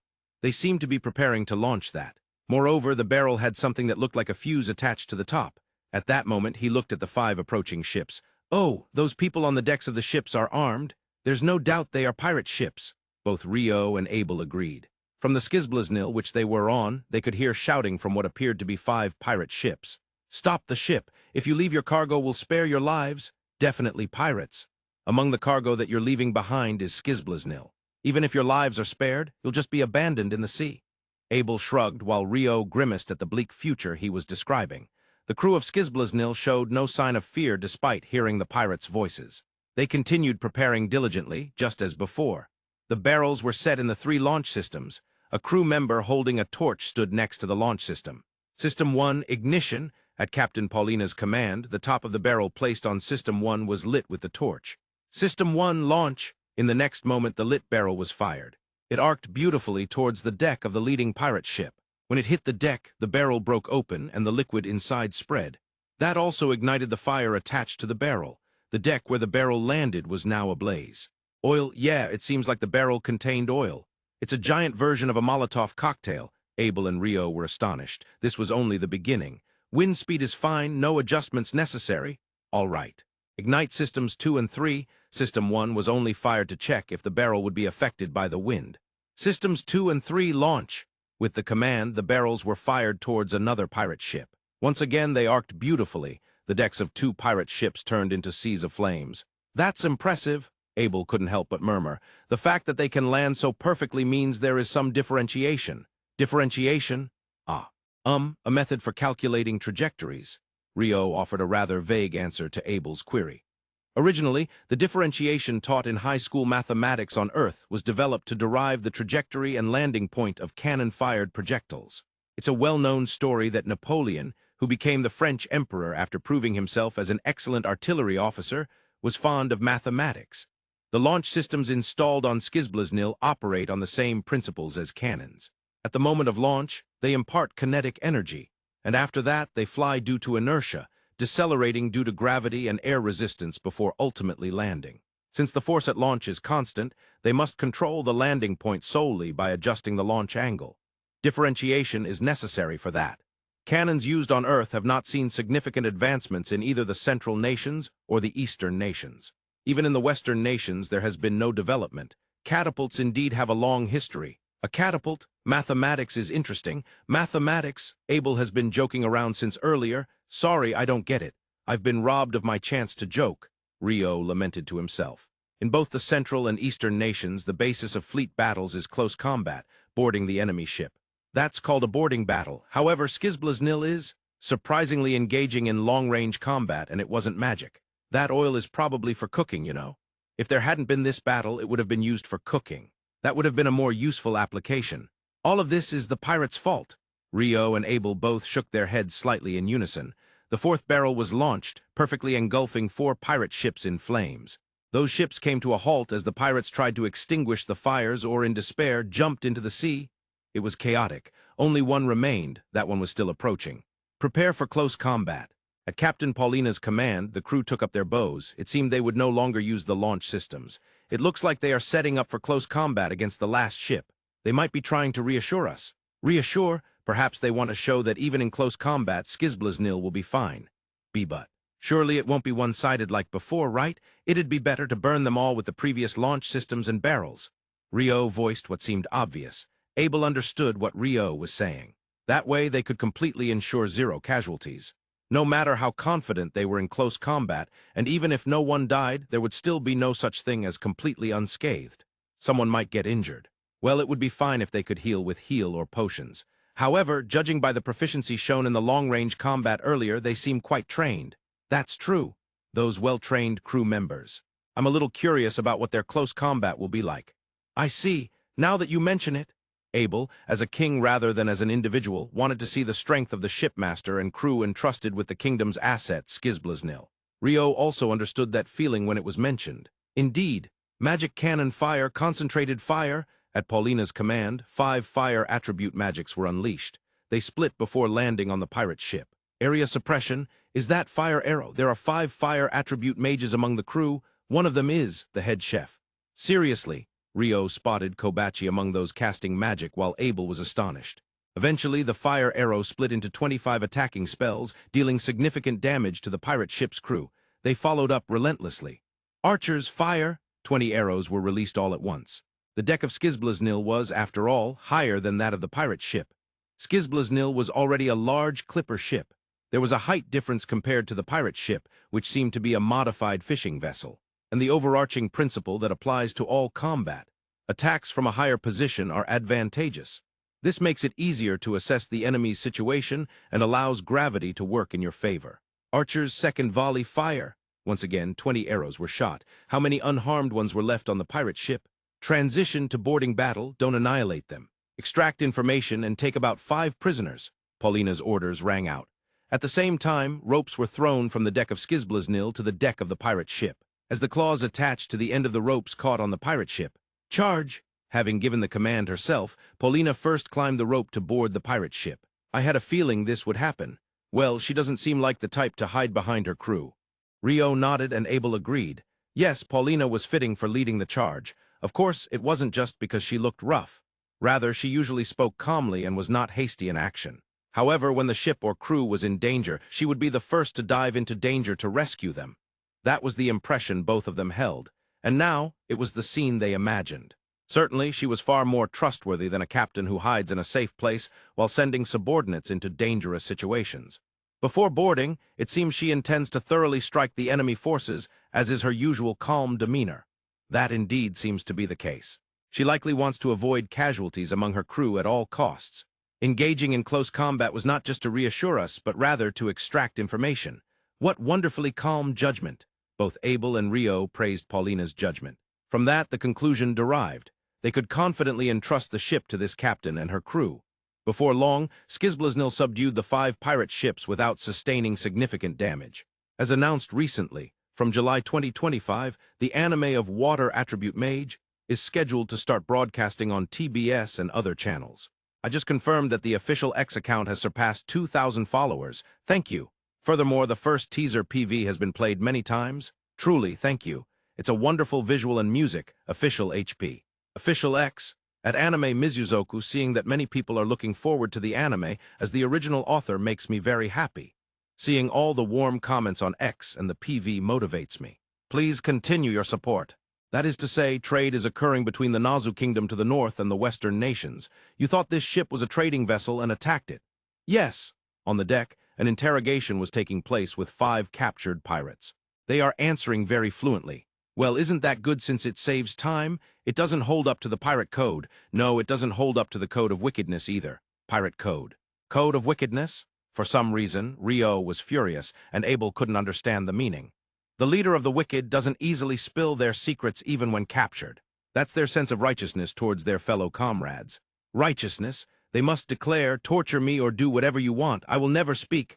I see. But once their subordinates are harmed, they finally start to spill their secrets.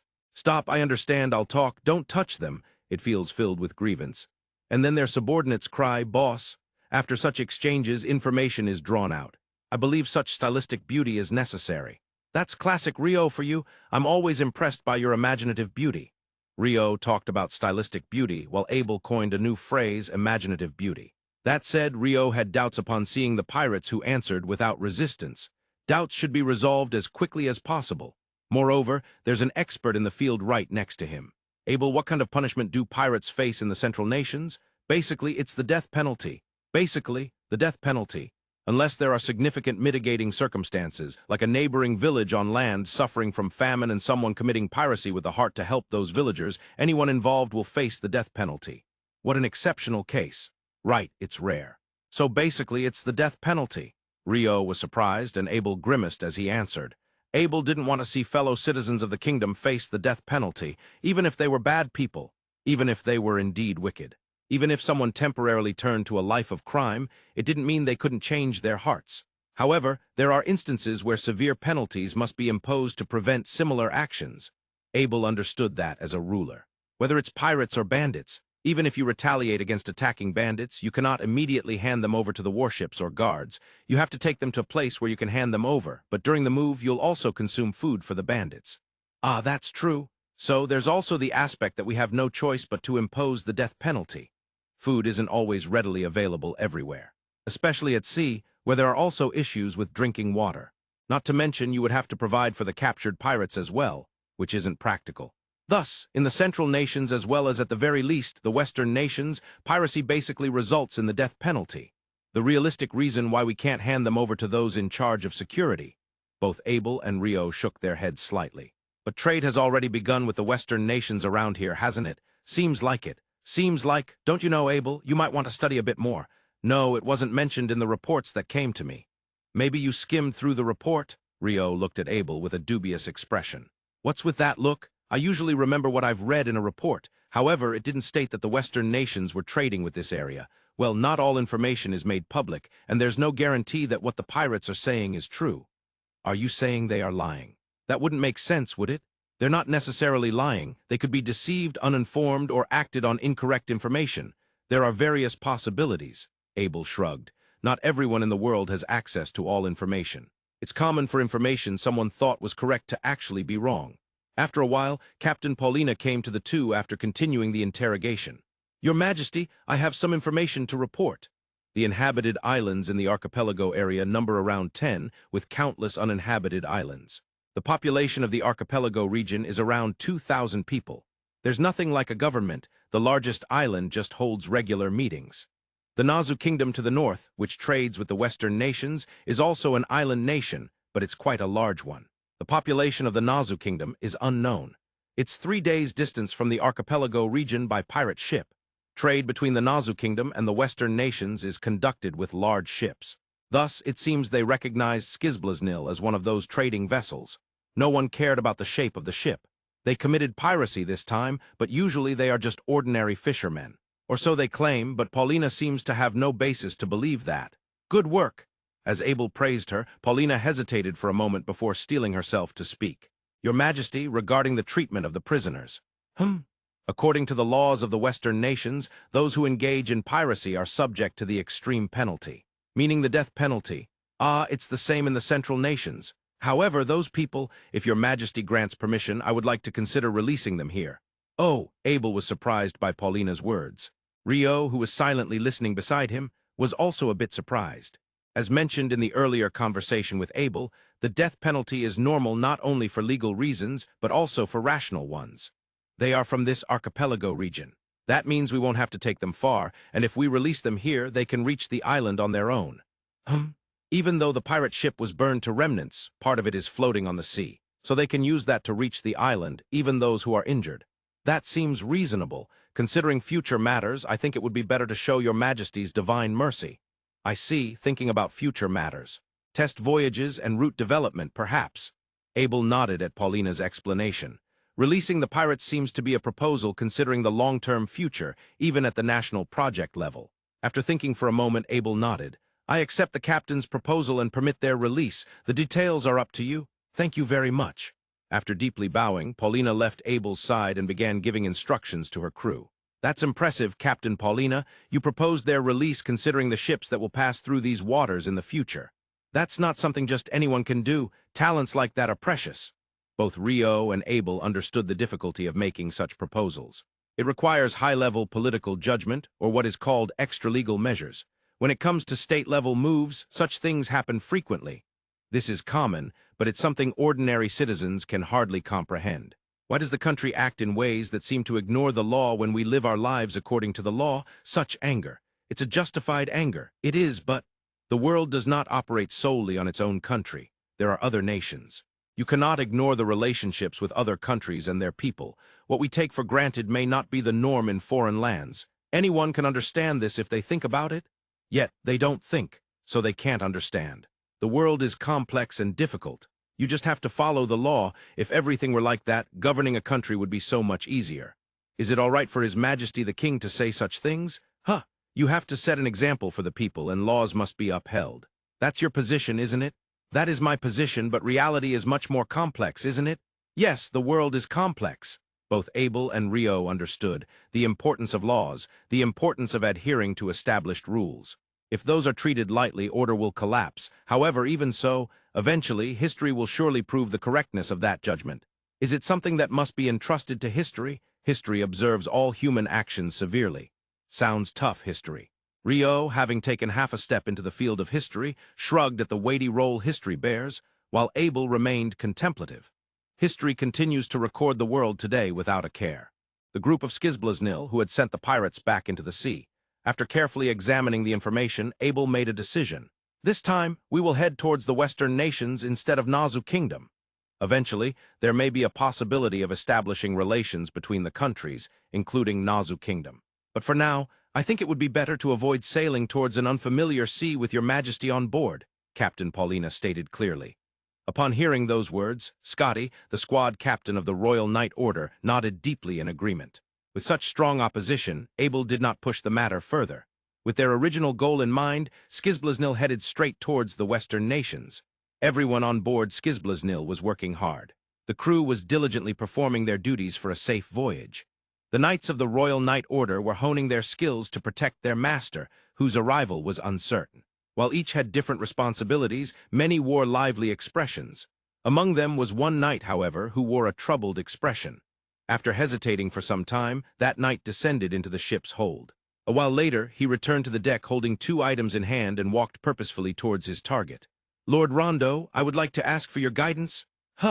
Knight Zack Cooler was requesting a mock battle with Rio. In his right hand, he held a wooden sword and pointed it at Rio. The sight surprised two people, Scotty Kabuk, the squad captain of the Royal Knight Order, and Abel the king. They somewhat understood why Zack had challenged Rio to a mock battle. "Hey Zack, Rio, I need to talk about work," Scotty called out to Zack while Abel called out to Rio. Simply put, they were trying to separate the two. By the way, Rio had no idea why Zack had challenged him to a mock battle. "Don't stop me, Scotty. I need to defeat that person to move forward." "Are you saying something foolish? After all, you're up against a duke. Moreover, the first duke. Besides, what would a mage do in a mock battle with a sword? Even if you win, it doesn't mean Lady Sira will notice you." I know, but..."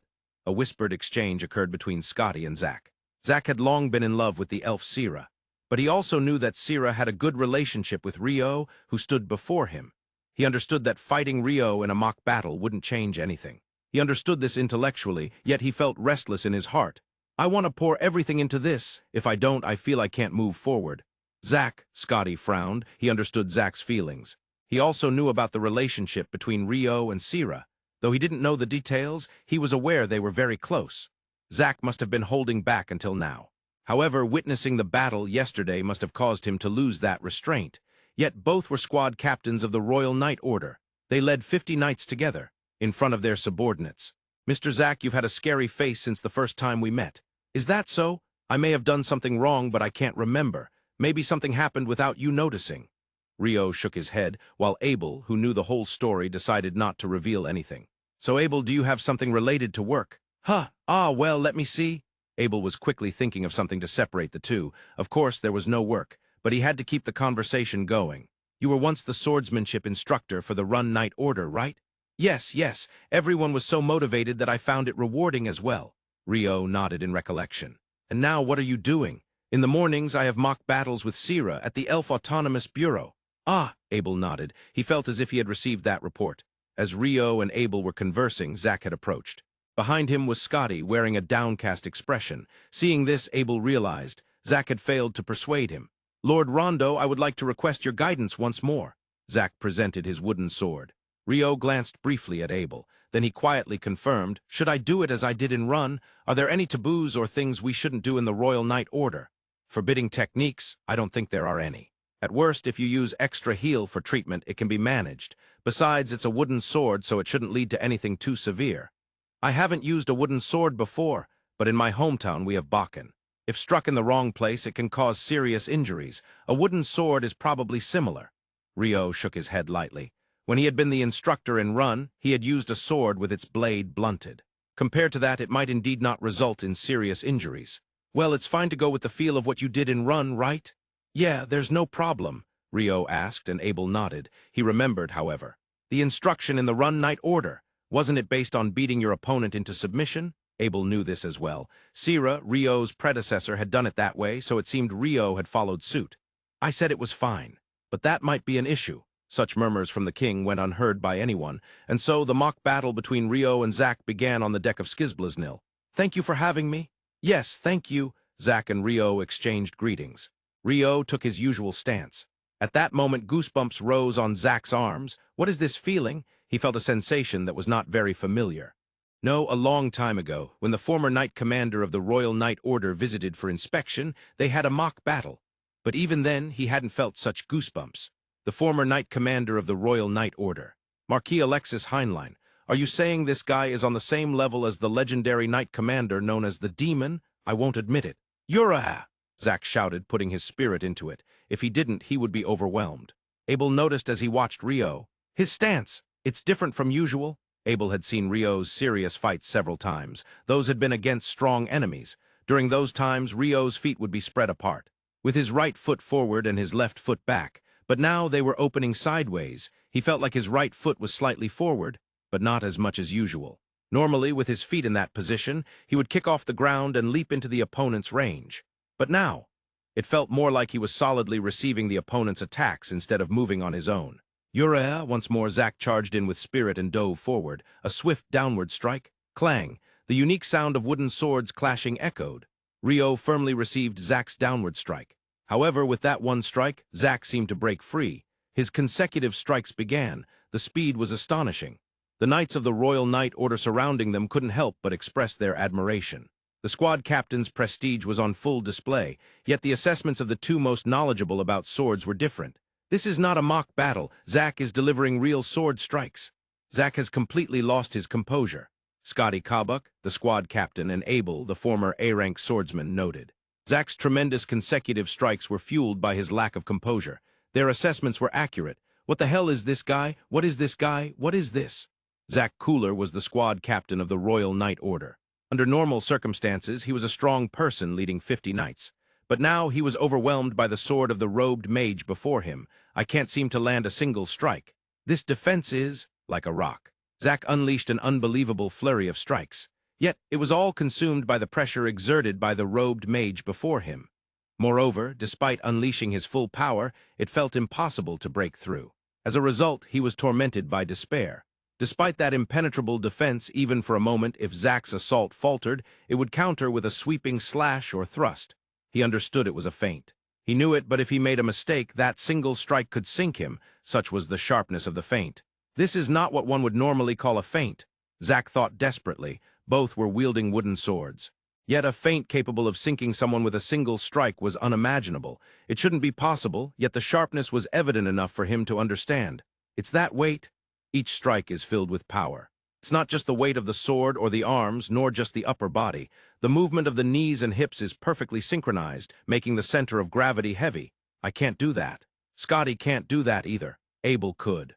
Yes, Abel could do it. So this guy is swinging a sword on par with Abel? What the hell is that?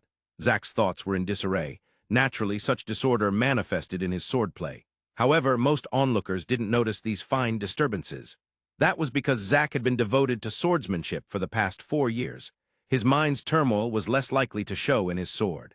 The trained sword was responding as proof of that. Even so, those who could see understood. It's difficult to swing your sword with a calm mind. If even His Majesty Abel thinks that, then it must be something no one can do, right? Scotty replied to Abel's murmur as he watched the mock battle. I can see Zack's disturbances. Yes, but the other side. Lord Rondo, Rio is amazing. He's like a calm surface of water with no ripples. Just as expected of Scotty, your expression is poetic. Please don't tease me. When Scotty, with his well-defined features, expressed himself poetically, it had a certain charm. Abel, being a friend, had witnessed Scotty's appeal to the opposite sex since long ago, since Scotty spoke unconsciously. The hearts of those who held feelings for him were likely in a state entirely opposite to the calm surface of water.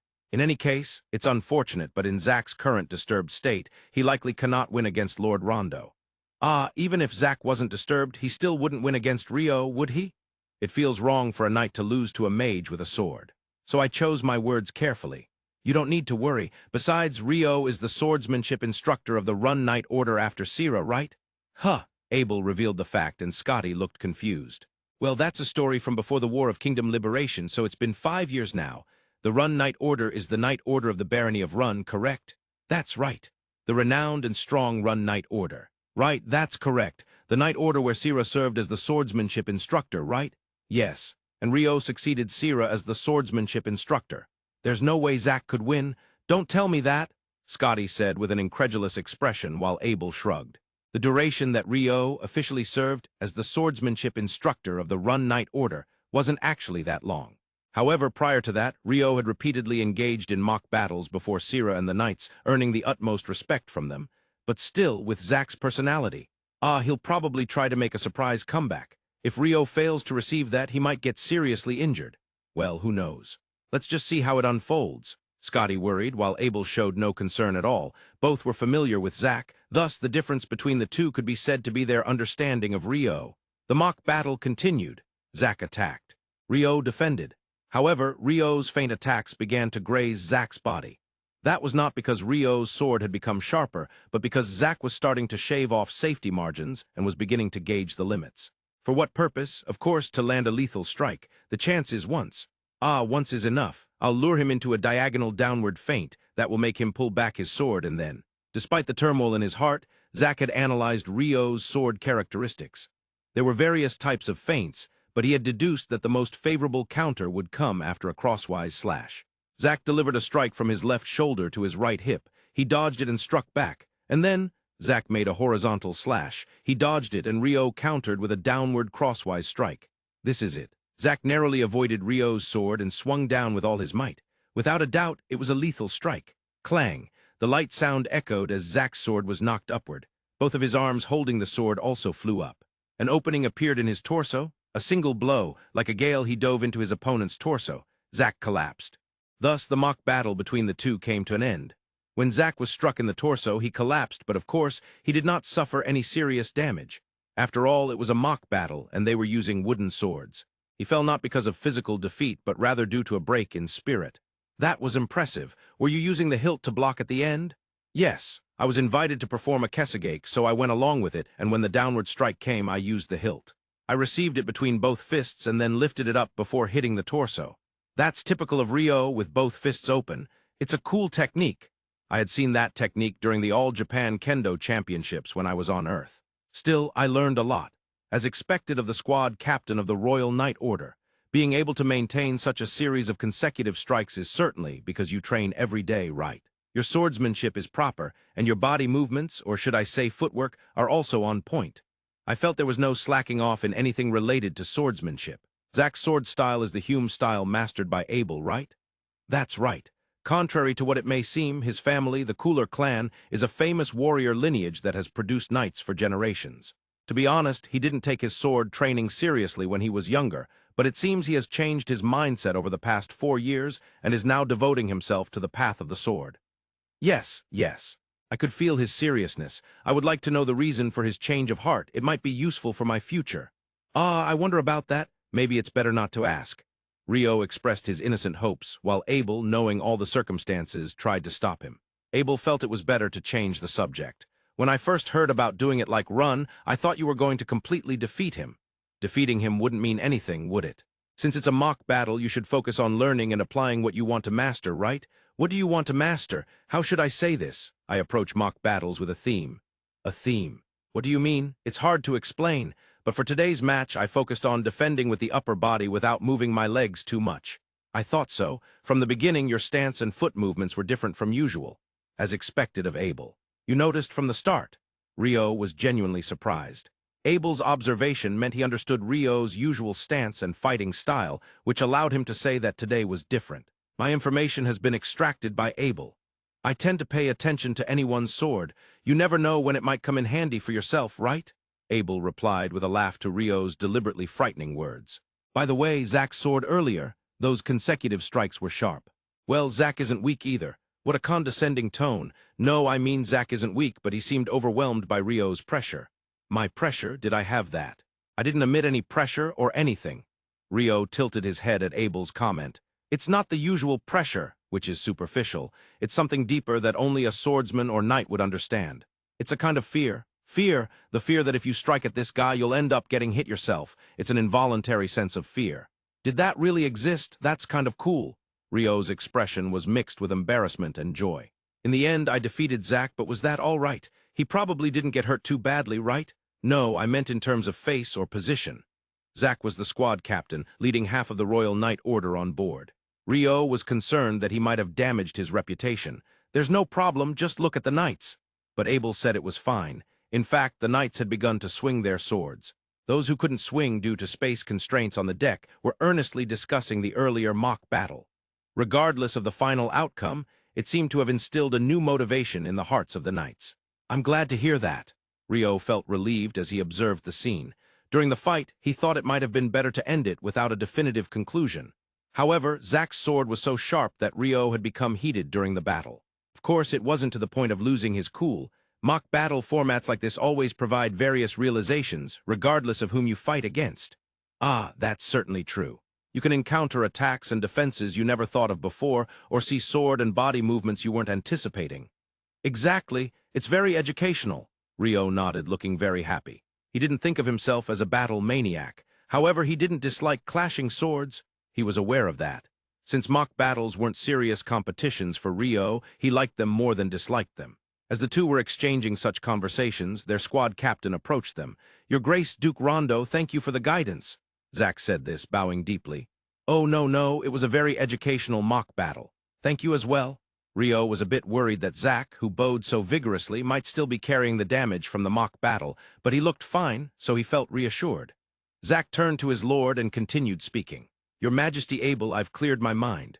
Oh, is that so? I realized I hadn't been doing enough at all. I understand now that I need to devote myself more seriously to the path of the sword. If I don't, I won't reach my goals at all. Well then, excuse me. Saying this, Zack walked to the opposite side of the deck with a certain vigor and began swinging his sword. I said I've cleared my mind, but that doesn't mean I cleared my mind about that issue, does it? Seems not. I think he just cleared his restless feelings. I see. Well, that's fine. Scotty and Abel whispered to one another. Yes, Zack had not cleared his mind about Sira. He had simply resolved to work harder. Even if it weren't just the two of them, to be honest, it was hard to understand that meaning. And another person, the first Duke, was impressed by Zack's figure, misunderstanding the situation. Mr. Zack is amazing. He is full of motivation. I think there are not many knights who can clearly state that they will devote themselves to the path of the sword in front of their lord, the king. Ah, yes, that's true. Abel could only respond with that. The voyage westward was going smoothly, interspersed with mock battles between Rio and Zack. That is, until they encountered something. A storm is coming. The lookout's shout sent a wave of tension throughout the ship. This is what we were concerned about. While we can fend off monsters and fight off pirates, a storm is... Both Rio and Abel frowned. Abel suddenly felt a pang of curiosity and asked Rio, "Does this ship not have any mechanisms to deal with storms?" "No, it does not," Rio replied with a frustrated expression. "For a ship, storms are the most troublesome, right? And yet there is nothing." "That is true, but at the same time there isn't much we can do." Rio shook his head slightly as he answered. "The energy of a storm. Well, its power is not something that can be dealt with by human hands. All we can do is hope it passes quickly with minimal damage. Humans are always powerless in the face of nature's fury." "I see. But I would like to avoid the mast and sails breaking." Abel had experienced storms on ships before. In fact, he had faced two. It was because of those storms that he had washed up in the forest of Rondo. "Indeed. That is a valid point," Rio pondered. Skizblaznil had already folded all its sails. That was the standard procedure for all sailing ships in a storm. However, there was nothing that could be done about the three massive masts. For a sailing ship encountering a storm, capsizing was the greatest fear. The next concern was damage to the masts. A broken mast in a storm could damage the ship's equipment as well. Furthermore, if the mast were broken after the storm passed, they would be unable to set sail. What could be done if the mast was damaged? If there were a broken mast left behind, or if it could be retrieved, they could reattach it. It might look a little awkward and its strength would decrease, but they would have to accept that. And if they found an island or some land along the way, they could gather wood and carve a new mast for themselves. The sea was indeed a tough world. Rio wondered if there was a good solution to prevent such a situation. What caught his eye was the red old man and the coffin. "Coffin? Put it in a box. Wrap it in a box. Oh, wait a moment." Rio had a flash of insight. "What is it, Rio?" "Yes, if it's just to prevent breaking, I think we might be able to manage." "Really?" Abel perked up at Rio's mutter. This was a rare occurrence. Abel knew well the dire consequences when a ship was swallowed by a storm. He had experienced it firsthand during the smuggling ship incident. If they could avoid that, "I'm going to talk to Captain Paulina." "I see. If that is possible, I would greatly appreciate it. The rocking is due to the heaving of the sea, so it's difficult." "No, even if we can prevent damage, that would be a relief." As Rio explained, Paulina considered for a moment before accepting the proposal. "Then I will proceed. Ice wall package." As Rio chanted, an ice wall enveloped the entire Skizblaznil, the entire ship over 100 meters long. In that moment, the strong winds blowing across the deck ceased. "Oh!" Paulina could not help but express her surprise. Even for her, who had spent most of her life on ships, this was a first. It wasn't just her. The crew members who had been busy moving about the deck in preparation for the storm also stopped in shock. They looked up at the sky. They realized that the storm had not passed. They were enveloped and protected by some kind of powerful force. "Indeed, with this we should be fine. However, Your Grace, I must ask, how long can your magical power last?" "I'm not sure. I believe I can maintain ice wall for 2 to 3 days." "Oh, that's amazing." Paulina and Abel were both astonished at Rio's answer. Even for Abel, who had known Rio for a long time, this was beyond his expectations. Yes, even for Abel, who usually brushed off most things with "because it's Rio," maintaining an ice wall of this scale for 3 days was. "Are you really going to be all right?" Abel couldn't help but ask Rio again. "Who do you think I am? The reckless one. Your name is Rio." "Leave it to me. I don't understand, but being reckless is troublesome." "Well, as long as it's only for maintenance, it should be fine. After all, it's just a single layer of ice wall." Rio took it upon himself, and the Skizblaznil was caught in the storm. The ship was tossed about by waves that rivaled the height of a multi-story building. In the VIP room at the back of the ship, two nobles were conversing with pale faces from seasickness. As long as we have the ice wall, the ship won't be damaged, nor will it sink. That's impressive, this rocking is. Something else, unless we float up from the waves, there's no way to avoid this rocking. Float, it's theoretically possible to float the entire ship with a water jet. But it's a bit too large if we try it all at once. And fail, will we all fall together? With the spirit of if we all fall together, it won't be scary. Shall we give it a try? Yeah, stop. Abel halted Rio's adventurous spirit from a risk management perspective. Since it was done with the Golden Hind, there's no reason it can't be done with the Skizblaznil. That ship was designed and built to fly in the sky. The starting point is different. Eventually, the Skizblaznil will also be remodeled into a flying clipper ship. If it can travel thousands of kilometers. Due to the significant rocking and terrible seasickness, Abel and Rio's conversation became fragmented. Oh, by the way, Rio, yes, try saying what you just said in Dark Continent language. An unexpected special lesson in Dark Continent language.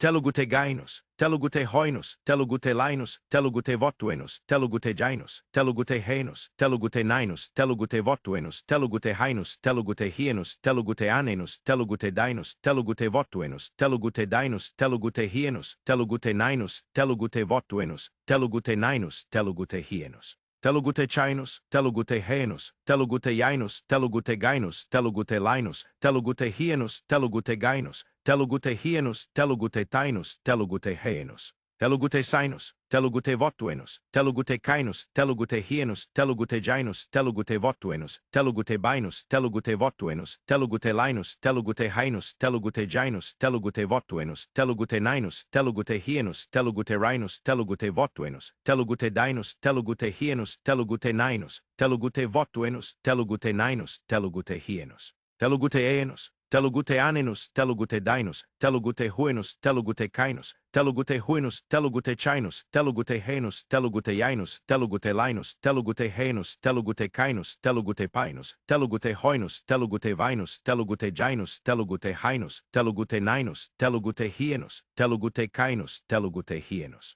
Telugute cainus, telugute hainus, telugute rhinus, telugute ninus, telugute anenus, telugute linus, telugute heinus, telugute dinus, telugute huenus. Oh, not bad. Since it was done with the Golden Hind, there's no reason it can't be done with the Skizblaznil. Good, your studies are showing. Heh, if I get serious, this is easy peasy. Easy peasy. Well, it's good to see your progress in learning Dark Continent language. Abel was satisfied with Rio's performance. Of course, the situation of being in the storm had not changed at all. While the ice wall protected the Skizblaznil, it only meant that it wouldn't be damaged or capsized. The rocking was intense. It was truly terrible. Captain Paulina, who just reported earlier, also said that even the crew who are used to this get seasick in this kind of rocking. She did say that, yet the captain herself was not seasick at all. There are indeed people like that. Rio shook his head slightly. Yes, Paulina was not seasick. When she reported to Abel, she was indeed standing with her legs slightly apart, but that shift in weight alone helped her maintain balance and she did not fall. That might be training and weight shifting necessary for swordsmen. Yeah, that kind of thinking itself is proof that Rio is a battle maniac.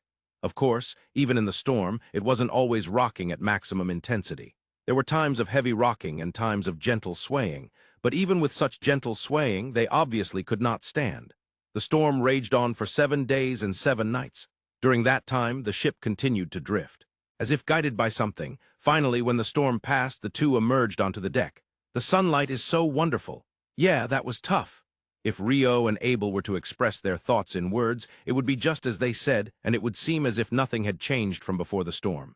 However, in reality, they had lost weight. With that kind of rocking, once again we survived on bread, dried meat, and water. Even Kobachi, the head chef, had been unable to cook in the tossing ship during the storm. To the two of them came a demon and a coffin. I am impressed, Rio. Mr. Coffin, I mean Rigna. It was a remarkable supply of magical power. To maintain the ice wall for 7 days while being human is truly impressive. Indeed, as expected from the child of the Fairy King. Ah, thank you. Coffin Rigna and the demon Marlin praised Rio, making him blush. However, these two were not finished yet. You are much more competent than that Spellno over there. Hey, Rigna, get out of the box. I'll beat you for that smart mouth. Interesting, if you can do it, then go ahead and try. No, please stop. The ship will break. Rio, the voice of reason, intervened in the verbal sparring between Marlin and Rigna. Abel silently shook his head. That night, after 7 days, dinner was, as expected, Karaj. As expected from Chef Kobachi. Ah, you know well. Praising the choice of dish, Rio and Abel enjoyed the deliciousness as expected. Of course, on the deck, not only the royal knights but also the crew members were relishing the fried chicken. Among them, they spotted some people using tools to observe the stars and jot down notes on the navigational charts spread out on the table. The center of this activity was first-class navigator Rakia. Since Captain Paulina was nearby receiving reports from Rakia, they decided to go over and ask her, "Captain, you are calculating where we are, aren't you?" "Yes, Your Majesty. We drifted quite a bit during the storm." "That expression of yours suggests that we may have strayed away from the Western nations," Abel deduced from Paulina's slight expression. Very soon, just as Paulina was about to speak, Navigator Rakia arrived. "Your Majesty, Abel, Captain, I have pinpointed our location. Where is it?" "We are off the coast of the Dark Continent." "I see." "What?" Paulina had anticipated Rakia's response, leaving Abel and Rio speechless. "If we continue westward, we should see Vamos Island to the northeast of the Dark Continent by tomorrow morning." The fourth part is the Dark Continent chapter. I bypassed the Western nations and came straight to the Dark Continent. Bypass? Yeah, without stopping. That's right. What should we do? There's nothing we can do. Well, we were planning to go to the Dark Continent eventually. And after that, we can head to the Western nations. It's just a matter of changing the order.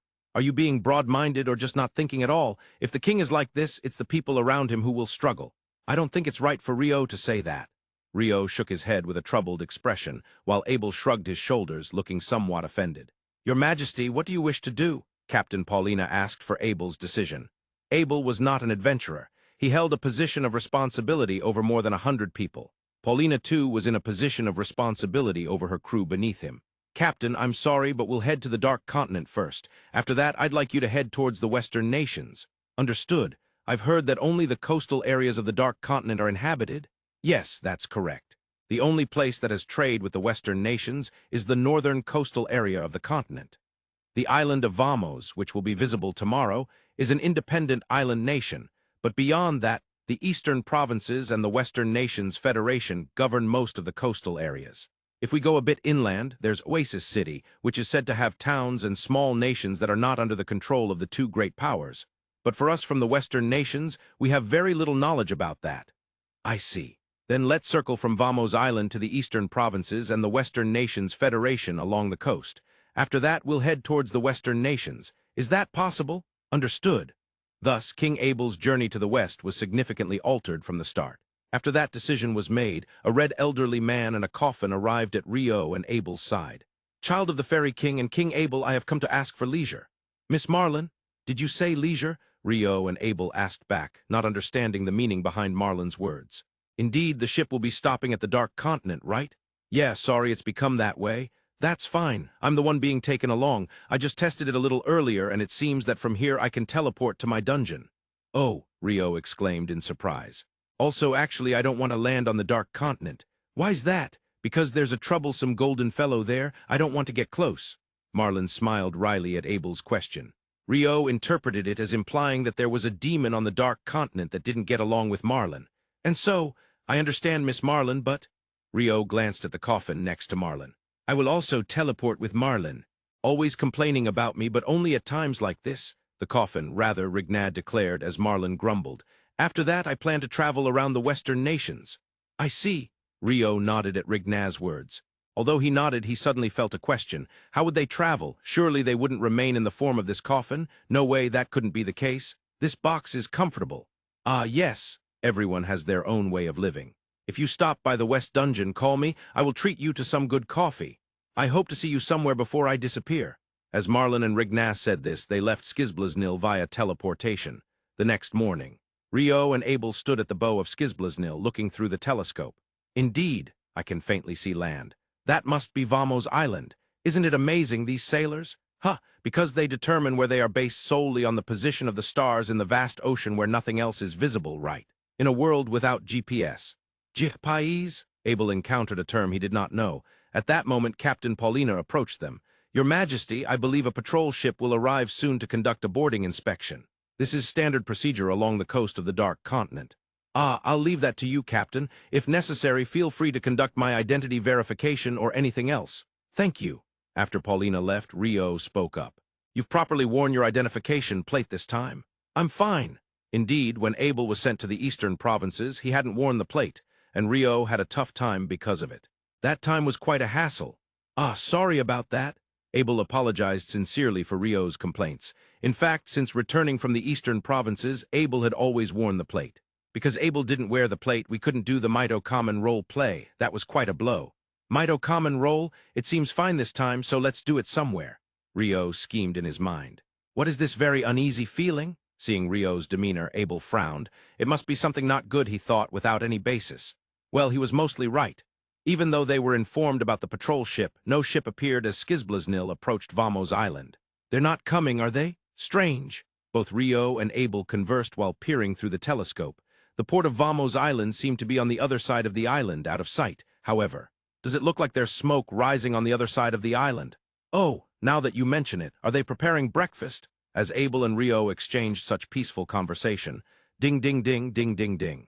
The bells rang out on the deck. Huh, an attack! Of course, neither Rio nor Abel could spot any enemy ships attacking their vessel, but the crew silently began folding the sails and setting shields and bows on the deck. In response, Zack and Scotty, leading the Royal Knight Order, also began to surround Abel with their shields. Neither Zack nor Scotty accurately understood what was happening. However, they recognized that something unusual was about to occur, so they prioritized ensuring their master's safety. Meanwhile, Captain Paulina arrived. Your Majesty, it seems that a battle is occurring at the port of Vamos Island. Is that what the smoke is? Yes, our ship will not directly dock, but will circle offshore to assess the situation. I understand. I support the captain's judgment. Abel decisively accepted Paulina's explanation. Immediately, Abel looked through the telescope at Vamos Island. Is there no smoke rising from other parts of the island? Indeed, there isn't, Rio replied to Abel's words. After that, their gazes turned towards the upper rear. Ahead of their sight was the mast of Skizblaznil. From the top of the mast, they must have confirmed that a battle is ongoing. That seems likely. Don't go up there and interfere, okay? I won't. What do you think I am, Abel? A selfish mage? What a way to say it. Abel casually replied while still looking through the telescope, provoking Rio's indignation. Skizblaznil continued moving to circle around the port side of the island. In the midst of that, Captain, take a look, a lookout from the mast shouted. Hearing that voice, Paulina quickly turned around, agilely climbed the mast, and landed in the lookout point to observe through the telescope. That was very nimble, as expected of the captain, but that expression, is that what it looks like, indecision? Although her expression rarely changed, both Rio and Abel had begun to understand her cues a bit. Currently, the expression seemed to be bewilderment. Helmsman, maintain distance from the port and circle around. Do not approach. Asa, deck, be aware of arrows and long-range magic. Understood. Commands flew from Paulina atop the mast. Long-range magic. At this distance? Rio and Abel tilted their heads. If it's Rio, can you manage magic at this distance? I can hit it, but it's difficult to see the target. I think precise magical attacks would be tough, Rio honestly answered. Even at that distance, Paulina instructed them to prepare for magic. What exactly had she seen from the mast? The captain made that judgment, and she'll come to report when she has the chance. That's the part of Abel I think is admirable. Huh, don't you sometimes have bosses who demand to be informed about everything? Ah, well, I can't say I don't understand that feeling, but I'm not an expert in handling ships or naval combat. I can't judge what's right, so I just leave it to someone more knowledgeable. That's what makes it impressive, because even if things don't go well, you wouldn't blame the person you entrusted it to, right? Of course, the decision to entrust it was mine. I should bear the responsibility if things don't go well. Being a king means taking responsibility, or so I've been told by my elder brother. Truly, Crown Prince Cain is remarkable. Rio praised Abel's brother, the former Crown Prince Sindish, whom he had high expectations for. It's easier said than done. Rio thought this was the epitome of that.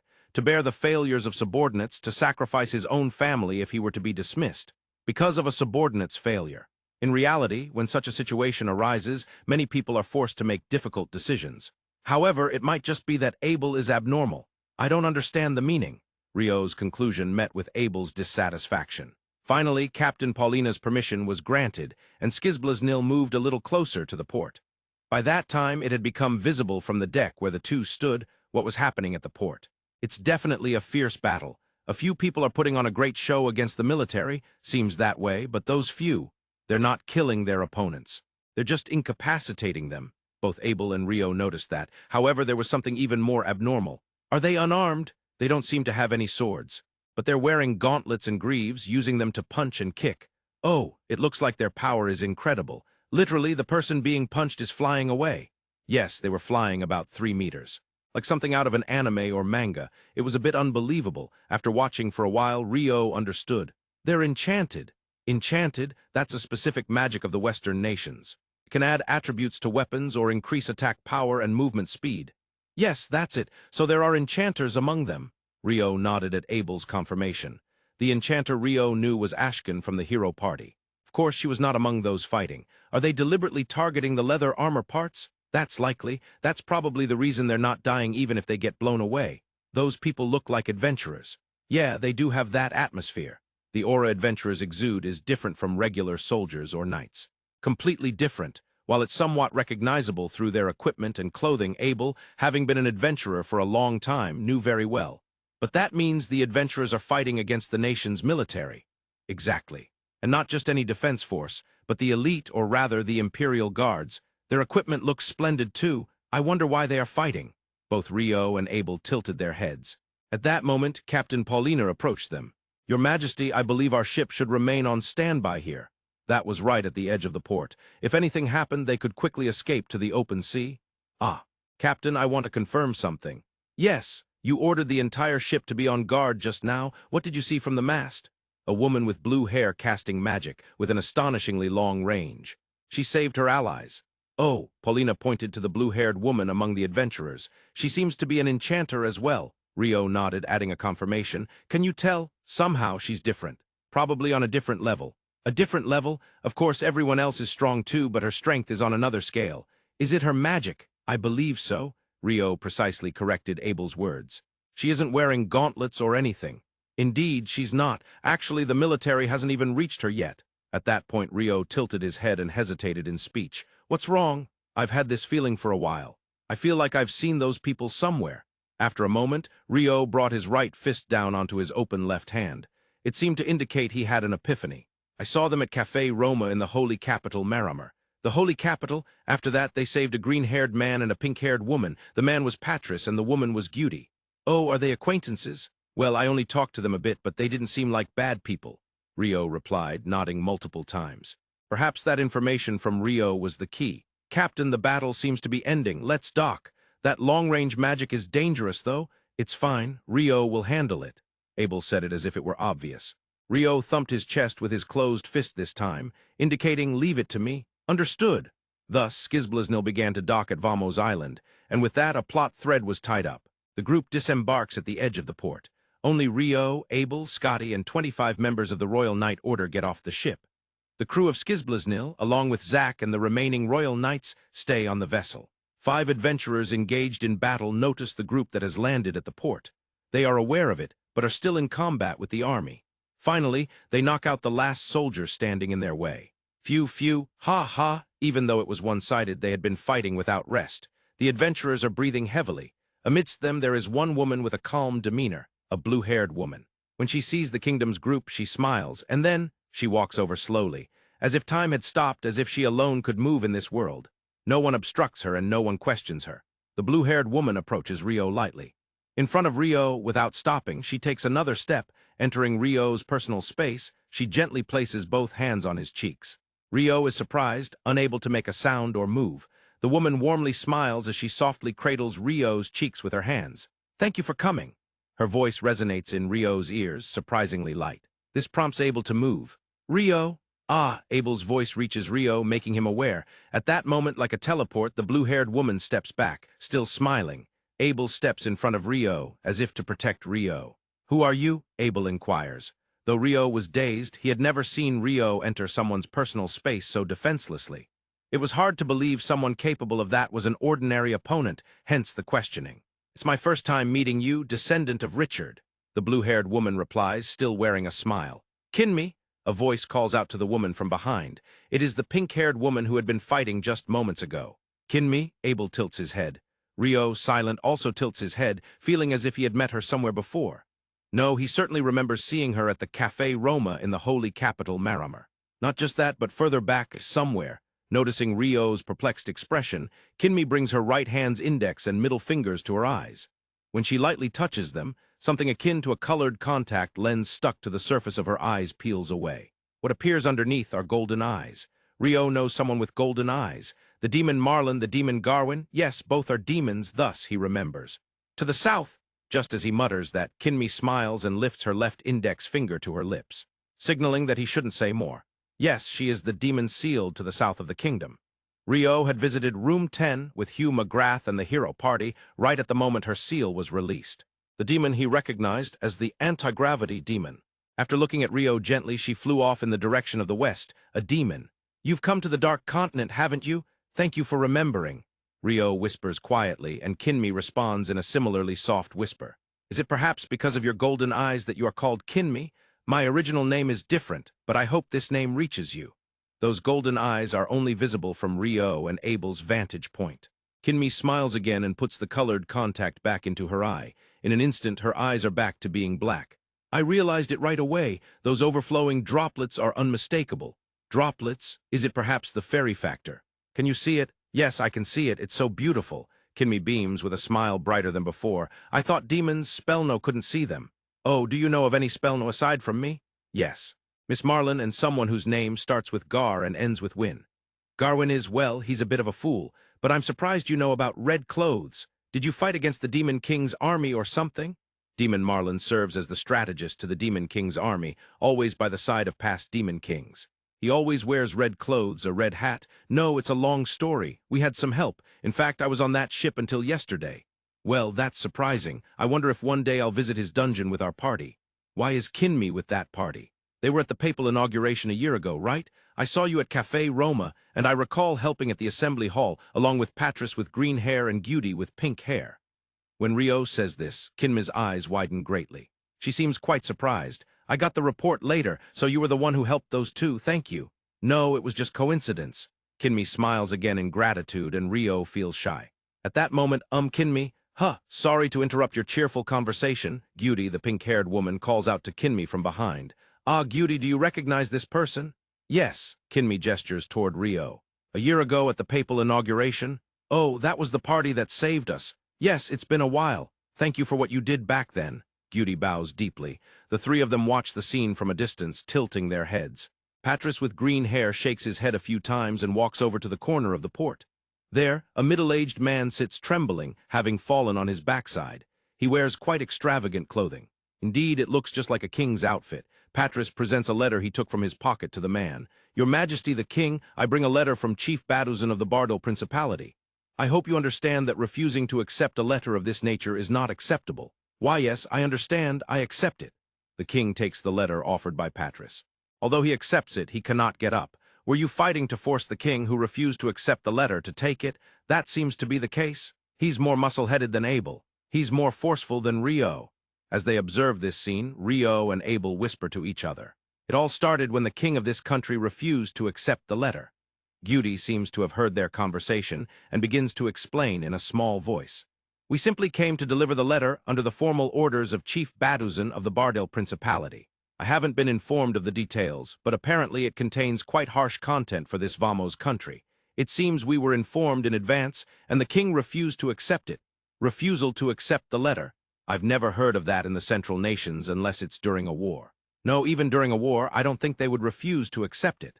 Rio is astonished, and Abel shrugs. In some regions, refusing a letter of this nature from one head of state to another is considered the utmost disrespect in diplomacy. That seems to be the case in the Central Nations. Even in this dark continent, it's almost unheard of. However, the chief specified very clearly when handing it over, make sure to get him to accept it at all costs, no matter the sacrifice. So ultimately it turned into a fight. Patris seemed quite happy. Guti shakes his head as he speaks, and Kinmi smiles while saying. Patris, who delivered the letter, comes over to the fore. Guti, Kinmi, what are you doing? Patris calls out to the two who have not returned. Patris, look, this is the person who helped us when we were almost taken down by the Templar Knight Order during the Papal inauguration. Papal inauguration. I remember now. Patris says this and looks at Rio, then he bows deeply. Thank you for what you did back then. No, it was nothing much. Rio chuckles awkwardly. So why are you on this island? You're from the Central Nations, right? We're speaking Dark Continent language, yet you understand us. I studied it. Rio chuckles at Patris' bewilderment. Abel smiles beside him. The acquisition of Dark Continent language has gone very smoothly, and Rio has reached a level where he can handle it without issue. I'm an adventurer from the Negotiator kingdom in the Central Nations. I came to this island for work. Rio replies, that is not a lie. He is not hiding anything. However, it cannot be said that the information disclosed is sufficient. Before Rio can supplement this, before Abel can open his mouth, another person starts speaking. As I said earlier, you're the descendant of Richard, right? Kinmi asks Abel. If you're talking about King Richard, the former king of the Negotiator kingdom, then that is correct. Why do you think so? Of course it's that sword. It's his ex, right? No one else could use it, but it seems to be quite fond of you. You worked hard, didn't you? Oh, swords can get fond of people, huh? I wouldn't know if you ask me. Rio looks at Abel's sword with admiration, but Abel has no answer to that. This Vamos island, or rather the king of Vamos kingdom, is supposed to receive you, but as you can see, it's a difficult situation. Kinmi points to the king, who has been sitting down the whole time. Even after receiving the letter from Patris, he hasn't managed to stand up. His soldiers are all unable to stand as well. They were beaten down. So let's have tea somewhere. Excuse me? Rio tilts his head at Kinmi's suggestion. Abel tilts his head silently as well. Kinmi's 4 party members also tilt their heads. Your Majesty, he's in shock, so I think it would be better to give him some time to compose himself, don't you think? That may be true, Abel nods. There's a nice cafe in the port square. Let's head there. Kinmi says this and quickly pulls Rio's arm, starting to walk. While being pulled along, Rio follows. Abel trails behind him. The Royal Knight Order follows behind them as well. Kinmi is really proactive today? How rare. Beauty with pink hair and Patris with green hair shrug. Kinmi's party members follow suit with wry smiles. And thus, more threads are tied together. A cafe that had no customers left due to the fighting at the port. As a result, everyone was able to enter. First, Rio was seated with Kinmi sitting to his left. Perhaps out of a sense of wanting to help, Abel sat to Rio's right. The 4 others, including Patris, sat across from the 3 of them. Surrounding them at a distance were the Royal Knight Order. I have a woman I've decided on in my heart. Don't worry, I don't plan to monopolize you. If I did that, I'd burst. Really? Rio clearly looked relieved. He thought it was best to say what needed to be said as soon as he sat down. Of course, Rio did not understand the meaning of burst. Abel seemed to be surprised, his eyes widening at Rio's words. Rio did not understand the meaning of Abel's expression, so he considered asking, but Kinmi's words came first. Well, if I can touch your cheek again in 10,000 or 20,000 years, that would be fine. Huh. Rio was confused. It seemed that Kinmi's party members thought it was a joke. Geez, Kinmi always joking around. In 10,000 years, everyone will be dead. Those were the words exchanged. Rio thought the same, but pondered a bit. Since he believed Kinmi was a demon, she might still be alive in 10,000 years. However, he thought he wouldn't be alive. Indeed, he did not feel like he aged much, but he wouldn't be alive, right? No, even if he did not age at all. I feel like I'm not alive because many people are targeting my life. Targeting your life? Rio said, and Beauty was surprised. As she was surprised, she realized something. We haven't introduced ourselves. Oh. We are the escort party, refreshing 5 peaks from the eastern provinces of the Dark Continent, Bardil Principality. I'm Beauty, this green-haired one is Patris, the yellow-haired one is Toko, the white-haired one is Mao, and this blue-haired one is Kinmi. That's very polite. I'm Rio, a C-ranked adventurer from the Negotiator kingdom of the Central Nations. After Patris and Beauty introduced themselves, Rio introduced himself as well. Oh, so your name is Rio? Kinmi nodded with a smile. Kinmi, you didn't know my name? Yes, this is the first time I'm learning it. Even though you seem so friendly, Rio-san is my benefactor. He freed me from my shackles. Benefactor? The 4 from Refreshing 5 Peaks were astonished at Kinmi's explanation. However, one person tilted their head. It was the water attribute mage. Did I do something? Rio recalled that time. They all entered the shrine, and after a while it shook and they escaped. Kinmi appeared floating in the sky. Rio had done nothing. The power that revived her, or broke the seal, was said to have taken the power from the vampire who visited the shrine a few days prior. Yes, I absorbed the vampire's magical power and completely revived myself, but the seal had not been broken. However, thanks to Rio's arrival, the droplets that burst the seal overflowed there. What do you mean? The seal of the demon confined in the south had actually been broken due to the fairy factor overflowing from Rio. I didn't know that, so because of Rio, the demon broke the seal, so I didn't know that. I just organized the facts. Is there a possibility that I could be charged with aiding the escape of a demon and locked up? As far as I know, there is no such crime in the kingdom, so it should be okay, right? Oh, is that so? Rio felt relieved. It's not something so light. It would be more like treason or conspiracy against the state with a life sentence or death penalty, right? Why does it have to be something so severe? It can't be helped. I'll show my sincerity and aim for leniency. Sincerity, I'll allow you to downgrade my weekly cake privilege to a monthly one. Rio made the offer with grievance. So you intend to get leniency for a major crime? Yes. Also, let's promise that the violent neighbors from the forest of Rondo won't invade the kingdom's mainland. That's just a threat. If you execute me, who knows what will happen to their restraint? Well, if it comes down to it, I'll issue a pardon in the king's name. As expected of Abel, I will follow Abel forever. Is that so? Through the echo of the soul, such a secret conversation was exchanged between Rio and Abel. Meanwhile, a different conversation was taking place at the table. I heard Kinmi had a hard time until she joined us. Did she get captured by bad guys? Gyudi asked with a sad expression. Rather, I was allowed to enter to protect myself. Yes, but I ended up staying longer than I expected, and when I finally tried to leave, I couldn't. It felt like the key broke or something. I see, that sounds tough. Gyudi nodded at Kinmi's explanation. The other three quietly nodded in agreement. But if Rio-san helped you escape, then he is indeed a benefactor, and because you escaped, we could have you join our party. So you are also our benefactor. Gyudi nodded, Patris explained, and Toko and Mao came to this conclusion. The four members of Refreshing Five Peaks, except for Kinmi, stood up and bowed to Rio. Thank you for helping Kinmi. I didn't really do anything, Rio flustered. In the echo of the soul, he was pointed out as someone who could be charged with a major crime, and here he was being thanked. Could this be proof that everything changes depending on one's perspective and position regarding a single event? Dark coffee was served in front of everyone. After all, this authentic dark coffee is delicious. Yeah, it's good. Kona from my country is nice, but this is also good. Rio and Abel praised it. The people from the Negotiator Kingdom's central area loved coffee. Patris with green hair and Gyudi with pink hair nodded in satisfaction as they listened to the two's praises. Patris and Gyudi suddenly realized something. By the way, there seem to be more knights or escorts than usual, right? Is this Rio-san's doing? No, it's not me. It's the escort of this person over here. Rio pointed to Abel sitting to his right. By the way, I feel like I haven't asked for your name. I heard something about being a descendant of Richard, but I haven't heard your name. Patris and Gyudi looked at Abel as they spoke. It feels late to ask this, but I'm Abel from the Negotiator Kingdom. Believe it or not, I'm our king. I see the king. That's why there are so many escorts. Huh, Abel answered. Rio supplemented, and Patris and Gyudi followed along while Toko and Mao were taken aback. Your Majesty, the four were shocked. You did it, Abel. They were surprised. Don't say such things, it's embarrassing, Rio said happily while Abel blushed and scolded. Among the Refreshing Five Peaks, only Kinmi was not surprised. Did you know Kinmi? Gyudi asked. Yes, Richard was the king of the Negotiator Kingdom. I figured his descendant would also be a king. Why didn't you tell us? I wanted you to teach me in secret. Kinmi answered with a smile while Patris and Gyudi's faces fell. Toko and Mao silently shook their heads. So why did Rio-san and your Majesty Abel come to Vamo's country? Finally calming down, Gyudi asked. Our ship was swept away by a storm. Oh, a storm is unavoidable.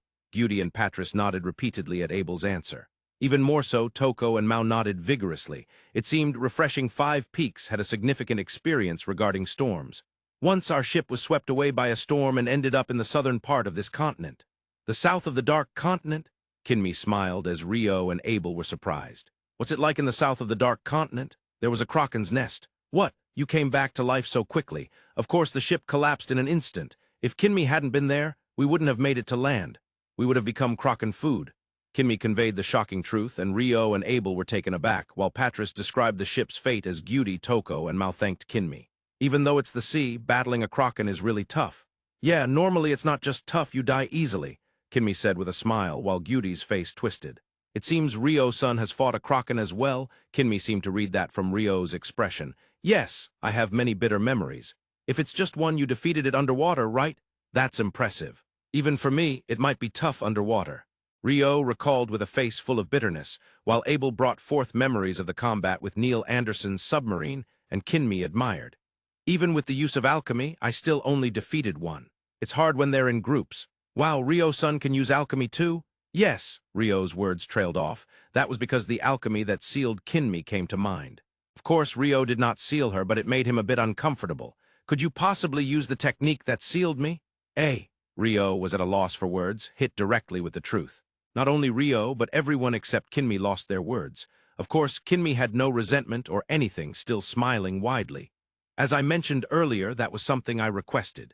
I wanted to be locked away. Yes, I initially asked Hal, but Hal refused and said he didn't want to, so I asked Richard, my disciple. It seemed quite challenging for Richard too, Kinmi explained with a smile. Abel, surprised, asked. King Richard was a disciple. Who is this Hal the Master? Oh, you haven't heard of him, even though you're a descendant of Richard. Isn't that information passed down in the Negotiator royal family? Oh, at least I haven't heard of it. I see. Then I can't say anything. It was left out likely because there was some reason for not wanting to pass it down. Since Kinma's words were reasonable, Abel had nothing to say. Richard also said he didn't want the technique used to be passed down to future generations, so I understand why it hasn't been left behind. I see, but Ryo-san seems to know somewhat, doesn't he? The sealing technique using your own magical power. Correct. Ryo-san, you're amazing, Kinmi nodded happily. Ryo, that is probably a technique Kenneth does not know, so indeed it hasn't been preserved by the kingdom's alchemists. Why does Ryo know about it? Oh, here it's a bit. I will tell Abel next time, but I still don't fully understand it either, so if you ask me if I can create something similar, honestly, I am not confident. Ryo answered Abel's question honestly. Abel likely wouldn't spread it around, so Ryo thought it might be okay to talk about Hassan and the black notebook he inherited from him. He had just completely forgotten about it. If I ever need to be sealed again, I'll ask Ryo-san. Sorry, but please spare me that. Ryo frowned and shook his head at Kinma's joke. In the end, the Negotiator Kingdom group, led by Abel, did not meet with the king of Vamo's country. The crew from Skizblaznil found that the king's condition was deemed impossible to meet. I feel like we'll be able to meet again soon. That was what Kinmi said to Ryo. Skizblaznil departed Vamo's island, heading west towards the mainland of the Dark Continent. On that deck, we are gathering insights to solve the age-old question of why humans fight since recorded history. This encounter has brought us a step closer to that resolution. We have gained some awareness. Is that so? Refusing to accept a letter means, in essence, rejecting dialogue. Okay. If two powers come into contact without dialogue, it inevitably leads to armed conflict. That was the confrontation that occurred at the port. I feel like I've been somewhat coerced here, but it's not wrong. Ryo passionately presented his theory, while Abel listened with a tilted head. The challenging point of dialogue is that if either side refuses, it cannot be established. That's true. The result of that is that armed conflict is the only possibility. That too is true. No matter how much we desire a peaceful resolution, if the other side lacks that intention, it will lead to armed conflict. Peace is a fleeting thing. Okay. As a logical conclusion, we must prepare for the possibility of armed conflict from the stage before engaging in dialogue if the other side refuses a peaceful resolution. That's a sad conclusion. Humans may be foolish creatures. Ryo shook his head with a sad expression. Well, it would have been fine if the King of Vamos had accepted the letter from the start. Yes, that alone, just that alone, but just that alone was difficult. Make sure to properly accept it, Abel. Of course, right? Even if it's a letter from the Debuhi Empire. Precisely because it's from the Empire, we must accept it. Ryo's words made Abel raise an eyebrow, wearing a sarcastic expression.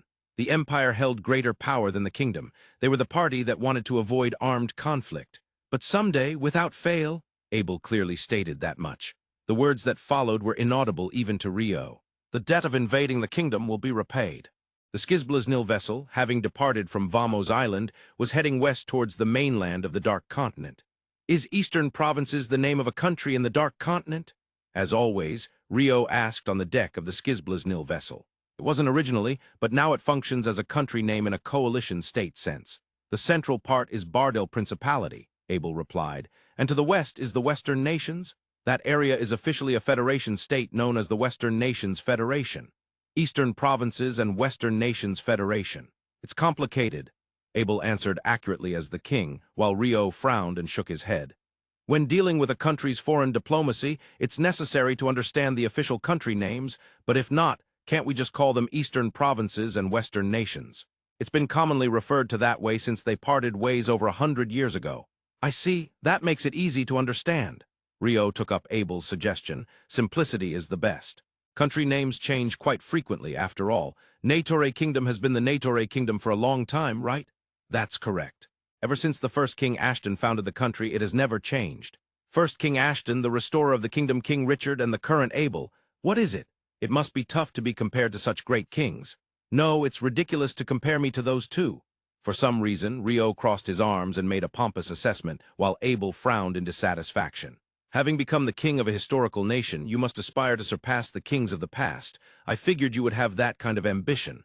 I don't. If Abel desires it, I wouldn't mind cooperating by reverting the cake privilege from once a month back to once a week. Yeah, no need to cooperate, I'm not going back. Restoring a lost privilege is tough. Rio's expression was filled with bitterness. Indeed, it was peaceful on the deck of the Skizblaznil vessel. As they discussed such matters, Captain Paulina approached. "Your Majesty, in about an hour, we will be able to see the port town of Bolan in Bardil Principality. Bolan, if I remember correctly, it boasts one of the largest scales among the principalities, right?" "Yes. Not just within the principality, but it ranks among the 5 largest towns in the entire eastern provinces. Because of that, any ships of a certain size will definitely undergo inspection. Given the size of the Skizblaznil, that's a given. Yes, a patrol ship will be coming." "Understood. As I mentioned when we were at Vamos Island, if my identity check is necessary, feel free to look up whatever plate or documents you need. I leave everything to the captain." "Thank you very much." After Captain Paulina left, Rio asked Abel. "You seem to know quite a bit about the Dark Continent, Abel. Is that so? After all, you were able to speak the Dark Continent language." "That's because I learned it at the Royal Castle. It was a compulsory subject at the Higher Academy as well. It was elite education. But there's no direct exchange between the Central Nations and the Dark Continent, right?" "None." "Then why learn it?" "I learned it through the history of the royal family, but apparently there was some exchange several hundred years ago." Wait, that's incredibly far back. How did they?" "It's definitely not by sea routes, so it must have been overland. They would have traveled by land to the Western Nations and then sailed to the Dark Continent from there. Trading routes that faded with the passage of time. What came to Rio's mind was the Silk Road of Earth. It's quite difficult to maintain a trading route that crosses cultural spheres. If political changes, wars, or the downfall of nations or towns occur along the route, it would be severed. And now we are trying to revive that, aren't we?" "That's right, not by land but by sea." Both Rio and Abel looked out at the horizon with deep emotions. After a while, 2 ships approached from the direction of the land ahead. "Halt your vessel. This is Bardil Principality, a patrol ship. You are to undergo inspection." Such a voice could be heard even on the deck of the Skizblaznil. "He's shouting really loudly. That's part of the job, I suppose. It would be great if we could create alchemy tools that amplify their voices." Rio thought that was a grueling work environment and shook his head in pity. If such alchemy tools were created, wouldn't that guy who is shouting lose his job? Maybe he could be assigned to a more humanitarian role. Well, their throat must be suffering. There's no easy job, that must be it. The Skizblaznil accepted the request to halt from the patrol ship. One of the 2 patrol ships came alongside, and 5 officials boarded. "This is the 3rd patrol unit of Bardil Principality, Captain now. Thank you for your diligence. I am Captain Paulina of the Skizblaznil vessel, belonging to the Negotiator Kingdom." They introduced themselves to one another. As the responsibility lies with the captain, it is Paulina who introduces herself. Then she handed the documents to Captain Now. "This is the crew certificate. I'll need to verify it." Now said this and began checking it with a practiced hand. Meanwhile, the 4 who boarded were glancing around the deck. They weren't moving around. They still didn't understand what kind of ship this was and who was on board. Even though they were conducting an inspection, they couldn't just roam around without following proper procedures, knowing it was a ship from another country. According to the crew certificate, 50 crew members are from Gosran Duchy and 80 crew members are from Negotiator Kingdom. But the Negotiator Kingdom is not part of the Western Nations, is it? Correct. It's part of the Central Nations. Central Nations? The Central Nations is the cluster of countries located far to the east of the Western Nations, right? Why is a ship belonging to such a country here off our continent? The Negotiator Kingdom is currently cooperating with Fundabi Kingdom to establish a sea route between the Western Nations and the Central Nations. This vessel is one of the survey ships for that purpose. It was supposed to go from the Central Nations to the Western Nations, but we encountered a storm on the way and drifted here. Therefore, under the captain's discretion, we decided to navigate around the coastal countries of the Dark Continent before heading to the Western Nations. Navigating around the Dark Continent. For what purpose? To pave the way for future trade negotiations. While Paulina provided a perfect answer, Captain Now tilted his head, seemingly not fully grasping it, now looked around the ship from the deck.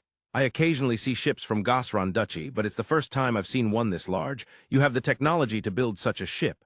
"No, this ship was built by Mafalda Republic."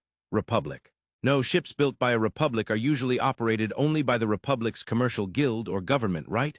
I recall hearing something about that law." "That's correct. This ship became a vessel of the Negotiator Kingdom of the Central Nations through several exceptional procedures," Paulina replied. Upon hearing this, Captain Now tilted his head again. "A ship built in Mafalda Republic, operated by a sailor from Gosran Duchy and registered under the Central Nations? What's that about? Can you imagine from that? This ship is an important vessel entangled with the interests and intentions of multiple countries. Moreover, it carries His Majesty King Abel I of the Negotiator Kingdom, a major power in the Central Nations. Now that's... What's that about? Captain Now frowned. At that moment, someone from behind called out to Captain Now. It seemed to be a subordinate of the patrol captain. Captain, isn't Abel, the king of Negotiator Kingdom, the one from that song? You know, the one that goes. The song, the royal capital has fallen, the younger brother and the empire have taken it, the people's lament covers the skies of the kingdom. That one. Oh, that one. Recently, bards have been singing it around. It mentions, a new king shall arise for the kingdom. His name is King Abel. He will rise in the border town. They must have heard the two talk. Paulina interjected. Ah, that's the one. Oh, come on. The moment Captain Now said that, he spotted a man approaching from the back, accompanied by a robed figure. He was not wearing luxurious clothing. However, it was clear at a glance that his attire was of high quality and well-tailored, unlike the ship's crew and knights. But it looked easy to move in. Indeed, it was a man dressed like the local lord would wear in everyday life. When he raised his gaze from that attire to see the man's face, Now instinctively felt like kneeling. But he somehow stopped himself with sheer force of will. There was no need for anyone to explain. He could tell that the person was extraordinary. If he were to verbalize the impression he received, it would be dignity. There was no hostile atmosphere emanating from him. However, he was not someone one could become familiar with. He approached step by step. With each step, Now felt a desire to step back. Not hostile, yet with every approaching step, he felt as if he was being crushed under a weight. And, thank you for your hard work, Captain Now. Ha ha. At the words spoken by that man, Now bowed his head. Not only Now, but all four of his subordinates behind him also bowed. One of them almost knelt down on one knee and quickly raised himself up. As Captain Paulina explained, I am Abel, king of the Negotiator Kingdom. I have come to pave the way for future trade agreements with the Dark Continent. May I request permission to disembark in your country? Why, yes, your majesty, I cannot make that decision. Who can? The Lord of Borderlands, perhaps. I have heard that Borderlands is one of the largest port towns in the eastern provinces.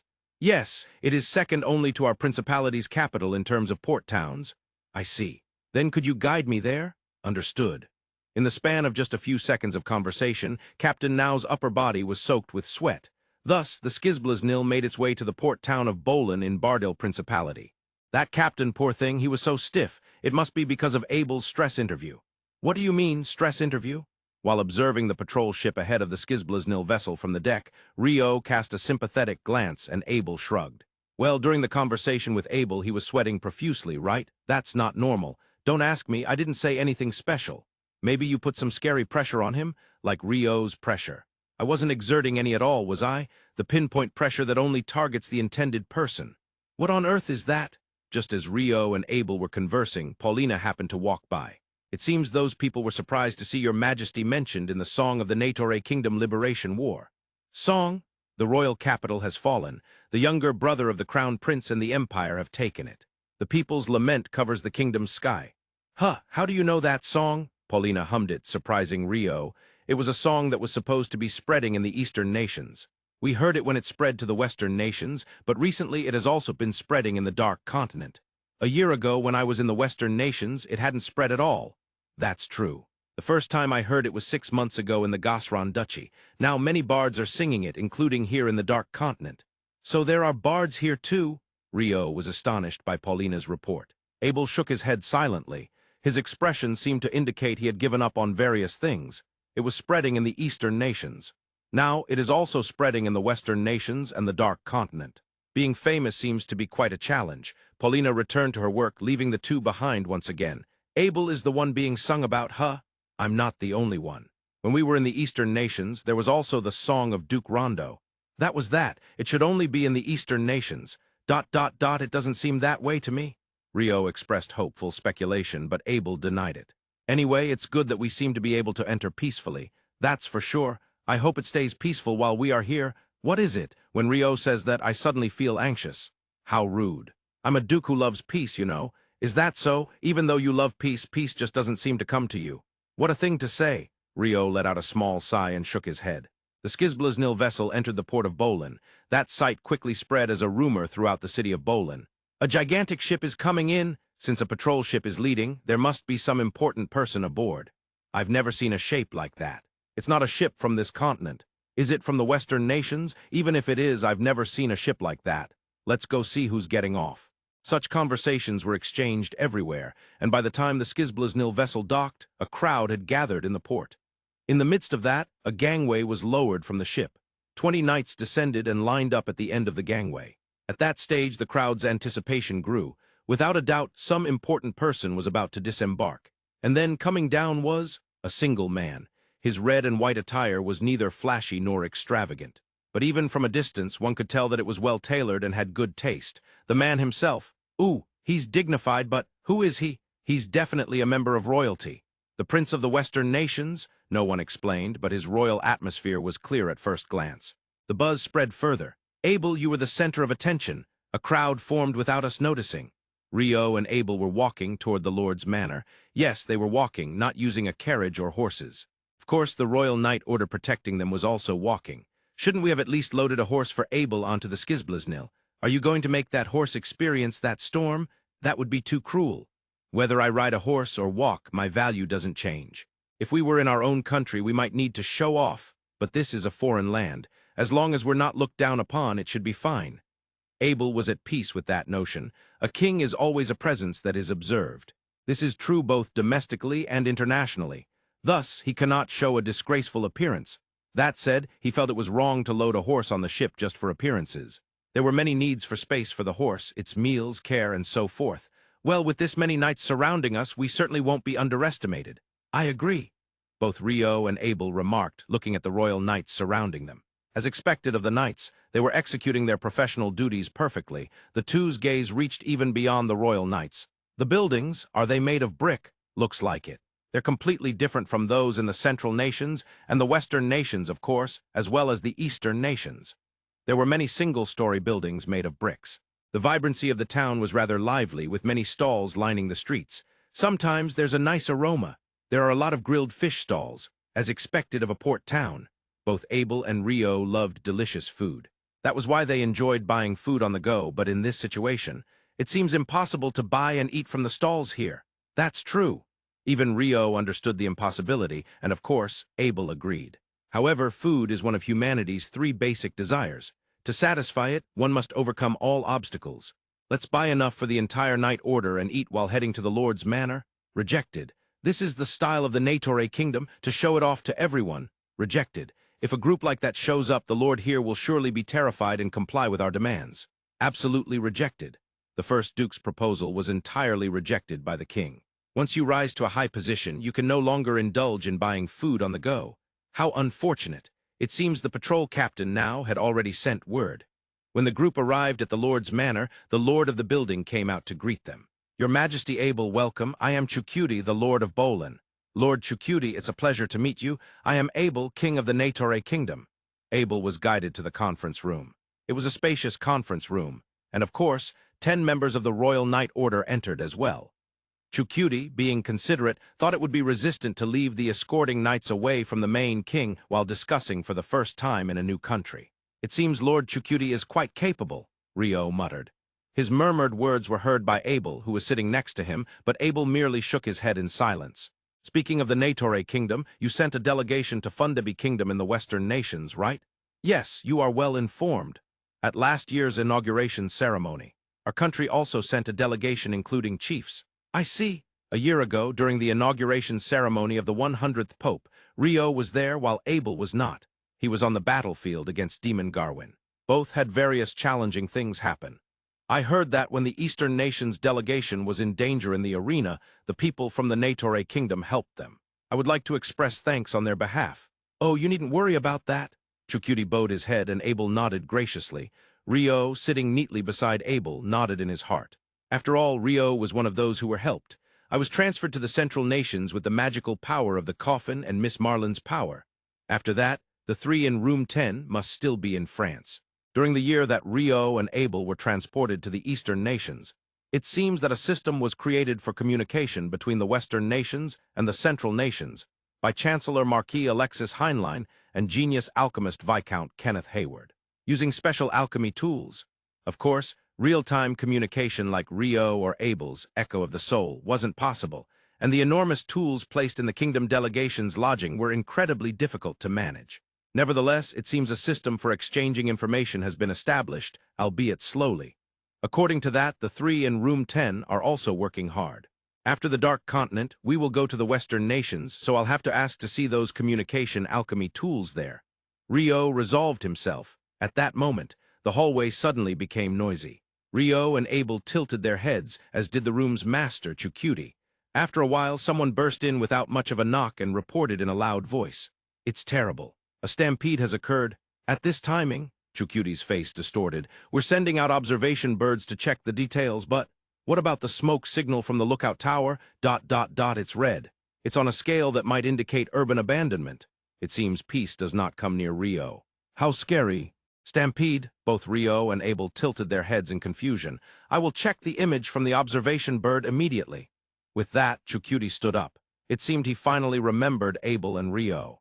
"My apologies, Your Majesty. I recommend that the people from the kingdom return to the ship and head out to sea as soon as possible." "Out to sea on a ship? What exactly is a stampede?" "In a word, it is a massive rampage of monsters." "What?" Rio and Abel were left speechless. At that moment, the door swung open, and someone rushed in holding something that resembled a human head-sized crystal ball. "My lord, we have received the image from the observation bird." The crystal ball was placed on the table. What was displayed there was, "What is this number?" Indeed, it was a massive rampage. Thousands, no, there are tens of thousands. Bears, goblins, and even ogres. It's a scale that happens once every 100 years. Chukwudi said this and took a deep breath. However, he quickly composed himself and began issuing orders. "Declare an evacuation alert for the entire city. Guide all residents to evacuate to the sea." "Yes, sir," the subordinate who brought the crystal ball dashed out. "Your Majesty, we should evacuate as well," Scotty called out from behind Abel. The other squad captain, Zack, had already bolted out of the room and was heading towards the Skizblaznil vessel. He was going back to prepare for departure. Meanwhile, Abel was still watching the monsters reflected in the crystal ball. Rio leaned in to take a look as well. "Looks like it's about 30 to 40,000. There are no griffins or behemoths. What do you think, Rio?" "Yes, we can handle this." That was the entirety of their exchanged conversation. Abel turned to face Chukwudi, who was preparing to issue further commands. "Chukwudi, how about this? Could we assist in the subjugation of these monsters?" "Your Majesty. As you can see, it's a massive horde exceeding tens of thousands of monsters. While we will do our utmost to buy time for evacuation, the subjugation itself..." Chukwudi continued explaining with a look of skepticism. In that moment, Abel changed his tone and called out, "Duke Rondo?" "Yes, Your Majesty." Abel had referred to him as Duke Rondo instead of Rio. Rio followed suit. "You are skilled at subjugating monsters." "Of course. Please command us as you wish." "You say there are tens of thousands of monsters. Is that a problem? Whether it's 10,000 or 100,000, it poses no issue," Rio responded respectfully. "That settles it, Chukwudi. If there are no effective means for subjugation, why not test our strength?" I wonder if it's appropriate to request such a thing. If it leads to fostering friendship between our nations, I would be more than willing to cooperate." Abel said this with a smile. Chukwudi thought for a moment before nodding deeply. "Your Majesty, can we count on your cooperation?" "Understood." Abel nodded once and turned to Rio. "Duke Rondo, cleanse the monsters attacking this city." "Imperial decree acknowledged." The group moved to the southwestern city wall of the city of Bolin. Abel, Rio, Scotty, and Chukwudi, along with his close aides. From a distance, a cloud of dust was rising, and they could see it approaching. "What is this?" Chukwudi couldn't help but exclaim. "My lord, only about 10% of the residents have completed their evacuation to the sea. We won't make it in time." Desperate reports continued to come in. Chukwudi looked at Abel, who maintained a calm expression beside him. "Your Majesty, is this still acceptable?" Though lacking a subject and object, the meaning was clear. When faced with an overwhelming situation, words can be omitted and still be understood. "Don't worry, Chukwudi." Abel said this and looked at Rio. Rio nodded silently, gazing at the approaching dust storm. Now that it was this close, he could recognize each individual monster. Floating magic circles, 16 magic circles floated up behind Rio. Furthermore, water jet thruster, then Rio himself lifted off the ground. Seeing this, no one could find words. A roar resounded as a massive horde of monsters charged forward, kicking up dust. The sight of Rio stunned them into silence on the city wall. Against this backdrop, he unleashed. Icicle lance shower fan. Thousands of ice spears shot out from Rio and the magic circles, fanning out to pierce through the advancing horde of monsters. 1 shot, 2 shots, and then 3 shots. With each release, the fan shape spread a bit more. Illuminated by sunlight, the sparkling ice spears were certainly claiming the lives of the monsters. From a distance, it looked like an astonishingly beautiful array of spears. but it was creating a hellish scene for the monsters stained with blood. Even so, the monsters did not stop. They continued to surge towards the city. One after another, they were pierced by ice. And then, a total of 5 shots. All the monsters came to a halt. No one spoke. However, they remembered, the bards singing as they traveled, the song of the water attribute mage who followed King Abel. There is a mage who follows King Abel. His magic can erase the heavens, shatter the earth, and freeze the world with a great water magic. With a single strike, he breaks an army of 100,000, and it is no mere dream illusion. They witnessed that sight firsthand. People praise the icefall or sing of Duke Silver. That person stood before them, a robed man. This is Duke Rondo. Sometimes let Rio have his moment. Indeed, Rio, that was impressive. Ah, it wasn't that much. Abel praised Rio, who blushed in response. The group was slowly making their way back to the Lord's manor. The subjugated monsters were being dismantled by the soldiers stationed in the city, extracting magic stones from them. The evacuation order for the sea had also been lifted, and people were starting to return to the city. We've regained the chance to buy grilled fish at the street stalls. I think only you would think that way, Rio. Rio looked happy while Abel shook his head. Well, it served as an excellent diplomatic card. The icicle lance shower fan certainly has a good visual appeal. It saved the residents and showcased our power. With this, no nation will dare to oppose the kingdom. I didn't think this chiefdom ever intended to oppose us in the first place. Who knows? Capturing King Abel during his visit and threatening the homeland, it can't be ruled out. Yeah, I really think that's impossible. The first duke spoke with a wicked expression, weaving conspiracy theories, while the king completely denied them. Upon returning to the Lord's manor, they were once again thanked by Lord Chucuti of Bolin. Your Majesty, your Grace, thank you very much. Don't mention it, Lord Chucuti. I too was merely following the imperial decree. Of course, Abel, in such cases, also spoke humbly. We're planning to head to the capital of Hasyana afterward. This might have been just the right gift. Saying this, Abel smiled brightly. Yes, I will certainly report this matter to Hasyana. No one, including the chief, will treat the people of the Negotiator kingdom disrespectfully. Chucuti nodded vigorously. Everything involving the king becomes a diplomatic card. Regardless of success or failure, all actions and results. This time it was quite a significant success. That said, Abel still had some doubts. The fact that the rampaging monster has been named Stampede means it has happened multiple times before, right? They couldn't have abandoned the city every time? Of course, Your Majesty, it happens every few years. However, in most cases, the number of monsters is about 100. This time, with over 10,000, it's something that hasn't happened in the last 100 years. Even so, the signal fire has been determined. Indeed, a red signal fire was raised, and Chucuti muttered that it indicated a scale with the possibility of urban abandonment. Once the chief decided, our chief can see the future. What? Rio was surprised by Chucuti's words. However, Abel next to him did not seem surprised. Is Abel not surprised? I learned before that among the leaders of the Dark Continent, sometimes people with the power of future sight emerge. Through the echo of the soul, Rio questioned and Abel answered. It seemed that his lack of surprise was a result of his studies in imperial governance. I thought a large-scale stampede would eventually occur, so I had also prepared a plan for the residents' evacuation. But it seems there were still many flaws in various areas. Indeed, things rarely go according to plan. Abel nodded with a wry smile at Chucuti's words. Both were people involved in administration, well aware of the difficulties firsthand. Do you know the cause of that stampede? No, we do not. If it has occurred multiple times before, you must have conducted investigations? Yes. What we know is that monsters rampage outward from the center of the continent. Because of that, we cannot build cities inland from the coastal areas. I see. It seemed that the fact the majority of people living on the Dark Continent were only along the coastal areas had such circumstances behind it. That is why even now we do not know what is happening at the center of the Dark Continent. What happens if that rampage reaches the coast? They will begin to cannibalize each other. Cannibalize? Both Rio and Abel frowned. At the end, when only a few remain, those who had evacuated to the sea will return to land to subjugate them and start living there again. That's quite a mechanism. However, the city of Bolin has become too populated. Evacuation may not be in time.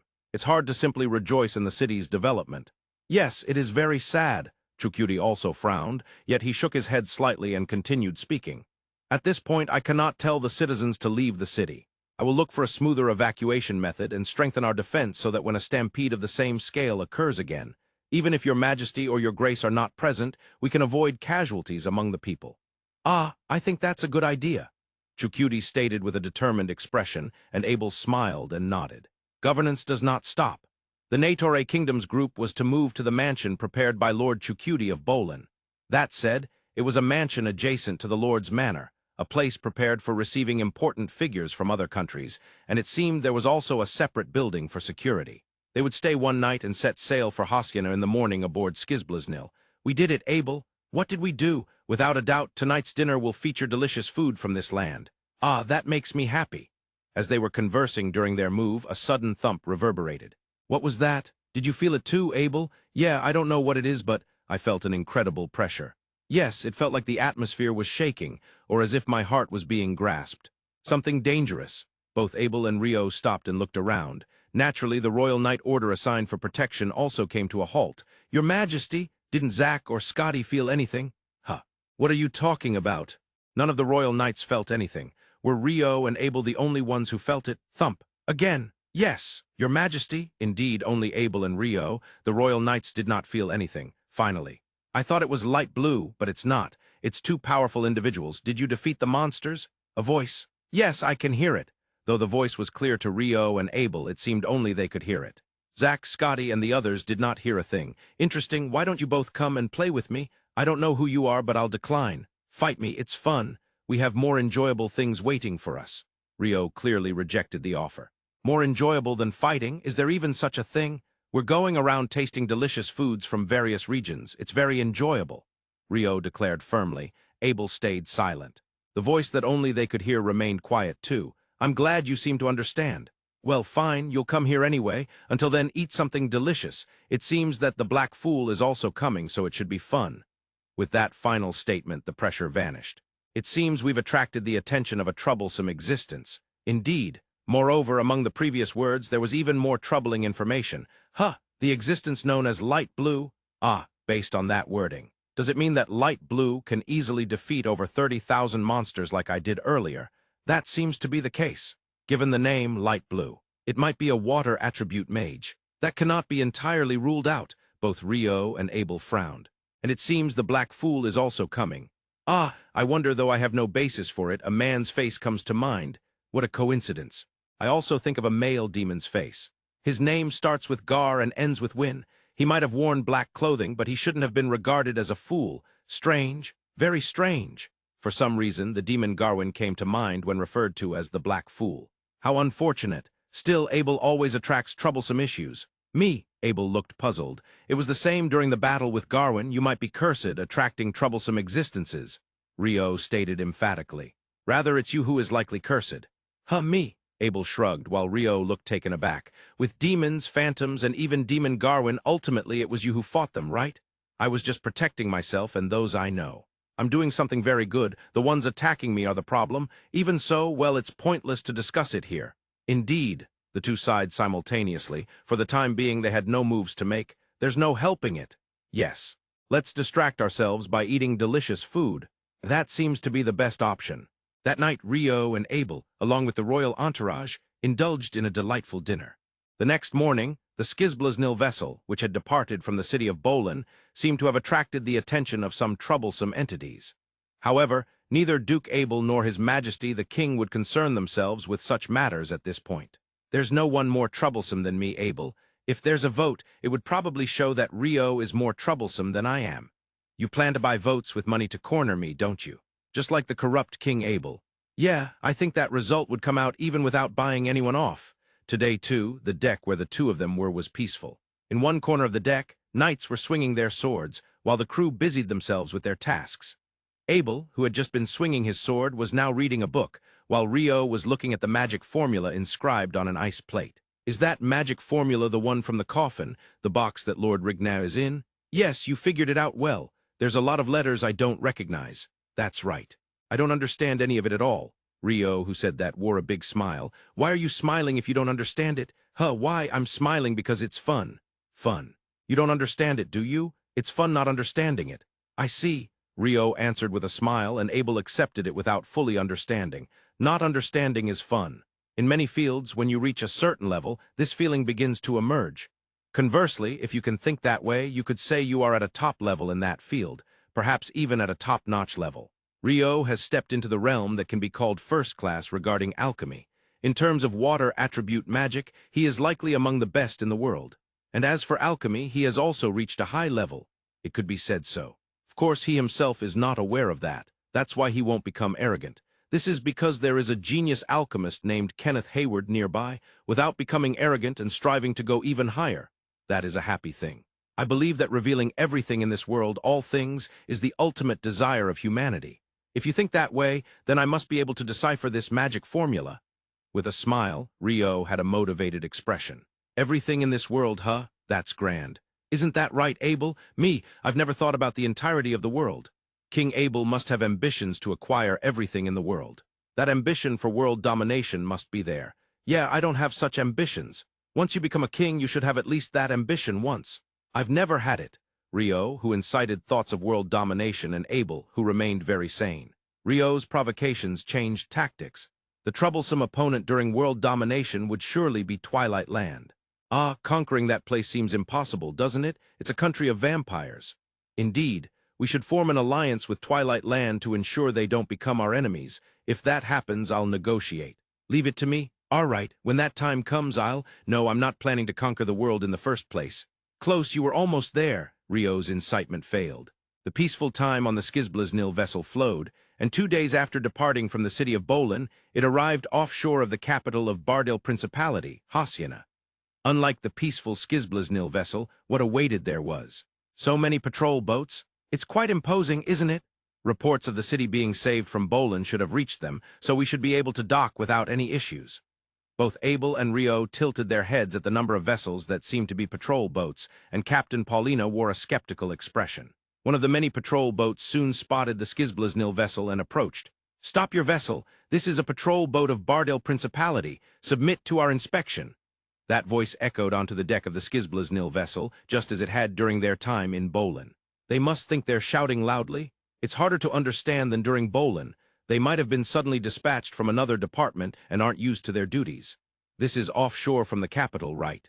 Normally, you deploy the best units here. Perhaps the skilled ones were sent to some other more challenging location.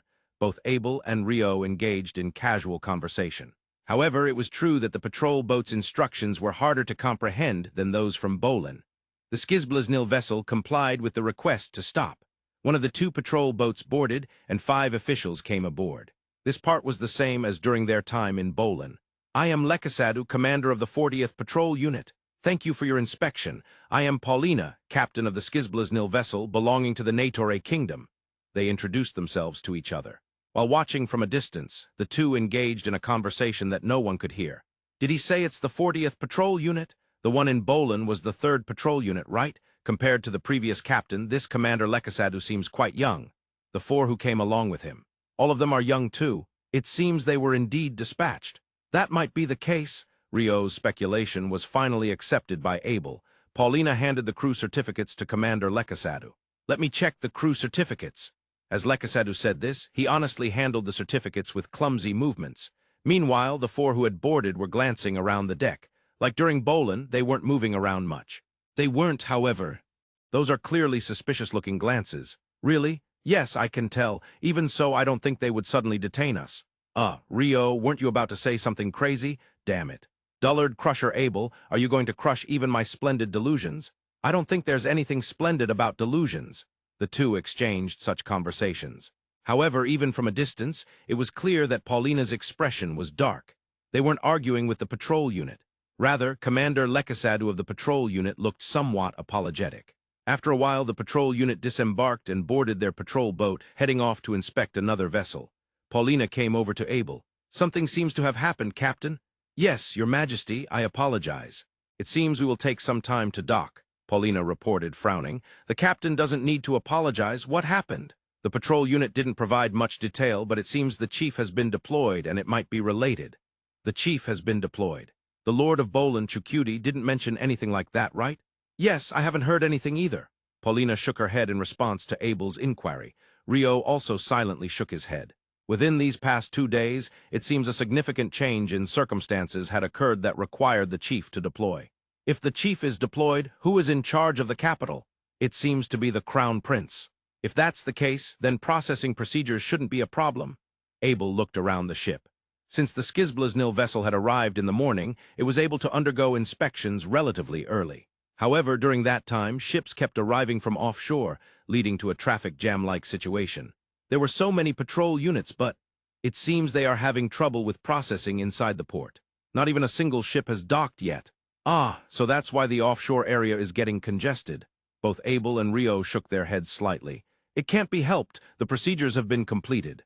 Captain, let's wait patiently. Understood, Your Majesty. In the end, the Skizblaznil vessel was able to dock only in the evening. Even though we docked, I heard there are no available lodgings on land. Well, during the time we waited outside the port, not a single ship came out. The merchants who have been here since yesterday must still be staying in the city. Well, it makes sense they'd extend their stay. The crew of the Skizblaznil vessel had looked for accommodations, but none were available. Of course, Abel felt no urgency to disembark. It would be fine to stay on the Skizblaznil vessel. Rather, the bigger issue was that he had expressed a desire to hold talks as the king of the Negotiator kingdom at the chief's office, yet had not even received a response. Abel, please give up on tonight's delicious banquet at the chief's office. I wasn't really expecting that anyway, but don't worry, we have a strong ally. That's right, Kobachi's cooking is excellent. Indeed, Kobachi, the head chef of the Skizblaznil vessel, and his team of cooks were quite skilled.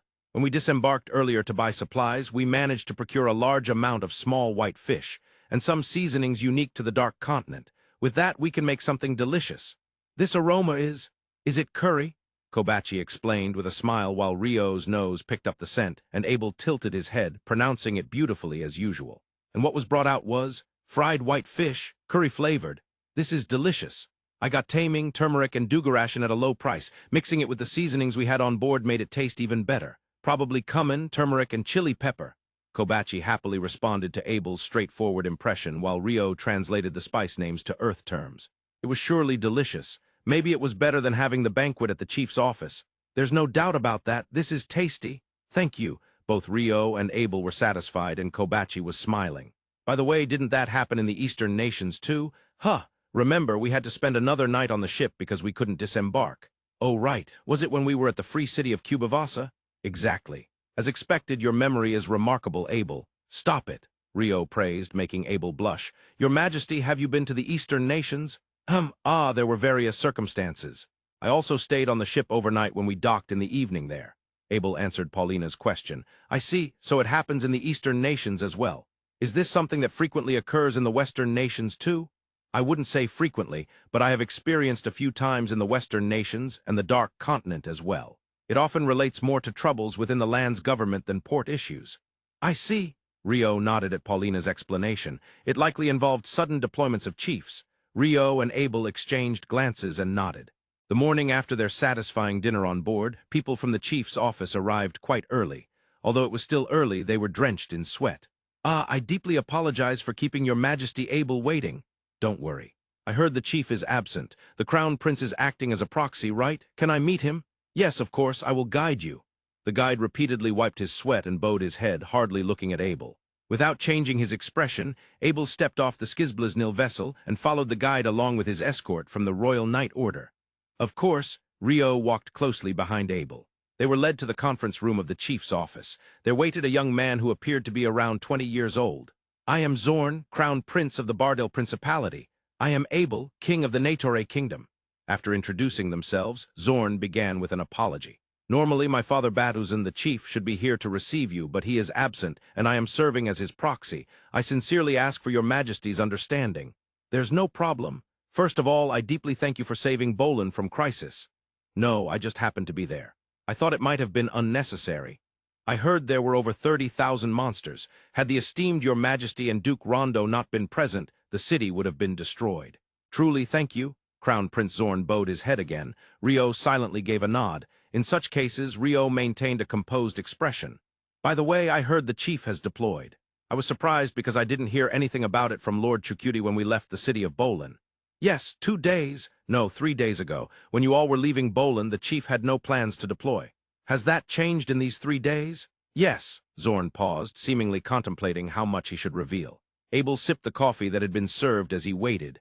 After a few seconds of thought, Zorn spoke up. The deployment destination is Tantoga, the capital of the Jerdan kingdom. I haven't heard of that. Wait, I think I've heard of the largest oasis city, Tantoga. Is that related? Yes, it is indeed a desert nation with its capital in that Tantoga. Zorn nodded, surprised by Abel's knowledge.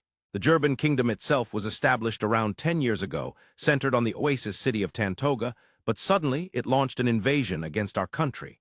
Despite being large, it's merely an oasis in the desert, so it shouldn't have a large population.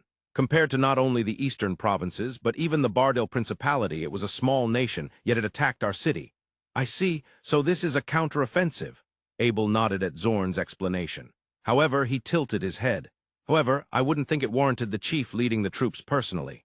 Yes, initially it was supposed to be generals deploying. However, the Jerdan kingdom had not only attacked our cities, but also the cities of the Western Nations Federation. Oh, the Western Nations Federation declared war against the Jerdan kingdom. They announced that the head of state themselves would lead the troops. Under those circumstances, we had no choice but for the chief to deploy as well. To match the rank of the supreme commander, you had no choice but to have the chief lead the troops. Exactly.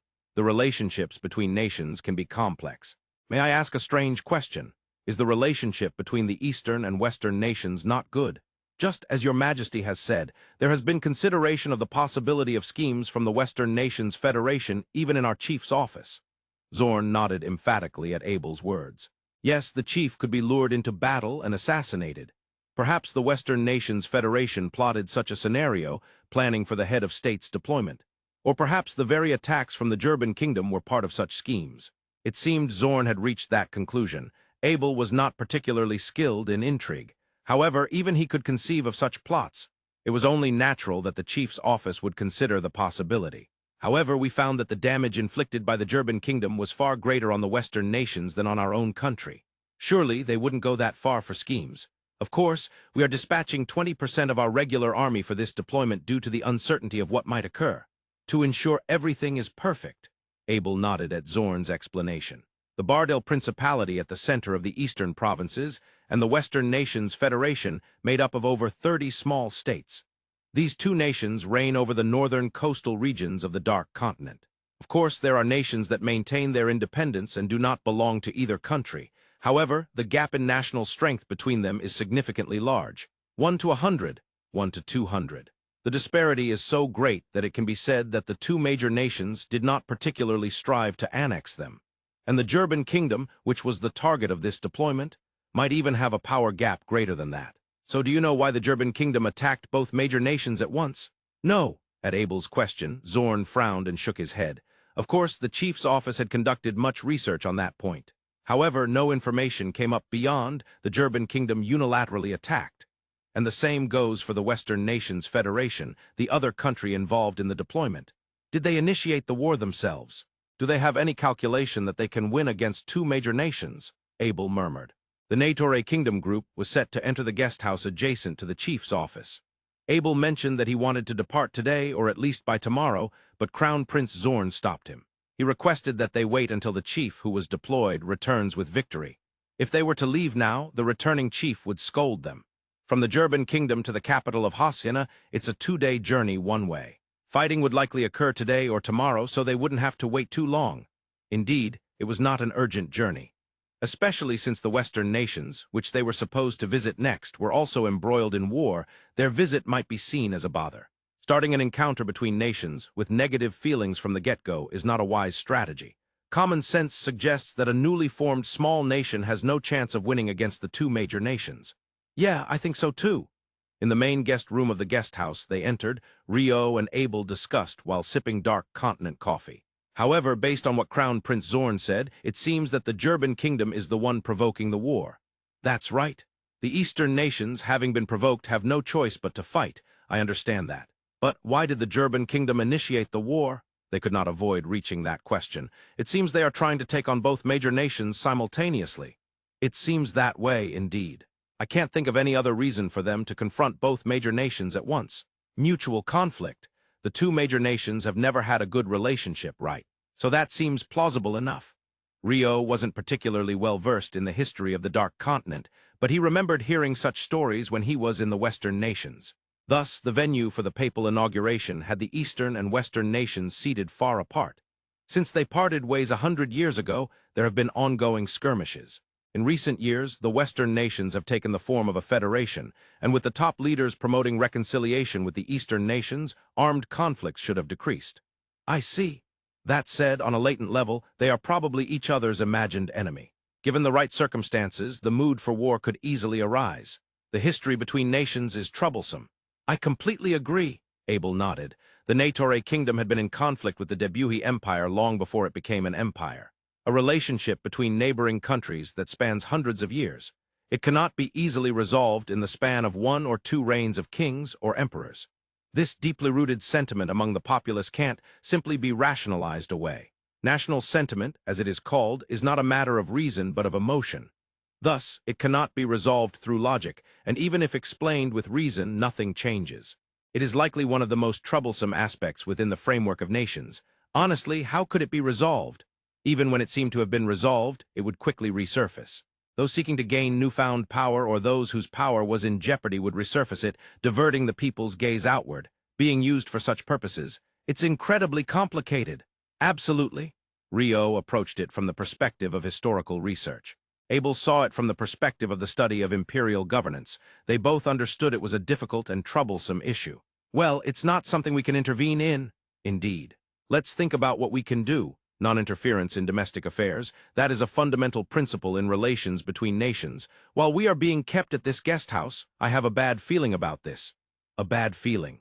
Like the chief's office suddenly surrounding this guest house or something? Abel laughed as he said that. It's a common pattern Rio often mentions. No, that particular situation already happened once at Ikaben Island. It shouldn't happen again for a while. Was it pattern and not situation? Rio said with a strangely serious expression while Abel smiled wryly. Here, the earth splits, the sky falls, connecting to the dark realm, and terrifying beings from another world ravage this one. This situation seems likely. Dark realm, another world, are such things real? By the way, isn't there a dark realm or something? Since it's a fantasy, I feel like it should exist. Fantasy. I've never heard of the term dark realm. What? The fact that the king, who is of the upper knowledge class, was unaware suggests there may be no dark realm. That's a classic word in fantasy, but to say it doesn't exist. That's a shame. Rio's expression turned sad as he shook his head. 2 days later, urgent news reached the Bardel chief's office. We have engaged in combat with the Jerdan kingdom, but our forces have been annihilated. The chief has been captured. That report shocked the chief's office. That's ridiculous. We sent a full 20% of the regular army, a massive force of 20,000. Why? Could it be that the Western nations have betrayed us? No, the Western nations' Federation army has also been annihilated. The head of state of the Federation is reported missing. The reporter shook his head in response to the question of the Crown Prince Zorn. In Zorn's memory, the Western Nations Federation had also sent a military force of about 20,000, similar to the eastern provinces. In other words, a total of 40,000 regular troops have been obliterated by the Oasis Nation. Can you believe that? Whether he believed it or not, action had to be taken.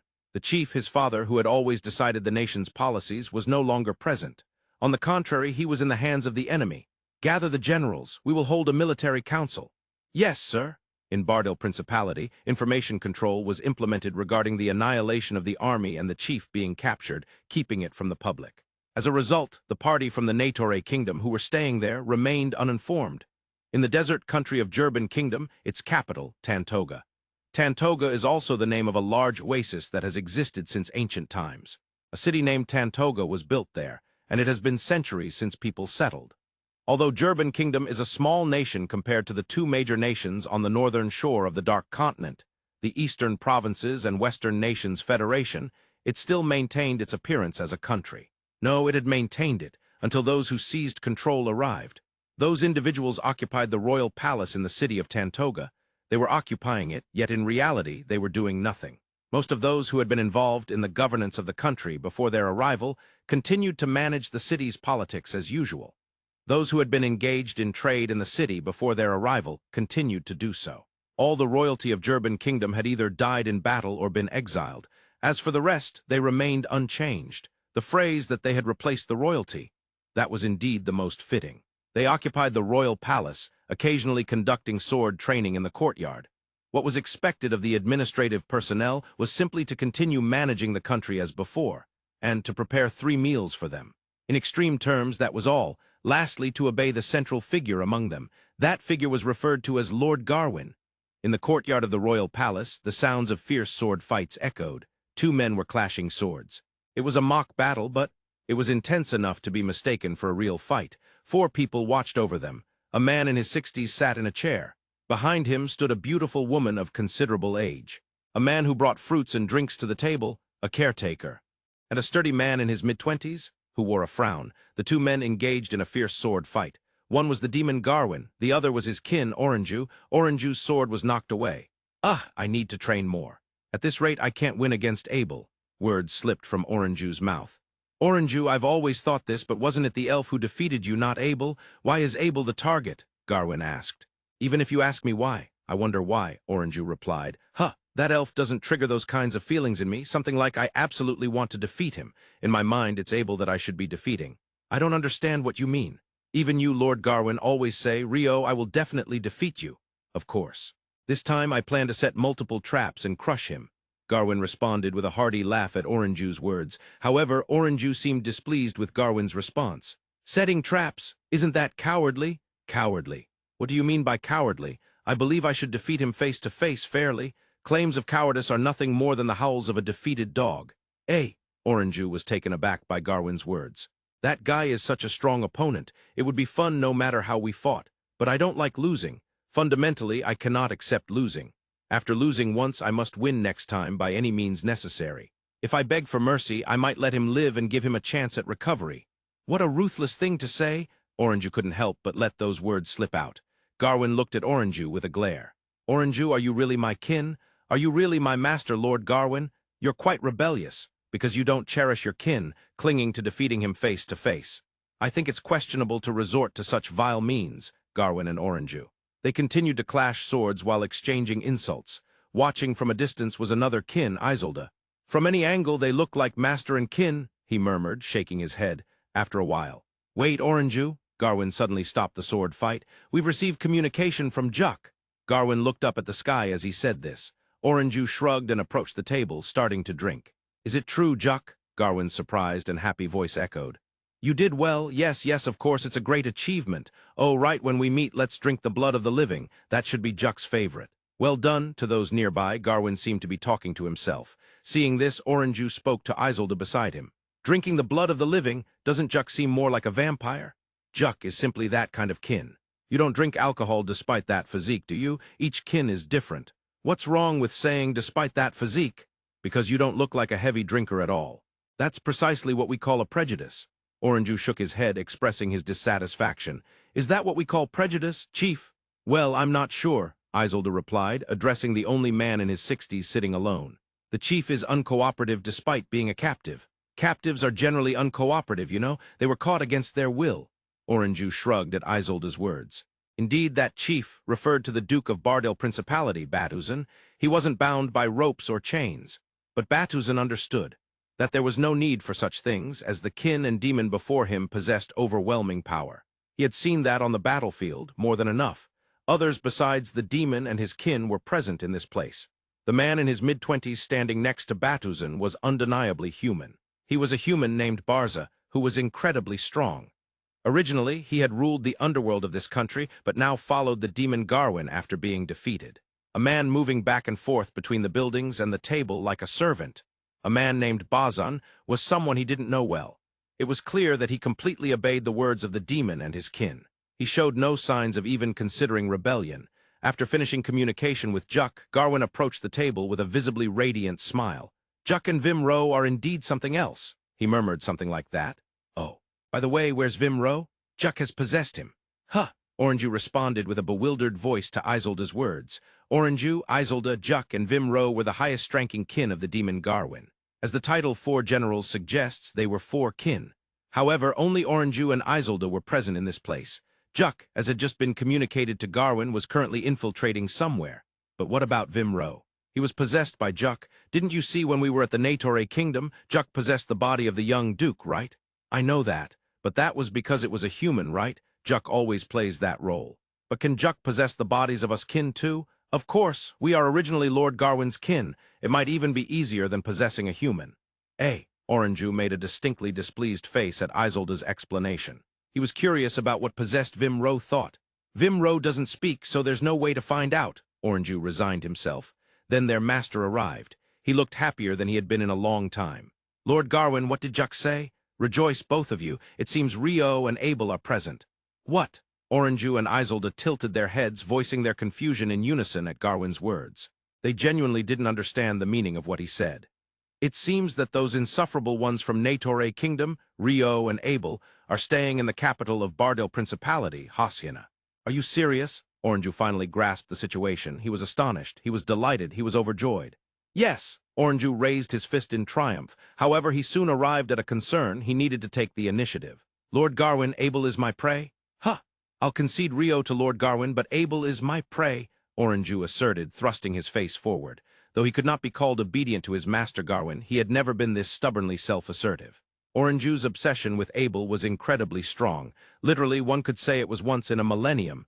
I understand. I will leave Abel to you. Thank you very much. Garwin accepted Orenju's strong insistence.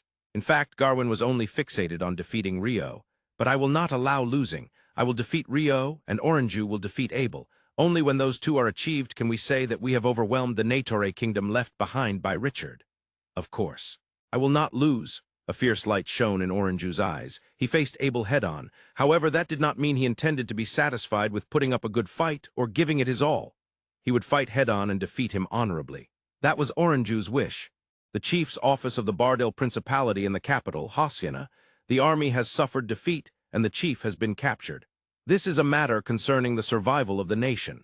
Meetings have been held daily regarding contingency plans. It has been decided that an army will be dispatched. The formation of the troops is also progressing. The issues at hand are the scale of the force, the leaders, and the gathering of intelligence on the enemy nation. Is it true that the royalty in the Jerdan kingdom has been exiled? Why are we receiving information about this now? It seems that, without any official announcement, many of the citizens are unaware of this, even if the upper ranks are replaced. It's a matter that doesn't concern the citizens. Zorn, the crown prince, wears a lonely expression upon receiving the report.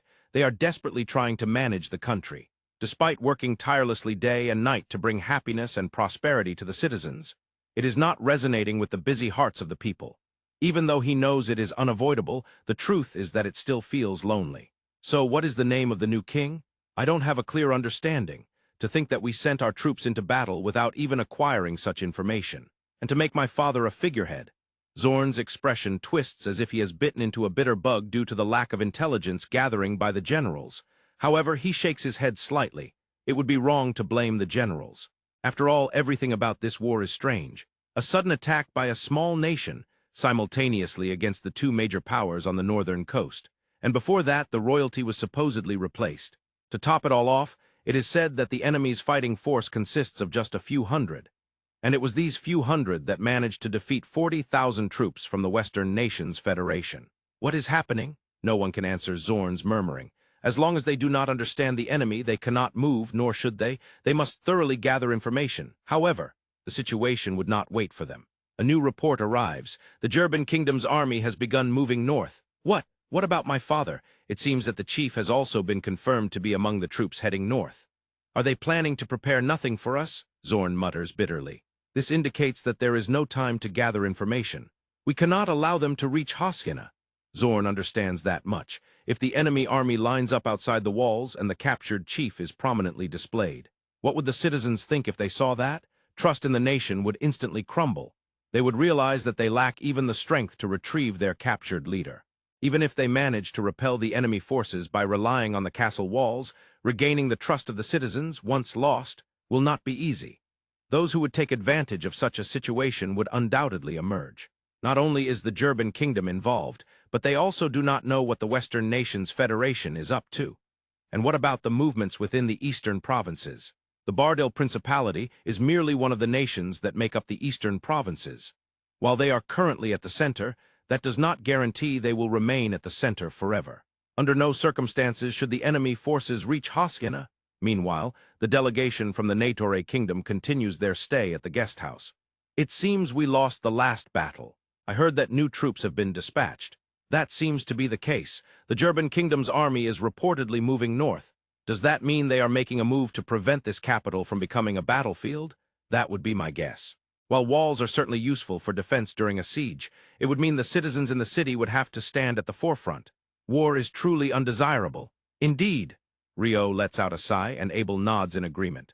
The two are the top leaders of the nation, the first duke and the king. However, no, precisely because of that, they do not like war.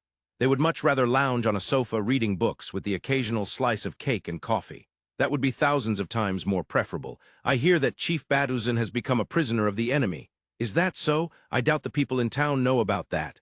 Of course they wouldn't. It's classified information only within the chief's office. Another case of information control, huh? Governments never change, do they? Rio sighs again. It can't be helped. The center of the Bardel Principality is undoubtedly Chief Baduzan. If the people were informed that their leader has become a prisoner of the enemy, the public's agitation would be terrible. Is that so? On the day we arrived, the sea was in chaos, right? If the chief was merely deployed. Ah, I see, that might be the case. It is better for a nation to have a central figure. Clearly, having such a person makes the country more stable. No, to be precise, it stabilizes the hearts of the citizens. Things like the government, national flags, or anthems cannot replace that. History shows this time and again. People are at their most powerful when they gather around a leader. It is a very simple and understandable principle. When those who do not comprehend this take positions of power within an organization, that organization will inevitably collapse. This is true whether it is a nation or a corporation, because they fundamentally fail to grasp the simple truth that humans have emotions. If one tries to move people solely with reason and logic, it will not succeed. What led to the chief becoming a prisoner, I wonder? It is easier to use a head of state as a prisoner when considering future negotiations, right? Ah, if they were to kill him, he would become a martyr. The citizens would unite to defeat the enemy in favor of their fallen leader. That's true. If there is no successor determined or if the replacement is obviously weaker, they might aim to kill him to lower the nation's governing ability. Case by case, then? Rio nods at Abel's explanation. When deciding whether to execute or capture a single individual, there are many considerations to take into account. That is politics, war, and diplomacy. Thinking about it that way, we are quite fortunate. Undoubtedly. Before Rio and Abel sits a cup of dark coffee. While they are staying at the guest house, the Bardel Principality has arranged everything for them. Of course, during this time, Rio is also making sure to go out into town occasionally to gather information, and not neglecting his duties. That is how he gained the information that the citizens do not know about their chief's capture. By the way, I heard that prominent figures from the neighboring Western Nations Federation were deployed as well. The head of the Nations Federation, yes. Apparently, they have gone missing after the defeat. I thought they might have been secretly in league with the Jerdan Kingdom. It seems that is not the case. The Western Nations Federation also apparently suffered a loss of 20,000 troops, to annihilate a total of 40,000 soldiers. The Jerdan Kingdom is such a small country, isn't it? How did they gather such a large army? Rio tilts his head in confusion. It seems this is unverified information, but they say it was not a large army. Unverified information? Scotty heard it from a lady-in-waiting at the chief's office he got acquainted with. Scotty is quite the handsome fellow. Impressive. Abel shrugs as he explains, and Rio nods in admiration. It seems like a method of intelligence gathering that Rio would struggle with. They say it was fewer than 1,000 troops. What? Fewer than 1,000 to defeat 40,000, and they captured the chief, leaving the head of the nation's federation missing? Indeed, it's incredible. They must have set some kind of trap. But they were not completely wiped out, right? There should be soldiers who survived and returned to this capital. There must be some information from them. Apparently, they could not gather any information that would touch upon military secrets to that extent. Abel lets out a small sigh and takes a sip of coffee.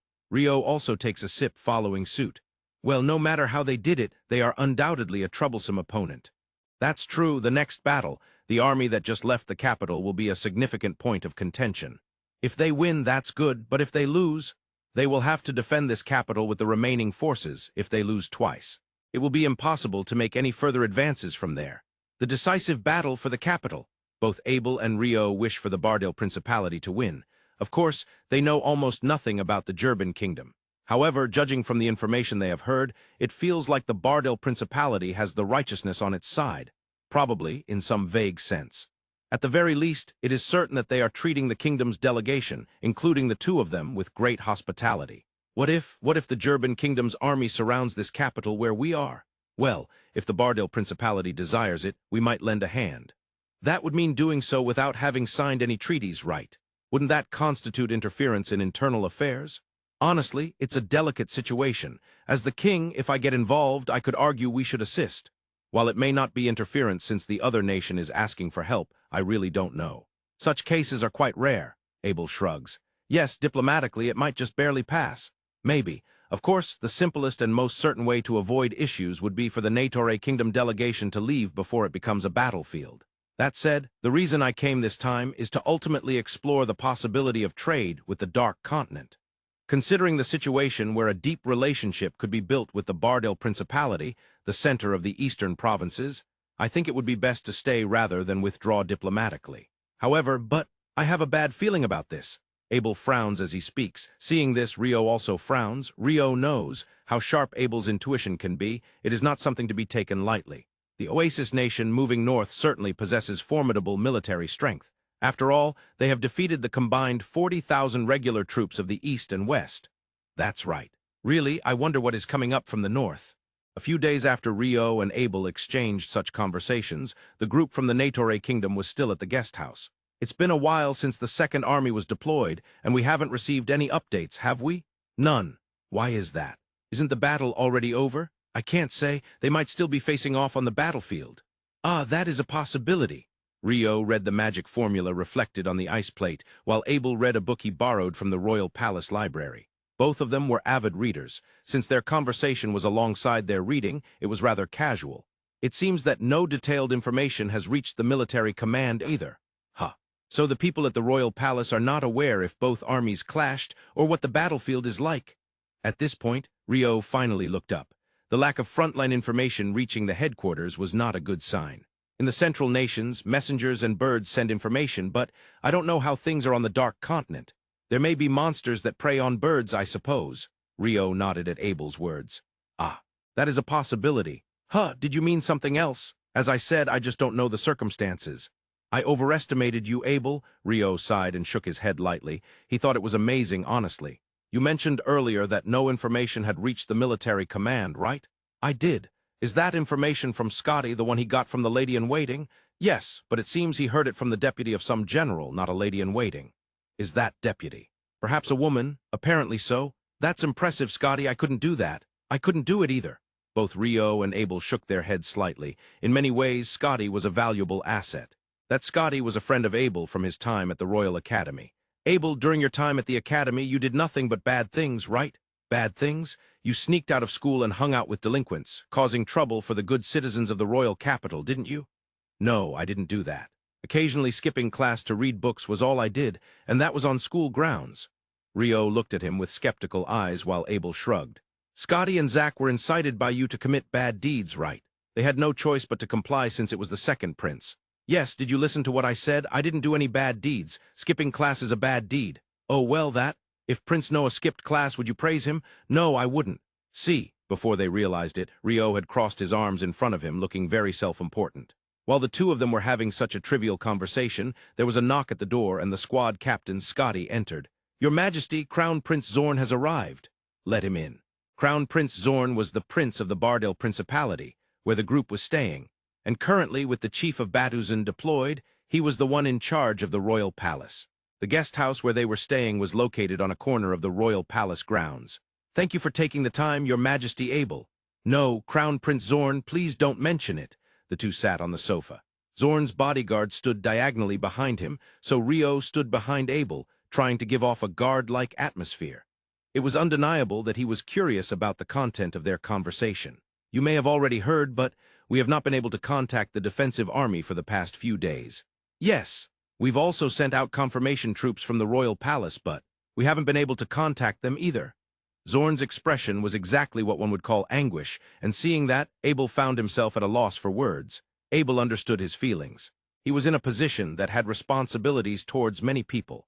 The lives of many depended on a single judgment, and the pressure of that was something that could never be understood by those who had never experienced it. At the same time, he regarded the still young crown prince before him as someone admirable. The anguish stemmed from caring deeply for the people and soldiers and taking it seriously. This also indicated he had the potential to become a good king. Problems keep piling up. I see now that Father and Your Majesty Abel have been dealing with such things daily. I cannot. The nation is always under threat. It's just that the ones involved in governance handle it accurately and persistently every day, so those issues don't manifest. Currently, the chief, who was at the center of the Bardel Principality, is not here. Hence, it seems the burden is heavier than usual. Yes, However, Your Highness, there is no need to despair. There must be others who have supported the nation alongside the chief until now. They are likely confused right now, unable to act effectively, which is causing ripple effects everywhere. But eventually the chaos will settle. Is that so? I believe it is important for Your Highness, as the temporary leader, to trust in them. As he said this, Abel smiled brightly. That smile soothed Zorn's heart. From there, the conversation progressed and returned to the issue of not being able to contact the defensive army. To be honest, I think this country will face a fairly severe situation. Your Highness, before that happens, I believe it would be best for Your Majesty and the people of the Negotiator kingdom to leave the principality. Zorn, who conveyed this, still bore a look of anguish. Just like earlier, Abel provided beneficial advice as a king. For Zorn, who had little experience and was currently without his father, it was incredibly valuable. Moreover, the military strength that King Abel commanded, particularly Duke Rondo, who had the power to repel tens of thousands of monsters alone. With him around, dealing with the armies approaching from the north would certainly become easier. However, Zorn felt that he should not desire that. From almost a purely emotional standpoint, he believed he should not rely on that. As a temporary leader of an independent nation, Zorn's feelings and emotions were something Abel could understand clearly. If Abel were in the same position, he would likely express the same sentiments as Zorn. The relationships between nations are indeed complicated, aren't they, Your Highness? Yes. Your Majesty? Abel and Zorn shared a wry smile. At that moment, the door swung open violently. Under normal circumstances, that would be impossible. However, both Abel and Zorn understood that something abnormal was happening. What is it? Excuse me for interrupting the meeting. It has just been reported that cavalrymen are heading towards the south gate. Before the report even finished, Zorn stood up and dashed out of the room. Abel, what does this mean? They are probably from the Oasis Nation, so the defensive army, it seems we should view it as having been decimated. In response to Rio's question, Abel nodded, and both of them left the room. Since they were approaching the south gate, they would be able to see from the walls or watchtower. I don't think the prince will seek our help. I think so too. Rio and Abel could easily imagine based on their recent conversation with Crown Prince Zorn. But realistically, evacuating the town in front of an army with intent to attack, what do you think of that? If they are not surrounding the place, then it would be possible to leave through the gates other than the south gate. Well, that is true. But it feels like abandoning them or something. The feelings involved are, it's difficult. As Rio grimaced while speaking, he found himself unable to continue his words. Rio imagined the serious crown prince they had just been talking about, the woman selling delicious fruits in the market, and the man who had sold them tasty meat skewers, all suffering terrible fates due to invasion. I don't want that. I feel the same way. Rio expressed his feelings and Abel agreed. Rio was surprised that Abel agreed. I haven't forgotten that our kingdom was trampled upon. Abel's words came out in a calm tone. However, Rio sensed it. The grievance, determination, and anger lying beneath those words. The memory of having their homeland desecrated would not be easily forgotten. Now, right before their eyes, the country they were staying in was about to face something similar. The greed that leads people to conflict. It's terrifying. Rio murmured, and Abel let out a sigh. When the two arrived on the southern castle wall, they found Prince Zorn, along with what appeared to be commanders, lined up and looking out over the walls. Indeed, it seemed like there were hundreds of them, but there was a familiar silhouette. The ones looking to fight aren't human. That silhouette looks familiar. Yes, it's Demon Garwin and his kin.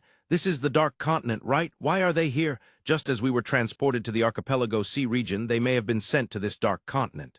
In response to Abel's question, Rio provided a hypothesis. The reason they were transported to the Archipelago Sea region was due to a surge of Garwin's magical power, or magic. It is believed that Garwin and the other demons can manipulate gravity. Einstein once said that gravity is a distortion of space. If that is the case, then it is undeniable that gravity and space are closely related. Thus, if a demon's magical power or magic goes out of control, space may warp and send them to a faraway place. Somehow it makes sense. A poor demon transported by his own magic. So, does that mean that the situation occurring now is also related to the Negotiator kingdom? I can't really argue against that. Rio frowned at Abel's words. But if Garwin hadn't attacked the Bardil Principality, there wouldn't have been a problem. And if he hadn't clashed with the kingdom, there wouldn't have been any surges of magical power or magic. So ultimately, I think all the responsibility lies with Garwin. That's true. However, their targets did not let the two go unnoticed. They must have spotted Rio and Abel as they appeared on the castle wall, even though they were about 400 meters away. You two came out, Rio, Abel. I have business with you, Garwin shouted.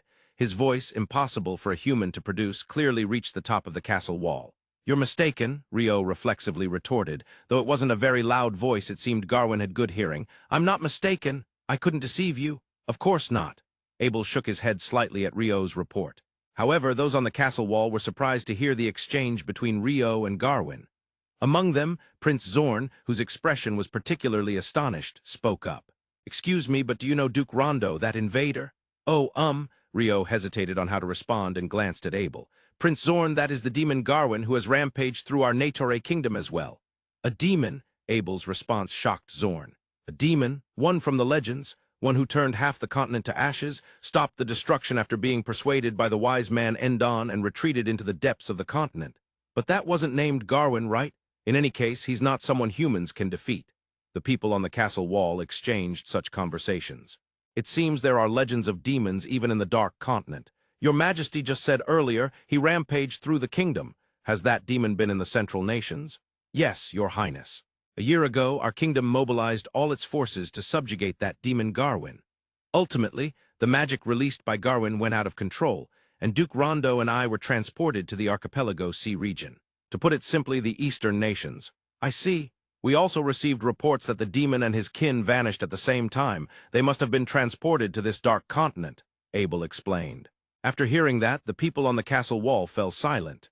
Perhaps they couldn't keep up with the shock of being suddenly transported to a place they only knew by name, the Eastern Nations, or to the Dark Continent.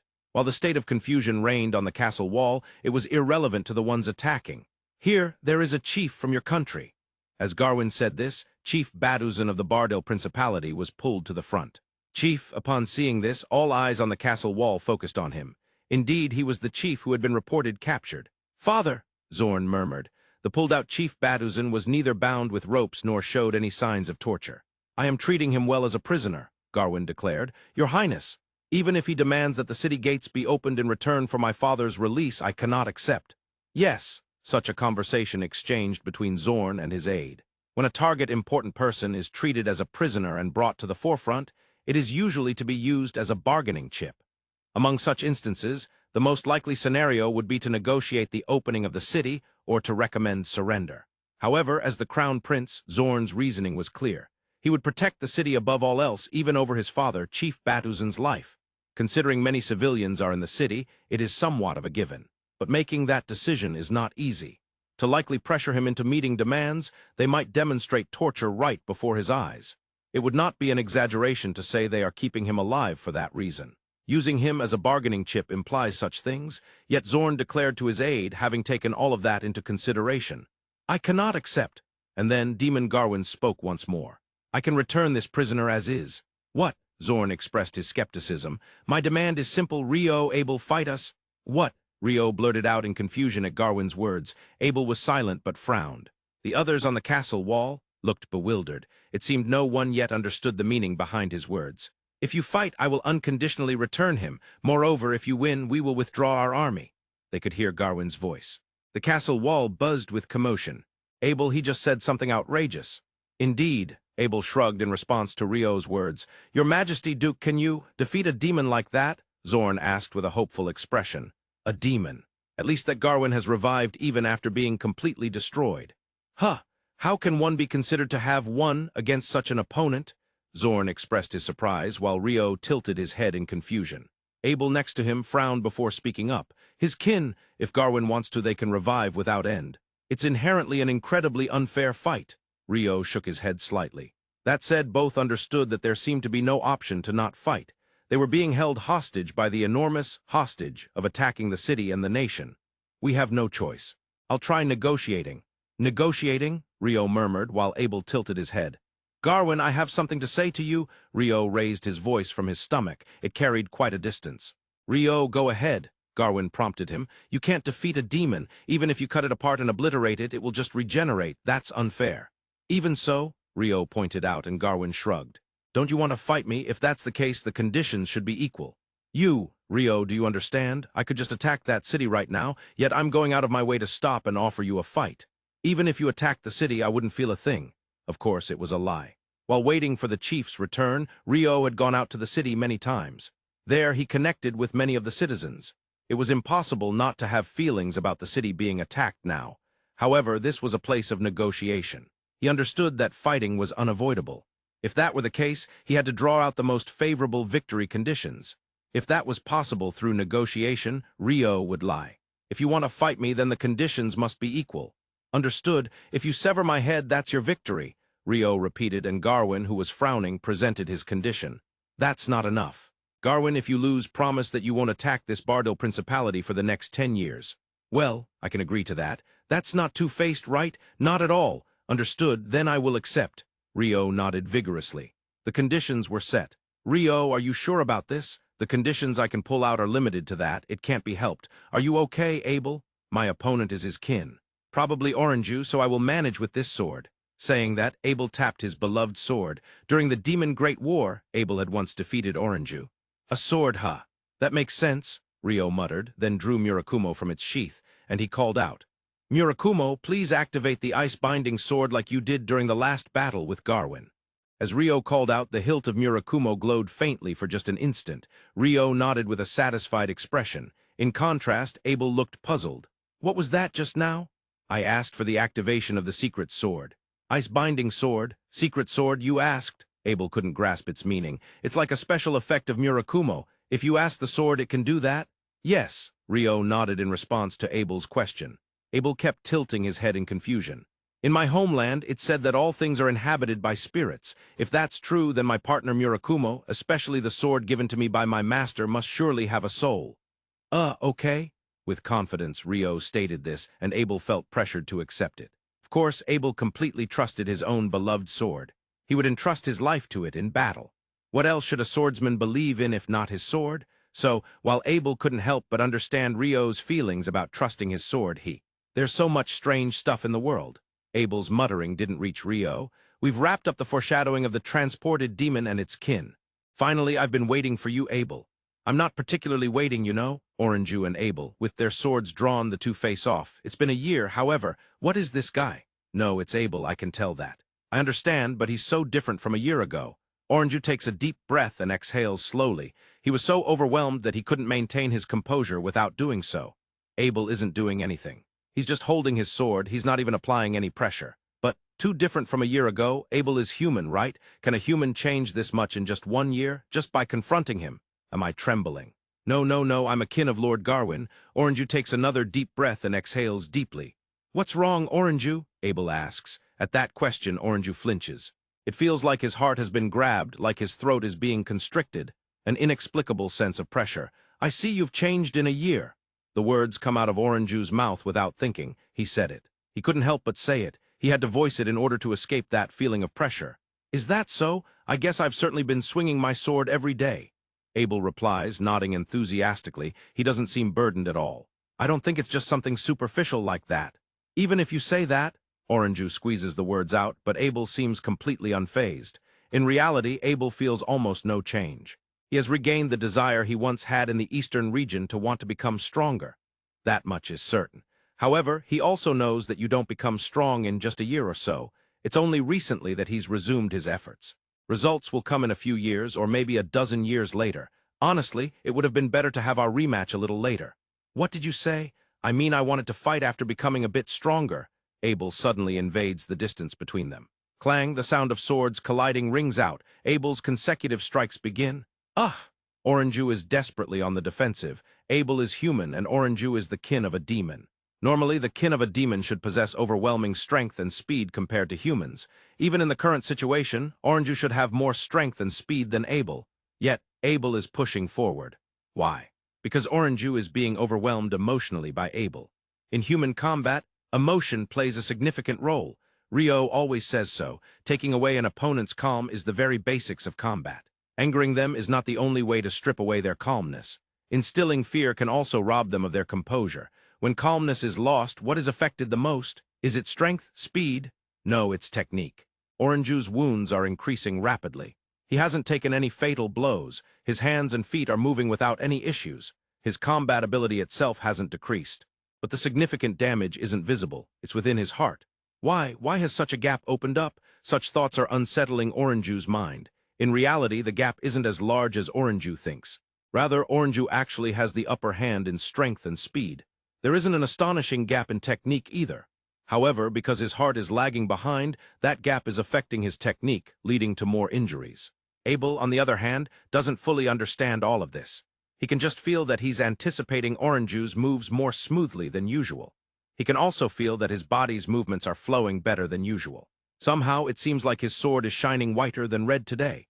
Regardless of the sword, he knows that everything else is going well. At the same time, he realizes that Orenju's disturbed heart is manifesting as a difference in technique, exacerbating the results. If he understands it, he will take full advantage. There is no need to speak, he just needs to showcase his sword. If he does that, impossible, why is there such a gap? A word spills from Orenju's mouth, sounding more like a curse. Of course, Abel doesn't respond. If he answers, that information might give Orenju the impetus to recover. In silence, the sword fight becomes even more intense. The deadly battle continues for quite a while. On the other side, Rio and Garwin. The start here is also quiet. No, is quiet the right word? Rio stands with Murakumo held in a ready stance, feet positioned front and back as usual. Garwin, too, is as he always is, wearing only the bracers and greaves generated by his own magic. What is this feeling? Both are acting as they normally would, yet Garwin feels a sense of discomfort. He knows the reason. It's because Rio is holding his sword right in front of him. If he closes his eyes, he feels like he could forget he's there. That's how little presence Rio seems to have. No presence at all? No, that can't be true. Garwin is a demon, a spell, no. A person could not lose presence to the extent of slipping through that sensation. Yet it is happening, thus the sense of discomfort. Something impossible is becoming possible, causing this unease. Garwin looks at Rio once more. Is he sleeping? He seems to have his eyes closed, but upon closer inspection, his eyelids are slightly opened. Half-closed eyes. It looks like his gaze isn't capturing Garwin. It seems like he's not capturing it, yet no, it's different. It feels like he's capturing everything about me. It's not rational. But Garwin recognizes it with a kind of certainty. He should take the initiative. Garwin's rationality tells him so. He understands. He knows, but when he tries to move his feet, his emotions hold him back. Why? He has the power, he has speed, and his skills are on par. As long as he doesn't let his guard down, there is no element that could lead to defeat. Of course, he's a demon and Rio is human. The difference is clear, but his feet won't move. Is it power, speed? It's not something so superficial. Deep within me, my instincts are screaming that it's dangerous. A warning bell is ringing loudly in his head. It's bright red, in stark contrast to the blue or perhaps transparent water attribute mage standing before him. Once he exhales sharply yet deeply, and for a long time, he calms his heart. Garwin has fought many strong opponents throughout his life. When facing a formidable foe, naturally, his heart wavers. He certainly has methods to forcibly calm such a wavering heart. However, the warning bell in my heart won't disappear. Still, I have to go for it. Garwin takes a lightning-fast leap. He launches a thrust driven by that speed. Slash. His right side is cut deeply. Almost simultaneously, the area where he's been slashed begins to freeze. What? Secret sword, ice-binding sword? Garwin is surprised while Rio strikes a smug smile. But evaporation, as Garwin chants, the frozen ice instantly evaporates. That's the magic that evaporated downpour before. Every time I'm slashed, it freezes. How troublesome. Rio grimaces as he receives the returned secret sword, and Garwin also frowns, recognizing the hassle. Once again, Garwin leaps with lightning speed. He unleashes an uppercut that rises as if from the ground. A left back fist, a right hook. Rio dodges, and dodges all of Garwin's consecutive strikes. And then one hit. Evaporation. Garwin halts the ice binding, taking a large back step to create distance. Garwin's attacks do not reach Rio. However, Rio is dealing effective blows to Garwin. He understands why. In that moment, Rio disappears from Garwin's sight. From a blind spot, Garwin is slashed. What's going on?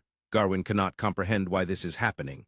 Rio, as always, holds his sword in a ready stance, and once again he has half-closed eyes. How is it that Rio can disappear? Rio has fought Garwin once before, so Rio knows Garwin's habits. What kind of habits? In the midst of battle, he knows where Garwin will look in that moment. If he moves while avoiding that, as a result, it appears as though he has vanished from Garwin. For example, where Garwin looks when he throws a right straight after a left jab, or where he looks in the moment he begins a right roundhouse kick motion, and so on. In the final stages of the Demon Lord War, Rio fought Garwin, so he knows. No matter the field, high learning ability will aid him. Having experienced it once, or having a memory of seeing it, he has considered situations he's anticipated and thought about how he would resolve them. Whether he can think for himself is very important. Now, a year later, Rio is able to progress through the battle favorably. It's not about power, speed, or perhaps even technique, but due to learning ability, Rio is overturning all disadvantages. That shows how a person should fight against an opponent who surpasses them in capability, perhaps revealing that figure, that future. That being said, this is a battlefield. A place overflowing with elements that can shift the situation. On the other side is Abel, facing off against Orenju. Yes, only the two of them are fighting. That hasn't changed. It hasn't changed, but from a little distance away, the two of their kin are watching the battle intently. A male and a female kin. Of course, they aren't going to intervene, and there's no atmosphere suggesting such, but it's concerning. Those two's kin are the four generals, right? Abel, concerned, asks Orenju, who is clashing swords. Yeah, that's right. You don't need to worry. They won't interfere. I get that. I also think your pride as a swordsman is quite something. Frankly, it's admirable. Why, yeah. Surprised by Abel's praise as he battles, Orenju is taken aback. Abel discriminates against no one when it comes to swords. That makes me even more curious. Why are they watching our fight the whole time? I don't know. Garwin ordered them, I suppose. They weren't watching when the fight started. Yeah. At that time, they were looking toward Garwin and the others. Orenju also seems to not understand the meaning. Of course, it has nothing to do with their fight. It's not at the level where one would lose their ability because someone is watching them. But for some reason, Abel is concerned about it. The fierce battle continues. I understand, let's accept that I can't catch Rio's movements, but if I become rigid it won't matter if I get slashed. Full body armor, full body armor. Rio tilted his head slightly at Garwin's words. However, there was no time to think. With a leap, Garwin initiated another round of consecutive strikes. Rio dodged them all, and then one strike. Clang. But the sound that echoed wasn't the sound of flesh being cut, but rather the sound of Murakumo being deflected off something hard. Does full body armor mean making your whole body as hard as armor? What a muscle-headed way to deal with things. With this, it doesn't matter where I get slashed.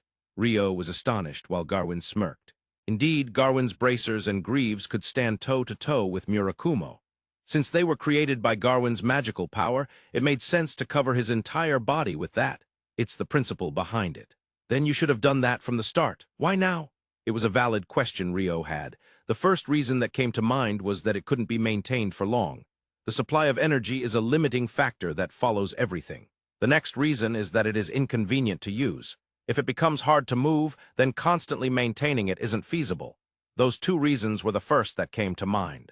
In battles in the kingdom, Rio had the impression that Garwin's magical power was almost inexhaustible unless he used a special method like calorie-stealing steam. Considering that, the latter reason seemed more plausible than the former.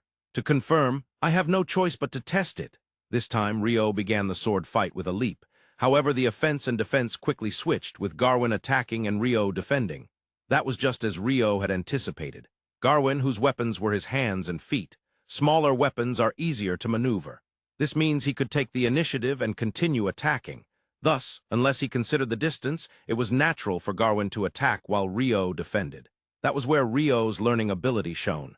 Rio dodged Garwin's consecutive attacks, and then he was certain. Indeed, the speed of his successive strikes has decreased compared to when he only had bracers and greaves. He observed more closely. The armor at the joints inevitably interferes with each other and slows him down. I understand now. Of course, he still could not think of a way to break through that. However, problem-solving occurs one step at a time. Observe, analyze, execute. He had observed, he had analyzed, now for execution, to pierce with his sword, where to pierce. In any era, in any world, the weak point of armor never changes. That's right, it's the joints. But of course, Garwin, who generated the full body armor, understood that. Therefore, even with Murakumo, it would be difficult to land a slash. Then, Rio thrust forward. Garwin dodged and followed up with an upward punch. With lightning-fast reflexes, Rio jumped back to create distance. Using the distance he gained, he aimed for Garwin's right elbow, which had extended upward with an uppercut, and pierced it with Murakumo. Even if there's no gap to cut, there's still a hole to thrust. Ugh! Garwin let out a pained voice as he leaped backward. Demons do not die. However, that does not mean they do not feel pain. Of course, the injured elbow would heal immediately. It seems that full body armor isn't perfect after all. You bastard, Rio! Rio declared with a smug smile, inciting Garwin's anger. Naturally, he had only managed to injure Garwin's elbow by exploiting the gap in the armor. It was far from a decisive blow that would determine the outcome of the battle. However, those who fight have hearts. There are ways to damage the heart and lower combat ability without inflicting physical damage. The gap between us has widened over this last year. You little. The more we fight, the more that gap will widen. Right now, the wounds are still shallow. Withdraw your forces and, as promised, do not attack again. "Don't mess with me," Rio provoked, causing Garwin's emotions to explode. Taking away the opponent's calm is one of the basics of human combat. What Rio executed was according to his usual principles. Whether the principles can be applied to the situation has the most direct impact on the overall success or failure. Garwin, driven by emotion, charged in. His first strike was a thrust from his right hand, fueled by momentum. That was exactly what Rio had predicted. With nimble footwork, Rio moved to the side of Garwin, delivering consecutive thrusts to his extended right elbow. And with an ice-binding sword, evaporation! The ice that spread from where he was thrust began to evaporate immediately as Garwin dispelled it. However, it didn't end with just one strike. Left elbow, left knee, throat, and again the right elbow. Around Garwin, Rio moved counterclockwise at high speed, thrusting Murakumo through the gaps in the joints. Water particles danced around Rio's back. He thrust repeatedly, he spun repeatedly. Eventually, the speed of the ice binding overtook the recovery and evaporation speed. Complete removal of the ice could not keep up.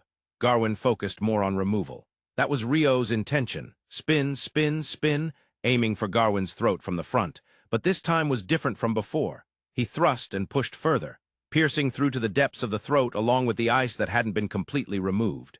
And continued to spin. Murakumo that had pierced also rotated, cutting through Garwin's neck. Thud, Rio was thrown back. Garwin himself jumped back significantly. Garwin's neck was not completely severed. That was close, Garwin said jokingly. At that moment, Rio realized that his plan had fallen apart, and the balance of victory had tilted significantly in Garwin's favor. Indeed, from the start of the battle until now, it had been progressing in Rio's favor. But that was a gap that could easily be overturned, with overwhelming differences in power and speed. Rio's advantage, maintained by his learning ability and psychological maneuvering, was fleeting. Rio himself understood this the most. Therefore, this series of attacks had to succeed, and he needed to bring a conclusion to the battle. But he failed. By failing, he had given Garwin an epiphany. The only way Rio can defeat me is by decapitating me. That realization brought about calmness. As long as I protect that, I won't lose. Garwin grinned ominously, seeing that Rio grimaced. He was forced to acknowledge that the situation was becoming difficult for him. In the first place, Garwin had had a question since before the battle began, or rather since the time he fought in the kingdom. It was about the phenomenon where Garwin could no longer regenerate his body toward the end of the battle. In the end, he had to return to Erwin Ortiz's body and ultimately faced Erwin's resistance, causing the magical power of implosion to go berserk and send him flying. Why couldn't he regenerate? Rio understood that he must have interfered with the regeneration in some way. Most likely, it was because he had usurped Garwin's magical power, the strength flowing from the shrine. The question was how he had done so. Richard couldn't do such a thing, yet water attribute mage Rio managed to do it. He was curious, but it was undeniably a trump card. He didn't think that simply asking would result in being told the mechanism.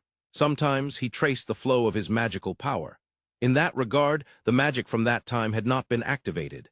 It was indeed magic that would serve as a trump card against a demon that could regenerate.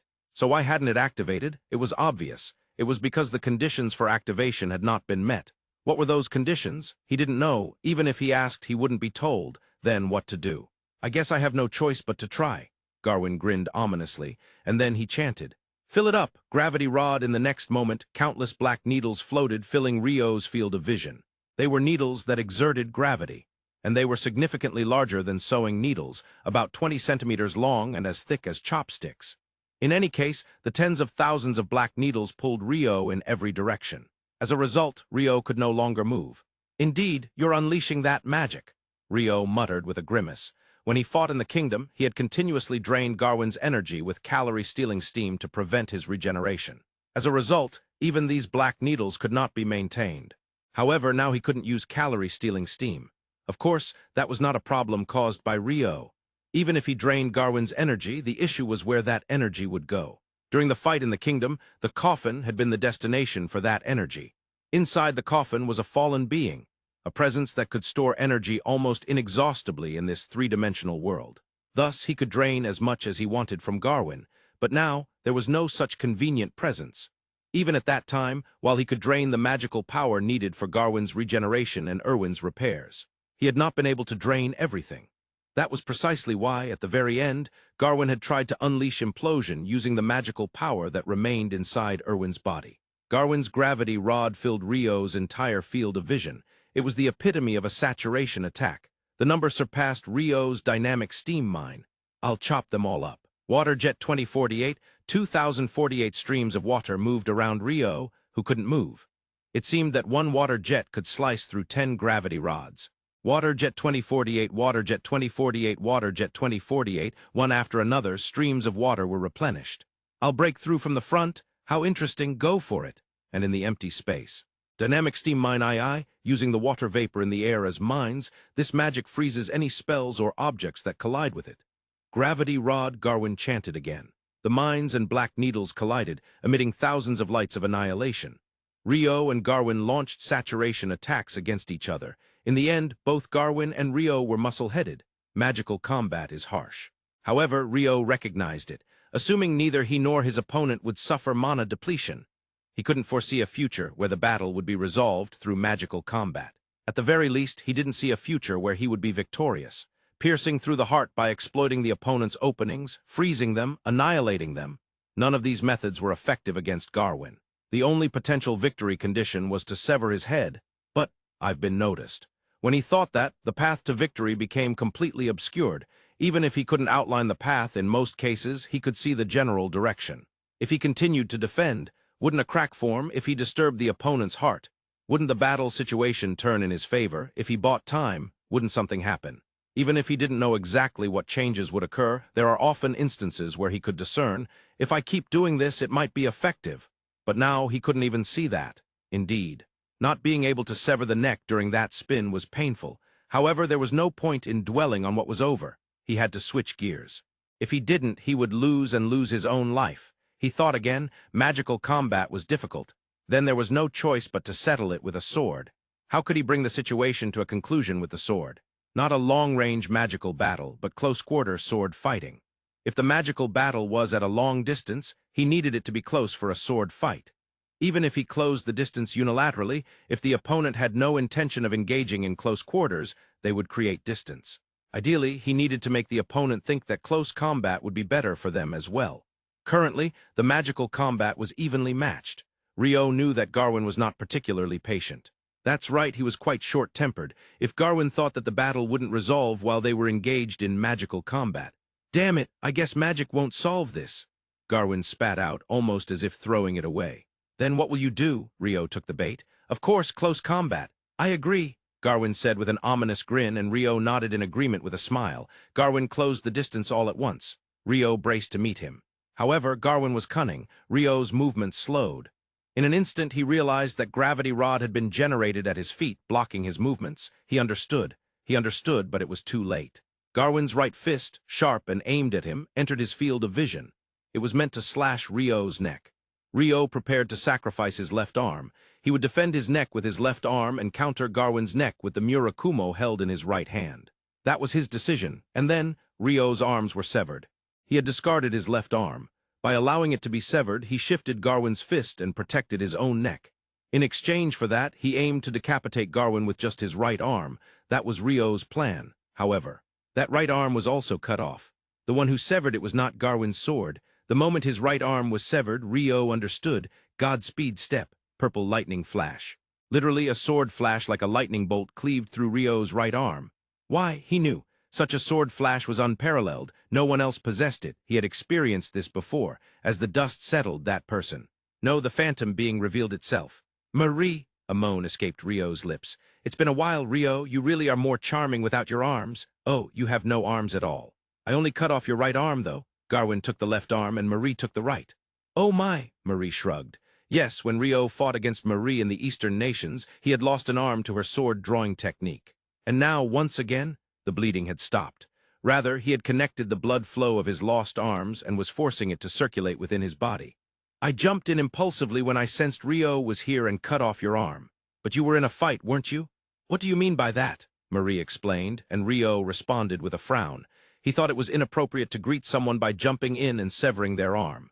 After all, the opponent was not human. It was someone with whom the common sense Rio held did not apply. Phantom being, do you also want to kill Rio? Oh, Spellno. Yes, Rio was fighting against Spellno. I did want to face Rio one more time directly, but that seems impossible now. Do as you wish. I see, then I will deliver the finishing blow to Rio. Garwin said this with a wicked smile. Rio, Abel's shout reached Rio, faintly. This is bad. Even Rio could tell he was in a desperate situation. He glanced briefly at Abel. Abel was confronting not only Orenju but also female and male kin. The kin other than Orenju took positions to prevent anyone from reaching Rio. It was a 1-against-3 situation. Even for Abel, who had grown stronger after going to the Eastern nations, it seemed difficult. Was there nothing? No opportunities for a turnaround? He kept searching. His probing gaze suddenly turned towards the sky. At the end of that gaze, the space was cut into inky blackness. "I will not allow it," a booming voice echoed from beyond the pitch black. "I will not permit it nor acknowledge it to be killed by anyone other than myself." From the darkness, light began to emanate. Garwin, who was about to deliver the finishing blow to Rio, and Marie, who was watching from the side, both sensed the danger and leapt back instantaneously. Rio, unable to move. He recognized the voice he had just heard. "I will not allow it." It was the same voice as before, a voice coming from the one who had struck the ground. "I said that I would be the one to kill Rio." That voice belonged to someone who desired to kill Rio more than anyone else. "I will not permit anyone else to kill him." Yes, it was the voice of the demon who was fixated on killing Rio directly. In a sense, it was someone Rio knew very well. "Leonor," the enraged demon Leonor descended. Why, Rio's question, which slipped from his lips, was only natural. "I told you Rio will be killed by me. I will not allow him to be killed by anyone else." "Oh yes, I'm sorry. If the opponent were the Dragon King, that would be one thing, but to be killed by Spellna or a phantom is completely unacceptable." "Is that so?" Rio was simply overwhelmed by Leonor's furious, rapid-fire questioning. Of course, everyone around him was equally immobilized. Garwin, Marie, Abel, Orenju, Isolde, Vimro as well, and even those from the Bardale Principality watching from the castle walls. No one could move or speak. They merely watched as Leonor descended from the sky and Rio, who had lost both arms. "That looks painful. Do you have a potion that can grow back arms in an instant?" "I do not. Humans cannot create such things, can they?" "I thought so too," Rio answered while glancing at the phantom Marie. "I have used such a potion before." Yes, when he fought Marie in the Eastern nations, he had regrown an arm after a battle due to the potion she had given him. Such a potion could not even be made by Kenneth Hayward, renowned as a genius alchemist. Marie had claimed to have received it from a vampire stronger with a sword than she was. "Such a potion exists? How interesting. I do not need it, but if you find it next time, be sure to tell Rio." "Thank you." Rio expressed his gratitude. However, for now, both arms were still severed at the elbows. "I will defeat both of you. Just one." "Please," Rio protested against Leonor's declaration. "What will you do about the other?" "Of course, I will take care of that. With those arms, it is not a problem if there is only one opponent. This much is a handicap. ... It does not seem that way," Leonor candidly stated, looking at Rio's severed arms from the elbows down. To her, it did not matter if the opponent was a demon or a phantom. She despised the idea of Rio being killed by anyone other than herself. She doubted whether he could truly win in this state without arms. "It's fine. I cannot win in a 1-against-2, but in a 1-against-1. I fought before," Rio asserted clearly. There was a light of determination in his eyes. Seeing this, Leonor nodded. "Then I will take down Spellno. Then I will defeat the phantom, Marie. Rio, I will not allow you to die. Leonor, I will not die." Leonor and Rio exchanged nods and walked toward their respective opponents. This was the scene they wanted to create, which led to this development. Indeed, Rio had no regrets. But tomorrow they would first interrupt with the battle between Abel and Orenju. After Demon Leonor descended from the sky, the scene of Demon versus Mage, Rio versus Phantom being was set. Abel faced 3 demons' kin. "You obstructed me from going to help Rio." "It wasn't my intention," Orenju replied with a grimace to Abel's low, deep voice. In reality, it was the other kin, Isolde and Vimro, who had stopped him. Orenju knew nothing of this. Of course, he could tell that King Abel was angry. The atmosphere was different from before. The movement was sudden. Isolde and Vimro's heads were severed. "Huh!" Orenju let out a bewildered voice. He realized Abel had invaded the space between the two and decapitated them with a movement he couldn't even comprehend, only after their heads rolled to the ground. Perhaps the two who were slain couldn't comprehend anything at that moment. "You no longer need to obstruct me. That means the 2 kin here are unnecessary, right? One-on-one is the setup. It's clear and fair." "That's true." Orenju accepted Abel's words, unable to argue against them. At that moment, he finally noticed. He was trembling slightly. Am I scared? Scared of a human? He had been looking forward to fighting. After a year of not crossing swords, he found himself surprisingly stronger. His heart was overwhelmed. He acknowledged that. However, even so, he wasn't afraid. But this time, Isolde aside, Vimro is definitely not weak. In terms of swords alone, I might be superior, but in overall combat capability, I should be on par with him. Yet I couldn't move a single step before having my head severed. Had he not seen what was happening when he was facing them? Did he only understand it for the first time by watching from the side?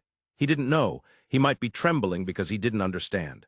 However, simultaneously, there was a clear recognition of a different kind of tremble. Not from fear, not from dread, joy, surprise, ecstasy. You must be a battle maniac. Abel seemed to read the emotions within Orenju and pointed it out with a look of exasperation. Yeah, I'm also a battle maniac like Abel. Don't involve me. I'm a king who loves peace.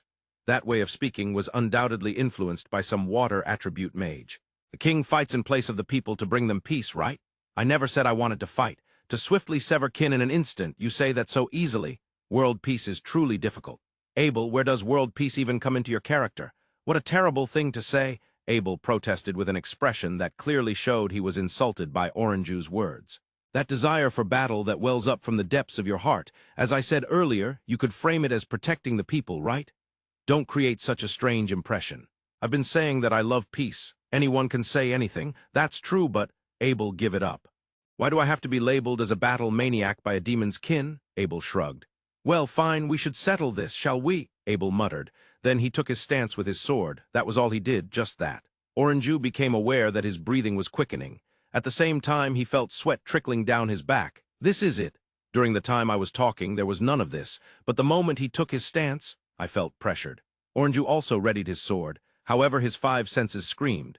This guy is dangerous. It was a mixture of fear and joy. Precisely ecstasy. But why? Why is Abel so strong? I am Lord Garwin's kin, and Abel is a human. I understand he's an amazing swordsman, I acknowledge that. But still, Abel is human. My strength and speed as a kin should be superior. That should be an unchanging fact. So why do my senses scream at me not to fight? And at the same time, why am I finding joy in the thought of fighting? Orenju pondered internally while maintaining his stance. Even then, the cold sweat wouldn't stop. Rather, one could say he was searching for a reason to stop it. A year. In just a year have I changed this much. Is it possible to change? Then I too, can I change? He couldn't find a reason. Yet he concluded that perhaps it could lead to his growth, forcing himself to pull back from the battle that loomed ahead. As if waiting for Orenju to sort out his feelings, Abel asked, "Are you not coming?" As if prompted by those words, Orenju's body moved. Yes, as if by hypnosis. Invited, swish. It was a single strike. Orenju's head was severed. From the results alone, it was a crushing victory for Abel. However, Abel understood best that there wasn't that much of a difference. Rather, he thought Orenju might have surpassed him in everything but heart. In terms of strength, speed, and even skill, Abel couldn't definitively say he was superior. So why was Abel able to claim victory? Taking away the opponent's calmness is the absolute basics of one-on-one combat. Abel murmured the words Rio always said. From beginning to end, Orenju was consumed by Abel. In such a state, he couldn't unleash his full strength, and there was no way he could win. Garwin should be able to revive his kin, but all three remained dead. Abel looked at the kin he had beheaded. They had not come back to life. When he looked at the demon Garwin, even Garwin seems to have no leeway against a demon. Abel shrugged, as expected. He had witnessed the battle between demon Leonor and Rio, a true non-human fight. Thus, Abel knew just how strong Leonor was. If that Leonor, especially when facing an enraged Leonor, it was understandable that Garwin couldn't afford the chance to revive his kin. By the way, Garwin's army remained completely still, while Chief Baduzin was surrounded by that army. There's no need for me to force myself to help. Abel understood that he would be freed once Garwin's battle concluded. To Garwin, Chief Baduzin was of no concern. He was merely a hostage to fight against Rio and Abel. Truly, what a troublesome character. Abel murmured as he watched the two battles unfold. Tomorrow it will be Rio versus Marie. Rio stands before the phantom being Marie. I ran away from you back then, Marie. Ran away? A suspicious expression crosses Marie's face. I am a mage, so there was no need to win with a sword. I convinced myself with such words and attacked, aiming for your weapon. Rio's voice is not loud, but it carries a firm resolve, a voice that does not waver at all. That was a mistake. I can acknowledge that now. I ran away, he states clearly. Yes, at that time, Rio had tried to deflect the weapon that Marie wielded, bringing the fight into magical combat. Anger flickers in Rio's eyes, anger at his past self for making that choice. Why did he choose to run away? I lacked confidence in winning a duel with sword-drawing techniques, he admits. He has no choice but to acknowledge it, to accept the past and the present. Are you saying we will duel this time? That you can win with sword-drawing techniques? I will win. No, I will win and move forward. Rio answers Marie's question, looking her straight in the eyes. With those arms, what Marie points to are Rio's arms, severed from the elbows. Ice create right arm, ice create left arm. In response to Marie's question, Rio generates his arms out of ice. He had done the same when he fought in the Eastern nations. He had studied the mechanics of the arms, including the fingers, when he created the ice golem. Moreover, this time the arms are more intricate than before. Back then, he couldn't move each finger, but this time he can. He had never expected to face a similar situation so soon, thinking he would be able to handle it better next time. Water attribute magic is quite convenient. Last time I made my right arm out of ice like this too. No, that's not quite right. It's not that water attribute magic is amazing, but rather that Rio is amazing. That was a close call. If I misjudged that, my head might be cut off again. Marie raises her right cheek and twists her mouth into a sarcastic tone. For Marie, Rio is not an opponent she can defeat without exertion. She looks at Rio's severed arm, still holding onto Murakumo, rolling on the ground. The next moment, the severed right arm, which had been holding Murakumo, flew into Rio's icy grip. What? Marie grimaces. She doesn't understand why the sword that had fallen to the ground moved on its own to Rio. Marie is a reincarnator. She retains memories from her life on Earth. According to those memories, what just happened? Felt like psychokinesis. Psychokinesis, or perhaps psychic power? This world of reincarnation possesses magic. However, she has probably never seen psychokinesis. If it's a beloved sword with a bond, then something like this is possible. Yeah, I think that's different, Rio asserts clearly, but Marie firmly denies him. Without a doubt, Marie has a connection with her beloved sword, Kotsu, but perhaps Kotsu wouldn't act like that. So it means it's a type of water attribute magic, Marie concludes. That's correct. She had surrounded the hilt of Murakumo with a thin icicle lance and sent it flying toward herself. It's really just as simple as that. In truth, Rio had just thought of it and tried it, and it worked out well. After losing both arms, Rio was understandably feeling down.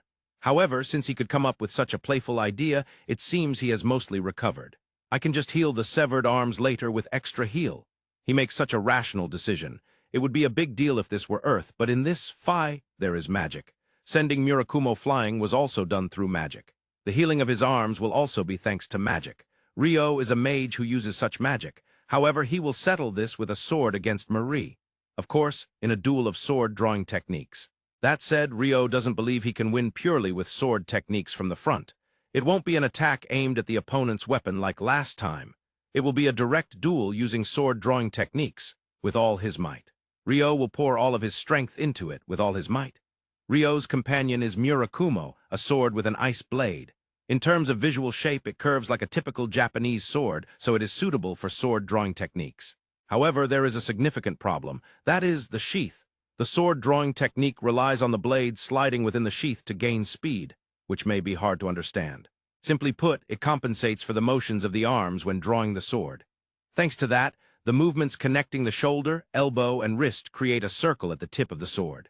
However, the sheath that Rio possesses for Murakumo is a leather one designed to house the hilt of Murakumo. It was not meant to run with the blade generated, so ice creates sheath. A perfectly fitting icy sheath is generated for Murakumo's blade. As expected of a water attribute mage, Marie praises. You were a fire attribute mage, weren't you? Back then you crushed me with something called fusion plasma, Rio remembers. During the battle in the Eastern nations, despite blowing away Kotsu, Marie had circled behind Rio, surrounding him with walls of fire to close off his escape route, and layered the attack with a spell called fusion plasma. Flames reaching billions of degrees. If he were to be hit by such flames, even Rio's ice would vanish. At that time, you completely annihilated me along with the coffin of ice I was in, and yet I survived and cut off your head. What was that? Revealing my tricks to an opponent I'm about to have a serious match with is. If Rio tells me I'll show you some wonderful alchemy. Alchemy? Do you know about layered magic circles? What is that? Rio bites. Naturally, he has seen it in anime and manga, but he hasn't seen it at all in this Phi. Even the genius alchemist, Viscount Kenneth Hayward, didn't use such a thing in the books Rio has read so far. Even in the Black Book, inherited from Hassan, it probably wasn't mentioned. There are still some parts he doesn't fully understand, so it's not absolute, but it shouldn't have been there. Let's exchange information. I guess so. Rio cannot resist Marie's words. It's not anything special. The moment I was surrounded by walls of fire, I escaped into the sky. The sky. Indeed, there was some annihilation light around, but I could see Rio in the coffin of ice. That was a fake created with Avatar. Avatar? A clone? Ah, I see. Marie nods repeatedly. When I released the fusion plasma, I was already not there, and when everything was over, I came down from the sky and cut off your head. Yes, that's amazing. Marie can also fly, right? Rio remembers, and he checks. Just like that time, Marie is wearing flying rings on both arms. She probably has flying rings on both legs as well, a total of 4. Even one of them, when used outside of Central Yellow, consumes an enormous amount of magical power. Surely, when she severed Rio's right arm, she charged in with a flying ring. From outside Rio's awareness. It doesn't have anything to do with the sword-drawing technique, Marie asserts while stroking Kotsu. That's my sword technique. More than that, it's about alchemy. Please tell me about that layered magic circle, okay, after the battle is over. Rio loses his words while Marie tilts her head. A little while ago, you said you would tell me if I revealed my tricks. Yes, I'll tell you after the battle is over. Well, there's no way I can explain it while we're in the middle of a fight, right? Marie has an expression that suggests it's obvious. When it's put that way, it does seem obvious. But if I die, you won't be able to hear. If Marie dies, I won't die from just being cut with a sword. What a double standard, Marie answers with a smile while Rio frowns. At times like this, he can't help but think how weak humans are. So that's how it is, so no problem. Is that so? While expressing his dissatisfaction, Rio understands that there's nothing he can do about it. Shall we? Yes, let's do it. Dueling and sword-drawing techniques. Ordinarily, such a situation doesn't arise outside of comics and anime. To reach the sword before the opponent. No, to be more precise, to reach the tip of the sword. When analyzing the sword-drawing technique physically, the sword tip is the part that moves the longest distance. When flicking with the fingers, the moment the middle finger is released from the thumb, the middle finger gains speed. Similarly, at the moment the sword tip fully exits the sheath, the sword tip gains speed.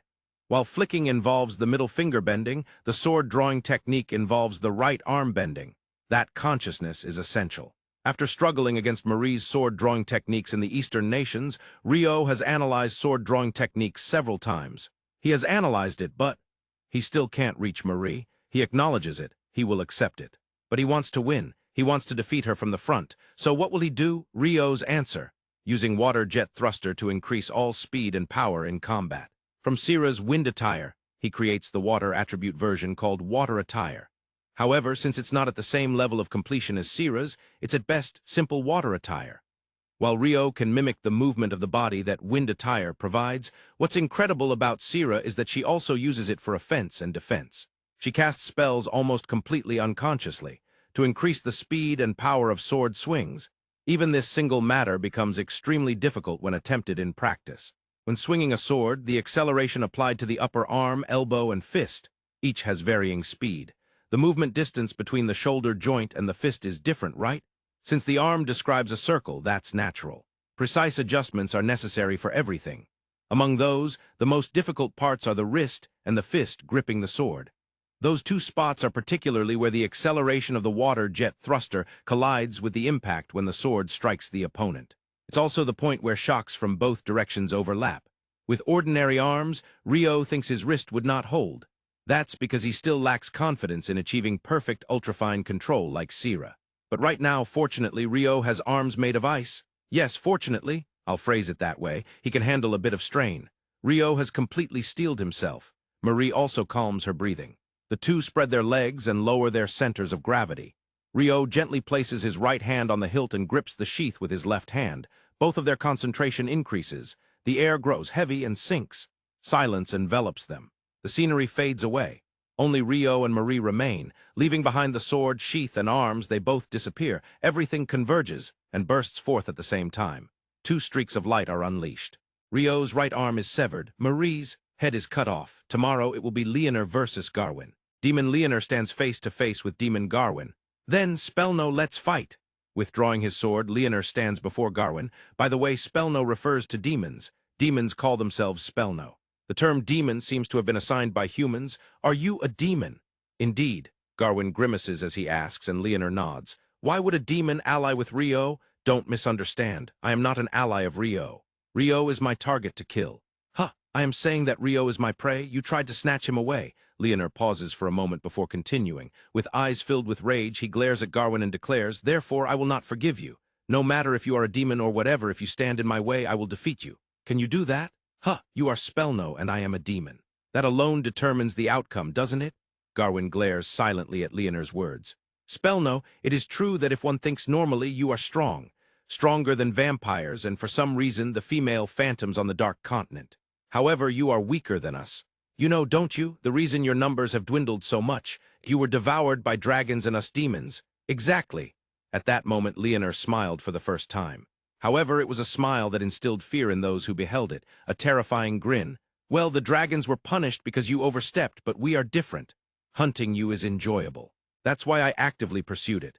Recently, another demon supposedly fought a red Spellno. It seems the Spellno was sleep-deprived and couldn't enjoy it much. How about you? The moment Leonor said that clang. In an almost instantaneous move, he closed the distance and slashed horizontally. Garwin receives Leonor's slash with his bracers. In the next moment, howling. When Leonor casts the spell, Garwin's left shoulder explodes. Garwin jumps back significantly, creating distance. The exploded shoulder quickly regenerates. However, there is an expression fixed on Garwin's face, a mix of anger and confusion. Just now that was a dragon's technique. Oh, you know it well, Spellno. It's a technique they often use. As long as this exists, you Spellno can never defeat a dragon, Garwin shouts while Leonor smirks. A technique that utilizes the unique vibrations inherent to living beings. It seems dragons and Spellno have the worst compatibility. How pathetic. Leonor does not feel the least bit of pity. One of the techniques that makes the compatibility between dragons and Spellno the worst is the howling that Leonor just unleashed. However, even Garwin, who has lived a long life, has never heard of anyone but dragons using howling. Why can you, a demon, use that technique? I had seen it before. I tried it out of curiosity and it worked. What the hell? Garwin emits a sound close to a groan.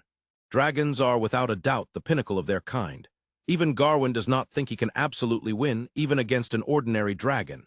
Naturally, facing the Dragon King, the apex of dragons, he would last not even 10 seconds. They are an unreasonable existence in every sense. Can a demon use a dragon's technique? If it's just imitation, I can do it quite well. Why don't you try it? No way. Denying it without even trying is an utter waste. After saying that, Leonor opened his eyes wide and chanted. Dragon Fang, 5 claws that slash through space. Naturally, Garwin's body is sliced through along with the space. He regenerates at high speed again, but this time the expression stuck to his face is not anger and confusion, but fear and bewilderment. The technique he just used is clearly a dragon's technique, as the chant indicated. Not only howling, but also Dragon Fang. I told you, I can do quite well when it comes to imitation. Admittedly, compared to the real Dragon Kings, the output is too weak, but against Spellno, it's more than enough. Leonor grins even wider. His smile now carries a hint of ferocity. I won't hold back like Jean-Jacques. Spellno, I will crush you with all my strength. If you can, then go ahead and try. Garwin's bravado. Yes, it's bravado that he himself is aware of. He is pushed to that point, mentally cornered. Spellno, the dragon is said to have the worst compatibility with demons, and here stands a demon who can inexplicably use dragon techniques. Just that alone makes no sense. The target to be defeated is the demon, an opponent that Spellno has been at odds with for tens of thousands of years. Garwin himself has never fought a demon before. However, he is aware that they are a difficult opponent to defeat. For demons, even without using dragon techniques, they are astonishingly strong. The Dragon Fang that slashes through space. Isn't manipulating space the specialty of you, Spellno? You are free to retaliate, you know? You, Leonor provokes Garwin, as anger replaces the fear and confusion on Garwin's face. Then take this, excitation. The moment Garwin casts the spell, Leonor's head doesn't crush, it doesn't. That's impossible. HM, did you do something, Spellno? Demon Garwin is wide-eyed in surprise, while Demon Leonor laughs in a devilish manner. You still don't understand the phenomenon called dimensional interference. The slowness of your learning capability as Spellno is fatal. Rather, Rio will probably master dimensional magic before you do. What are you talking about at all? That's it. It's wrong to refuse what you don't understand. Rio would try to comprehend what he doesn't understand. That's what's amazing about Rio. My losing twice was not by coincidence. You mean a demon lost twice? Garwin asks back, incredulous. I am not the only one. Many demons have lost to Rio. Sure, that guy is in a sense an abomination, but he is still human, right? As long as you recognize that as human, you will never win. Then what is that? That is Rio. Rio is something I can't quite comprehend. I see. Garwin finds himself convinced by Leonor's absurd reasoning. A terrible thing to say about Rio, yet he cannot argue against it since he is not hearing it. Next time I will win. That defeat was just a stepping stone. It's no big deal. Leonor states clearly, wearing a smile. He is slowly becoming aware of his own growing strength. Seeing Leonor like that, a decision was made by Garwin. I will defeat Rio, therefore I will not lose to you even if you are a demon. Up until now, Garwin had been overwhelmed by Leonor and lacked confidence, but he speaks with conviction as if to blow all of that away. Good spirit, come at me then, Leonor grins. I will crush that condescending attitude of yours. Garwin says this and leaps forward, donning bracers on his hands and greaves on his feet. Oh. Fists and kicks, huh? Leonor receives Garwin's attack with his sword. The shorter the weapon, the faster the attack speed. For demons, the shortest weapon is probably their own body. Fist strikes and kicks. Weapons shorter than a sword, even shorter than a knife. The speed of those consecutive strikes is unrivaled by any other weapon. Thus, it becomes a scenario of Garwin attacking and Leonor defending. Of course, Leonor doesn't have his hands and feet tied, not at all. It had been a while since he fought against a species known as Spellno. He wanted to verify various things. After a while, I think I've got the gist of it. What? Is it all right if I counterattack now? Don't underestimate me. If you can, then try it. The moment Garwin says this, Garwin's right fist strikes Leonor's sword and disappears. Gah, he lets out a groan, and Garwin takes a large backward step to regenerate his lost right arm. Yes, demons regenerate. However, it still hurts to lose an arm. The pain is no different from that of humans. Leonor grins as he watches this scene. Oops, I layered howling onto my sword and it consumed your arm. It seems I can layer it anywhere on my body. There's no way that's possible. Whether you call it foolish or not, I just showed you, didn't I? Oh, right, apologies. Now I can properly apologize. Leonor shows no awareness of any intent to apologize. Naturally, Garwin understands this, grinding his teeth in frustration. Why not give up on your fists and take the sword? I've been practicing my sword recently. I want to confirm the results, so please indulge me a bit. You're joking. Leonor invites him, but Garwin remains grimacing. To Garwin, it is indeed a deadlock. If he lands an attack, the part of his body that's struck will disappear due to howling. If he doesn't hit, he can't win. If he hits, he loses. What is he supposed to do? You! Garwin charges in without thinking and without thinking strikes Leonor's face with his fist. The fist disappears. From the wrist to the shoulder, it bursts apart. Gah, a searing pain runs through his entire right arm. I see. So that happens when you layer howling over Dragon Fang. You! The fist that landed vanished due to howling, and the arm beyond it was sliced and exploded by Dragon Fang. That's quite a vicious defense. Neither of those are defensive techniques. Leonor nods while analyzing, and Garwin glares at him with resentful eyes. Both howling and Dragon Fang are offensive techniques of the dragons. However, even Garwin has never heard of anyone using them as defensive techniques by wrapping them around their body. Rio excels at defense. Thinking about how I would fare with this in mind led me to this idea. What would happen if I wrapped those two together? Again, you thought of something and just tried it, is that what you're saying? Indeed, imagining something is quite fascinating. Damn it, it may very well be that it is precisely because Leonor is called a true abomination even by his fellow demons. Fine, I'll fight you with a sword. At this point, Garwin has no choice but to accept, since I cannot touch the demon before me. Out of nowhere, Garwin finds a sword in his grasp. I won't let this end with me being looked down upon. That statement is not issued with bravado. Rather, it's more suitable to express it as something squeezed out from Garwin's mouth. Is that sword and stance all right? Yeah, come. Leonor smiles as he asks, and Garwin responds. Leonor steps in one swift motion and slashes horizontally with his sword. Garwin is sent flying, having received the blow with his body. He flies a good 5 meters. Of course, Leonor's sword met his sword, and he was not injured from being blown away. However, he seems to have some complaints. Weren't you practicing your sword? You have no technique whatsoever. That was just to confirm my power, don't mind it. Leonor replies coolly to Garwin's complaints. Next is speed. The next moment, Garwin's arms are slashed away. What the hell is this? In a panic, Garwin jumps back to create distance and regenerates his arms. Of course, when his arms were slashed, intense pain shot through him, but more than that, he was surprised. I couldn't even see the sword flash come before me. Of course, in close combat, it's all about managing distance. Since it's important to fight within your own range, invading the opponent's range when attacking is crucial, isn't it? Leonor wears a look of triumph. I know that already. Want me to spell it out for you? I slipped in and cut sharply. It was amazing, right? I have no idea what you're talking about. If Rio were listening, he would undoubtedly say something like, that's why geniuses aren't suited to be mentors. If Spellno cannot react, then, well, it's somewhat understandable. Leonor's expression becomes somewhat satisfied. Spellno, that is, demons, undoubtedly have a faster reaction speed than humans. If even demons cannot react, then perhaps Rio could. No, I shouldn't view Rio as human. He recalls the words he had just said moments ago. Now, let's move on to technique.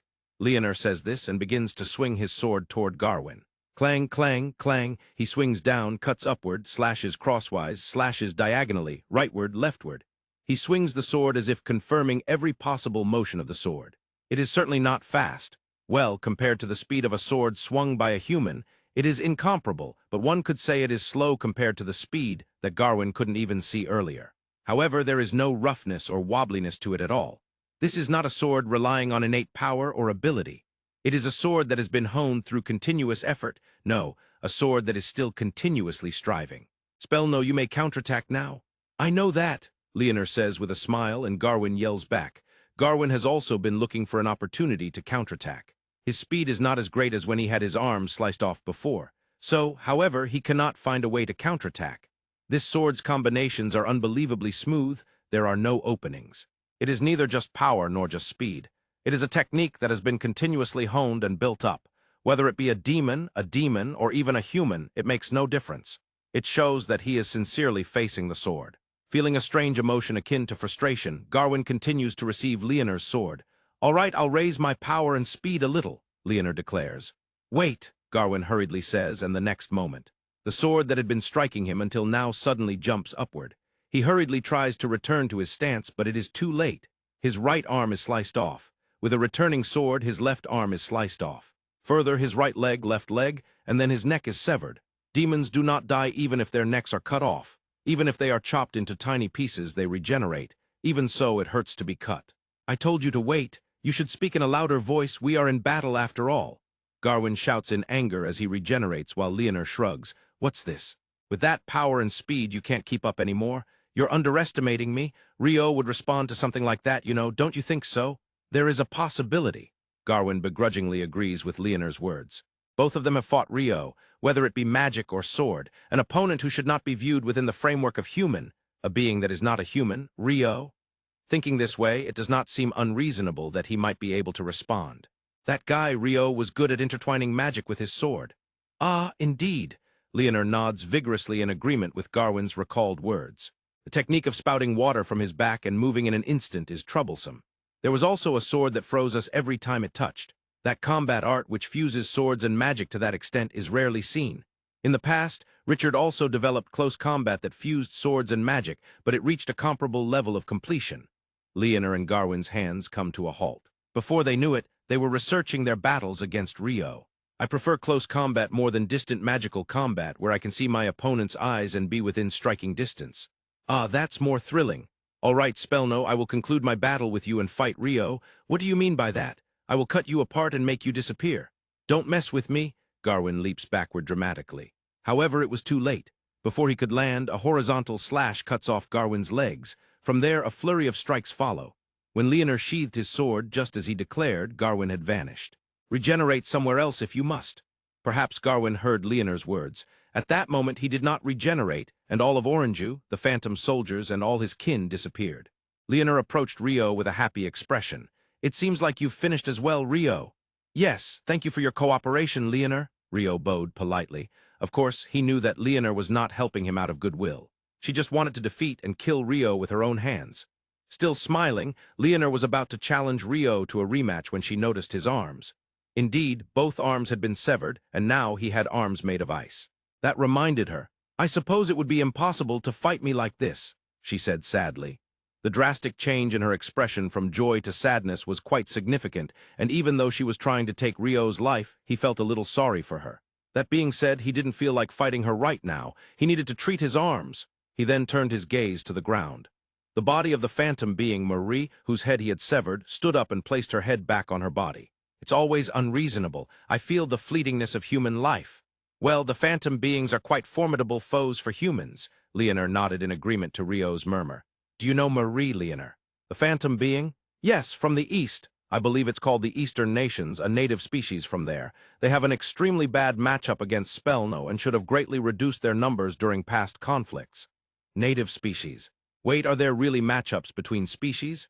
That's correct. For example, the Spellno I just fought, they have the worst matchup against dragons, which is one of the reasons their numbers have dwindled, Leonor explained. This was something completely new to Rio's knowledge, leaving his face filled with surprise.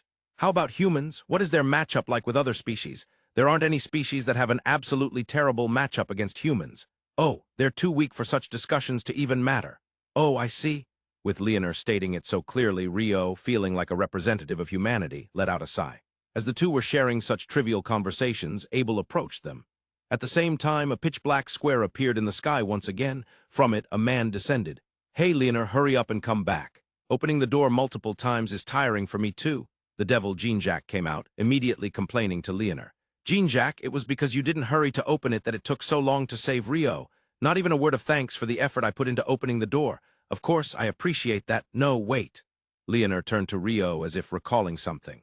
Rio, when we were in the Western nations, you fought with this Jean-Jacques, didn't you? Wasn't that him instigating it? Yes, of course, it was Jean-Jacques who instigated it. I was an entirely one-sided victim. Hey, Leonor questioned, Rio answered, and Jean-Jacques protested. It was brought up again after all this time. Rio, I opened the door which allowed Leonor to come here and save you. You have no words of gratitude for that action of mine. I do appreciate that. Thank you, Jean-Jacques. Oh, as long as you understand. But that matter is separate from what happened in the Western nations. Hey, Rio stated firmly, and Jean-Jacques protested again. That has clarified things, Jean-Jacques. Leonor, stop. Let me punch you once. W8, we can talk this out. I won't listen. Leonor's fist, moving at an abnormal speed, sliced through the air. Jean-Jacques dodged with all his might. That looks like it would hurt if it hit. It would hurt, or rather, it would probably kill me, right? Rio and Abel whispered such a conversation to each other. Why has it come to this? Jean-Jacques muttered after dodging all of Leonor's punches. Rio felt a bit pity for him. Jean-Jacques, please come visit the kingdom someday. I'll treat you to cake. Abel will. Me, Rio said, and Abel frowned. Seriously, Rio and Abel both have their good points. Jean-Jacques' expression brightened at the mere thought of being treated to cake. Rio, I was the one who saved you. Leonor can come too. This is a thank you for what happened. Yes, I see. Seeing Leonor nodding with satisfaction, Rio felt relieved inside. He had thought she would definitely say, fight me as a thank you. If he could get away with treating her to cake, that would be a bargain. I'll also treat you to delicious Kona coffee. Yes, I'm looking forward to it. Leonor nodded repeatedly as she and Jean-Jacques returned. We solved the issue with cake and coffee. Indeed, the key to world peace lies in delicious food and drinks. Having the helpers depart without demanding anything significant was a type of diplomacy at its peak. If Rio had ended up having to fight Leonor and lost, that would have been a very troublesome matter. If it could be avoided with cake and coffee, it would be a great profit. A phantom being approached the two. I admit my defeat. Rio wins. Marie, next time please engage in one-on-one combat. I lost in the sword-drawing technique, didn't I? Let's have a rematch after training more.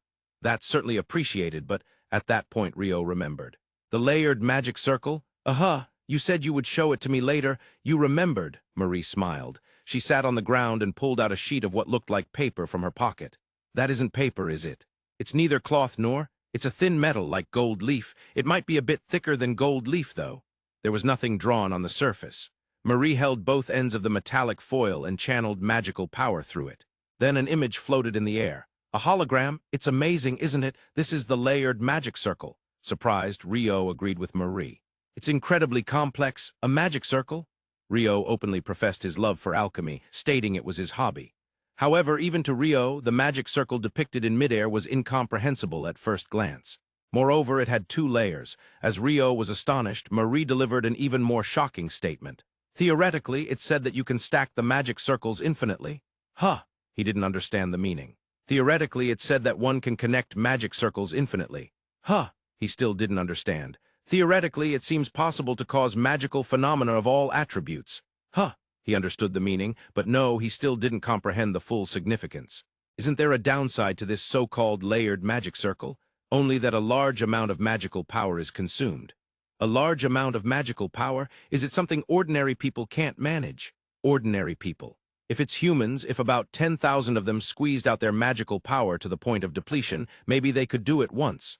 That's very impractical, Rio frowned. He might be able to manage it himself, but if only he could do it, that wouldn't be very good. It likely wouldn't contribute to the development of alchemy itself. I don't think it's meant for humans in the first place. This has been customized for me alone. Marie replied while observing the metallic foil, and Rio pouted in dissatisfaction. With that one statement, it felt like she was saying he couldn't use it. I just wanted you to know that such a technology exists. Even that might be useful in the future. That's true. Seeing the real thing and knowing it is feasible is different from proceeding with only a vague understanding that it might be possible, Marie said with a smile. It seemed she was sharing this out of goodwill, to let Rio know that something like the layered magic circle can exist. This wasn't created by you, was it, Marie? No. I'm completely hopeless at alchemy. Could you tell me who created it? It was Hal, a vampire named Hal. Vampire? Rio nodded. Vampires supposedly have much more magical power than humans, it seems. He had only faced serious battles in the magic nullification space, though. Hal seems to have constructed the layered magic circle for reasons of aesthetics, beauty, or whatever, not practicality. Huh, that's just the kind of person he is, Marie shrugged. Just that kind of person, or rather a vampire, right? Yes, Hal is also a reincarnator like us. He also mentioned he came from modern Japan. So calling him that kind of person is probably accurate. Rio stood shocked, while Marie explained with a laugh. Realizing he had also known another reincarnator, no, he had known a reincarnator who was also Japanese. That was the leader of the assassination cult, Hassan. It wouldn't be an exaggeration to say he showed Rio the path he should take in alchemy, such a figure. Yes, it seems that most reincarnators in this world are originally from Japan. That place in Earth, Japan, might be some sort of singularity. Singularity? It probably has some elements that make it easier to connect to another world. I think it's that kind of place. Ah, that's an interesting hypothesis. Rio's offhand theory was met with a nod of agreement from Marie. Of course, it was a hypothesis that couldn't be verified. So this Hal being a vampire means he likely has a long lifespan, right? Theoretically, he's said to be immortal. Where can I meet him? Sorry, I don't know that either. The last time I met him was in the Dark Continent. What? Rio was surprised. He's also excellent in swordsmanship. Did you perhaps go to the Dark Continent to learn swordsmanship from Hal? Yes, that's part of it, Marie nodded honestly. When I become stronger, I'll defeat Rio this time. I'll cut off your head. Do you know, Marie, humans die when their heads are cut off. Don't worry, Rio might not die. I will die. You've never tried it, right? I don't need to try to know. It seems there are many dangerous people, dangerous phantom beings and devils in this world. For some reason, they are targeting Rio's life. Rio sheds tears at this unfortunate fate. Why not just stop being human altogether, Rio? If you became a phantom being like me, you wouldn't die even if your head was cut off, right? Can humans become phantom beings? I don't know, but, why are swordsmen like Abel and Marie so whimsical? Don't involve me in this. Abel, who had been listening nearby, protested. That swordsman was there during the Eastern trip too, right? Yes, he seems to be our king. I'm Abel of the Negotiator kingdom.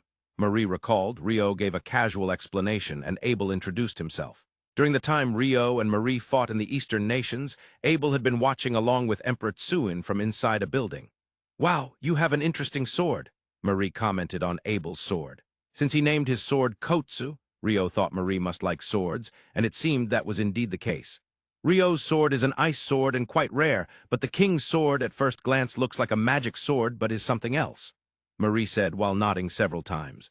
Isn't it a magic sword? Something else. Abel tilted his head. Yes, it should be said to be disguised as a magic sword. Well, in a broader sense, it could be a magic sword. It has a vibe that Hal might create. Did you mention Hal earlier? Yes, but that's not quite right. Hal forges his own swords, but his is clearly a katana, a Japanese sword. The king's sword is a double-edged straight sword, right? That's right, Abel's sword is a double-edged straight sword. Rio answered Marie's question. Abel held his sword, looking around at it. Looks like a normal magic sword, he muttered. Of course, magic swords don't exist in normal circumstances. What are you going to do from here, Marie? If Rio allows it, I'm thinking of walking a bit in the Dark Continent. You mean I have to allow it? I severed your arms and lost in the sword-drawing technique. The power of life and death should belong to the victor, right? I've seen the layered magic circle, and that metallic foil can only be used by you, right? That's right. Even if you ask for it, I won't give it up.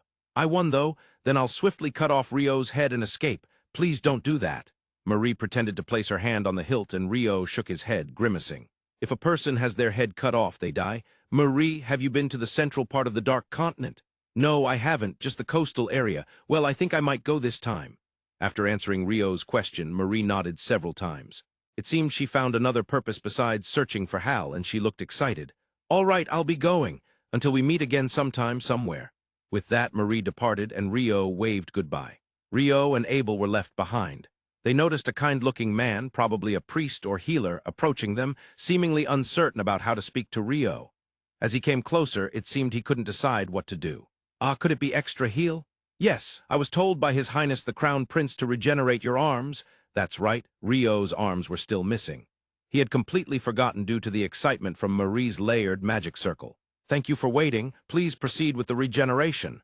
Finally, the deadly battle had come to an end. The demons and their kin led by Garwin disappeared, leaving 3 human men behind. One was the king of the underworld, and one was a thug. The king was Batuzan, the lord of the Bardil Principality. The king of the underworld was Barza, the man who ruled the underground world of Oasis City. The thug was Bazan, a low-ranking subordinate of Barza, one that even Barza did not recognize. All of them were reluctantly under the command of Garwin's party. Batuzan stood still, not moving. He likely could foresee what would happen next. After letting out a sigh, Barza crossed his arms and closed his eyes. It seemed he had no interest in what would happen next. Only Bazan was fidgeting around, looking anxiously at his surroundings. He was the only one who noticed that 3 soldiers were approaching from the city and ran south. In other words, he fled. Whether he would be able to escape or not, no one knew. "Your Majesty, are you safe?" "Yes, no problem." The soldiers bowed, and Batuzan nodded nonchalantly. A little later, Zorn, the crown prince, arrived, descending from the castle walls. "Father, are you unharmed?" "Zorn, well done. No, it was thanks to the cooperation of the Negotiator kingdom. That includes you." The conversation between Zorn and Batuzan reached Abel's ears, albeit faintly. At that moment, Abel felt a slight sense of discomfort. What came to mind was the conversation with the refreshing 5 peaks. He realized that Rio's treatment must have been completed by now. Crown Prince Zorn walked over to Rio and Abel. "Your Majesty Abel, your Grace Duke Rondo, thank you so much for this time." He said this, bowing deeply. "No, Zorn, it was the least I could do. Abel is right. Knowing that makes me feel relieved." Abel and Rio responded, and Zorn smiled.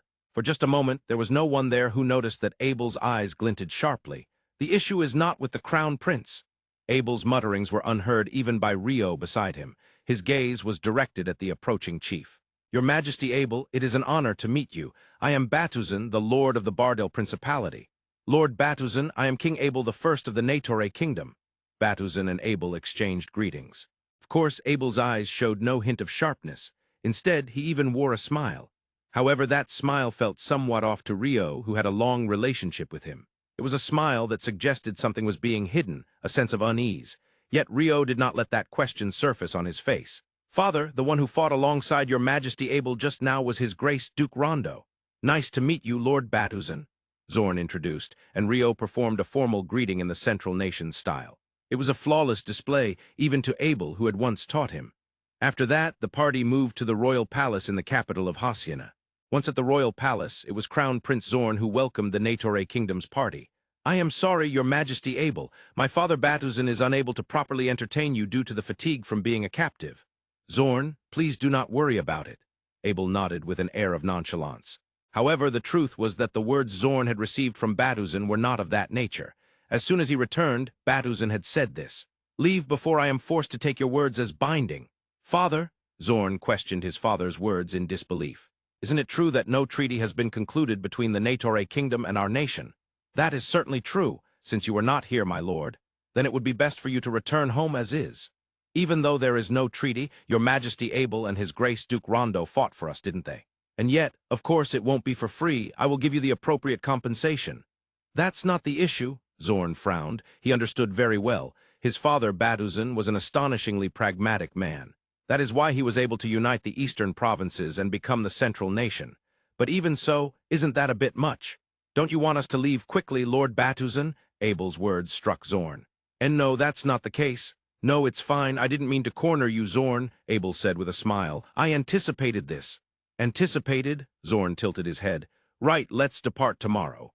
In the morning, I would like to greet His Grace Duke Rondo, but it would be better if it weren't in the audience chamber. I believe Lord Batuzan wouldn't want to have his words taken in front of others, in front of his vassals." "Your Majesty, how about we visit the chief's office instead?" "I will ask my father." Zorn bowed deeply. He was grateful for Abel's proposal, having understood everything. The following morning, Abel, Rio, and their guards Zack and Scotty visited the chief's office. There they found Chief Batuzan and 4 Imperial guards. Abel expressed his gratitude for the hospitality and his farewell before departing. Then, "I have a question for Chief Batuzan." "What is it, Your Majesty? What extent of the picture did you see when you set out?" "I do not understand what you mean." Batuzan tilted his head at Abel's words. "I am asking if you knew my most trusted Duke Rondo would be in danger when you decided to deploy." A low, low voice. It was a voice so low that not even Rio, nor even the longer-acquainted Zack and Scotty had ever heard it. It was a voice cloaked in anger. And if that were the case, are we to wage war between our nations? Your nation's military strength is not substantial, you know. You underestimate us. The strength present here is more than enough to annihilate the Bardale Principality. Abel responded in the same low tone. I cannot believe those are the words of hero King Abel, that king so short-sighted. Do you know what they call this? They say it is questioning the weight of the cauldron. A king who cannot even protect a single citizen cannot be called a hero king. What kind of kingdom is it? For just one person, I, the king, will give my all. Speak only after understanding that. The pressure emanating from Abel became visible to those present. The people of the Bardale Principality, who were being confronted with this, were sweating profusely. Even Batuzan, who was responding resolutely, was on the verge of having his bravado stripped away. Once more I ask you, Chief, did you know Duke Rondo would be in danger and still chose to deploy? No, I did not see that picture, Batuzan answered Abel's question. He had no choice but to answer that way. Any other answer would create a definitive rupture in the relationship between the two nations that had not even begun. I see, then there is nothing to be done. This incident will be considered an unfortunate result of coincidence. My Natore kingdom has paid a heavy price, but I am glad we could save your country. Our country is also grateful for the support of your kingdom. Abel lowered his weapons, and Batuzan tidied himself up. After that, they exchanged several conversations, and on the surface, the meeting between the leaders of both nations ended peacefully. Abel, don't scare me like that. Huh! After leaving the royal palace and heading towards Skizblaznil, Rio called out to Abel. I appreciate your anger for my sake, but it would be a problem if it led to war between our nations. Well, I suppose there wouldn't really be any military conflict, but still. Depending on Batuzan's answer, I was going to suppress the situation by force. Huh! Rio was left speechless by Abel's unreasonable answer. After a while, he finally managed to speak. Abel's impeachment. Did that chief's future sight show that Garwin's forces would invade the country, and if we got involved, we could ultimately drive them off? That's why he attacked Garwin alongside the western provinces, right? That's right. In that scenario, I wanted to know if you were aware that Rio would be put in a dangerous situation. That was not a peaceful way of asking. Rio shook his head slightly. If he had answered, I saw it. I would have had no problem cutting off the arms of everyone present, including the chief.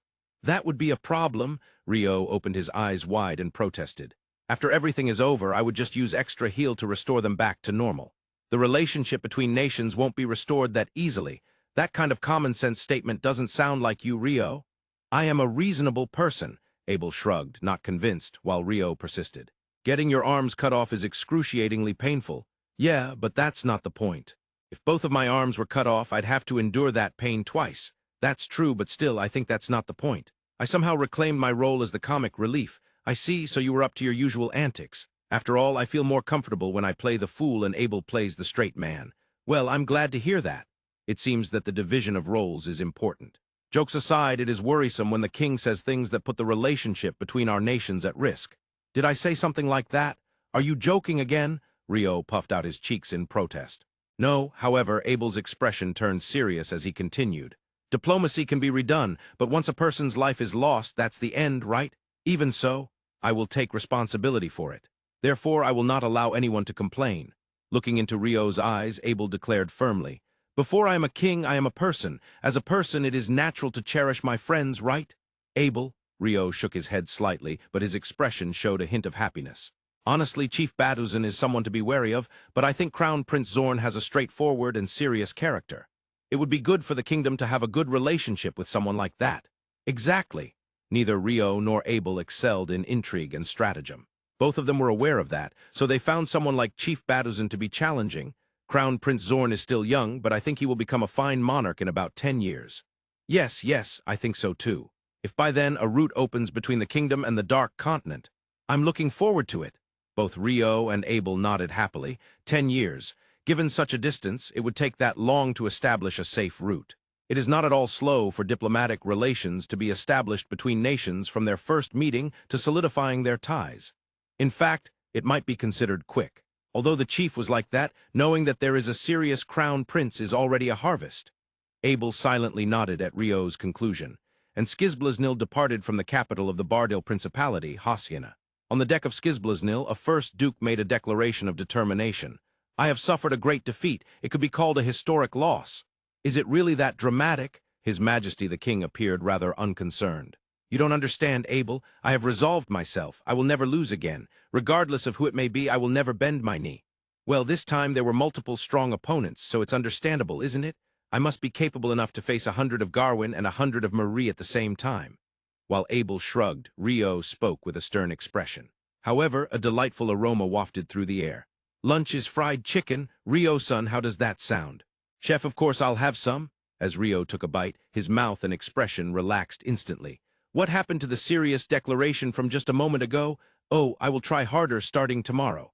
It was the common refrain of someone who inevitably fails at dieting.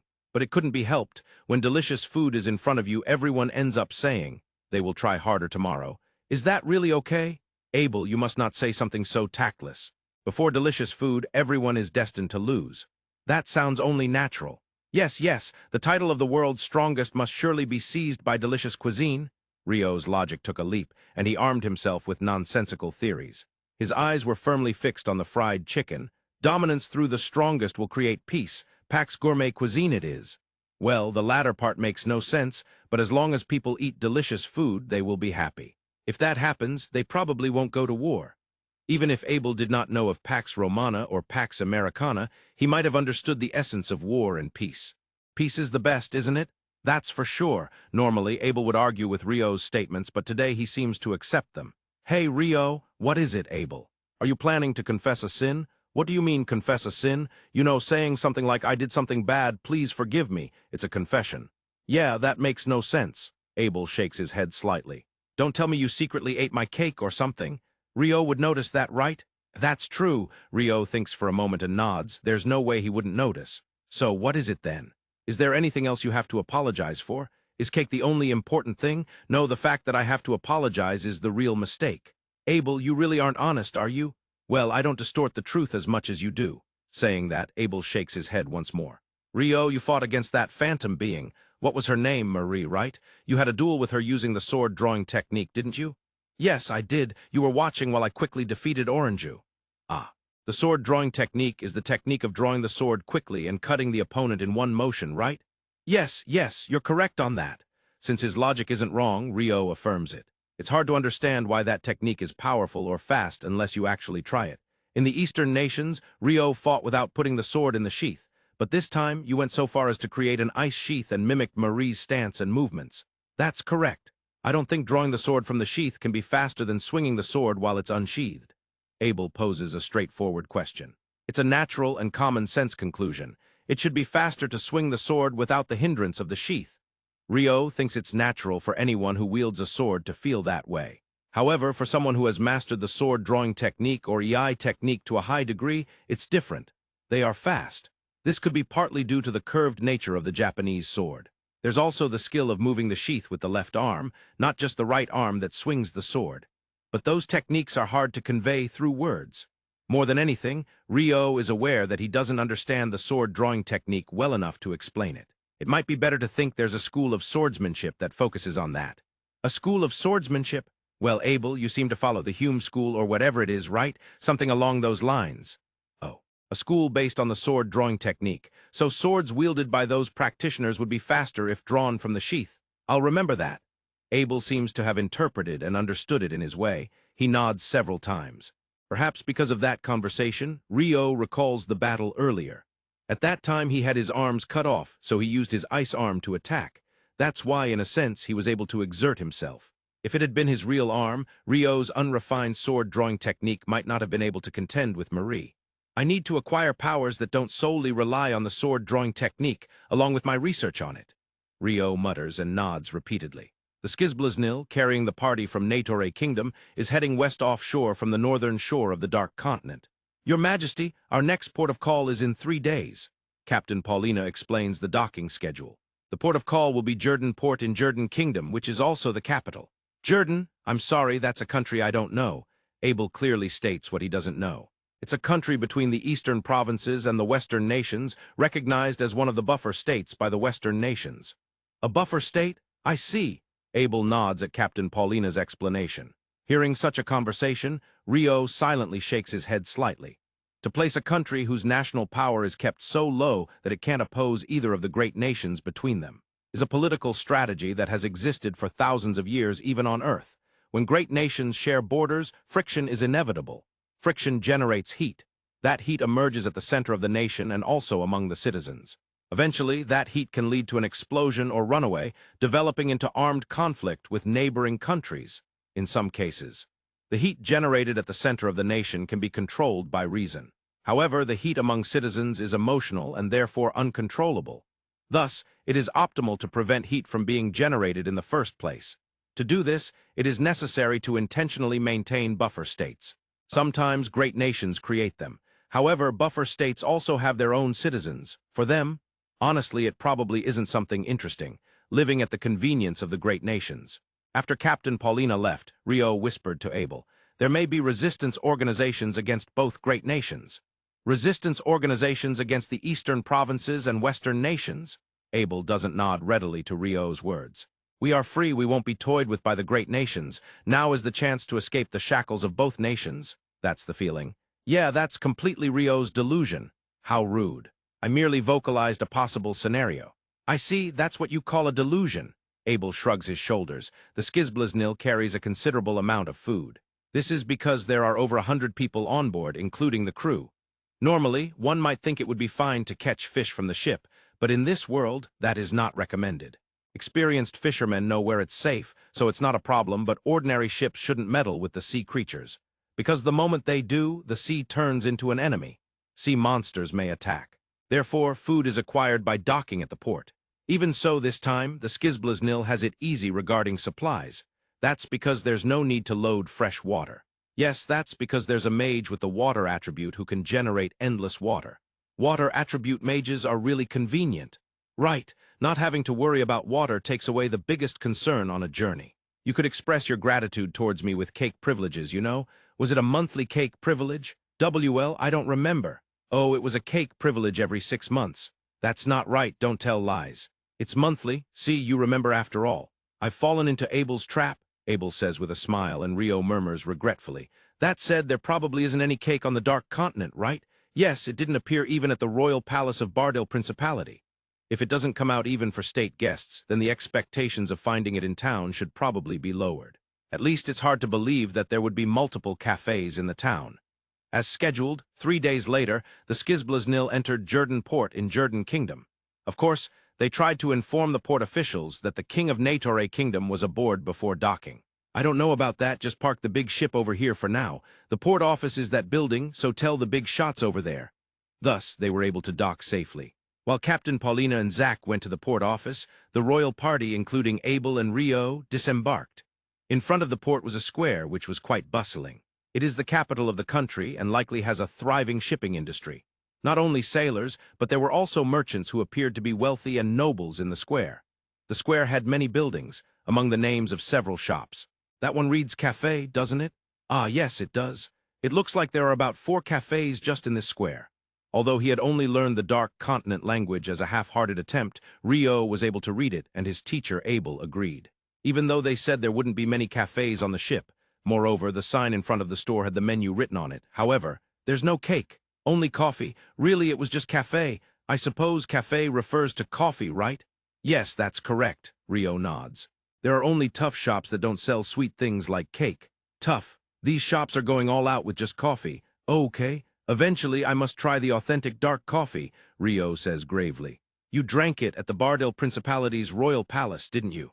That was, well, different. It wasn't for commoners. For commoners, royal palaces and royal castles must be oppressing the common people while only enjoying the finest products themselves.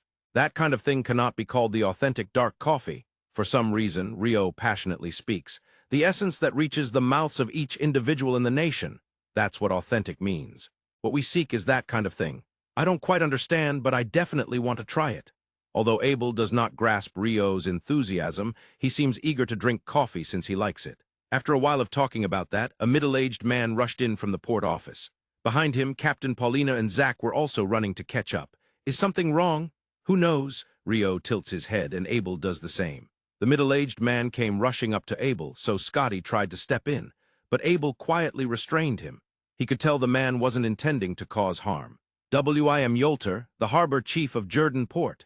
Breathless, he must have wanted to introduce himself as quickly as possible, finishing his introduction while catching his breath. Chief Yolter, I am King Abel the First of Natore Kingdom. Abel introduces himself as well. I am terribly sorry that we could not give you a proper welcome, Your Majesty, despite your visit. Chief, it's no problem. We also docked here suddenly. Our purpose is to replenish supplies and will depart once that's done. And no, that's a problem. There's someone you should treat as a state guest, and if I don't report this up, it could lead to serious trouble. Is that so? Well, I'll leave that to you, Chief. We plan to take a little look around the city and sleep on the ship tonight. What was on Abel's mind was the incident involving the attacked Banban kingdom. Scotty probably thought the same thing as he was seen nodding slightly. Understood. Chief Yolter said that and ran back to the port office again. Captain, I spoke out of turn like that. Will the food arrangements and loading be on time? No problem, Your Majesty. Rakia and Kobachi seem to have already gone to the market, so I think it will be fine. Rakia is the first-class navigator and Kobachi is the head chef. The loading of the cargo is mainly the first-class navigator's responsibility, so it seems they have already left. They are capable crew members who can act without the captain having to give instructions at every turn. Then we should stay on land so as not to disturb the crew. Rio responds to Abel's words. Rio, are you just curious about the cafe? You're no different, Abel. The two of them smiled knowingly. Seeing those two, Zack and Scotty exchanged hand signals silently. They were deciding who would guard and who would remain for ship security. If they can't decide, they typically use a coin toss. But without needing to toss a coin, it was decided that Scotty would be the guard and Zack would remain for ship security. Perhaps even now, Zack has not been able to shake off his unease regarding Rio. Rio and Abel were walking around the plaza. Scotty followed behind them. Rio was, of course, in his usual robe, while Abel was dressed casually without armor, which meant Scotty was also in a relaxed outfit without armor. Scotty, you're quite the handsome guy, so you must be popular with the ladies, right? Yeah, it was like that even back in the academy, but since I'm the second son of a baron family, I can't inherit the noble title. It's common for someone like me to marry into another noble family, but I haven't heard that he's fixated on a single woman. Is there someone particular in his heart? Well, who knows? Rio whispered his question, and Abel answered in an equally low voice. In truth, Scotty had quite good hearing and could hear their conversation, but he pretended not to hear anything, not even changing his expression. This was a common sense required of members of the Royal Knight Order. If you were assigned to a bodyguard mission around the king, you would inevitably overhear discussions that resembled state secrets. He shook his head slightly in his heart. Since the squad captain of the Royal Knight Order is really busy, wouldn't he have no time to meet anyone? It might be good for Abel to introduce someone as a capable superior. Is that how it goes? Abel answered with a slight panic at Rio's suggestion. He had never considered that such things should be done.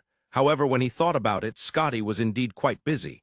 There probably wasn't time for him to meet anyone, but should the king intervene in such matters? Abel had no idea. If that's the case, whom should I introduce? I have no candidates at all. That's when your wife comes into play. Ria, at the very least, she might find a woman more suited to Scotty than you. That is certainly possible, Abel nodded vigorously. Scotty shook his head again in his heart. He had to pretend he wasn't hearing anything, so he couldn't refuse out loud. Serving in the palace seemed to be quite troublesome. Maybe someone from the Valkyrie Knight Order or around there. If you could win over Mew. Since she's the eldest daughter of Marquis Westwing, there's a high possibility she'll inherit the marquisate. If you were to marry her, it would be a big promotion, Rio stated emphatically. Scotty sighed quietly in his heart. How about we subtly, really subtly, probe Scotty for that? Is it really necessary to go that far? But Scotty is a squad captain of the Royal Knight Order, which means he has many connections with the core of the kingdom, including Abel. Besides, he is an important old friend, right? Wouldn't it be better for you to know as a king and as a friend? That's true. Abel seriously contemplated Rio's suggestion. They both thought that Scotty couldn't hear their conversation. In reality, the one feeling cornered was Scotty. He was wondering when he should reveal that he could hear their conversation. In my hometown, we used to have a thing called Omi Ai. Omi Ai? It's where superiors and social elites matchmake to set up relationships with marriage in mind. Oh, the rule was to act as intermediaries only at first and then say, all right, it's up to the young people now, and leave. This was Rio's distorted knowledge about Omi Ai. So you mean I should take charge and set something up for Scotty? No, with Ria, huh?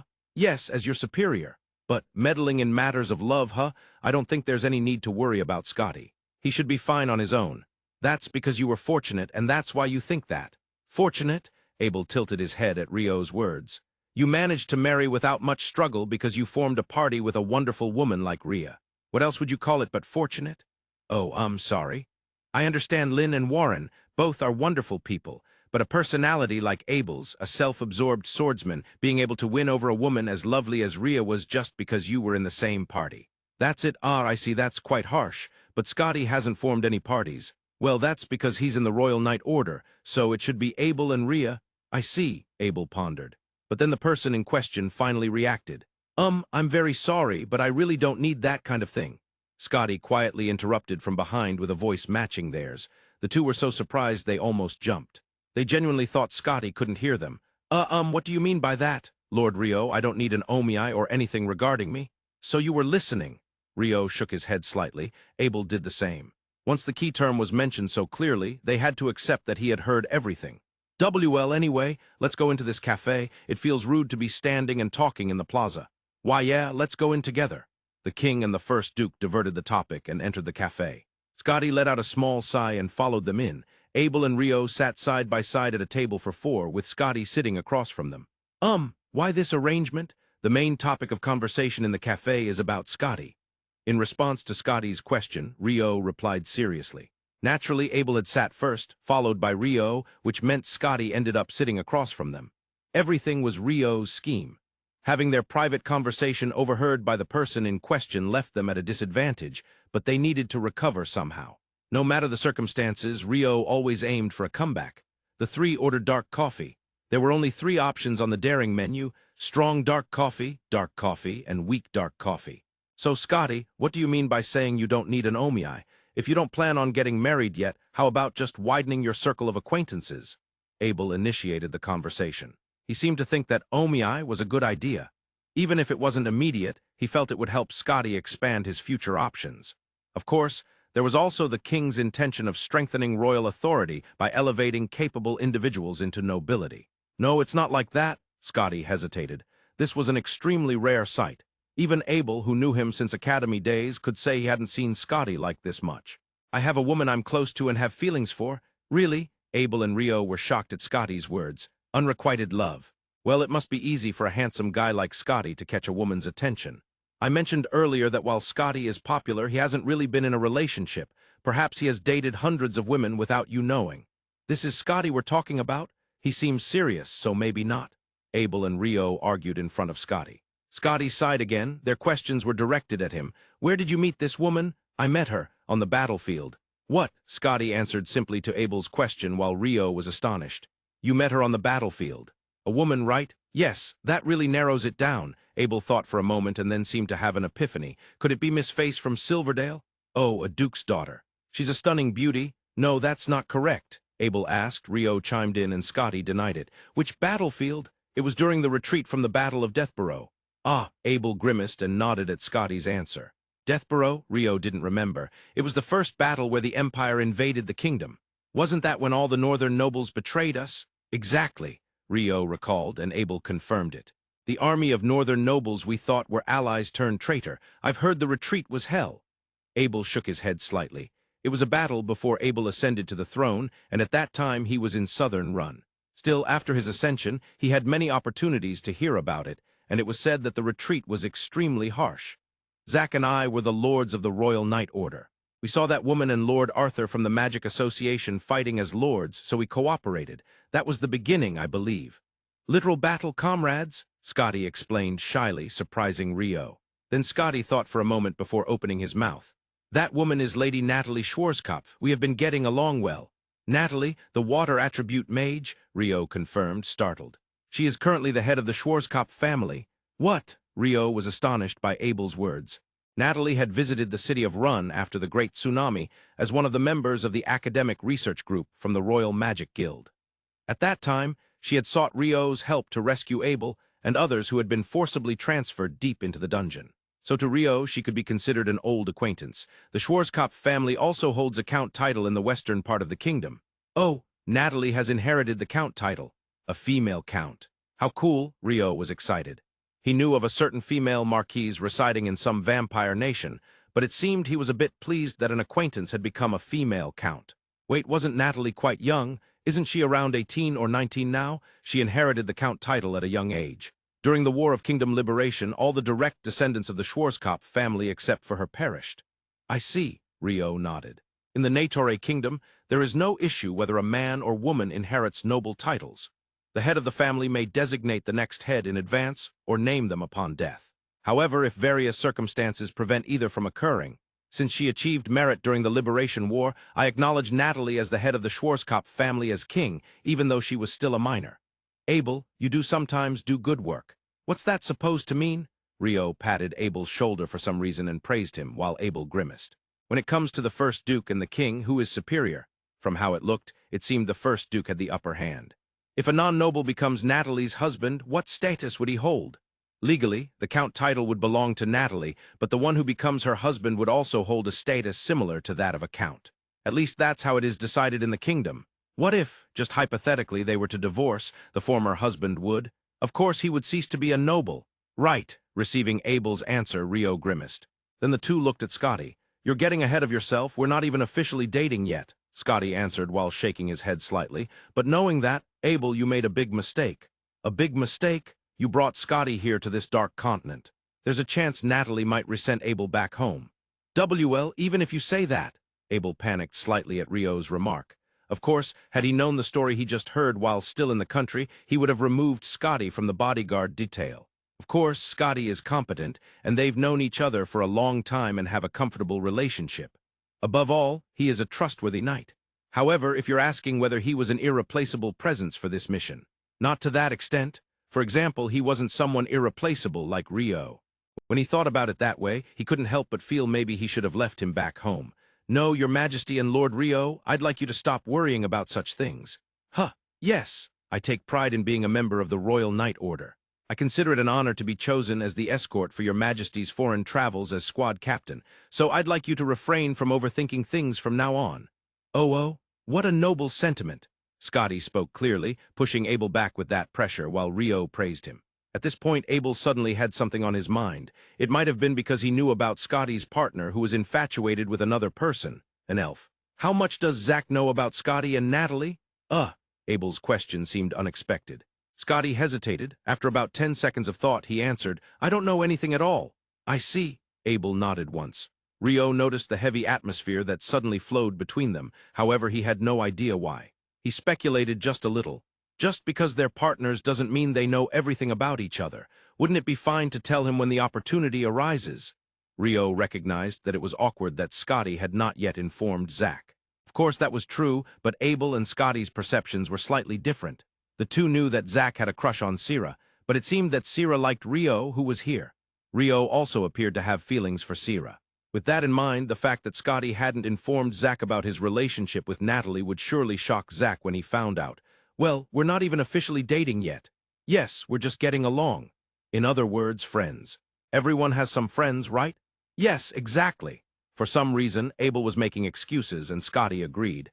In a sense, Rio, being the closest person to the situation, didn't understand at all. More than that, he was murmuring with a smile, do we have wedding gifts or something? If so, what would be good? Maybe unbreakable silver dishware. But then again, if she's a countess, she probably has nice stuff already. If the two of you get married, I will be the first to congratulate you. Abel nodded and said, in every world, there might be meddling superiors who interfere in private matters. While such a peaceful atmosphere flowed in the cafe, troublesome events were occurring at the Jerdan government, where the kingdom's party was located. Yolter, the harbor chief of Jerdan, returned to the harbor office once and instructed his subordinates to report to the government corps that the Negotiator kingdom's party had arrived at the port. Additionally, he tidied up his attire to make a report himself and headed towards the Jerdan royal palace. Upon arriving at the palace, Yolter immediately noticed an unusual bustle. At first, he thought it was due to the Negotiator kingdom's party, but it seemed different. Yolter saw the familiar chief chamberlain, Troso, approaching the palace. Troso had his hand on his forehead, grimacing. Lord Troso, it seems the palace is quite noisy. Chief Yolter, have you not heard? We received a letter from the neighboring Gashodo Principality, formally requesting to join the eastern provinces.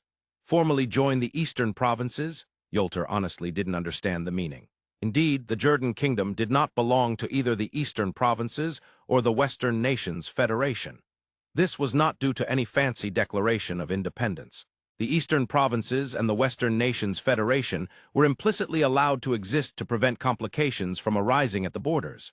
Countries called buffer states, including Jerdan, number 3. All of them are quite small nations. Regardless of which camp they belong to, they have no significant influence on the overall situation. In fact, the Jerdan kingdom might have a somewhat considerable economic scale as a trade relay between the east and west along the coast. However, their military power is practically non-existent. As a result, when viewed in terms of national strength, they're something that could easily be blown away with a gust of wind. Thinking about it made him a bit sad, but that was the truth. And yet they were requested to formally join the eastern provinces. He couldn't grasp the meaning. The letter was brought by a delegate from the Gashodo Principality, but it seems it bears the signature of Chief Baduzan of Bardil Principality. I heard he returned a few days ago. And then there's this sudden movement, Troso explained, and Yolter frowned. The head of the Western Nations Federation is missing, so they probably intend to take advantage of this timing. Yolter couldn't help but grunt. The Jerdan royal palace and government would likely accept the proposal. Considering their national strength, there was no other choice. Even if they accepted the proposal and formally became part of the eastern provinces, it probably wouldn't change much. Rather, it might have positive aspects as it would reduce the instability between the two factions. Of course, even if the head was missing, he doubted the government of the Western Nations Federation would just watch silently. They would likely send diplomatic envoys to voice their complaints. The Western Nations Federation likely also understood. From the beginning, Jerdan had no options to begin with. After Troso left, Yolter let out a grand sigh. The sorrow of a small country. The day after the meeting of Abel, Rio, and Scotty at the cafe in Jerdan, Rio and Abel were on the deck of Skizblaznil, which had docked at Jerdan port. It's almost 10 o'clock, but there's still been no contact from the Jerdan government, right? It seems so. Well, they might be busy with various things. The uncertainty is what makes people the most anxious. I wonder if the people in the Jerdan government understand that. Who knows, it was the harbor chief Yolter yesterday. He seemed serious, so it's probably stuck at a higher level. Really, it's quite troublesome. Abel replied lazily while Rio expressed his frustration. Both of them were in the midst of a coffee break. From an outsider's perspective, they looked relaxed, the words dazed and leisurely fitting them perfectly. The beans are from the cafe we visited yesterday, but the taste is a bit different, isn't it? The one from yesterday is a bit lighter, I guess. I usually brew it with a French press, so the flavor comes out more directly. Maybe the cafe uses a different method. Well, I like both, Rio said while glancing at the ice French press, and Abel nodded in a relaxed manner.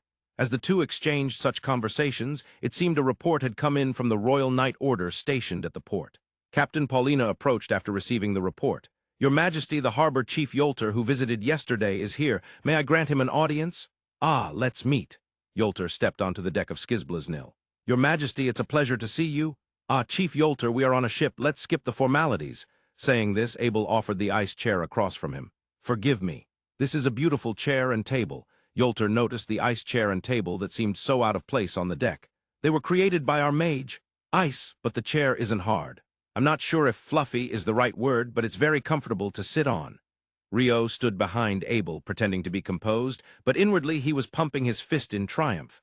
After some small talk, Yolter bowed his head. I reported your arrival to the royal palace and the government, but we are overwhelmed with pressing business, and an audience and hospitality will be difficult for a while.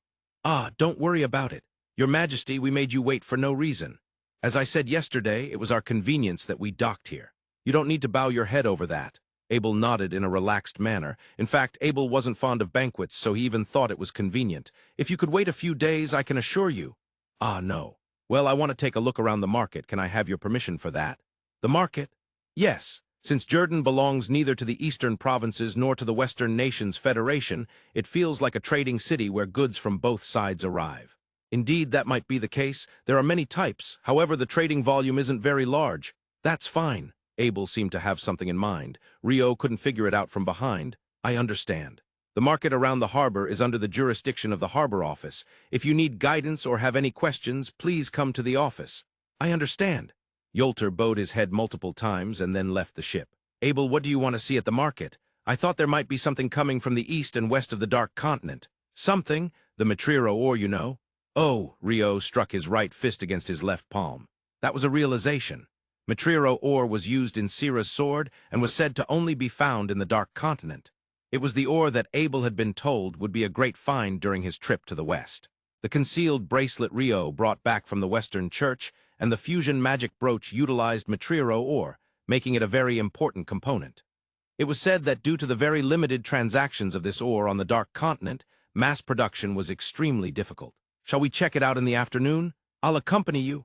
I'll provide security, Abel declared. Rio raised his hand and Scotty bowed respectfully. With the same trio as yesterday, they set out to explore the square. They spent the entire afternoon wandering the market, but processed Mitriro Ore appeared silver in color.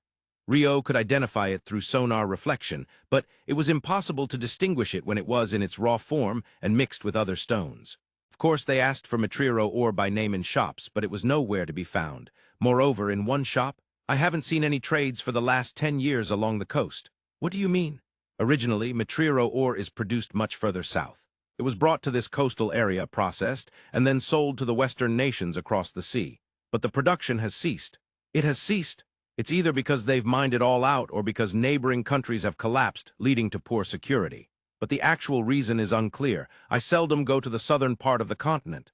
I see, the shopkeeper explained in detail, but Rio could only shake his head slightly in response. If it's been 10 years since it was seen, the possibility of having mined it all out is high. That's true. Even if the country has collapsed and security has worsened, there must still be people living there. I think they would dig and sell it. Rio nodded at Abel's words. At that moment, Scotty, who had been silently listening, seemed to brighten his eyes, or maybe not. Then we have no choice but to go to the central part of the Dark Continent. No, Your Majesty. Scotty immediately interrupted Abel as if predicting his words. Impressive. Rio was surprised by the timing and muttered, Scotty, you were just predicting what I was about to say, weren't you? Yes, I was. I'll say it again, no. This is necessary. Originally, the central part of the Dark Continent is said to be an unknown land. No one has gone there and returned safely. I cannot let Your Majesty go to such a place. No, that's an exaggeration. No, Scotty firmly looked Abel in the eye and stated. Okay, I understand, Abel conceded. The three decided to enter yesterday's cafe to revise their strategy. It wasn't that they wanted to compare the flavors of the coffee they had drunk in the morning. Indeed, this one is lighter, or rather, it's refreshing. Should I say it has no off flavors? That's right, Rio's brew hits hard while this one feels smooth as it goes down. When brewed with a paper filter, it turns out this way. A paper filter? No, it's filtered through paper once. There are various ways to brew it, but I'm not sure if the cafe is using that method, Rio said while looking toward the counter. There were no siphons or anything on the counter. He asked Abel if he should inquire about the brewing method. No, it's fine. The mystery is more interesting as a mystery, that was his reply. Abel is trying to be cool. Why am I? The three of them devised the next plan. The conclusion they reached was, in the end, to ask the harbor office. I was expecting a more dazzling and brilliant idea to come from Abel. I was foolish. Rio could have come up with such an idea as well.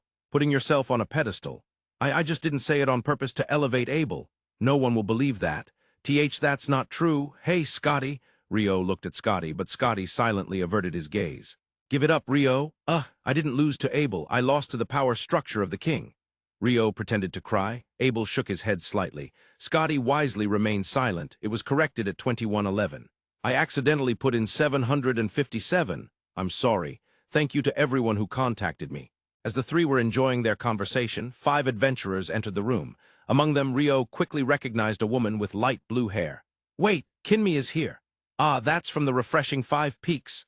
Rio, at any rate, and Abel were both good at remembering people's faces and names. Especially since becoming king, Abel had almost 100% success rate in not forgetting the faces and names of introduced individuals. It was part of his duties as king. Oh, Rio, son? Your Majesty, Abel? Kinmi spotted them instantly, smiling and waving, and the other 4 recognized Abel. The members of Refreshing 5 Peaks asked the master for permission, and 2 tables were joined together, allowing all 8 to sit. I thought I'd get to see you soon, and here we are. By the way, Kinmi mentioned something after we parted last time, Kinmi said, tilting her head, while Gyuri, the pink-haired assassin, nodded repeatedly. Could it be that Kinmi also has future sight ability? No, I can't see it, Rio replied in surprise, and Kinmi denied it with a smile. However, it seemed she realized something else. Me too, only someone like the chief would have future sight, right? No, Kinmi tilted her head, Gyuri pointed it out, and Rio was cornered. Seeing this, Abel decided to lend a hand. Actually, before coming to Jerdan, I was in the Bardil Principality with Hosjana. There I met Chief Batuzan. Come to think of it, I heard that the chief returned. I didn't expect both of you to be involved, Abel explained. Gyuri nodded, and Patris with green hair was surprised. Abel intentionally stopped at that point. He remembered that Refreshing 5 Peaks had previously mentioned their affiliation with the Bardil Principality. He thought it wasn't necessary to mention a minor quarrel he had with the chief. However, Chief Baduzin used Rio and the others to drive Garwin away, didn't he? Kinmi hit the nail on the head. Rio and Abel were both astonished. The other 4 members of Refreshing 5 Peaks were confused. Kinmi wasn't necessarily blaming anyone. She spoke with a smile. However, the party members seemed to read something from that smile.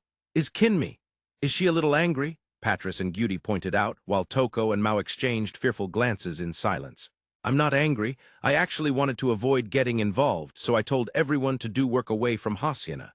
The reason I was rejected when I said I wanted to return to Hacienda was that. You didn't want to get involved with the chief? I didn't want to deal with the hassle of Garwin. He's an old acquaintance, but he's truly a pain. Kinmi shrugged as she said this. Even among demons, it seemed not everyone got along well. By the way, Miss Marlin said something similar. Rio recalled the demon Marlin who had talked about Garwin.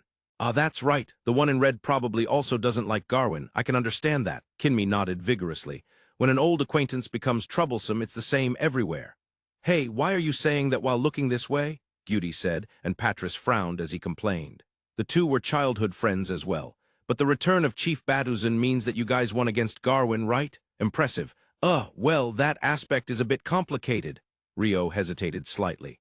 Whether he should mention the assistance of the demon Leonor. He found himself caught on that point. After all, the term demon was something humans didn't know. If they found out, it seemed they would be killed by demons. Exceptionally, Rio and Abel knew, but mentioning it here would mean the 4 humans of Refreshing 5 Peaks would also learn. Rio glanced at Abel and continued speaking. Due to various restrictions, it's a bit difficult to discuss here. That's right. I can't go into detail. I hope you'll excuse me for now, but perhaps one day we can discuss it, Rio said, with Abel supporting him. Abel also remembered how to handle the term demon. Therefore, even when he was at the royal castle, he never mentioned that word in front of anyone other than Rio. For that reason, they decided to change the topic. It was quite rare for Abel to initiate the conversation. Refreshing 5 Peaks operates mainly around the Dark Continent, right? Yes, and I heard before that they were swept down to the southern part of the continent by a storm. That is correct. I'd rather not remember it, though. In response to Abel's question, Gyudi and Patris grimaced and nodded. It may have been a good thing. I have something I want to ask everyone. Something you want to ask? If it's something we can answer, feel free to ask. Do you know about Mitriro Ore? Yes. It's one of the highest grade ores for weapon materials. I want to obtain it, but I recently heard it's not being handled along this coastal area, Abel asked frankly. Rio and Scotty, who had been listening silently, were a bit surprised but said nothing. After all, they didn't think the people from Bardale Principality were that bad. Although they had had an unpleasant conversation with the top recently, they didn't think of the individuals as bad people. If they had to ask someone, they thought it wouldn't be a bad option to ask them. In fact, Patris, Gyudi, Toko, and Mao were considering it quite seriously. They mentioned they had never seen it in the eastern provinces, and they hadn't heard it was circulating in the western nations either.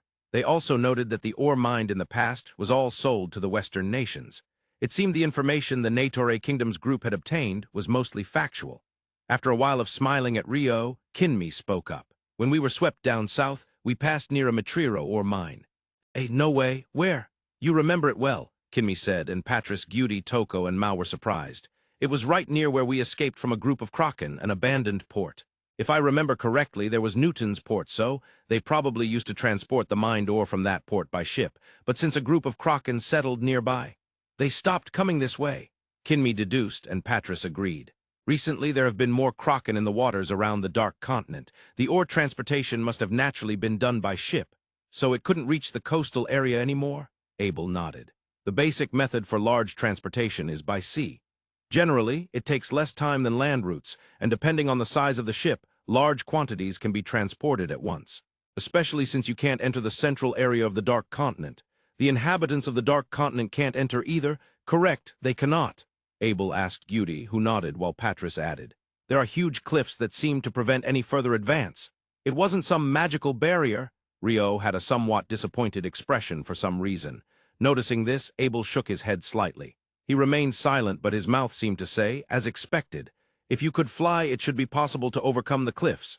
Yes, fly. Patris and Gyudi tilted their heads, responding to Rio's murmur. Rio, normally you can't fly. We can't help it. We'll call the kingdom's pride the Golden Hind. Hey, if that aerial battleship is involved, the cliffs would be nothing. Rio replied to Abel, slightly louder than a whisper. Naturally, it was heard by Refreshing 5 Peaks who were at the same table. Aerial battleship. Negotiator Kingdom has something like that? Oh, now that you mention it, I might have heard about it. They might have sung about it, the bards, Beauty exclaimed in surprise, and Patris was also astonished, while Toko and Mao seemed to have heard about it. It was about the song of the Negotiator Kingdom Liberation War, right? That's it. It emerged, the conqueror of the skies. They knocked down the Empire's ships left and right, Patris and Beauty recalled, and Toko and Mao seemed to know even more details. They were speaking with bright smiles. Sure enough, the shadow of the bard is here too. Wow, bards are amazing. Rio and Abel were honestly surprised. The story of the Kingdom Liberation War had spread from the eastern nations to the western nations and even to the Dark Continent. Moreover, it was spread by the bards. It seems to be spreading with a relatively good image, so we can think positively about that, right? Having my name mentioned is incredibly embarrassing, though. I agree, but for the sake of the country it can't be helped. Here were the king and the first duke who were willing to sacrifice for their nation. This could also be seen as a form of noblesse oblige. However, it's surprising that even the Golden Hind is known through the bard's song. Well, I suppose that serves as a deterrent, though I wonder if it's really information worth spreading in the Dark Continent. Once this gets out, maybe there will be countries wanting to be friendly with the Negotiator Kingdom. Abel's presence is likely to improve relations between nations, leading to treaty negotiations in the future, right? That's a perspective one could consider. Rio rarely provided a coherent explanation, and Abel agreed. However, it's obviously impossible to call the Golden Hind and do anything. Isn't that right? Abel said it deliberately, but of course, Rio understood. The Golden Hind was a powerful aerial battleship that protected the kingdom from direct threats. The main cannon was loaded with Vedra, the kingdom's guardian of the skies. There was no way it could be dispatched to the Dark Continent. Nevertheless, I'm interested in what's going on in the central area of the Dark Continent, cliffs included. I feel the same. Rio agreed with Abel's words. But it would be better not to go. Kinmi, with a smile but a somewhat serious expression, stopped them. Do you know something? Well, not exactly, but probably if someone like Rio went, that person would be pleased. That person? Pleasant? Kinmi hinted, and Abel and Rio tilted their heads in confusion.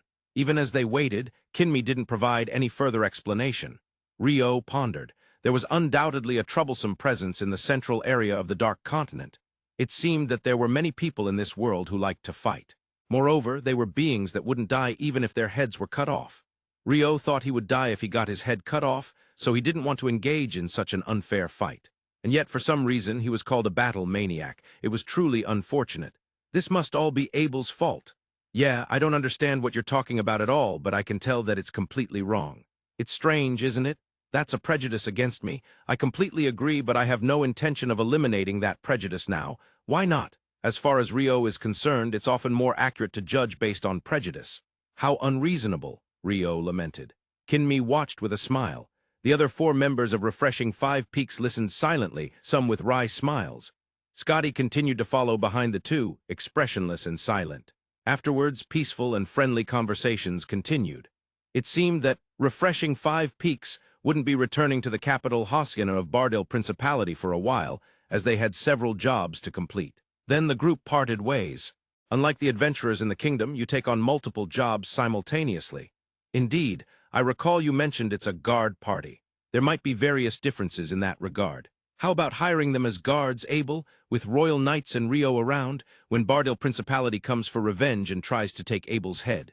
After all, Refreshing 5 Peaks is affiliated with Bardil Principality. I see, so there's a possibility of betrayal. Well, I wouldn't go that far. Don't say everything. Rio said that and raised his right hand, cutting off whatever Abel was about to say. Abel, please continue to be an incorruptible king. We'll take any mud thrown around. He played the role of a loyal retainer who was determined to protect his lord. Why is it that I feel a sense of suspicion? How rude! Abel expressed his overly honest opinion, and Rio countered. As the 3 were on their way back to the Skizblaznil vessel, Scotty, who was also present, followed silently without changing his expression. The worries of Harbor Chief Yolter seem never-ending. Yes, Yolter is nothing more than a harbor chief. His jurisdiction is limited to the country's only trading port, Jerdan Port and its vicinity. He is not responsible for the country's diplomacy. Even so, he can't help but feel that ignoring a foreign king isn't the best course of action. Today marks the 3rd day since the Skizblaznil vessel from the Negotiator Kingdom has docked. There has still been no contact from the royal palace or the government. Moreover, although Yolter himself was unaware, his younger subordinates were familiar with the terms Negotiator Kingdom and King Abel. The bards sing about that, don't they? With such worries piling up, Yolter still has his daily tasks to attend to. If the country officially joins the Eastern nations, diplomatic matters will at least follow the policies of the Eastern nations. He may have to constantly seek approval. Depending on the situation, officials from the Bardel Principality might come to oversee matters. While it may reduce the need for decisions and the fear of responsibility like the current government and royal palace, it might be lonely for the citizens of the Jerdan kingdom, Yolter mutters. The Jerdan kingdom is, in a sense, a center of trade due to its position at the midpoint between the eastern and western coastal areas. However, even if they amass wealth, they cannot funnel it into military power. In fact, to be more precise, they are not allowed to. Who forbids them? The two great powers of East and West. Of course, the Jerdan kingdom is an independent nation. However, when it comes to military strengthening, both countries have imposed tangible and intangible obstacles. The king has even been explicitly threatened. In fact, there have been instances of assassination. Did the citizens rise up in anger? No, of course not. The two great powers collaborate to preach the value of peace to the citizens of the Jerdan kingdom, warning that possessing military power would only draw them into war. They assure them that they will protect them when the time comes. A small nation sandwiched between two great powers. The citizens of the Jerdan kingdom, indoctrinated with such consciousness since birth, do not desire to see their nation's military might strengthened, even if that is the result of cleverly guided thinking. Even if some have realized this, few bothered to listen to their words. Thus, although the Jerdan kingdom has a certain level of economic scale, it possesses almost no military power. They had no option other than to accept the demands of the two great powers. In every age, great powers act according to their own logic. If we officially join the Eastern nations, we will have to operate under the logic of the Bardel Principality. That may be the case, but if it doesn't worsen the lives of the citizens, Yolter sighed. He found this situation to be very complicated. As he contemplated these matters while handling his daily tasks, his aide entered with a knock that barely registered. "It's terrible, Chief. The Fundebi Kingdom's Navy fleet has appeared outside the port. They're seeking to dock the Papal barge." Fundebi Kingdom? The Papal barge? Despite his aide's frantic demeanor, Yolter tilted his head in confusion. He certainly knew where the Fundebi Kingdom was. It could be said to be a center of the Western nations, housing the Holy See. He understood the significance of the name of the ship. The Pope must be aboard. Speaking of which, he recalled hearing that the 101st Pope had been born not long ago. But why would such a person come here? The distance from the Western nations to the Dark Continent is by no means close. They would have to cross the rough outer seas. In the past, there had been no stories of a pope making such a journey to the Dark Continent. At least Yolter had never heard of such a thing. Regardless, Yolter's answer was already determined. He could not refuse to accept them. Let them in. Also, contact the royal palace and government immediately. The royal palace and government of the Jerdan kingdom, already busier than usual due to the request for official membership in the Eastern nations, became even more frantic upon hearing about the Pope of the Western Church docking. The Pope of the Western Church, why now of all times? Is it genuine? Unlike the nobles of each nation, they probably don't have identification plates or anything.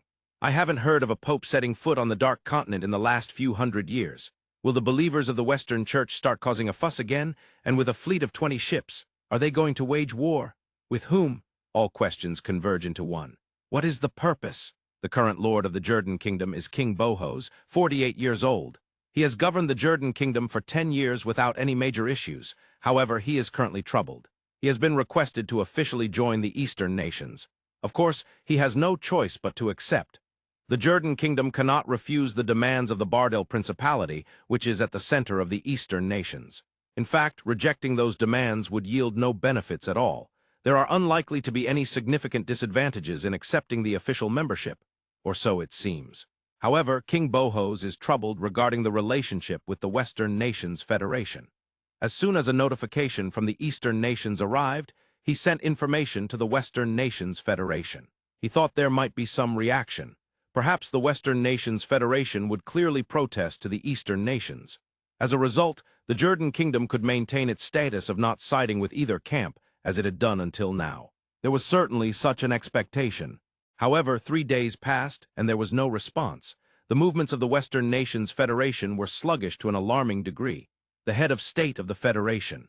Lord Ramon Fess is missing, perhaps, Bohos muttered, letting out a deep sigh. Just then, a new source of worry reached the troubled king. The Pope of the Western Church has come. For what purpose? Why specifically to our country? Why not the Eastern nations or the Western Nations Federation, but to us? No matter how many times he repeated that question, the answer eluded him. No one would provide the answer. Well, he would understand once he has an audience with the Pope. Even if the royal palace and government are in chaos over the demands from the Eastern nations, there is no option to avoid meeting a Pope who has come all this way. Speaking of which, he recalls hearing something about a royal delegation from another country visiting. But let's set that aside for now.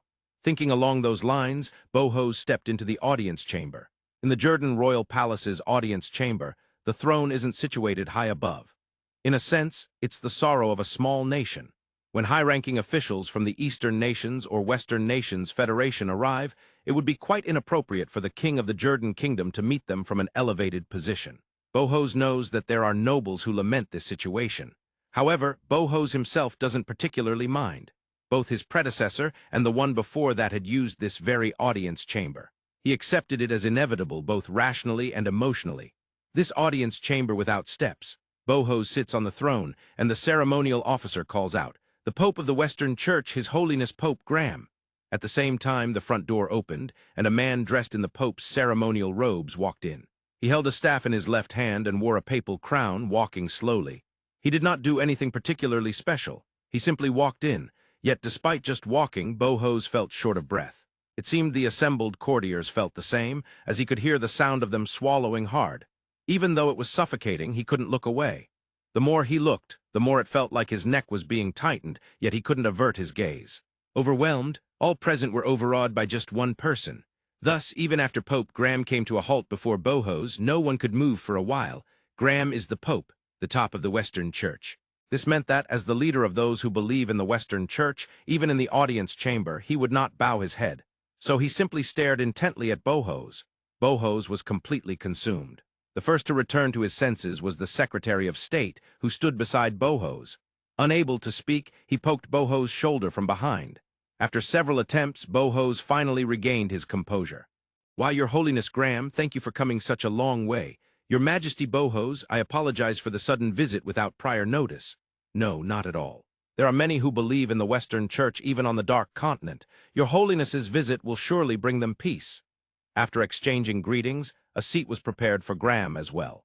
"Then, Your Holiness Graham, could you share the reason for your visit to our country?" "Your Majesty, about a year ago, the Western Church was attacked by vampires."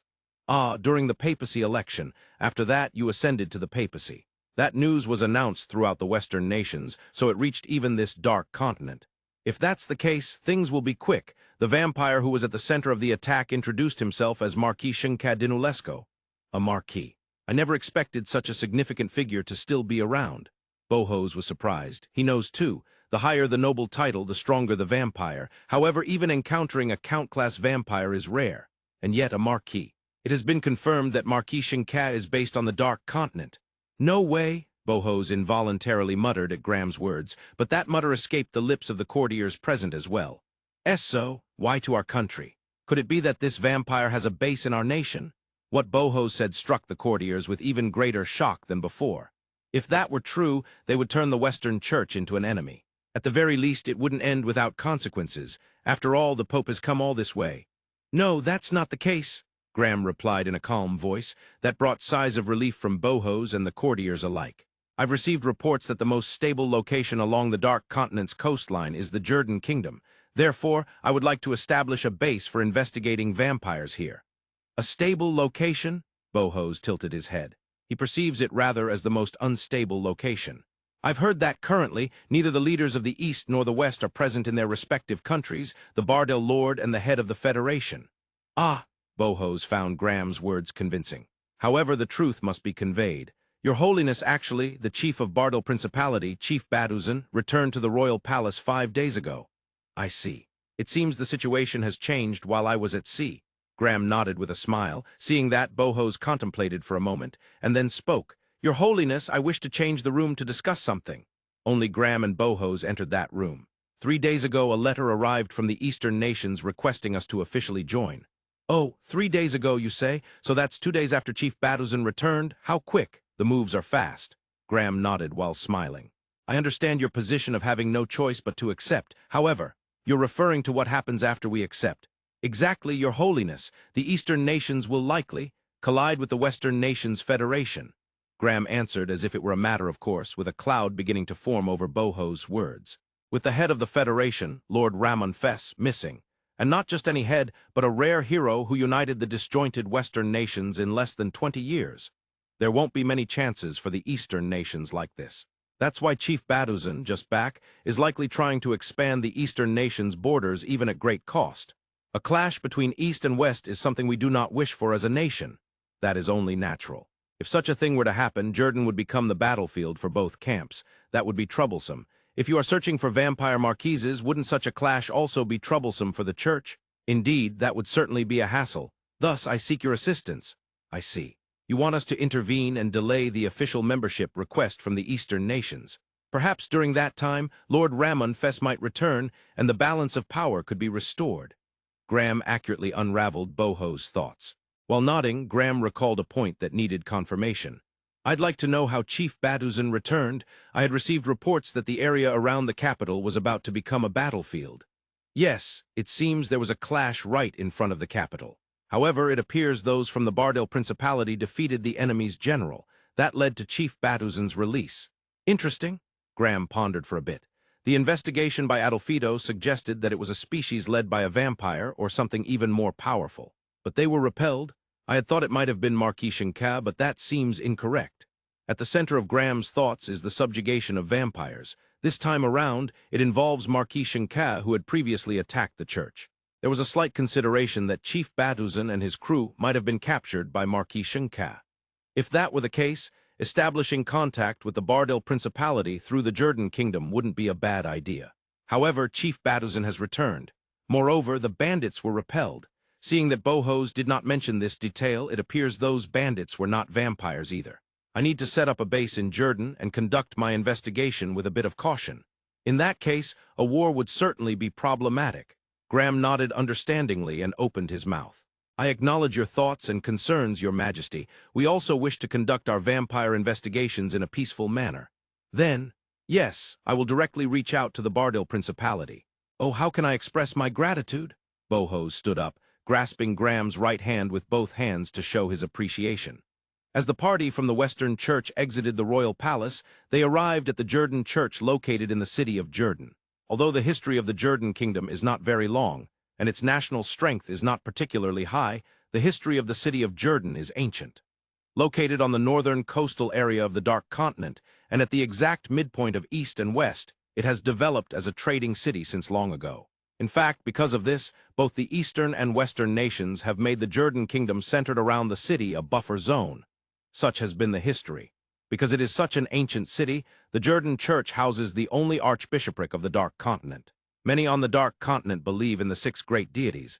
But even so, the Western Church, with a population of 20% adhering to it, is by no means a small force. The Jerdan Church, with its archbishopric, could be said to be one of the centers of the Dark Continent. Archbishop Enzan, it's been a while. Your Holiness Graham, welcome. Archbishop Enzan, who greeted Graham with a smile, was 85 years old. With a magnificent white beard, he cherishes his followers, being kind to those who walk the holy path with him, and shows no discrimination toward those who share different beliefs. He has dedicated his life to missionary work on the Dark Continent. Although he never concerned himself with status, after Graham became Pope, he took on the role of Archbishop and became the head of the Jerdan Church. In other words, he can be considered a personification of the Church's goodness. I am pleased to see you, Your Holiness, but the current situation of our country is... Even Archbishop Enzan, who does not engage in espionage, is aware of the request for official membership from the Eastern nations. There are believers of the Western Church within the government corps. They consult him and offer advice on how to potentially move forward for the better. Ah, yes, concerning the Eastern nations matter. I heard just now from His Majesty Bohos. Yet Graham nodded with a smile. He continued speaking. They asked to sort things out at the royal palace. What? So I'm going to visit the Bardale Principality for a bit. Graham said it casually.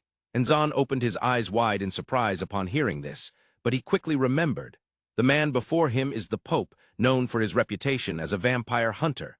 He is a person who enjoys fervent support from those within the Church, including Enzan. I understand. Without saying anything more, Archbishop Enzan respectfully bowed his head. I will leave Cardinal Stefania here in the meantime. Until I return, in about a week I will prepare for that matter. Yes, the Jerdan Church can cooperate at any time. Enzan nodded.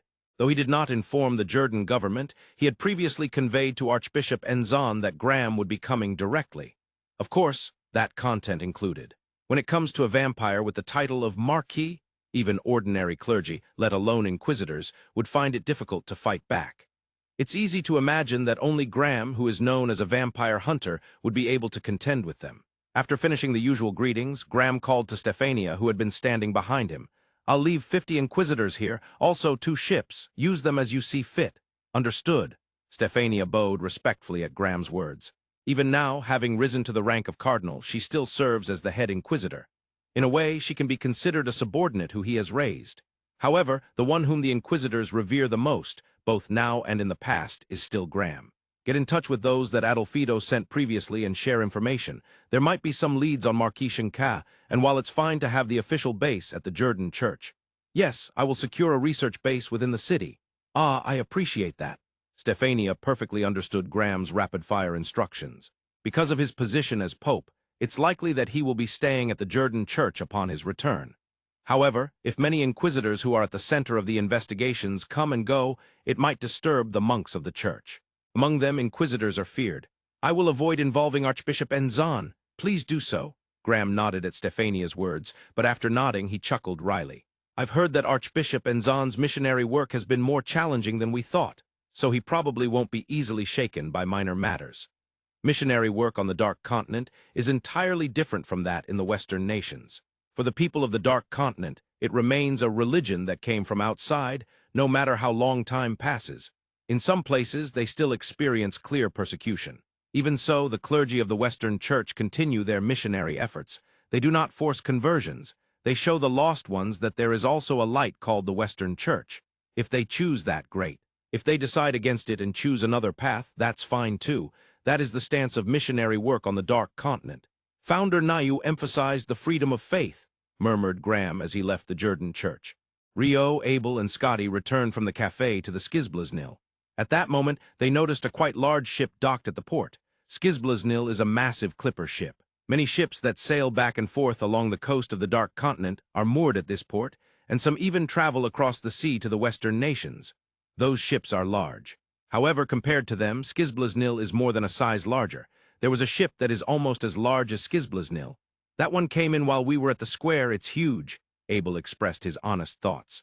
Is that a battleship? No, battleships have 3 decks. That one has 2. Of course, there are small battleships with 2 decks, but wouldn't it be more fitting to call it a frigate? I'm not quite sure, though. Abel responded to Rio's murmuring. Looking at the ship, Rio pondered. On the side of the ship, there are dozens of covers lined up. In the case of Earth's ships, those covers would open up and cannons would emerge to bombard the enemy. However, in this Phi, gunpowder is not yet common.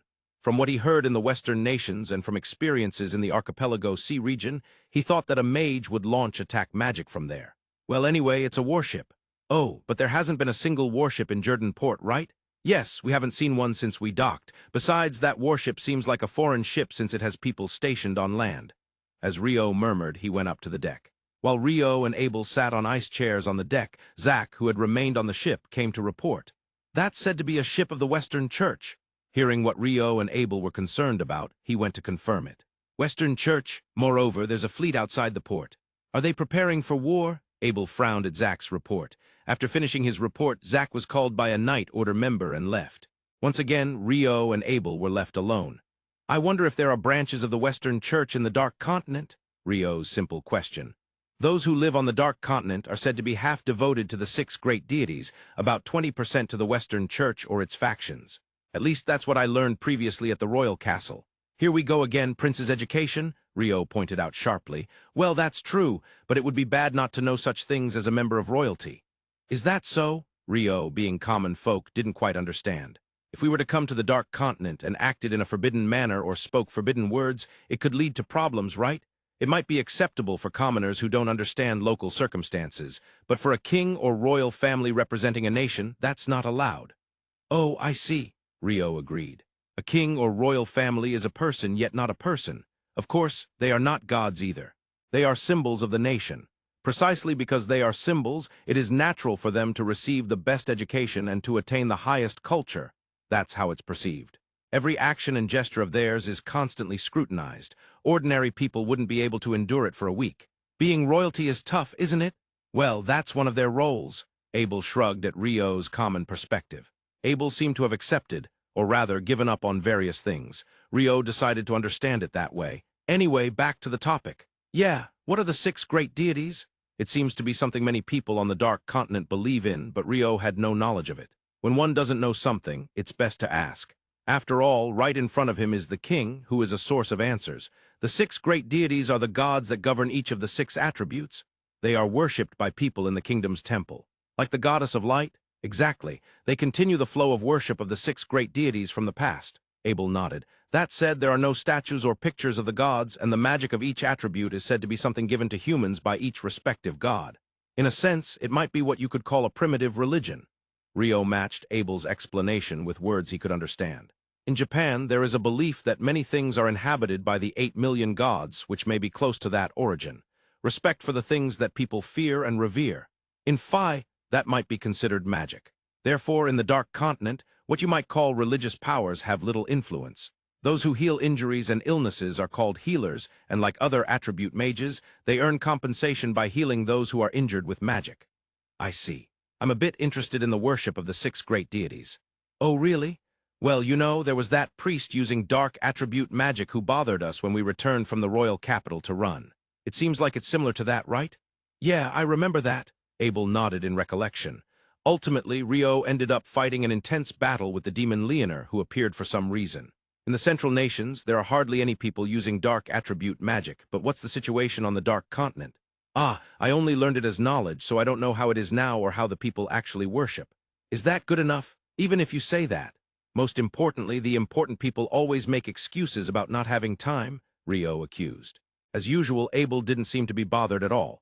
Perhaps he had come to feel that without such things it would be unsatisfying. The 6 great deities? In the Central Nations, only the god of light remains, right? Were there others, or does the god of light not exist either? Rio, it's better not to say more than that. Abel stopped him with a grin. Why? Our queen is a person who has even been called a saint. If Rio were to hear such stories, please keep it a secret from Ria. Rio hurriedly tried to silence him. After nodding while laughing, Abel continued the conversation.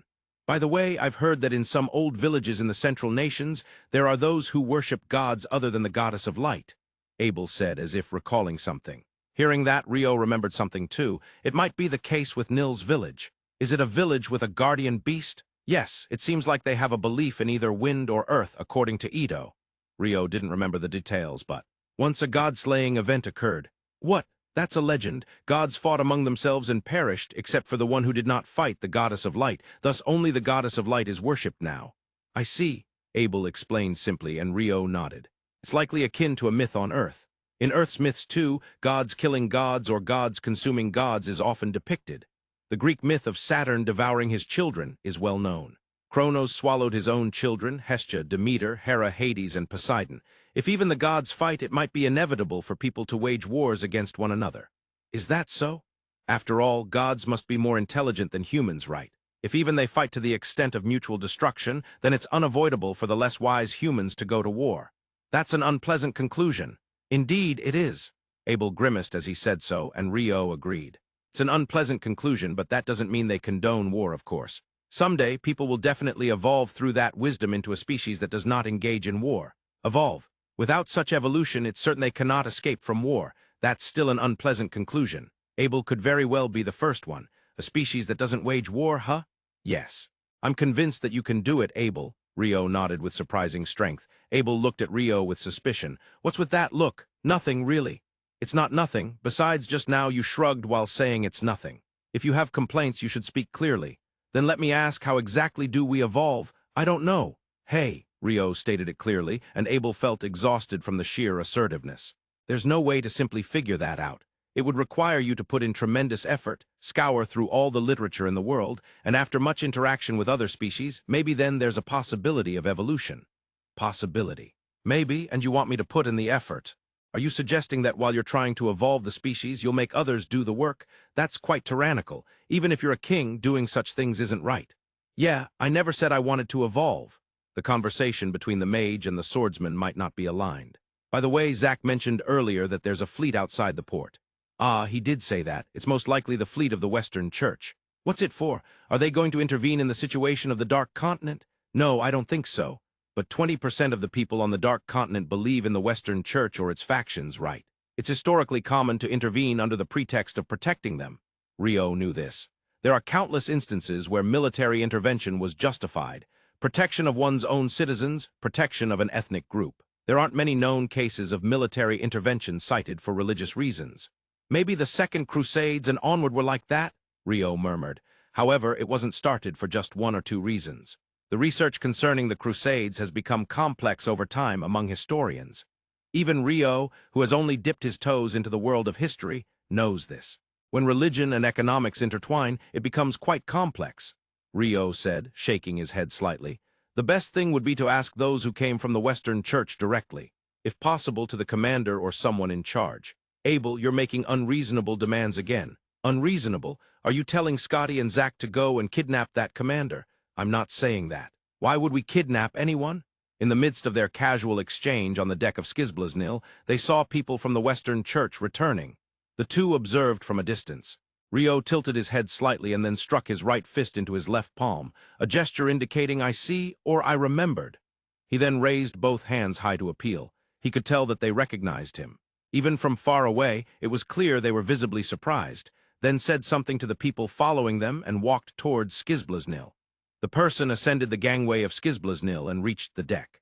Long time no see, Graham. I thought it was you, Rio, and Lord Abel. No, my apologies, Your Majesty Abel. Oh, and Graham, I heard you've risen to the position of Pope. I'd like to congratulate you, albeit belatedly. Rio, Graham, and Abel exchanged greetings. Of course, both Rio and Graham were well known in the Central Nations and the Western Nations. However, for Abel, it was actually only around the time he fought Hero Roman in an alley in the royal capital. During that time, Graham was accompanying the hero party as their priest. Naturally, a mutual acquaintance served as an icebreaker for their conversation. How are Roman and Nadia? They are spending time in the kingdom. There haven't been any issues, so it's all good. Thank you, Graham replied with a smile. However, there was one individual who couldn't accept Abel's response. That person was the first Duke of the Negotiator kingdom, the one who invited Roman and Nadia to the kingdom. There haven't been any issues. You dragged them into the war with Garwin, didn't you? No, that was a crisis for the survival of the kingdom. Besides, it wasn't me that dragged them in. They came voluntarily to help for some reason. Rio pointed out sharply, while Abel explained. Indeed, Hero Roman and Demon King Nadia came to assist when the royal army found itself in a crisis in the battle against Demon Garwin. Besides, Rio benefited more from it than I did. Thanks to Nadia's magic, you were able to keep fighting Garwin, right? Well, that is indeed true. Rio was quickly cornered. But someone who had been listening to their conversation offered assistance. As long as everyone is safe, that's all that matters, Graham said with a smile. Rio generated an ice chair, and the three of them gathered around an ice table. I remember receiving a report a year ago that Rio had disappeared. Ah, Graham brought it up with a smile, and Rio fell silent at the words. Indeed, Rio had stayed in the Western Nations as a member of the kingdom delegation. After safely overcoming the fight with the Fallen, he received words through the echo of the soul from Abel, which could be considered a will. Then somehow he managed to return to the Central Nations. Seeking an immediate way back, he was able to teleport with the help of the demon Marlin from the West Dungeon and the fallen Whitnash, who was placed in a coffin. He had told the three in room 10, but he felt like he hadn't conveyed it to anyone else. Perhaps Nils had reported it to the leader, Hugh McGrath, but beyond Hugh, Commander McGrath said you had disappeared. I figured it would be best to convey that to our church without delving further. I see. It would help if you could tell me what you can share here, Graham said with a smile. However, that smile was frightening. Rio was aware of it. There probably wouldn't be any physical consequences. The coffin, you know, the entity we confined in the square, we received its cooperation to teleport back to the Central Nations. Oh ho. All of this started when Abel reported that he was about to die. So the responsibility lies with Abel. Do you know what, Rio? That's called shifting the blame. Rio intentionally omitted mentioning Demon Marlin, and Abel grimaced at being blamed. So that box. The coffin where that entity was confined. Is it in the Central Nations? Is it safe? Ah, no, we brought the coffin back when we came to the Dark Continent. I don't think it would harm humans anymore. If Rio says so, I'll trust you. Graham sheathed his spear, showing he had no particular intention to press further. However, there was one more point that concerned him. Then, Your Majesty Abel, why are you in the Dark Continent? And what about this huge ship? This is Skizblaznil. Ah, so this is the Skizblaznil. I've heard the name. It's said to be on a trial voyage between the Western nations and the Central nations. So you're boarding it? That's right. Originally, I planned to go to the Western nations and then extend my visit to the Dark Continent. However, we encountered a storm. Indeed, Abel explained succinctly, and Graham nodded repeatedly. Have you experienced a storm too, Graham? Yes, I've had a few encounters with storms while traveling with Roman and the others, Graham replied, looking nostalgic. The time he spent with the hero party was a particularly bright time in his life. He still sometimes thinks that way. Although it was tough, if asked if he wanted to return, it would be a complicated answer. Still, he feels nostalgia. Abel seemed to have sensed that. Someday, yes, when the sea routes open, you should come to the Central Nations as the Pope of the Western Church. Roman and Nadia would be delighted. That sounds exciting, Graham replied happily at Abel's suggestion. Rio, who remained silent, smiled and nodded several times. Perhaps he was already envisioning the scene of their reunion in his mind. By the way, Your Majesty Abel, why are you coming to Skizblaznil? Huh, what do you mean by that? Abel tilted his head at Graham's question. He genuinely didn't understand the meaning behind the question. Of course, Rio also tilted his head, not grasping the meaning. Since Your Majesty is the king, you should be treated as a state guest, even if not in the royal palace, at least at the guest house. Though, perhaps Jerdan doesn't have a guest house, but at the very least, it would be normal for the Jerdan government to hire an inn in town for you to stay in? Well, actually, I'm waiting for a response from the Jerdan government. Huh. Now it was Graham who seemed confused. I was just stopping by, so I didn't intend to request an audience with the king or stay at an inn in the city. I thought I would stock up and set sail immediately. However, the harbor chief said that it wouldn't be possible, so I ended up waiting. It seems Abel, who is being underestimated, is still left hanging. Abel shrugged while explaining, and Rio took over. Ah, that would be, Graham knew the reason. It was due to pressure from the eastern provinces, causing confusion in the royal palace and government. As a result, other matters were not being handled effectively. However, this is delicate information to disclose. It's inappropriate to reveal undiscussed matters, regardless of whether the other party is the king or an old acquaintance. So, it seems that there's much chaos in the royal palace and government right now.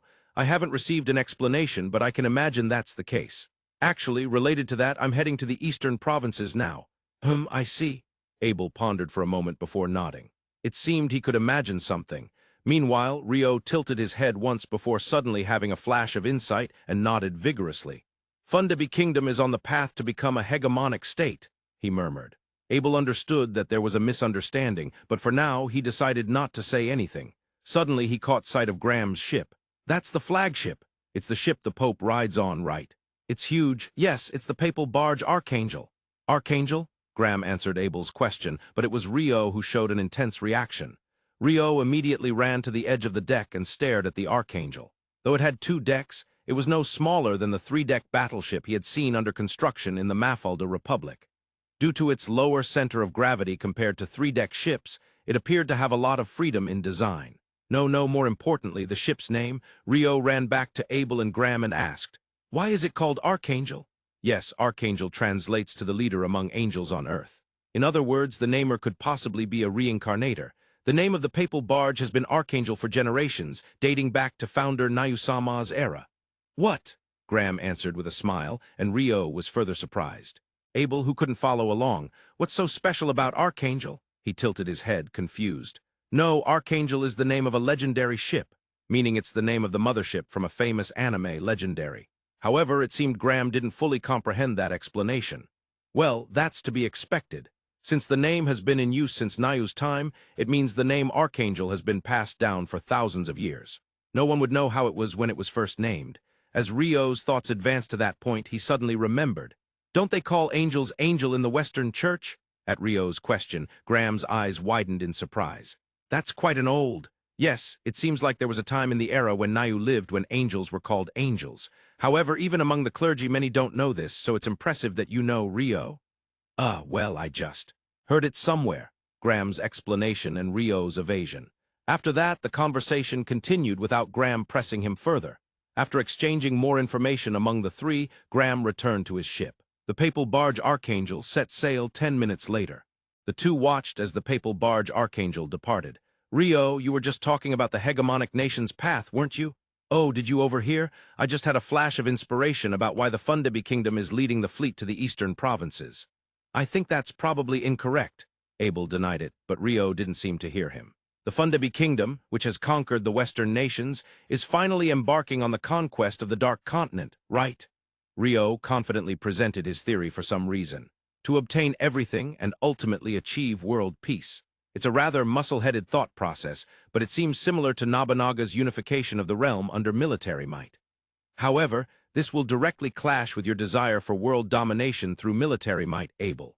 Well, this is troublesome. No, it's not troublesome. Are you perhaps planning to take action before a full-blown conflict? You're planning to crush them while they're in the Dark Continent. Graham is quite a troublesome opponent, and the power of the Western Church shouldn't be underestimated. Are you sure about this? Rio directed a dubious glance at Abel. In response, Abel sighed and shook his head slightly. I don't intend to clash with the Western Church. No, to begin with, Graham didn't come here with the goal of conquering the Dark Continent. There's that simple-minded thinking of yours again, Abel. No, I absolutely disagree with Rio saying that. Rio shook his head slightly, and Abel did the same. Though both of them were doing the same action, the reasons behind it and their conclusions were completely different, which was quite interesting. Certainly, Graham didn't explicitly state the reason for bringing an entire fleet. See, it's definitely a military invasion. If that were really the case, he wouldn't have stopped by Jerdan. He would go directly to the target nation, right? By stopping here, information has leaked to the Bardel Principality, which isn't a good thing. Reluctantly, Abel spoke under the assumption that it was a military invasion by the Fundabi Kingdom. I don't know, but this Jerdan Kingdom or the town itself must be very important, right? How is it important? Who knows? I don't. Rather, why doesn't Abel know? Rio retorted. I don't know. I only learned about this Jerdan town after I arrived. The prince's education has failed? What are you talking about? Despite the perfect education of the Natore royal family, they failed to provide Abel with knowledge about Jerdan. This can't be overstated as a significant flaw. Why is Rio pointing that out so arrogantly? Abel sighed and brushed off Rio's indictment. He seemed quite accustomed to it. 3 days later in the Bardel Principality. The Pope Graham I has arrived? Yes, he's outside the port with 18 ships of the Fundabi Kingdom fleet. What does he want? Chief Baduzan pondered. However, there was too little information to arrive at an accurate conclusion. No matter the reason, they couldn't refuse the visit. Show him to the Foreign Affairs conference room. Not the audience chamber. The Crown Prince Zorn tilted his head at Baduzan's instruction. It wouldn't be proper to welcome the Pope from the stairs, would it? Baduzan answered with a grimace. Conversely, it would also be inappropriate to go down the stairs to welcome him. The vassals have never seen such a scene. That was true. The Bardel Principality had never welcomed anyone of equal or higher status than the chief. Thus, there had never been a scenario where the chief would descend to the lower level to welcome on the same level in the royal palace of Hacienda. However, the one they were about to welcome was the Pope of the Western Church. While not explicitly of higher rank than the chief, considering the population he leads and the extent of his influence, he was not someone to treat as inferior. Therefore, they would guide him to the Foreign Affairs conference room, where the eyes of the vassals would not reach. This room was used for diplomatic negotiations and was lower in status than the audience chamber.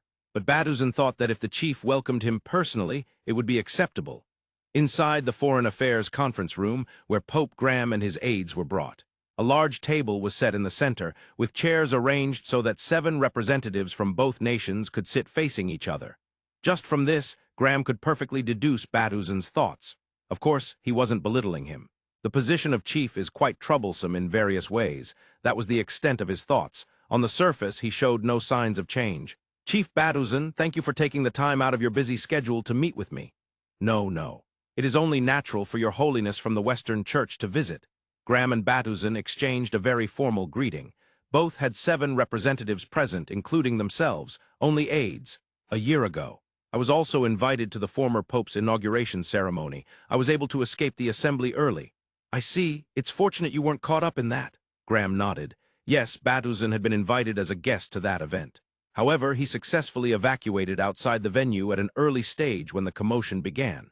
After a few inconsequential conversations, Baduzan finally got to the point. So, what is the reason for your holiness's visit? It's nothing significant. I would like to ask for a little time before the annexation of the Jerdan Kingdom. Graham spoke as if it were an unimportant matter. After saying this, he took a sip of the coffee that was served. Hidden behind that action, he was observing the reactions of the Bardel Principality's officials from the corner of his eye. As expected, Baduzan did not move a muscle. However, the Crown Prince Zorn, who was seated next to him, slightly stiffened. That said, he had just turned of age. For his age, he was probably quite adept at controlling his emotions. Rather, the other 5, except for the 2 of them, were showing far too many expressions. How do you know about this? Well, even if you say the annexation of the Jerdan kingdom.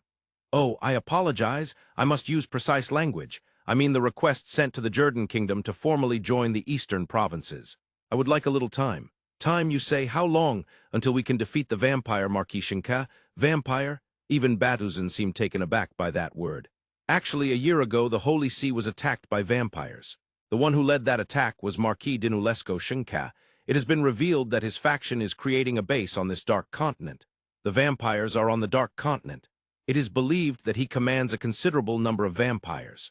Yes, the scale is around hundreds to over 1,000. So many. The surprise at the number Graham indicated was voiced by Crown Prince Zorn. Batuzan also had a surprised expression, but he did not speak. The other 5 were pale-faced. That was only natural. Even a baron, considered the lowest rank of vampires, is said to be no match for ordinary humans.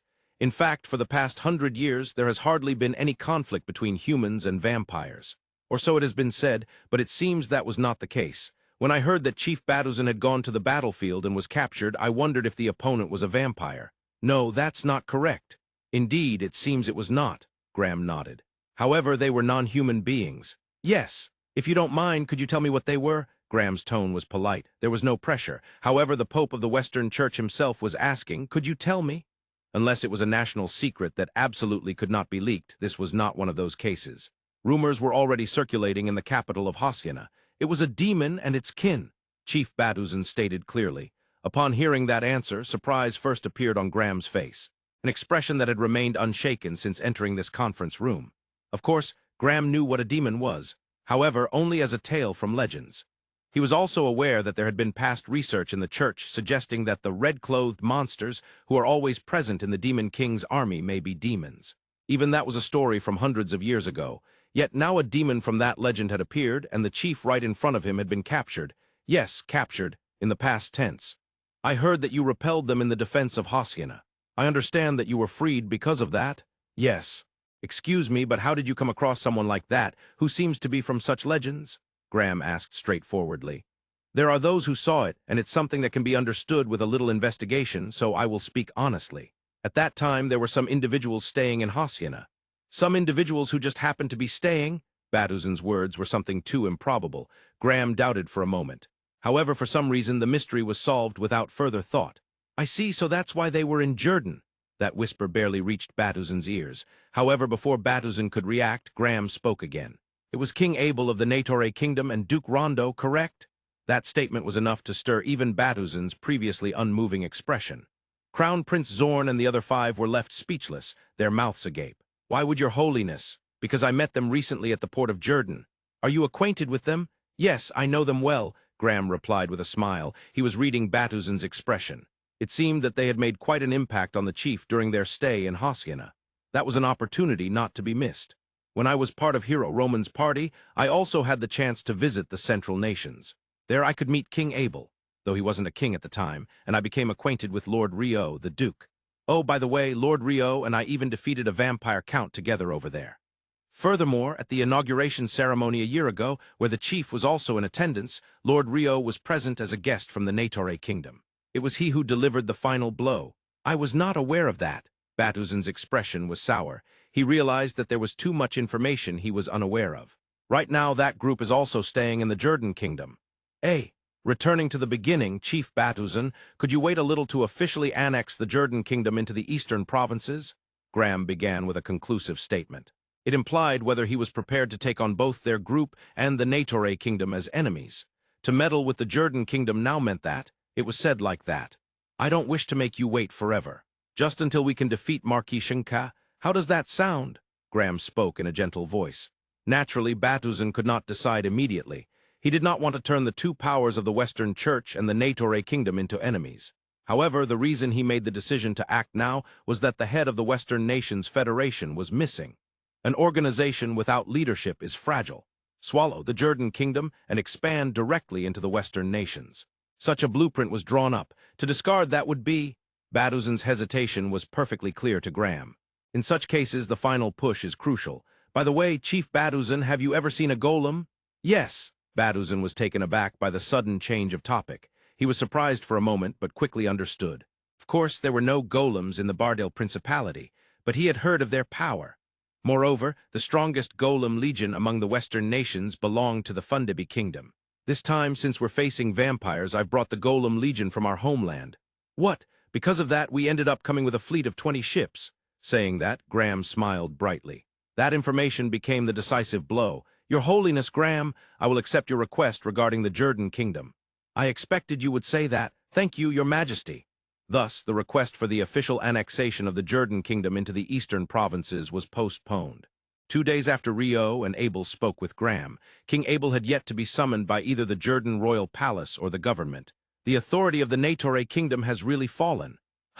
Has it been 5 days since our arrival? Not a word from the Jerdan government. Not a word. I don't really get it, but it can't be helped. Captain Paulina came to report yesterday. Yes, it was about the request to officially join the eastern provinces, wasn't it? In response to Abel's words, Rio nodded, looking frustrated. What selfishness, he muttered. We should have just left them to their fate back then. The information-gathering skills of Captain Paulina and the crew are commendable, but waiting around won't improve the situation. That's true, but I have a great idea. What could it be? I have this overwhelming feeling that I want to outright reject it without even hearing it. Abel mumbled. Rio, brimming with confidence, turned to him. It's time to activate Abel's solo charge again? I figured it would be something like that. We'll charge into the royal palace and confront the king of Jerdan directly. Since it's a dialogue between kings, I believe it will go well. By the time we get to that point, the situation will have deteriorated to the point where we can't even call it a dialogue. That's up to Abel's way of handling it. Rio exuded a vibe of, I have nothing to do with this. Well, it was probably unnecessary to ask, but I reject it. Why? Because it would seriously lead to war. To be honest, I don't have any problems with the current situation. There are no problems, that's true. Training on the ship, studying, leisurely wandering around town, or relaxing at a cafe. If the kings of the world knew, they'd be consumed by jealousy. It's sad that I can't refute that. A king can't even obtain such happiness. Abel shook his head slightly. I'm living a leisurely life where I don't even have to worry about tomorrow's meals, so what is there that I can't get a taste of ordinary happiness? Yeah, I really don't want to hear that from you, who just lounges on my sofa all the time. How rude. That's my sofa. No, I can say clearly that it's my sofa since it's in my office. A fierce debate between Rio and Abel ensued. It shouldn't be compared to a middle school argument. If one backs down here, they would lose ownership of the sofa. Yes, there are battles in life that one can never lose. When we return to the kingdom, let's have a match for the ownership of the sofa. Oh, what are we betting on? Naturally, a cake-eating contest? When you think of a sofa, it's a set with coffee and cake. It's only natural to settle it with a cake-eating contest, Rio asserted. First and foremost, it's crucial to pull the opponent onto favorable ground. The opponent is the king, meaning the highest authority in the kingdom. One could never know what dirty tricks he might pull. That won't do. I knew this would happen. You're trying to pull me into your favorable ground. If it's a coffee and cake set, then it has to be a coffee and cake eating contest. Rio was left speechless by Abel's words. This was completely unexpected. He felt like he could somehow win if it were just the cake, but if coffee is involved, I have a feeling my stomach will be sloshing around soon. I don't care about that. Deal with it yourself. You're a mage of the water attribute, right? What kind of talk is that? Abel laughed while brushing off Rio's complaints, who was criticizing the king's tyranny. By the way, while they were talking like this, they were walking through the town square. Their escort was Scotty. Scotty was already used to it, completely ignoring their conversation. Well, as an escort, being vigilant of the surroundings was part of the job. It was Rio who, upon seeing someone approaching from the front, suddenly blurted out, "Wait, Miss Stefania? Duke Rondo." Yes, it was Cardinal Stefania of the Western Church. Once Rio had been interrogated by her, in the lobby of the lodge. Of course, Stefania remembered Rio as well. It wasn't because she had tried to put him through Inquisition, but because she had seen him engage in fierce combat as a representative in the Circular Assembly during the Papal inauguration. A year ago, they had received a report that the delegation had disappeared. "Why are you here?" Stefania asked a very reasonable question. "I just stopped by for a resupply. Oh, by the way, I met Graham the other day. Is your presence related to that?" "Yes." Stefania's response was minimal. Not knowing how much Graham had shared, she couldn't determine which information to share. So she decided to change the topic. "Excuse me, but who is that over there?" She inquired about the name of the swordsman standing next to Rio. "This is our king, Abel. I am King Abel of the Negotiator kingdom." Rio gave a rather casual introduction while Abel provided a proper self-introduction. Stefania widened her eyes slightly in surprise. However, she quickly regained her composure. "I apologize for my rudeness, Your Majesty Abel. I am Stephania of the Western Church. I've received reports, Cardinal Stephania. You're Graham's right-hand woman and the Inquisitor General, correct? I beg your pardon, that's quite timely." Abel seemed to have thought of something. Rio looked at him with dubious eyes. "What is it, Rio, with that look? I'm just thinking you probably came up with something troublesome. I don't want to hear that from you." After shaking his head slightly, Abel continued speaking. "I've heard that the Jerdan Church has an archbishopric established. Being the only archbishopric on the Dark Continent, it must have some history. It would be a good opportunity, so I'd like to ask for a tour. Could you help with that?" "Of course, Your Majesty. The Jerdan Church is very close by, so I will guide you there." "I see, I appreciate that." Abel nodded generously. The three of them moved under Stephania's guidance. "The only archbishopric on the Dark Continent?" "Yes, it's said to be located in the city of Jerdan, which belongs neither to the Eastern Provinces nor the Western Nations Federation. I wonder why. It seems Jerdan City has quite an extensive history as a northern coastal city." Abel answered Rio's question. "The last time the prince's education ended in failure, and yet, as if nothing had happened, we've gained information unknown to us common folk. It's better to know various things, right? You never know what information might save you, as you've often said, Rio," Abel answered with a laugh. The group arrived at the Jerdan Church after about 5 minutes of walking. The stone building was not new, but that only served to evoke a sense of history. Outside, a clergyman in green and white ceremonial attire was conversing with what appeared to be worshippers. "Welcome back, Cardinal Stephania." The clergyman greeted Stephania with a smile. As if that was a signal, the worshippers who had been talking bowed to Stephania and left. "Archbishop Enzan, this is His Majesty Abel I, King of the Negotiator Kingdom, and the first Duke, Duke Rondo. They wish to tour the Jerdan Church, so I brought them here. Both of them are old acquaintances from when Lord Graham was with the Hero Party. I am Abel of the Negotiator Kingdom. Archbishop Enzan, it's a pleasure to meet you. Please just call me Rio, and you too, Miss Stephania." "Yes, Lord Rio." As Abel and Rio introduced themselves, Stephania accepted the way Rio was addressed. "Welcome. I am Enzan, entrusted with the management. The church welcomes everyone. Please this way." Thus, guided by Archbishop Enzan, Rio, Abel, and the silent escort Scotty toured the historic Jerdan Church. Being the only well, we got to see something great. Yeah, it's interesting just from the perspective of being a historical building, but the history of the Western Church's missionary work on the Dark Continent was fascinating too. The way Enzan shared his adventures was quite impressive. It was incredible to hear that a clergyman fought against a wyvern. Rio and Abel left the Jerdan Church feeling satisfied. However, Scotty, who had been silently following them the entire time, hadn't missed the moments when he was most moved, quietly wiping away tears and gazing at Enzan with sparkling eyes as he listened. "Scotty seems cool and sharp, but he's quite passionate. Yeah, compared to Zack and me, he's fundamentally serious. He enjoys those kinds of stories." A quiet conversation passed between Rio and Abel. 2 days after the three of them visited the Jerdan Church, the papal barge Archangel returned to Jerdan Port. "The Archangel is back already. A round trip in 4 days. That's a fast ship." Rio and Abel shared their impressions from the deck of Skizblaznil. During the 4 days that the Archangel was away, they enjoyed a peaceful stay in Jerdan without being summoned to the royal palace or government. Abel didn't do any paperwork and just strolled around drinking coffee. "That's true, but the way you put it," Rio stated the fact, while Abel showed dissatisfaction with the phrasing. Indeed, in many situations involving people, the way something is said often matters more than whether it is true. There was certainly no paperwork. You used to sign documents even while in the carriage. It's true that I went to cafes and drank coffee, which was the only item on the menu. That means you were indulging without working. I didn't do anything wrong. You've finally turned the tables. Neither Abel nor Rio were in the wrong. While the two exchanged such conversations, the hardworking Pope revisited the Jerdan royal palace. "Your Holiness, how did it go?" "Everything went well, Your Majesty Bohos." Graham smiled and nodded at the worried expression on Bohos' face. In the next moment, Bohos and his attendants erupted in cheers, and they shook hands. "Your Holiness, I can't thank you enough. Please don't mention it. We acted because it was beneficial for us too." "Even so," Bohos shook hands multiple times. "We're waiting until we subjugate Marquis Shinka." "That's fine. If the head of state doesn't return by then, the Western Nations Federation won't last. Soon enough, we'll be swallowed by the eastern provinces. We will also be consumed." Bohos shook his head slightly. He understood that it was impossible for their country to remain independent against the eastern provinces on its own, and he didn't even have an absolute desire to maintain independence. He simply didn't want to get caught up in the war between East and West. The ones who suffer the most in wars between great powers are the citizens of small nations. This fact never changes throughout the ages. There is no country that will not perish. Boho's murmuring barely reached Graham's ears. Of course, Graham said nothing. He was not in a position to say anything. More importantly, there was something else he should say, something that had probably been forgotten for a long time. Are you aware that the ship from the Negotiator kingdom in the Central Nations is docked at Jerdan port? Negotiator? Oh, now that you mention it, I think I received a report about that. It was a while ago.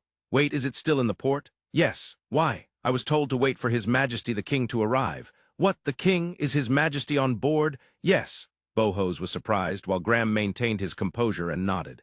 Bohos called for his attendants and instructed them to confirm it urgently. Boho's attendants hurriedly moved, bringing documents quickly. They flipped through several papers. Indeed, the name of His Majesty King Abel the First is on the passenger list. What a surprise! As the attendants confirmed, Boho's eyes widened in astonishment. I have known His Majesty since he was part of the hero party. He truly has the demeanor of a hero. He doesn't get hung up on small details. You see, Your Majesty, there's a song that the bards have been singing lately, the song of the Negotiator Kingdom's Liberation War. He appears in that. Now that you mention it, I've heard of it. The royal capital has fallen. The younger brother of the crown prince has fallen to the empire. The people's lament covers the kingdom's skies. A new king shall rise for the kingdom. His name is King Abel. He shall stand in the border town. Oh, Graham spoke gently while Bohos put his hand to his forehead. He realized the magnitude of his own blunder, but he quickly lifted his face. Send a messenger to the port immediately. Ask His Majesty the King to come to the royal palace. No, I will go myself. Prepare the horses. Thus, King Bohos hurriedly left the royal palace and headed toward the port. 1 hour later, Jerdan Royal Palace. Having gone to welcome them at the port, Bohos invited the Negotiator Kingdom's group to the royal palace. The following morning, I overate last night. It's not often to hear someone say they overate at a banquet, Rio groaned, while Abel looked on in exasperation. At the banquet held at the Jerdan Royal Palace. For some reason, Rio hit it off with King Bohos and, feeling bold, consumed dish after dish served at the table. Since the gathering ended quite late, the time spent returning to Skizblaznil and sleeping was only about 4 hours. And it seemed that 4 hours wasn't enough to recover. In my younger days, I would have digested it all in an hour. No way, that's impossible. Rio looked regretful, while Abel still appeared exasperated. At that moment, a ray of hope appeared. Rio-son, how about some soup? Chef Kobek brought over a delicious-looking soup with a consomme-like aroma. I'll have it. Rio eagerly accepted it and brought the first bowl to his mouth. Wow, an involuntary sigh of admiration escaped his lips. Seeing that, it seemed the king's heart was stirred as well. Chef, make one for me too? Yes, Your Majesty. Thus, the king and the duke enjoyed the soup with delight. This is delicious. It feels like my stomach is loosening up. Each expressed their satisfaction in their own way. Unlike the people of the Negotiator Kingdom who are enjoying their stay in Jerdan, there are those from the Western Church who have work to do. At the base they secured in the city. Is Marquis Shenka in the southern part of the continent? Yes. In recent years, the economy of the southern Dark Continent has been in severe decline. It's because the supply of Mitriro Ore has been cut off. I've received that report. Graham nodded at Stefania's report. Mitriro Ore is mostly mined in the southern Dark Continent, but it has been processed as an essential component for several alchemy tools used by the Western Church. However, it was information that had reached Graham that no new imports had come to the Western nations in the last decade. One theory states that a kraken nest has formed off the coast of the southern continent. It is true that several kraken nests have formed, however it seems that entire towns have disappeared. Behind that, are there vampires? Yes, for the past 100 years the number of encounters in the Western nations has been low. Many vampires have been flowing into the Dark Continent. Graham frowned and nodded. He had considered it as a possibility. If they were to move from the Western nations, where would they go? The Central nations are quite far, but the Dark Continent is reachable by ship. That is why they were paying attention to the northern coastal areas and had placed Enzan as the Archbishop. However, there had been no reports of vampire sightings. Who would have thought they were in the southern continent? Actually, it seems Cardinal Adolfido has also been gathering information from the southern continent, and among that, Stefania hesitated at that point. Don't worry, tell me everything. Yes. It is certain that Marquis Shenka is in the southern Dark Continent, but there are also vampires. Are they not under the command of Marquis Shenka? Yes, there is a possibility they are of Duke rank. A Duke. Even Graham was surprised by this report. If it's a vampire Duke, they are almost a legendary existence. Even a marquis is something that ordinary people cannot contend with, yet records exist of them being defeated. However, a duke is on a different level. Truly a different level. It's not just one rank above a marquis. Though there is only a difference of one noble title, the gap between a marquis and a duke is said to be as vast as heaven and earth. There are 9 dukes recorded. Which of them? I just spoke with Archbishop Enzan, and the most likely candidate is Duke Rosniark. Duke Rosniark Zoltan, fire attribute, huh? Graham grimaced deeply. Such occurrences are rare. However, this is to be expected. They are a troublesome opponent. Marquis Shinka has brought along several hundred men, which should be enough to handle them, but a duke with fire attribute. In terms of attack power and destructive capability, fire attribute magic is strong. Moreover, a duke-level fire attribute attack magic. I can't even imagine how powerful it would be. Even Graham has never fought against a duke-level vampire. To the best of their knowledge, there are 9 in the world, all of whom are said to be asleep. Zoltan is likely also asleep, but is that so? According to the legends, he is a fierce duke, always at the forefront. If awake or if he is a superior to Marquis Shinka, then the attack on the church would have been led by Zoltan. If that were the case, we wouldn't be alive. Stephania frowned, and Graham wore a sardonic smile. Well, it's fine. Even if Zoltan is in the southern continent, if he is asleep, we just need to avoid engaging. Our target this time is Marquis Shinka, who attacked the Holy See. Yes, that must be made clear. If they were dealing with mere rabble, there might be an option to take them down as well. But a vampire duke is not just some ordinary foe. Even if they were to fight in the future, it must be on favorable terms for them. If we are to defeat Marquis Shinka, we must go to the southern continent. Since we can't enter the central part of the Dark Continent, it means we have to go by sea. I believe there was a report that Newton Port, which was once the entrance to a major Mitriro Ore mining site, is now unusable. A kraken has also built a nest offshore. Now, what should we do? Graham fell into thought. If we use the newly developed alchemy tools, we should be able to counter the kraken group, shouldn't we? Yes, that should be the case. They are alchemy tools designed for dealing with kraken. However, if we cannot suppress them completely, the enraged krakens will sink our fleet. If it absolutely must be done, then so be it, but I would prefer to avoid using them if possible. I see, Stephania nodded. After a moment of contemplation, Graham muttered, Go west. Go west. Basically, the southern and northern dark continents were connected by navigating along the eastern coastal area of the continent. Newton Port is also on the eastern coast of the south, but while it's a detour, there is a route that passes along the western side of the continent. I haven't heard much about that, Stephania said honestly. When considering the transport route from the southern continent to the northern coastal area, and further to the western nations, it will be a longer detour than the eastern route. For us from the western nations, it is not a familiar route. I see. It's a longer detour and there are many uninhabited islands. Is that a bad thing? Uninhabited islands can sometimes serve as pirate bases. We must not let our guard down at night. This means that our rest will not be sufficient, increasing the chances of making mistakes while awake. Not being able to shake off fatigue is problematic, Graham answered. Stephania nodded silently. She understood the importance of rest. There are some larger towns, but they are said to be at distances that are not suitable for use as ports. This means that securing food during the voyage. No, even more importantly, securing drinking water will become challenging. I've heard that the spread of the Western Church in the western part of the continent is not very extensive. Compared to the northern coastal areas, one can say it is not widespread. However, there are many small churches, and there are enthusiastic clergy. It has spread quite a bit in the last 100 years. Graham fell into thought. Rationally, he understood that going west was the only option. But emotionally, he did not support that method.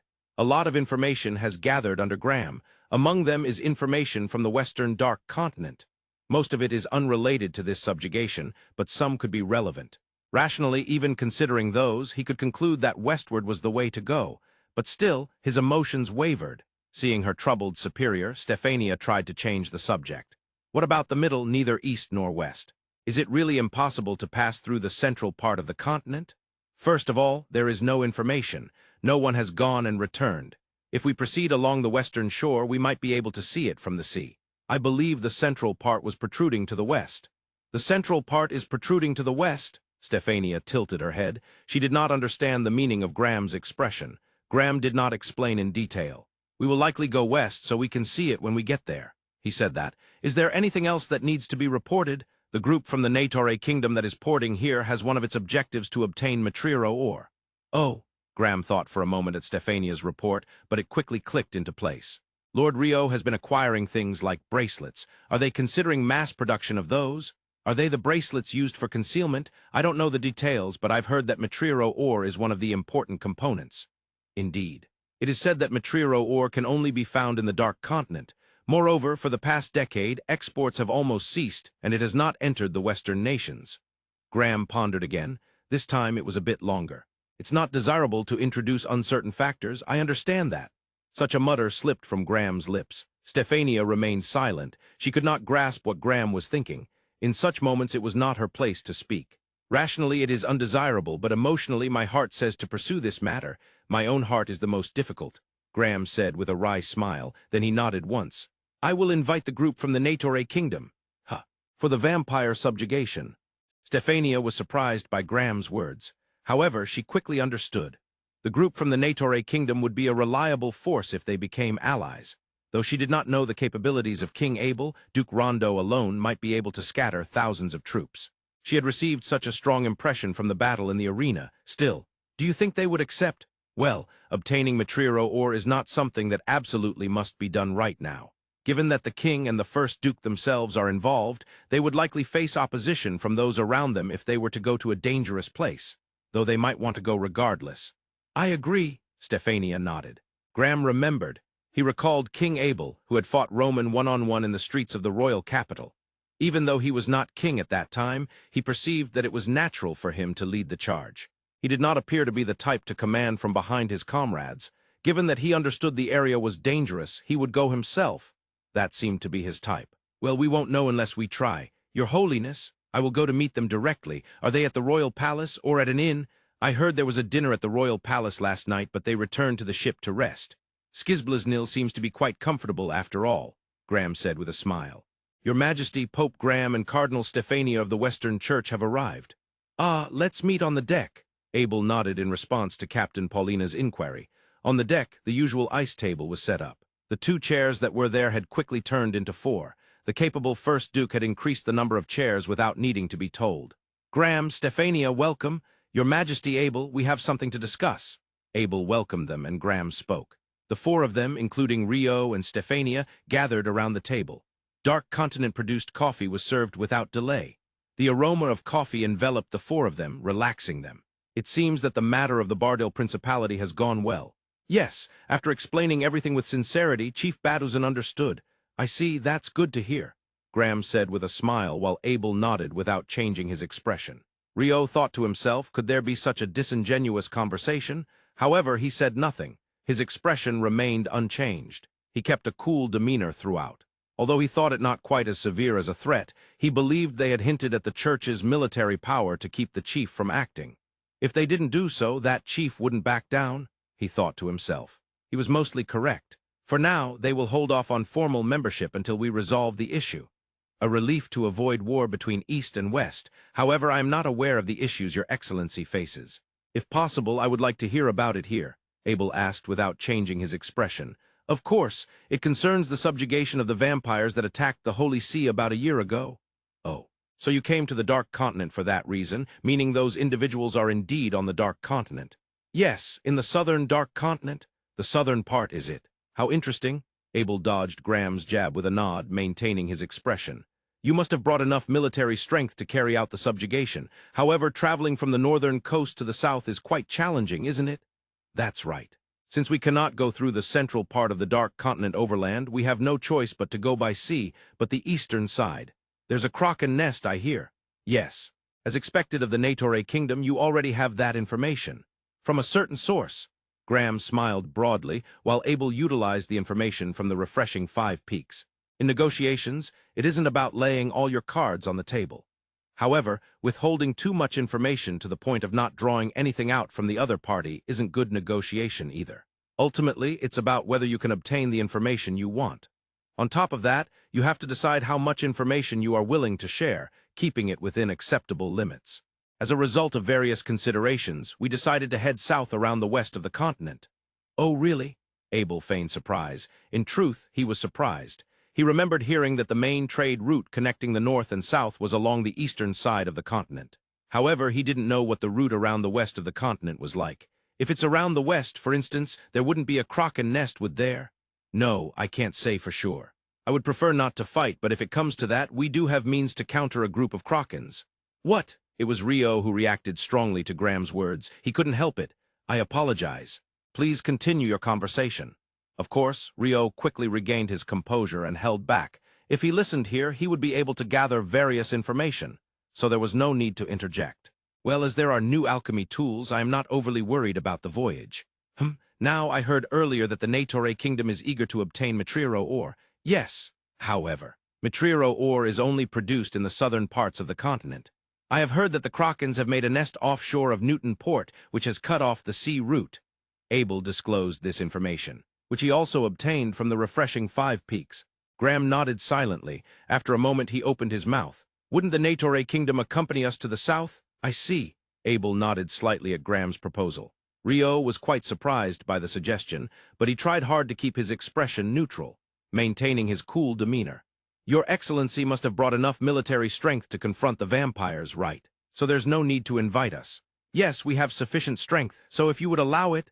Oh, Abel did not change his expression. However, Rio felt for just a moment that there was a glint in the depths of Abel's eyes. I would like to know your solid reasons for inviting us. As I said earlier, could it be that you are interested in this ship? Rio and Stefania gasped at Abel's words. Rio was clearly surprised. He hadn't considered that angle. Stefania was also surprised. Graham hadn't mentioned anything about the ship, yet it was certainly a possibility. The long-time hypothetical enemy of the Fundebi Kingdom, the Mafalda Republic. It would be a lie to say they weren't curious about the shipbuilding technology developed there. After a while, Graham spread his arms, perhaps meaning, I concede. I will admit, that ship, the Skizblaznil, was built in the Mafalda Republic. I have heard it was manufactured by the Franzoni Shipping Company, which boasts one of the top shipbuilding technologies in the Republic, designed by the genius alchemist Neil Anderson. It can truly be called a cutting-edge vessel. I won't deny that. To be clear, I'm interested in that technology. Of course, though Graham stated this clearly, Abel's expression remained unchanged. You want to take us along and get information in return? I wouldn't go that far. Since we will be sailing together, a bit of information sharing would benefit both parties, I suppose. As for the Skizblaznil, we haven't signed a confidentiality agreement with either the Mafalda Republic or the Gosran Duchy, which manages it. Still, we are providing too much from our side. What do you mean by that? Abel stated plainly, and Graham tilted his head with a smile. Rio knew.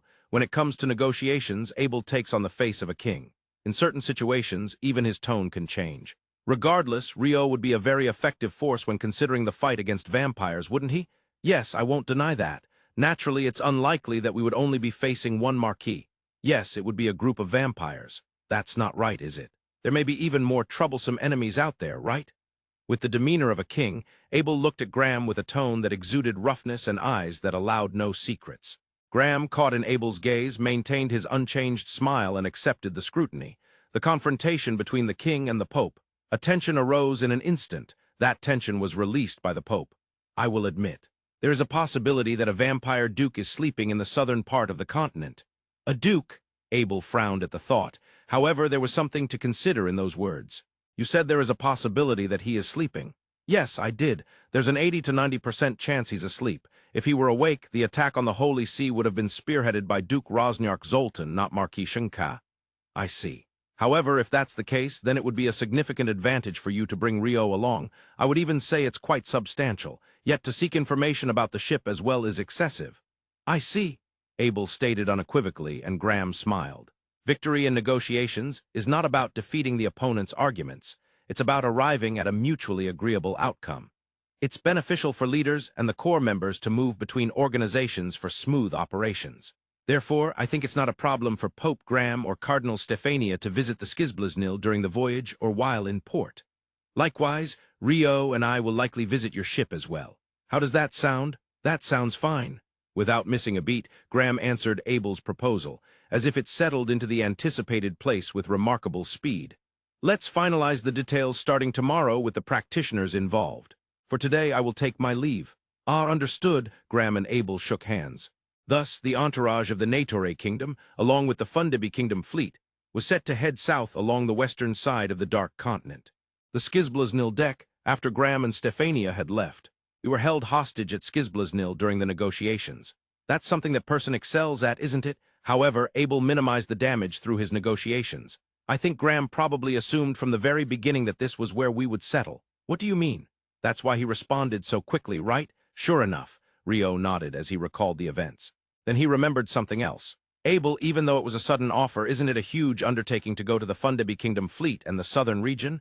Well, naturally, it's a big deal. It's suddenly happening like this, and for the captain and the crew, the people doing the practical work, it must be even more difficult. Don't worry. I confirmed and got the captain's agreement by last night. What do you mean? Abel said it as if it were obvious, and Rio was surprised by that answer. Deciding to go to the southern dark continent without any groundwork would certainly be problematic. That's where Abel's adeptness comes into play. A king is supported by many people in that position. Therefore, one cannot ignore those who support them. If you think about it that way, it's only natural, right? Abel replied as if it were obvious, but Rio understood. Things like that can only be done if one can simulate the potential events that could occur in the future. He inferred that there was a possibility of traveling to the southern dark continent with the Fundabi Kingdom fleet, which is why he was able to check with Captain Paulina in advance. But while it might have been possible for Graham and the others to invite us, how did you know we were heading to the south? The crew of Skizblaznil gathered information. Apparently, there are quite a number of vampires in the southern continent. They didn't know if it was related to Marquis Shinka or the Sleeping Duke, of course. I see, Rio nodded. Indeed, information is power. If you have it, you can predict movements around you and take the initiative. Rio honestly thought that Abel was impressive. At the same time, he realized that he still had a long way to go. I was just being manipulated by Graham, Rio said regretfully. Then, with a renewed determination, he lifted his head.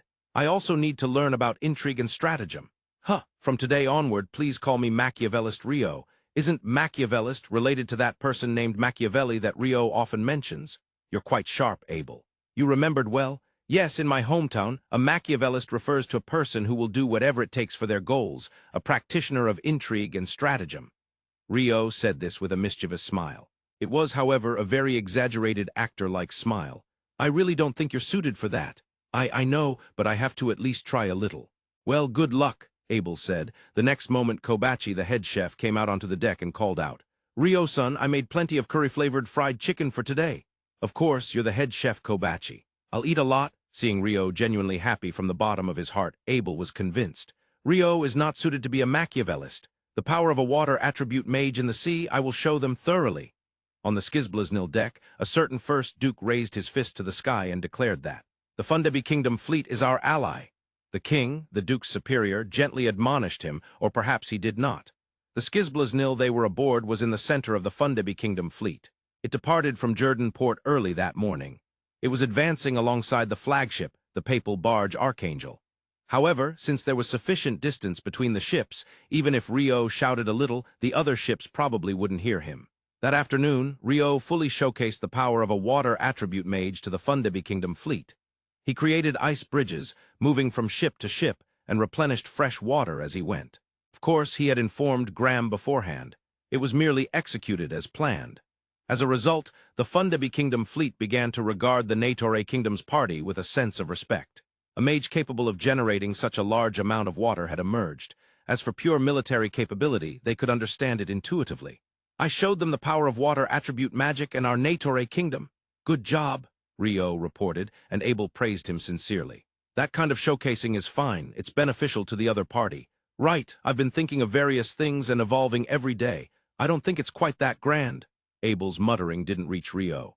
Lord Rio seems to have done water supply. Yes, it seems that all the ships are now fully loaded with fresh water, yet there's absolutely no sign of mana depletion. If he's an ally, there's no one more reassuring than him. Graham laughed cheerfully. Rio, who had come as part of the delegation to the Western nations, had been quite active, and Graham had heard of his results. None of them were ordinary. In the end, he even defeated and sealed away a being like an angel. No matter how one looked at it, he would be the greatest obstacle as an enemy and the strongest ally as a friend. However, how to interact with him so that he does not become an enemy? Stefania asked. It's not difficult at all. Just treat him with respect. I'm a person, and he is a person. Rank doesn't matter. Yes, Stefania bowed her head respectfully at Graham's words. A bird of prey appeared in the corner of Stefania's eye as it approached the Archangel. That is certainly. It's information from the ones Adolfido released in the southern continent. While the two were talking, a small rolled-up piece of paper was delivered to Graham. He read it and then handed it to Stefania. The assembly of Krakens has been observed on the western coastal area. Your Holiness, this is. It means there may be a Kraken nest along our route. What shall we do? We might have to use the alchemy tools. Let's ensure everything is well maintained so we won't panic when it comes time for the real thing. I'll pass that on to the alchemists and maintenance crew, Stephania replied. 5 days after leaving Jerdan port, we're resupplying in a city of the Western Nations Federation, right? Yes, it seems the Fundabi Kingdom fleet has arranged that. Could it be that they would only withhold food from us? Such bullying, that won't happen. Abel shrugged off Rio's imagination. You never know, if they want to share food, they might say, if you want food, reveal the secrets of Skizblaznil.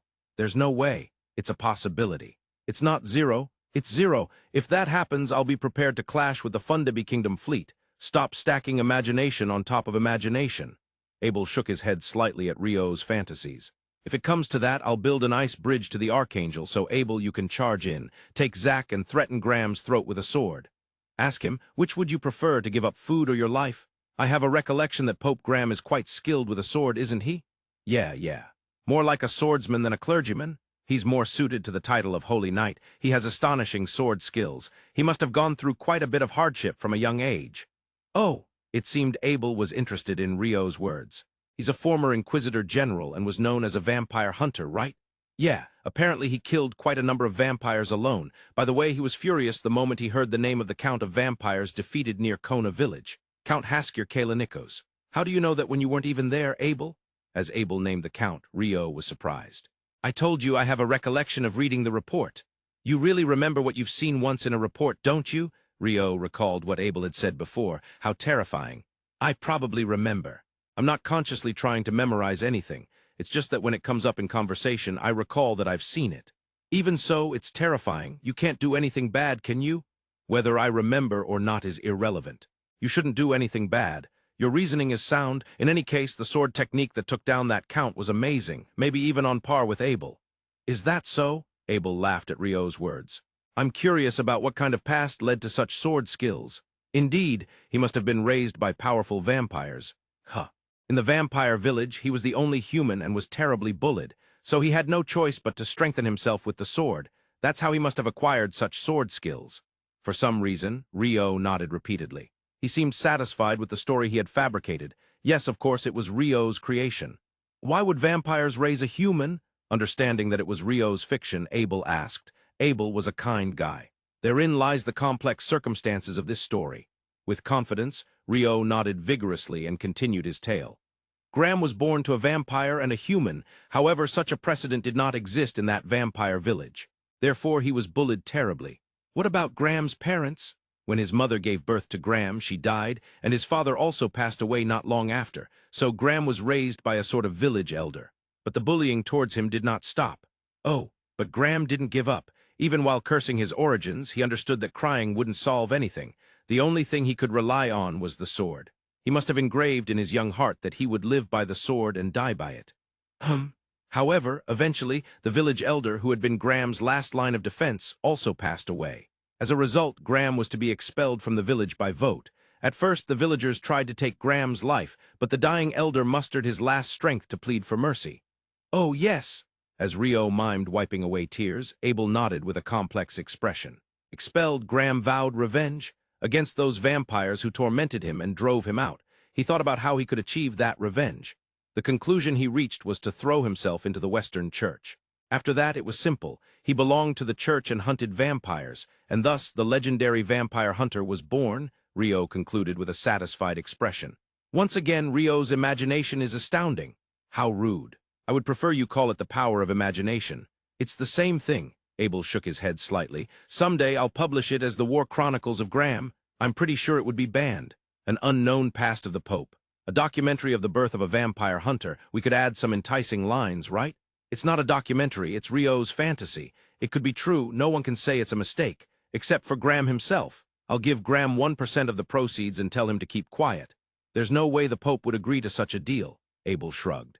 I thought I'd make it a representative work along with Rio, the hungry swordsman. The king of the Central Nations, King Abel, and the Pope of the Western Nations, Pope Graham. Both are figures in inspirational stories, a kind of hero. Such stories tend to be well received by the public. I see, by the way, there was a story like that with my name in it. Abel sighed as he remembered something he had tried hard to forget. Heroes will always be subjects of stories.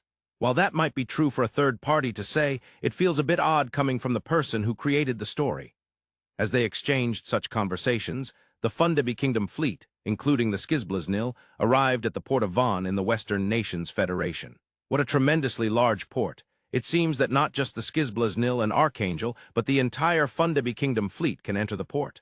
The Fundabi Kingdom fleet claims it's a government-exclusive port. They formally rented it for this visit.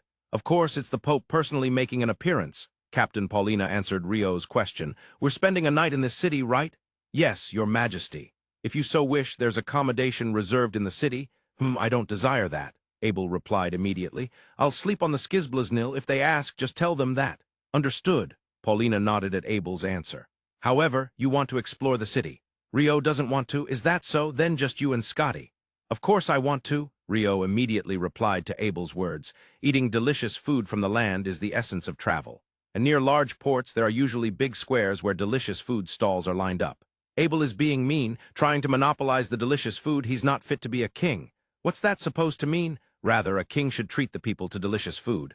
Sure. I am a citizen of the Negotiator kingdom, more like a noble. You're on the side of treating the people. Noblesse oblige, Rio shook his head sadly. Being a noble isn't advantageous at all. It just incurs more expenses, he complained. Meanwhile, Your Excellency, welcome. Bishop Makita, it has been a while. Graham was greeted by Bishop Makita, the one responsible for the Van Church. The Van Church is quite a large church in the western region of the Western Nations Federation. However, it was precisely because of this that reports had come in about the clergy falling into difficult situations. I've heard that radicals are attacking the clergy. Yes, Your Excellency. It seems there is a newly emerging religion, Bishop Makita reported with a sigh. It's not that their active proselytizing has collided with the beliefs of the local people. Rather, those who identify themselves as followers of the Vira Church are launching attacks. The Vira Church? Graham tilted his head at the unfamiliar term. He had received reports that the clergy of the Western Church, and at times even the Church itself, were being attacked in the western part of the Dark Continent. That said, such events had occurred in any era and in any region. That's what proselytizing is about. For those who believe in something different or who have lived there from the beginning, newcomers are seen as foreign entities.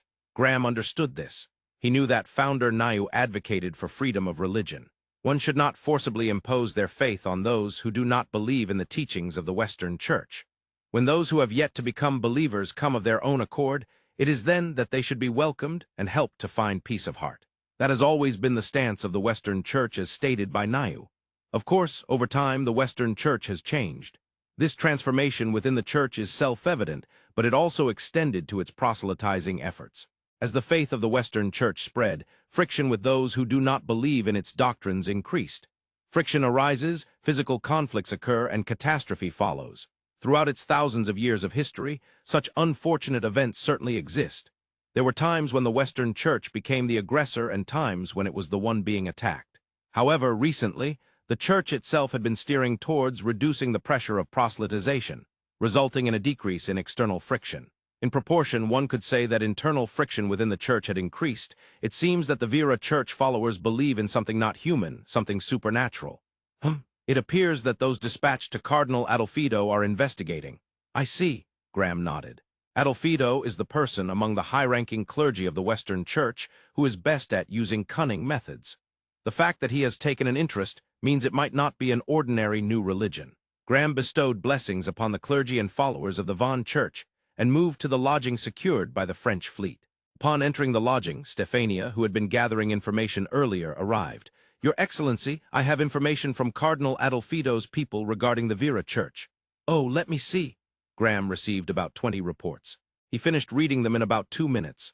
A faith in vampires, is it? Graham nodded slightly. Yes. Stefania, who had read it beforehand, also nodded. Indeed, the Vira Church is a religion that worships vampires. Of course, those who believe in it are human. In fact, there have always been those who worship vampires. Once upon a time, there were many of them in the Western nations as well. Fear and reverence, these two emotions are very closely related. If one arises, the other is likely to follow. This can sometimes elevate into faith. The origins of those who worship vampires are rooted in such feelings. However, faith transforms. Before long, some sects shifted to a desire to become vampires themselves. The Vira Church, as reported now, clearly worships vampires. That said, if they are merely worshippers of vampires, it isn't particularly concerning. The issue is the fact that they are attacking the clergy, followers, and even the Church of the Western Church. You are correct. Has any connection between this Vira Church and vampires themselves been confirmed yet? It seems that it has not been confirmed. In response to Graham's question, Stefania answered. Graham thought, in the southern part of the continent, a vampire duke sleeps. There, a marquis who attacked the Holy See has established a base. In the western part of the continent, those who worship vampires are creating a new sect. The probability that all of these are mere coincidences is not very high. Rather, it is more likely that they are related even if loosely. If that is the case, what should be done? As the Pope, how should one act? From the perspective of those who worship vampires, the Western Church would be seen as a clear enemy. For thousands of years, vampires and the Western Church have been in conflict. Among them, the Inquisition Bureau might be the most hated adversary. It is the Inquisition Bureau that has fought against vampires at the forefront of the Western Church. Furthermore, the newly appointed Pope Graham was a former Inquisitor General. Moreover, he was even called a vampire hunter. What would those individuals think if such a person came right in front of them? What actions would they take? What would Graham do if he were in their shoes? Would he simply look the other way? The leader of an enemy that cannot easily be dealt with has appeared right before their eyes. Should I bait them? Graham's muttering was heard by Stefania, but she couldn't understand its meaning. Stefania, I would like to extend my stay here in Vaughn for a bit longer. Understood. For now, let's say a week. Please spread that around the Vaughn Church, the Vaughn Government Office, and the market as well. Yes, understood. Though Stefania did not fully grasp Graham's intentions, she accepted it. I will be discussing this matter with King Abel. Thus, several intentions began to intertwine in the city of Vaughn. On the deck of the Skizblaznil vessel, the first Duke was not present. While King Abel held a meeting with Captain Paulina and others, Kobachi, the head chef, had disembarked to go shopping at the market. Of course, he had reported this in advance to his superior, Abel. I'm going to go snack at the market. Excuse me, I'm going to assist head chef Kobachi. I heard snack. I messed up. My inner voice slipped out. You definitely did that on purpose. Abel shot a sidelong glance at Rio. Of course, Abel also planned to disembark once the meeting was over and stroll around the port area. He intended to return to the Skizblaznil vessel for the night, but until then, he wanted to visit the street stalls. Indeed, Rio, Abel, and Scotty had just disembarked and were planning to snack. They had returned to the Skizblaznil vessel once.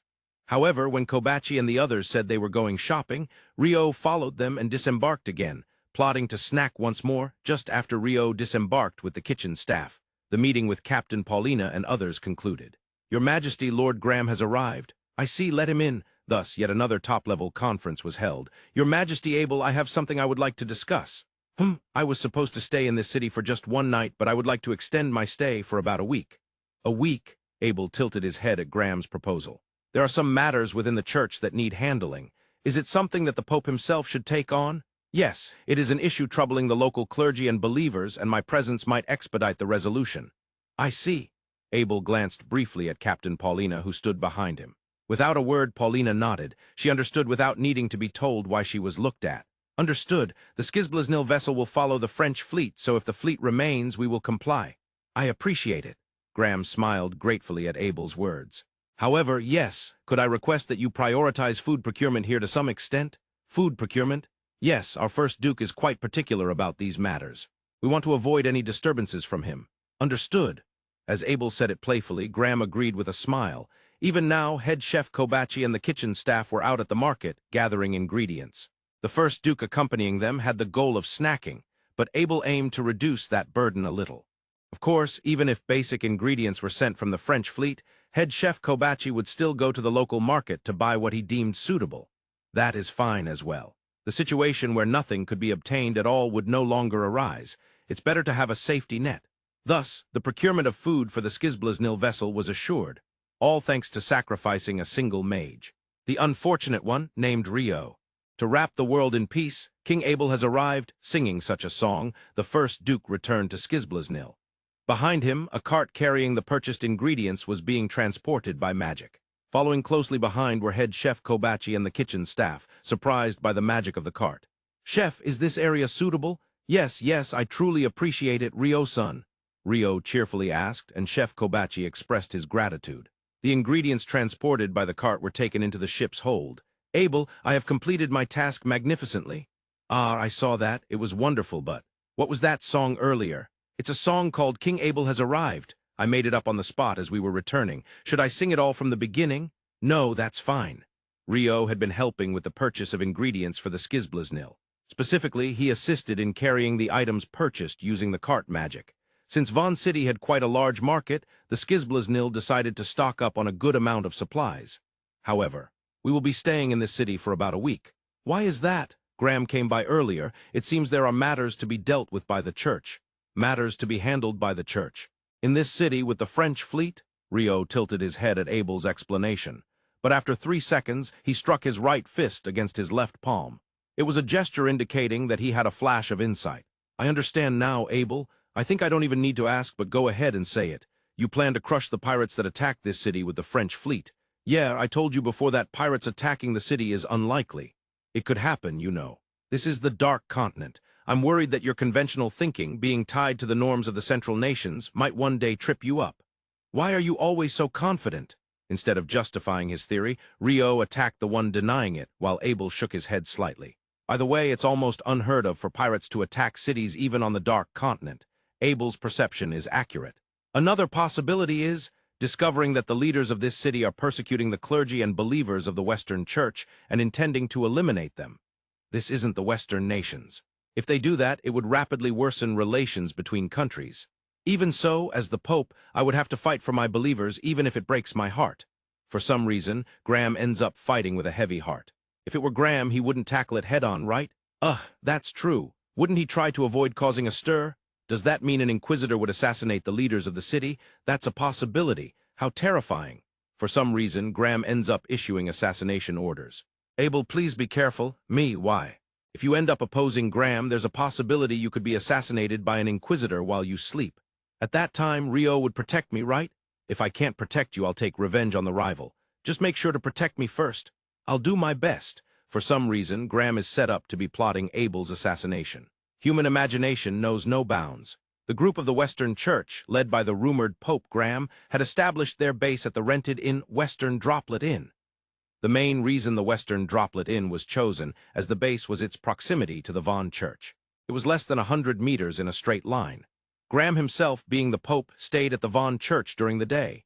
The news spread, and believers from nearby towns came to visit. For these believers, it was a once-in-a-lifetime fortune.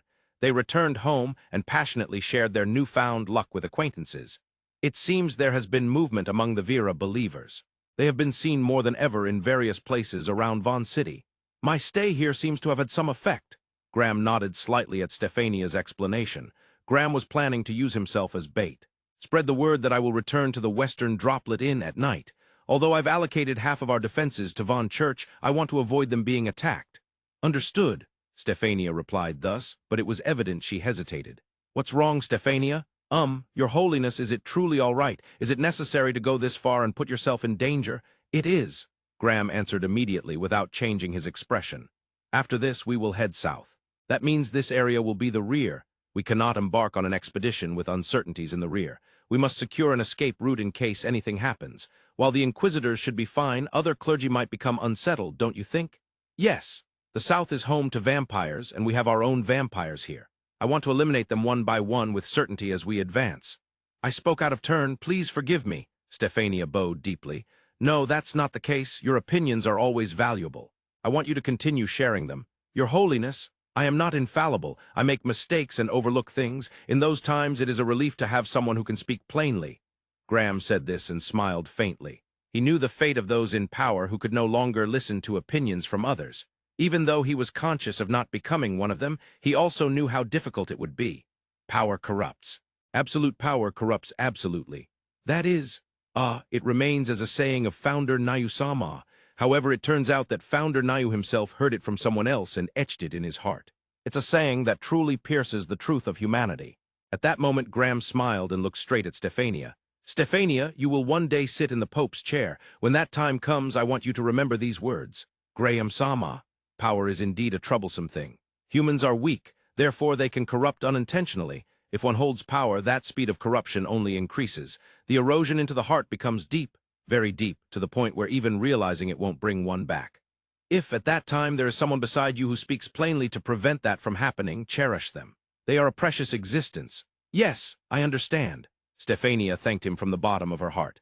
Suddenly, I looked at the word count of the manuscript for the currently revised book version of Part 3, Volume 3, and it's over 230,000 words.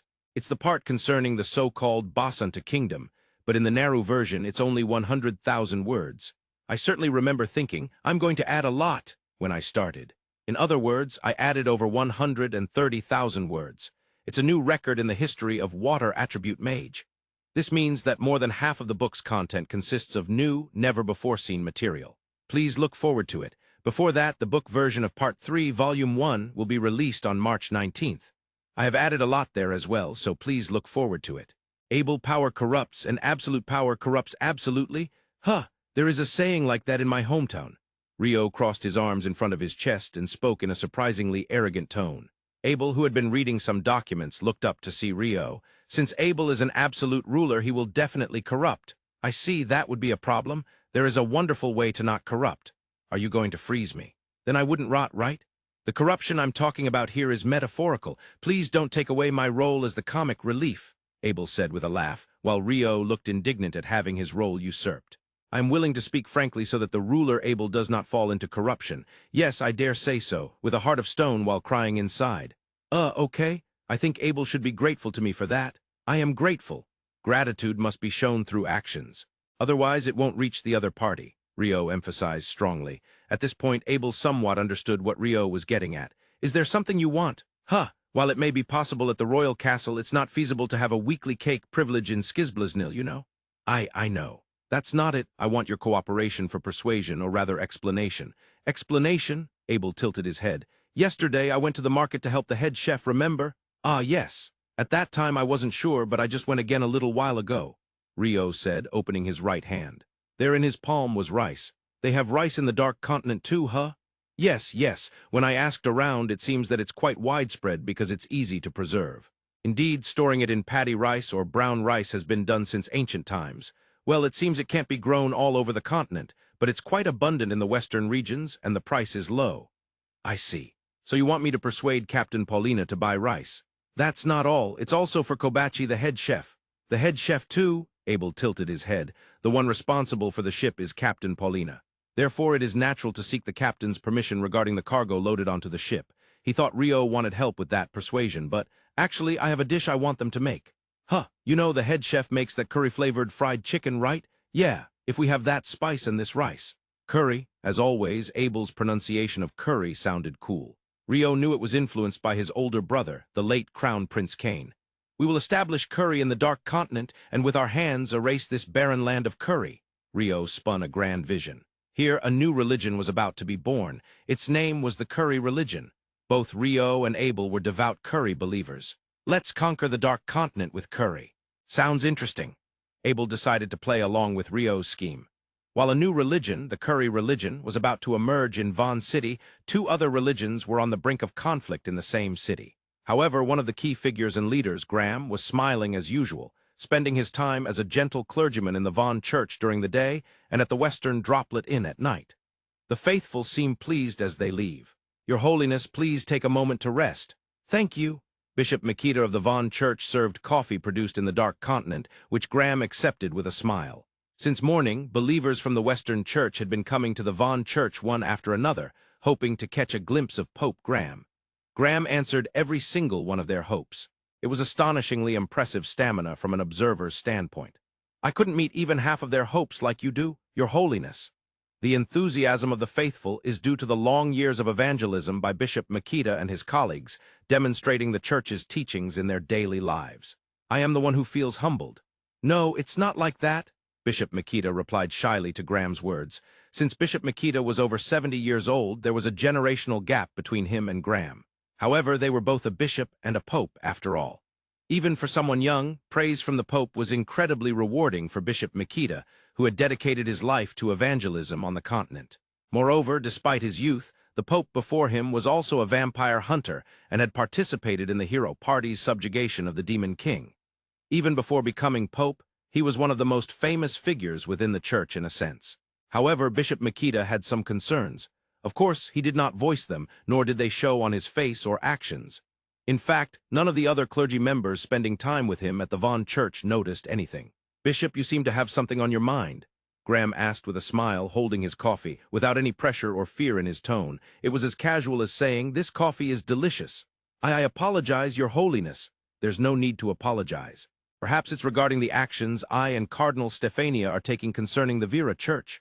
"You understand it that much?" Bishop Makita bowed respectfully. He had been careful not to let his concerns show to avoid causing unease among those around him. "No, your behavior was perfect. Neither the faithful nor the clergy would have noticed that concern. But Your Holiness, I only made an assumption. I did not sense it from your behavior. So you can continue as you have been." "Yes," Graham affirmed and accepted that it was fine to continue as before, still smiling. "This church will not be involved, do not worry." With that, Graham looked toward the door.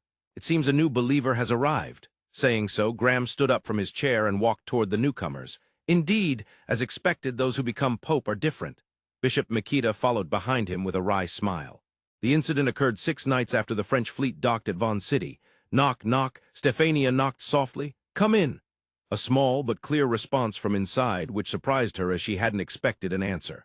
But she quickly changed her mind. The one inside was the Pope and at the same time a vampire hunter. "Your Holiness." "Ah, it seems we are surrounded." In the darkened bedroom, Graham was already dressed and sitting on the bed. His usual staff was, of course, by his side. "There are vampires among those surrounding us." "What?" Stefania was taken aback by Graham's observation. The Inquisitors, who were on high alert around them, hadn't grasped that much yet. Yet it was shocking that Graham, who hadn't left the bedroom, understood this so clearly. "The followers of Vira Church, the human believers, are of no concern. The target is the vampires. It would suffice to strike down the object of their faith. That alone will shake the hearts of the believers, and they will eventually come to their senses," Graham stated confidently. "But Founder Nayusama championed the freedom of faith. Even if the object of faith is a vampire, it would be quite excessive to kill people for that reason, wouldn't it?" Graham said with a smile. "Of course, if they come attacking with weapons, kill them without hesitation. If not, it's fine to let them go. Yes, if they awaken from their faith in vampires, there may be some who lean toward the doctrines of the Western Church. They might become potential believers in a sense," Graham said with a wry smile. However, Stefania, who appeared to be frowning, seemed unable to agree entirely. "Well, the problem is the vampires. There should be about 40 of them. That many. The top of the church, the Pope, is within reach. It's only natural that they'd try to kill the Pope at such an opportunity." There was not a hint of fear on his face. Graham spoke as he laughed. Rather, it was those protecting him who were likely more tense. Of course, Stefania was no exception. "But if something were to happen to you—" "Don't worry, Stefania, I won't die that easily. You know this, right?" "Yes." Yes, that was perhaps a secret known only to Stefania within the Western Church. Graham's secret, but still. "Stefania, relay to the Inquisitors. Even if they are vampires, there is no need to forcibly defeat them, only deal with those who enter the building. We only need to buy time." "Yes, this battle time is on our side. Most Inquisitors are better suited for combat in buildings or areas with obstacles rather than in open spaces, even against vampires. They should be able to fight evenly, at least against those below Count status. They have trained to gain that much strength. However, this is not the battlefield. The main event is still ahead. But before that, I want them to gain experience facing vampires. We will engage in battle after making all the necessary preparations," Graham murmured. Graham and Stefania moved to the dining hall on the first floor. This was the command center, as it was the largest room in the Western Droplet Inn. "It seems about 200 Vira believers are lurking around the Western Droplet Inn. What about the Von Church?" "Currently, there are none at the church." "You managed to draw everyone to me, the Pope. How honorable." After receiving a report from one of the Inquisitors, Graham smiled slyly. "It seems the lurking Vira believers are in contact with each other, but we don't know when they will make their move." "That's fine. It looks like our preparations are almost complete, doesn't it?" Graham confirmed the information and asked Stefania as she walked toward him. "Yes, Your Holiness. They say positioning will be completed in 2 minutes." "Good. Everyone prepare." As Graham said this, the Inquisitors nodded. There were also clergymen present who were not suited for battle. However, they too were part of the expedition to subjugate the vampire Marquis Shinka. Those who held the deepest faith and wished to fight under Pope Graham. None were afraid or hesitating. Seeing this, Graham nodded slightly. He felt fortunate that this situation arose rather than a sudden confrontation in the southern region. "It is time, Your Holiness," Stefania announced. "Begin the attack." As Graham gave the command, a roar erupted from outside the Western Droplet Inn. Simultaneously, shouts and cries began to fill the air. "It's the golems! The church's members! Help me!" The golems, along with 50 holy knights, moved in to constrict the encirclement against the Vira believers surrounding the Western Droplet Inn. The holy knights took the initiative completely. Their target was the vampires. The human Vira believers were either paralyzed in fear, fainted, or fleeing, unable to fight against the holy knights. Graham grasped this only through the sounds and sensations he could hear. He stood up and gave instructions. "Inquisitors, charge!" The Inquisitors, who had been waiting for that command, flung open the doors and rushed outside. The vampires who were dealing with the Holy Knights' attacks from the outside were caught in a pincer movement by the Inquisitors' attacks from within. They were in a completely disadvantageous position, but this was a vampire. Unlike humans, they do not die easily. The 3-meter-tall golem, wielding a one-handed sword and shield, was a mainstay golem of Fundebi Kingdom, originally designed for combat against golems from other countries. Of course, that didn't mean they couldn't fight against bipedal creatures like humans and vampires, which were just under 2 meters tall. However, in the last decade, there has been little combat against vampires themselves. That is not a good thing. That is why the Holy Knights were deployed for this battle, to collect combat data, to refine movements in battles against vampires. Everything about this was preparation for the future battles against the Marquishan Ka, who they would eventually face. Naturally, this also included coordination between the Holy Knights and the Inquisitors. Outside the Western Droplet Inn, that coordination was deepening. This was not training. This was real combat. That is why the experience gained there was valuable, fostering growth in those who experienced it. As Graham observed the battle, he spotted one particular scene that exceeded his expectations. That one, his murmuring was heard by Stefania, who was nearby. "What do you mean by that? That one seems to be the founder of the Vira Church." Graham let out a small laugh and started running. A vampire deflected the heavy sword of a holy knight, then slashed through the chest of an inquisitor who charged at him. He intended to finish him off right then and there, but, clang, he intercepted a sword that had come from the side.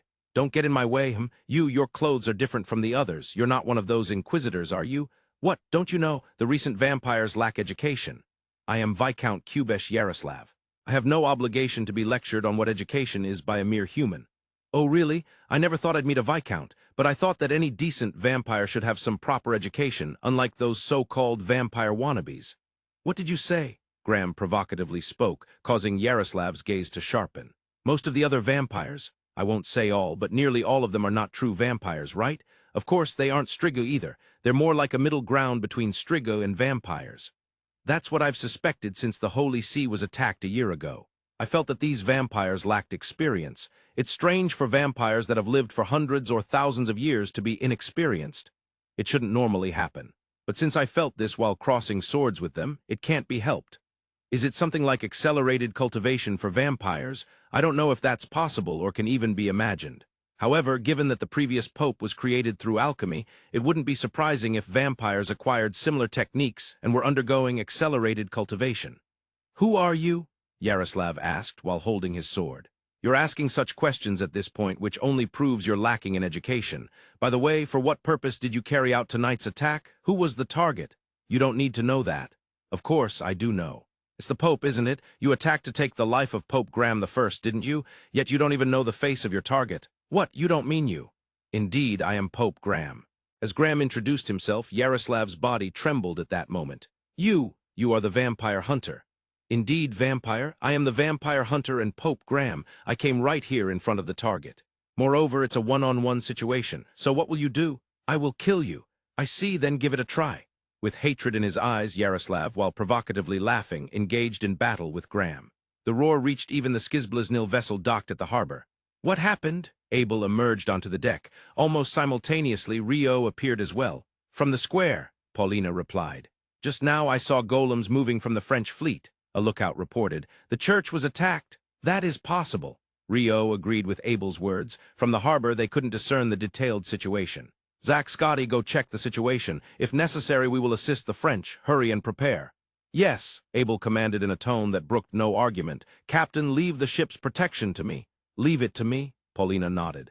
The Negotiator Kingdom group disembarked from the Skizblaznil vessel and headed toward the city. Outside the Western Droplet Inn, the battle between Pope Graham and Viscount Kubesh Yaroslav continued, along with other skirmishes. Yaroslav attacked while Graham defended. This dynamic had been the case from the start. "Is this all a vampire hunter is capable of?" Yaroslav provocatively said. "Did you say Yaroslav? Huh, you're one of the subordinates to Marquis Shinka, aren't you? I used to be, but not anymore. Yaroslav continued his attacks, and because there was no retaliation from Graham, his words flowed smoothly. Who are you serving? It's not you who leads the Vira church, is it? Why assume that it's not me? It could be, because you are a viscount. Huh, Yaroslav replied, frowning at Graham's words. It is said that the concept of noble titles brought forth by humans is modeled after those of vampires. Oh, you know your stuff. Thus, among human nobles, there is a distinction between higher nobility, such as counts and above, and lower nobility, such as viscounts and below. Naturally, the same applies to vampires. There is a significant difference between higher nobility like marquises and counts, and lower nobility like viscounts and barons. Of course, dukes are in a different league altogether. What are you trying to say? Thus, as a viscount, it is clear that you serve someone above a count, Graham stated firmly. Yaroslav, still frowning, did not say anything. The intensity of his attacks increased, but each strike carried more power than before. At first glance, it seemed Yaroslav had gone all out, but Graham remained calm. From this reaction, it seems my observations were correct. The question now is, who is he serving? The one Yaroslav abandoned is, hypothetically, a marquis. The one he is now serving must be above a marquis. A name of a vampire floated in Graham's mind. Duke Rosniak Zoltan, one of the 9 vampire dukes recorded in history. However, it was said to be asleep. It is said, but of course no one has seen it. Due to the absence of movements captured suggesting it had awakened, it was presumed to still be asleep. But what if it is just that no one has heard it? Originally, the southern Dark Continent has not had active exchanges with the northern part. The only trade that barely existed was through the specialty Mitriro Ore from the south. However, due to the Kraken's increased activity, this trade has hardly occurred in the last decade. The central part of the continent cannot be accessed, and the sea routes on the eastern side of the continent are also out of use. The sea routes on the western side of the continent have not been utilized much due to the lack of large towns along the coast. Therefore, it's possible that information simply hasn't reached the northern continent or the western nations. There's a possibility that the one you serve is Duke Rosniak Zoltan. What? Graham's words froze Yaroslav's expression. He likely never expected that name to be mentioned. He couldn't even try to cover it up. Why do you know that name? It's a well-known story that Zoltan is asleep, isn't it? I heard it from a clergyman who was evangelizing. That's nonsense. How you perceive it is your freedom, but isn't it good to know? What do you mean? Yaroslav cast a suspicious glance at Graham. Look around you, Graham said. In response, while engaged in their sword fight, Yaroslav glanced around briefly. His eyes widened in surprise. It was only the 2 of them fighting. Your vampires you led are all gone? Impossible. A commander must always keep an eye on their surroundings. You are not fit to be a commander. You should have stayed under Marquis Shinka.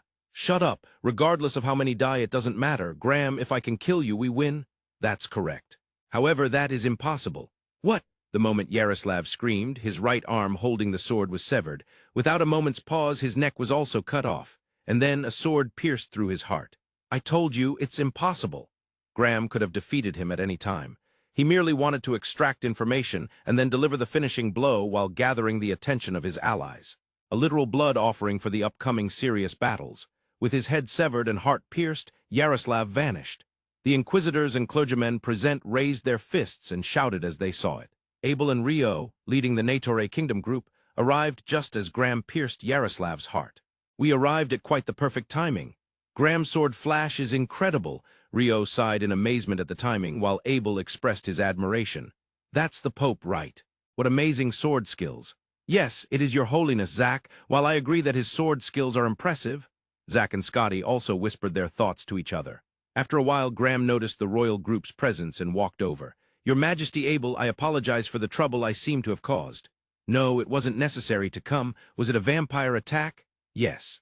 There's a religion called the Vira Church that has started to spread in the western part of this continent, and it seems they believe in vampires. What? I just eliminated their leader a moment ago. There were also about 40 other vampires, but they've all been dealt with, so it should be fine now. Graham looked around as he spoke. Vampires vanish when their heads are severed and their hearts pierced by a sanctified sword. It seems all were dealt with in this manner, so this is the reason for extending the stay by a week. Yes, I apologize for that as well. No, it's no problem, Abel nodded. He then looked around. There were quite a number of golems, along with the clergy from the Western Church. The enemy was quite numerous, wasn't it? They aimed to attack the Pope, so their numbers weren't trivial, right? About 200 centered around 40 vampires. 40 vampires. That's troublesome. How many casualties were there? There were no dead. Huh, Abel let out an incredulous voice at Graham's answer. Everyone is a clergyman, some can use extra heal. Having a target with regeneration abilities is troublesome, but it seems similar. Impressive. As Graham explained the reason for having 0 casualties, Abel comprehended and Rio was astonished. The particularly good coordination with the golems seems to have played a significant role. They had focused training back in our homeland, but this was the first time in real combat against vampires. However, it seems we executed it almost as expected. It was a rehearsal for the real event in the south? I won't deny that. Abel quickly grasped the essence of this attack.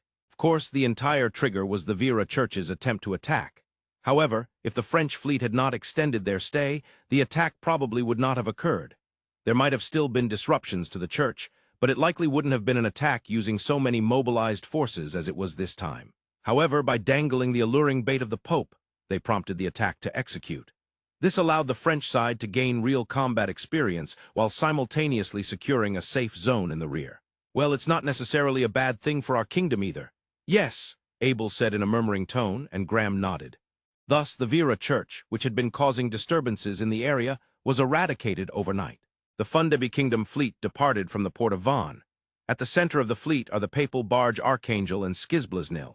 On the deck of Skizblaznil, His Majesty the King is swinging his sword today as well. Naturally, the Royal Knight Order is also divided into groups, swinging their swords. Among them, the one who is most fired up is a certain squad captain. Zack, you're really fired up. After seeing His Majesty the Pope's sword yesterday, I renewed my determination, Abel calls out, and Zack responds. The first Duke nods in satisfaction at the scene before him. Of course, Rio has contributed nothing toward this determination. Yet for some reason, he looks quite important. What Rio is doing is arranging ice slabs in front of him, seemingly engrossed in alchemy. It seems the Holy Knights are indeed strong. The title of strongest in the Western nations is not just for show. My golem army cannot afford to lose either, he mutters. That said, even while working hard, breaks are taken. Of course, Abel sits on the ice chair in front of Rio. Naturally, he drinks the coffee placed before him. Is it cold? Yes, Abel, you must have broken a sweat from moving around, right? During times like that, you crave something cold, don't you? So I decided to try iced coffee this time. Rio answers with a proud look on his face. Indeed, compared to the usual coffee, the glass used is larger. It should be called a glass rather than a cup. By the way, there's no ice in it. Since ice would dilute the coffee as it melts, the coffee itself has been made cold. All thanks to the great power of water attribute magic. Oh wow, water attribute magic is amazing. Rio speaks dramatically and Abel praises him. While drinking the iced coffee, Abel looks at the accompanying archangel. There's even a religion that worships vampires. Ah, it was the Vira Church we talked about yesterday, right? Rio responds to Abel's muttering. Humans are creatures that easily worship things that surpass them. Gods, children of gods, or even Tengu. What's the last one, Tengu? They're legendary creatures. They resemble humans but have long noses, incredible physical abilities, and impressive sword skills. They're said to train and raise people. They might be a type of monster. Something like that. Oh, you said they're legendary creatures. But it's interesting. A monster that trains and raises people, what would be the purpose of that? Abel seems to be intrigued by the Tengu. They might impose trials on practitioners, warriors, or swordsmen, and depending on the situation, even impart sword techniques. As a result, humans grow stronger and their minds get trained as well. However, there's no benefit for Tengu, right? Perhaps. They might have wanted to train humans as opponents to fight since they ran out of worthy opponents themselves. Just to pass the time. Your way of putting it is quite cruel, but it could be interpreted that way. Rio nods a few times in response. You learned swordsmanship from your master, right? That's true. Now that you mention it, I wonder why my master taught me swordsmanship. He gave me this robe and boots and even Murakumo. What was the initial encounter like? I attacked my master when I found him. Hey, I was fortunate that my master was a friendly person. That's true. Rio seems to recall their encounter, gazing off into the distance, while Abel shakes his head slightly. I'm really glad you had such a friendly master. Normally, Rio would have been killed. This expedition of the French fleet is a retaliation for the attack on the Holy See by vampires, right? Yes. All the cardinals were killed except for Graham and Adolfido. That certainly can't be left as is. Exactly, it's tied to the people's faith. The people's faith? To put it bluntly, if it were just a matter for the higher-ups of the nation and the church, there would have been no need for such an expedition. Oh, however, the people wouldn't accept it, would they? Their precious church, which they believe in, has been harmed by those high-ranking figures. Would they really be satisfied with a statement like, "We won't retaliate for the sake of peace"? Well, I suppose not. Rio nods in response to Abel's explanation. When unraveling the history of Earth, there are numerous corresponding cases. In fact, it's more common for retaliation not to occur. Why? Because if retaliation does not happen, the people will rage and demand revenge with violence. Not through reason, but through emotion. Of course, this doesn't imply that the people are foolish. It's a difference in the information at hand and what one values. These differences lead to prioritizing reason or emotion. The higher-ups do not see the suffering of the people. The special information held by the higher-ups does not trickle down to the people. Thus, differences arise. That said, our information is also limited. The information reaching figures like Pope Graham is likely much more abundant. It's possible that the decision for subjugation was made based on a comprehensive assessment of that information. Yes, it's not just to satisfy the people and believers. Abel again looks at the accompanying archangel.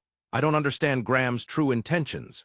Abel's mutter barely reaches Rio's ears. The conflict between humans and vampires runs deep, doesn't it? Rio attempts to change the subject slightly. Yes. It is said that before the world was filled with humans, vampires ruled. Really? Is that so? Humans literally existed as livestock for vampires, as livestock that provided blood. No way. Rio is astonished by the prehistory recounted by Abel. What was intended as a slight change of topic turns into something incredible. However, he imagines a life imprisoned only to have blood drawn, his body shivers, a life without cake or coffee. Exactly, they wouldn't feed such things to livestock.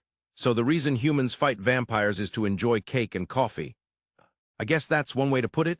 Maybe it should be said that there's a possibility. Rio speaks while nodding, and Abel hesitates to confirm it but doesn't deny it. But still, vampires are incredibly strong, right? Among so many powerful vampires, how did humans manage to turn the tables? It's said that the turning point was alchemy. Oh, it seems there are vampires who can use alchemy, but humans excelled in it. And humans created golems. Golems were the trump card against vampires. That is a history Rio does not know. I had ramen in Twilight Land. Oh, you mentioned that. Twilight Land is a country where vampires are in the ruling class. That's right. However, there were far more humans living there than vampires. They didn't seem to be oppressed at all. Led by Lord Ancestor, those vampires likely overcame their historical conflicts with humans to establish their country and coexist. Rio shakes his head slightly. What I mentioned earlier was merely a legend learned in the kingdom. We don't really know how true it is. Regardless of the past, we must wonder what the future holds. Yes, a world where both humans and vampires can enjoy ramen, curry, cake, and coffee together would be wonderful. Indeed. I hope for the day when humans and vampires will end their conflicts. That seems difficult, doesn't it? I don't know about vampires, but humans are creatures that fight among themselves as well. What a sad reality. Rio mourns the reality he sees. Your Majesty Abel Rio-son, I have made a treat called Magurad, which is commonly eaten along the northern coast of the Dark Continent. Would you like to try it? Oh yes. Yea, as expected of the head chef. Kobachi head chef brings out the new sweet, and Abel and Rio reach out for it. It's delicious. This sweetness, is it honey? This is bad. I can't stop eating it. Isn't it sweet? I think it goes well with coffee. It does, Rio and Abel respond in unison. If I could satisfy both your palates, it should be good enough to serve anywhere. I'll make a lot and share it with the crew and the knights. Yes, Kobachi head chef, please do. Abel smiles and nods at Kobachi's suggestion. Thus, Skizblaznil has gained a new suite. While Skizblaznil is running at the center of the fleet, the true center is the papal barge Archangel. As the name suggests, Pope Graham is aboard. Considering the reaction of Viscount Kubesh Yaroslav, who fought at the Western Droplet Inn, Zoltan must be awake. Duke Rosniak. A vampire duke, right? Graham's words unsettle even Stefania. Vampires hold noble titles corresponding to their strength. Humans are aware of this. Therefore, one can roughly gauge a vampire's strength by their title. However, this is just a rough estimate. Most humans do not know the strength of a duke. This is because no vampire duke has appeared before humans in over 100 years. Human lifespans are short. If they don't appear for over 100 years, it's natural that no one will know them. But this much is known. If one appears run, even golems cannot win against them. Of course, the target of this subjugation is not Duke Rosniak Zoltan. Ideally, we would like to avoid contact as much as possible. However, if Viscount Kubesh Yaroslav served Zoltan, having defeated him means... True. It may have been unavoidable to confront him for the sake of the clergy and believers, but now that we've defeated him, we might end up facing him. Well, if that happens, it happens. Your Grace, even if we don't clash this time, if he wakes up, he will likely attack the homeland sooner or later. He might even directly assault the Holy See like Marquis Shenka. With that, Graham laughed. They can defeat Marquis Shinka and his faction. They have assembled enough fighting power for that. However, if the opponent is a vampire duke, the situation changes significantly. He glanced at the accompanying Skizblaznil. We must ensure that we can manage without relying on their power. 2 days after departing from Von City, the French fleet, including Skizblaznil, entered the port town of Dazuru. The port manager came to Skizblaznil, and Abel and Captain Paulina handled the situation. As a result, Rio accompanied head chef Kobachi and the others for supplies. For a brief moment, he felt the resentful gaze of Abel. 3 hours later, head chef Kobachi and the others returned to Skizblaznil with a large quantity of ingredients. At that time, Rio was in high spirits, perfectly embodying the word enthusiastic. Abel, I've gathered some amazing information. Amazing information? It seems that deep within the jungle of this town. In the dense forest, there are underground ruins. Underground ruins? Abel tilted his head in confusion at Rio's excited report. Captain, have you heard of this? Yes, it's a famous ruin in the western part of the continent. However, I believe it was sealed or something, and I couldn't get any further than the entrance. In response to Abel's question, Paulina recalled, That's right, but that seal was broken a week ago or perhaps even earlier. They confirmed that it is possible to proceed deeper now, like a discovery of new underground ruins. What do you think? As a fellow adventurer, doesn't that excite you, Abel? Well, it is exciting, but... Abel was concerned about the two individuals standing in a different direction from Paulina. They were Zack and Scotty Kabuk, both squad captains of the Royal Knight Order. They were Abel's escorts. Both stood at attention, but they were listening to the conversation. Rio also noticed Abel and the two squad captains. Well, it seems that Abel can't go to dangerous ruins. Hey, don't worry. If we find any rare treasures, I'll bring them back for you, so just wait. Hey, Rio said with a nod, while Abel's expression turned lonely. Abel, we're not here to play. We're here to establish a future trade treaty between the Negotiator Kingdom and the Dark Continent. Since you're the top of this venture and the king, you shouldn't act recklessly. Well, Rio was the one who brought up the ruins in the first place. Reporting is a common courtesy in the workplace. Since Abel is, in a sense, my superior, I had to provide proper reports. It can't be helped. That doesn't sit right with me. Abel muttered and shook his head slightly, but at that moment Rio realized something. This town is only docked for one night, isn't it? That's right. If that's the case, we probably won't have enough time to explore the ruins. How large are those ruins anyway? What's inside? No, is there anything inside? It's not like a dungeon, right? Abel, you're being too eager just because you can't dive in. Isn't it okay to at least tell me that much? I want to, but I don't know anything at all. I don't know anything at all. Hey, Abel sighed at Rio's outrageous answer. I need to negotiate with Graham. I should say that I'd like to stay a bit longer to dive into the ruins. That's impossible. Abel flatly denied it without a second thought. Rio frowned in response. Of course, Rio understood that it would be difficult. The fleet has its own schedule. It wouldn't be possible to extend the stay based solely on one person's convenience. However, consulting about it wouldn't cost anything. I'm going to the Papal barge for a moment. With that, Rio ran off. Graham was on the Papal barge Archangel. That's fine with me. There are many reefs in the sea routes ahead.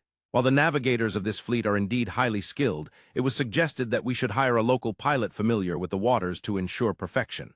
I see. Finding such a pilot may take a bit of time, so shall we extend our stay by 5 days?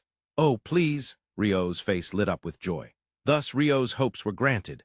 The next morning, Rio, Abel, and Scotty arrived at the Dazuru government office. This time, Rio was at the forefront, with Abel behind him to the right and Scotty to the left. Rio walked cheerfully at the front. Abel followed behind, exuding the atmosphere of a caretaker. The visit to the government office had been communicated through the Fundebi Kingdom fleet. The purpose was to express their desire to inspect the ruins whose seal had been broken. As a result, the person who attended to the three was the daimyo of Dazuru. Daimyo Medialagi was the head of the government office, dispatched from the Western Nations Federation. He was an older man wearing glasses, looking very stern and somewhat nervous. The three sat in the offered chairs and greeted each other as the conversation began. It has indeed been confirmed that the seal has been broken. We have also verified that several parties have entered the ruins. However, we are currently restricting access to the general public. What? Rio exclaimed in surprise at Medialagi's explanation. Abel tilted his head in confusion but remained silent. He understood that there would be further explanations.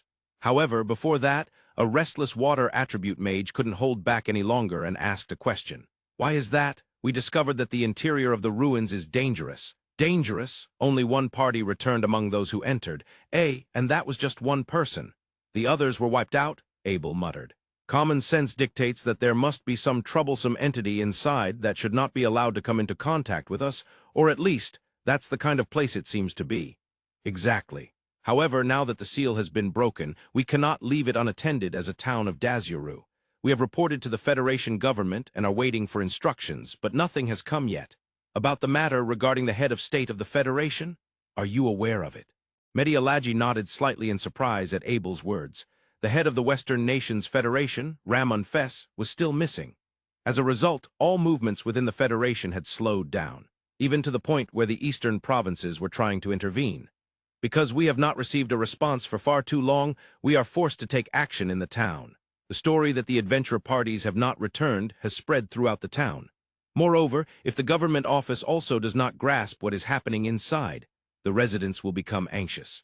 It will hinder the maintenance of public order. Yes, Abel nodded in agreement, and Medialagi concurred. Abel understood acutely the situation in which the government officials, centered around the daimyo, found themselves. They were constantly pressured by the anxious populace. We're paying taxes here, do your job. If you don't understand, then you should dive in and see for yourself. What will happen to the town? Such frustrations are directed at them. The government officials themselves are anxious. They live in this town too, with families to care for. They too seek answers. By chance, there are 2 Alpha-class adventurer parties staying in this town. Therefore, we will officially request them to dive into the ruins starting the day after tomorrow. Following them, the town's Warrior Legion will go. Alpha-class? Warrior Legion? Abel tilted his head at Medialagi's explanation, and Rio followed suit. These were words they had never heard before. Alpha-class refers to the highest-ranking adventurers on this continent. Oh, humans, of course, and also non-human beings can be defeated instantly by them.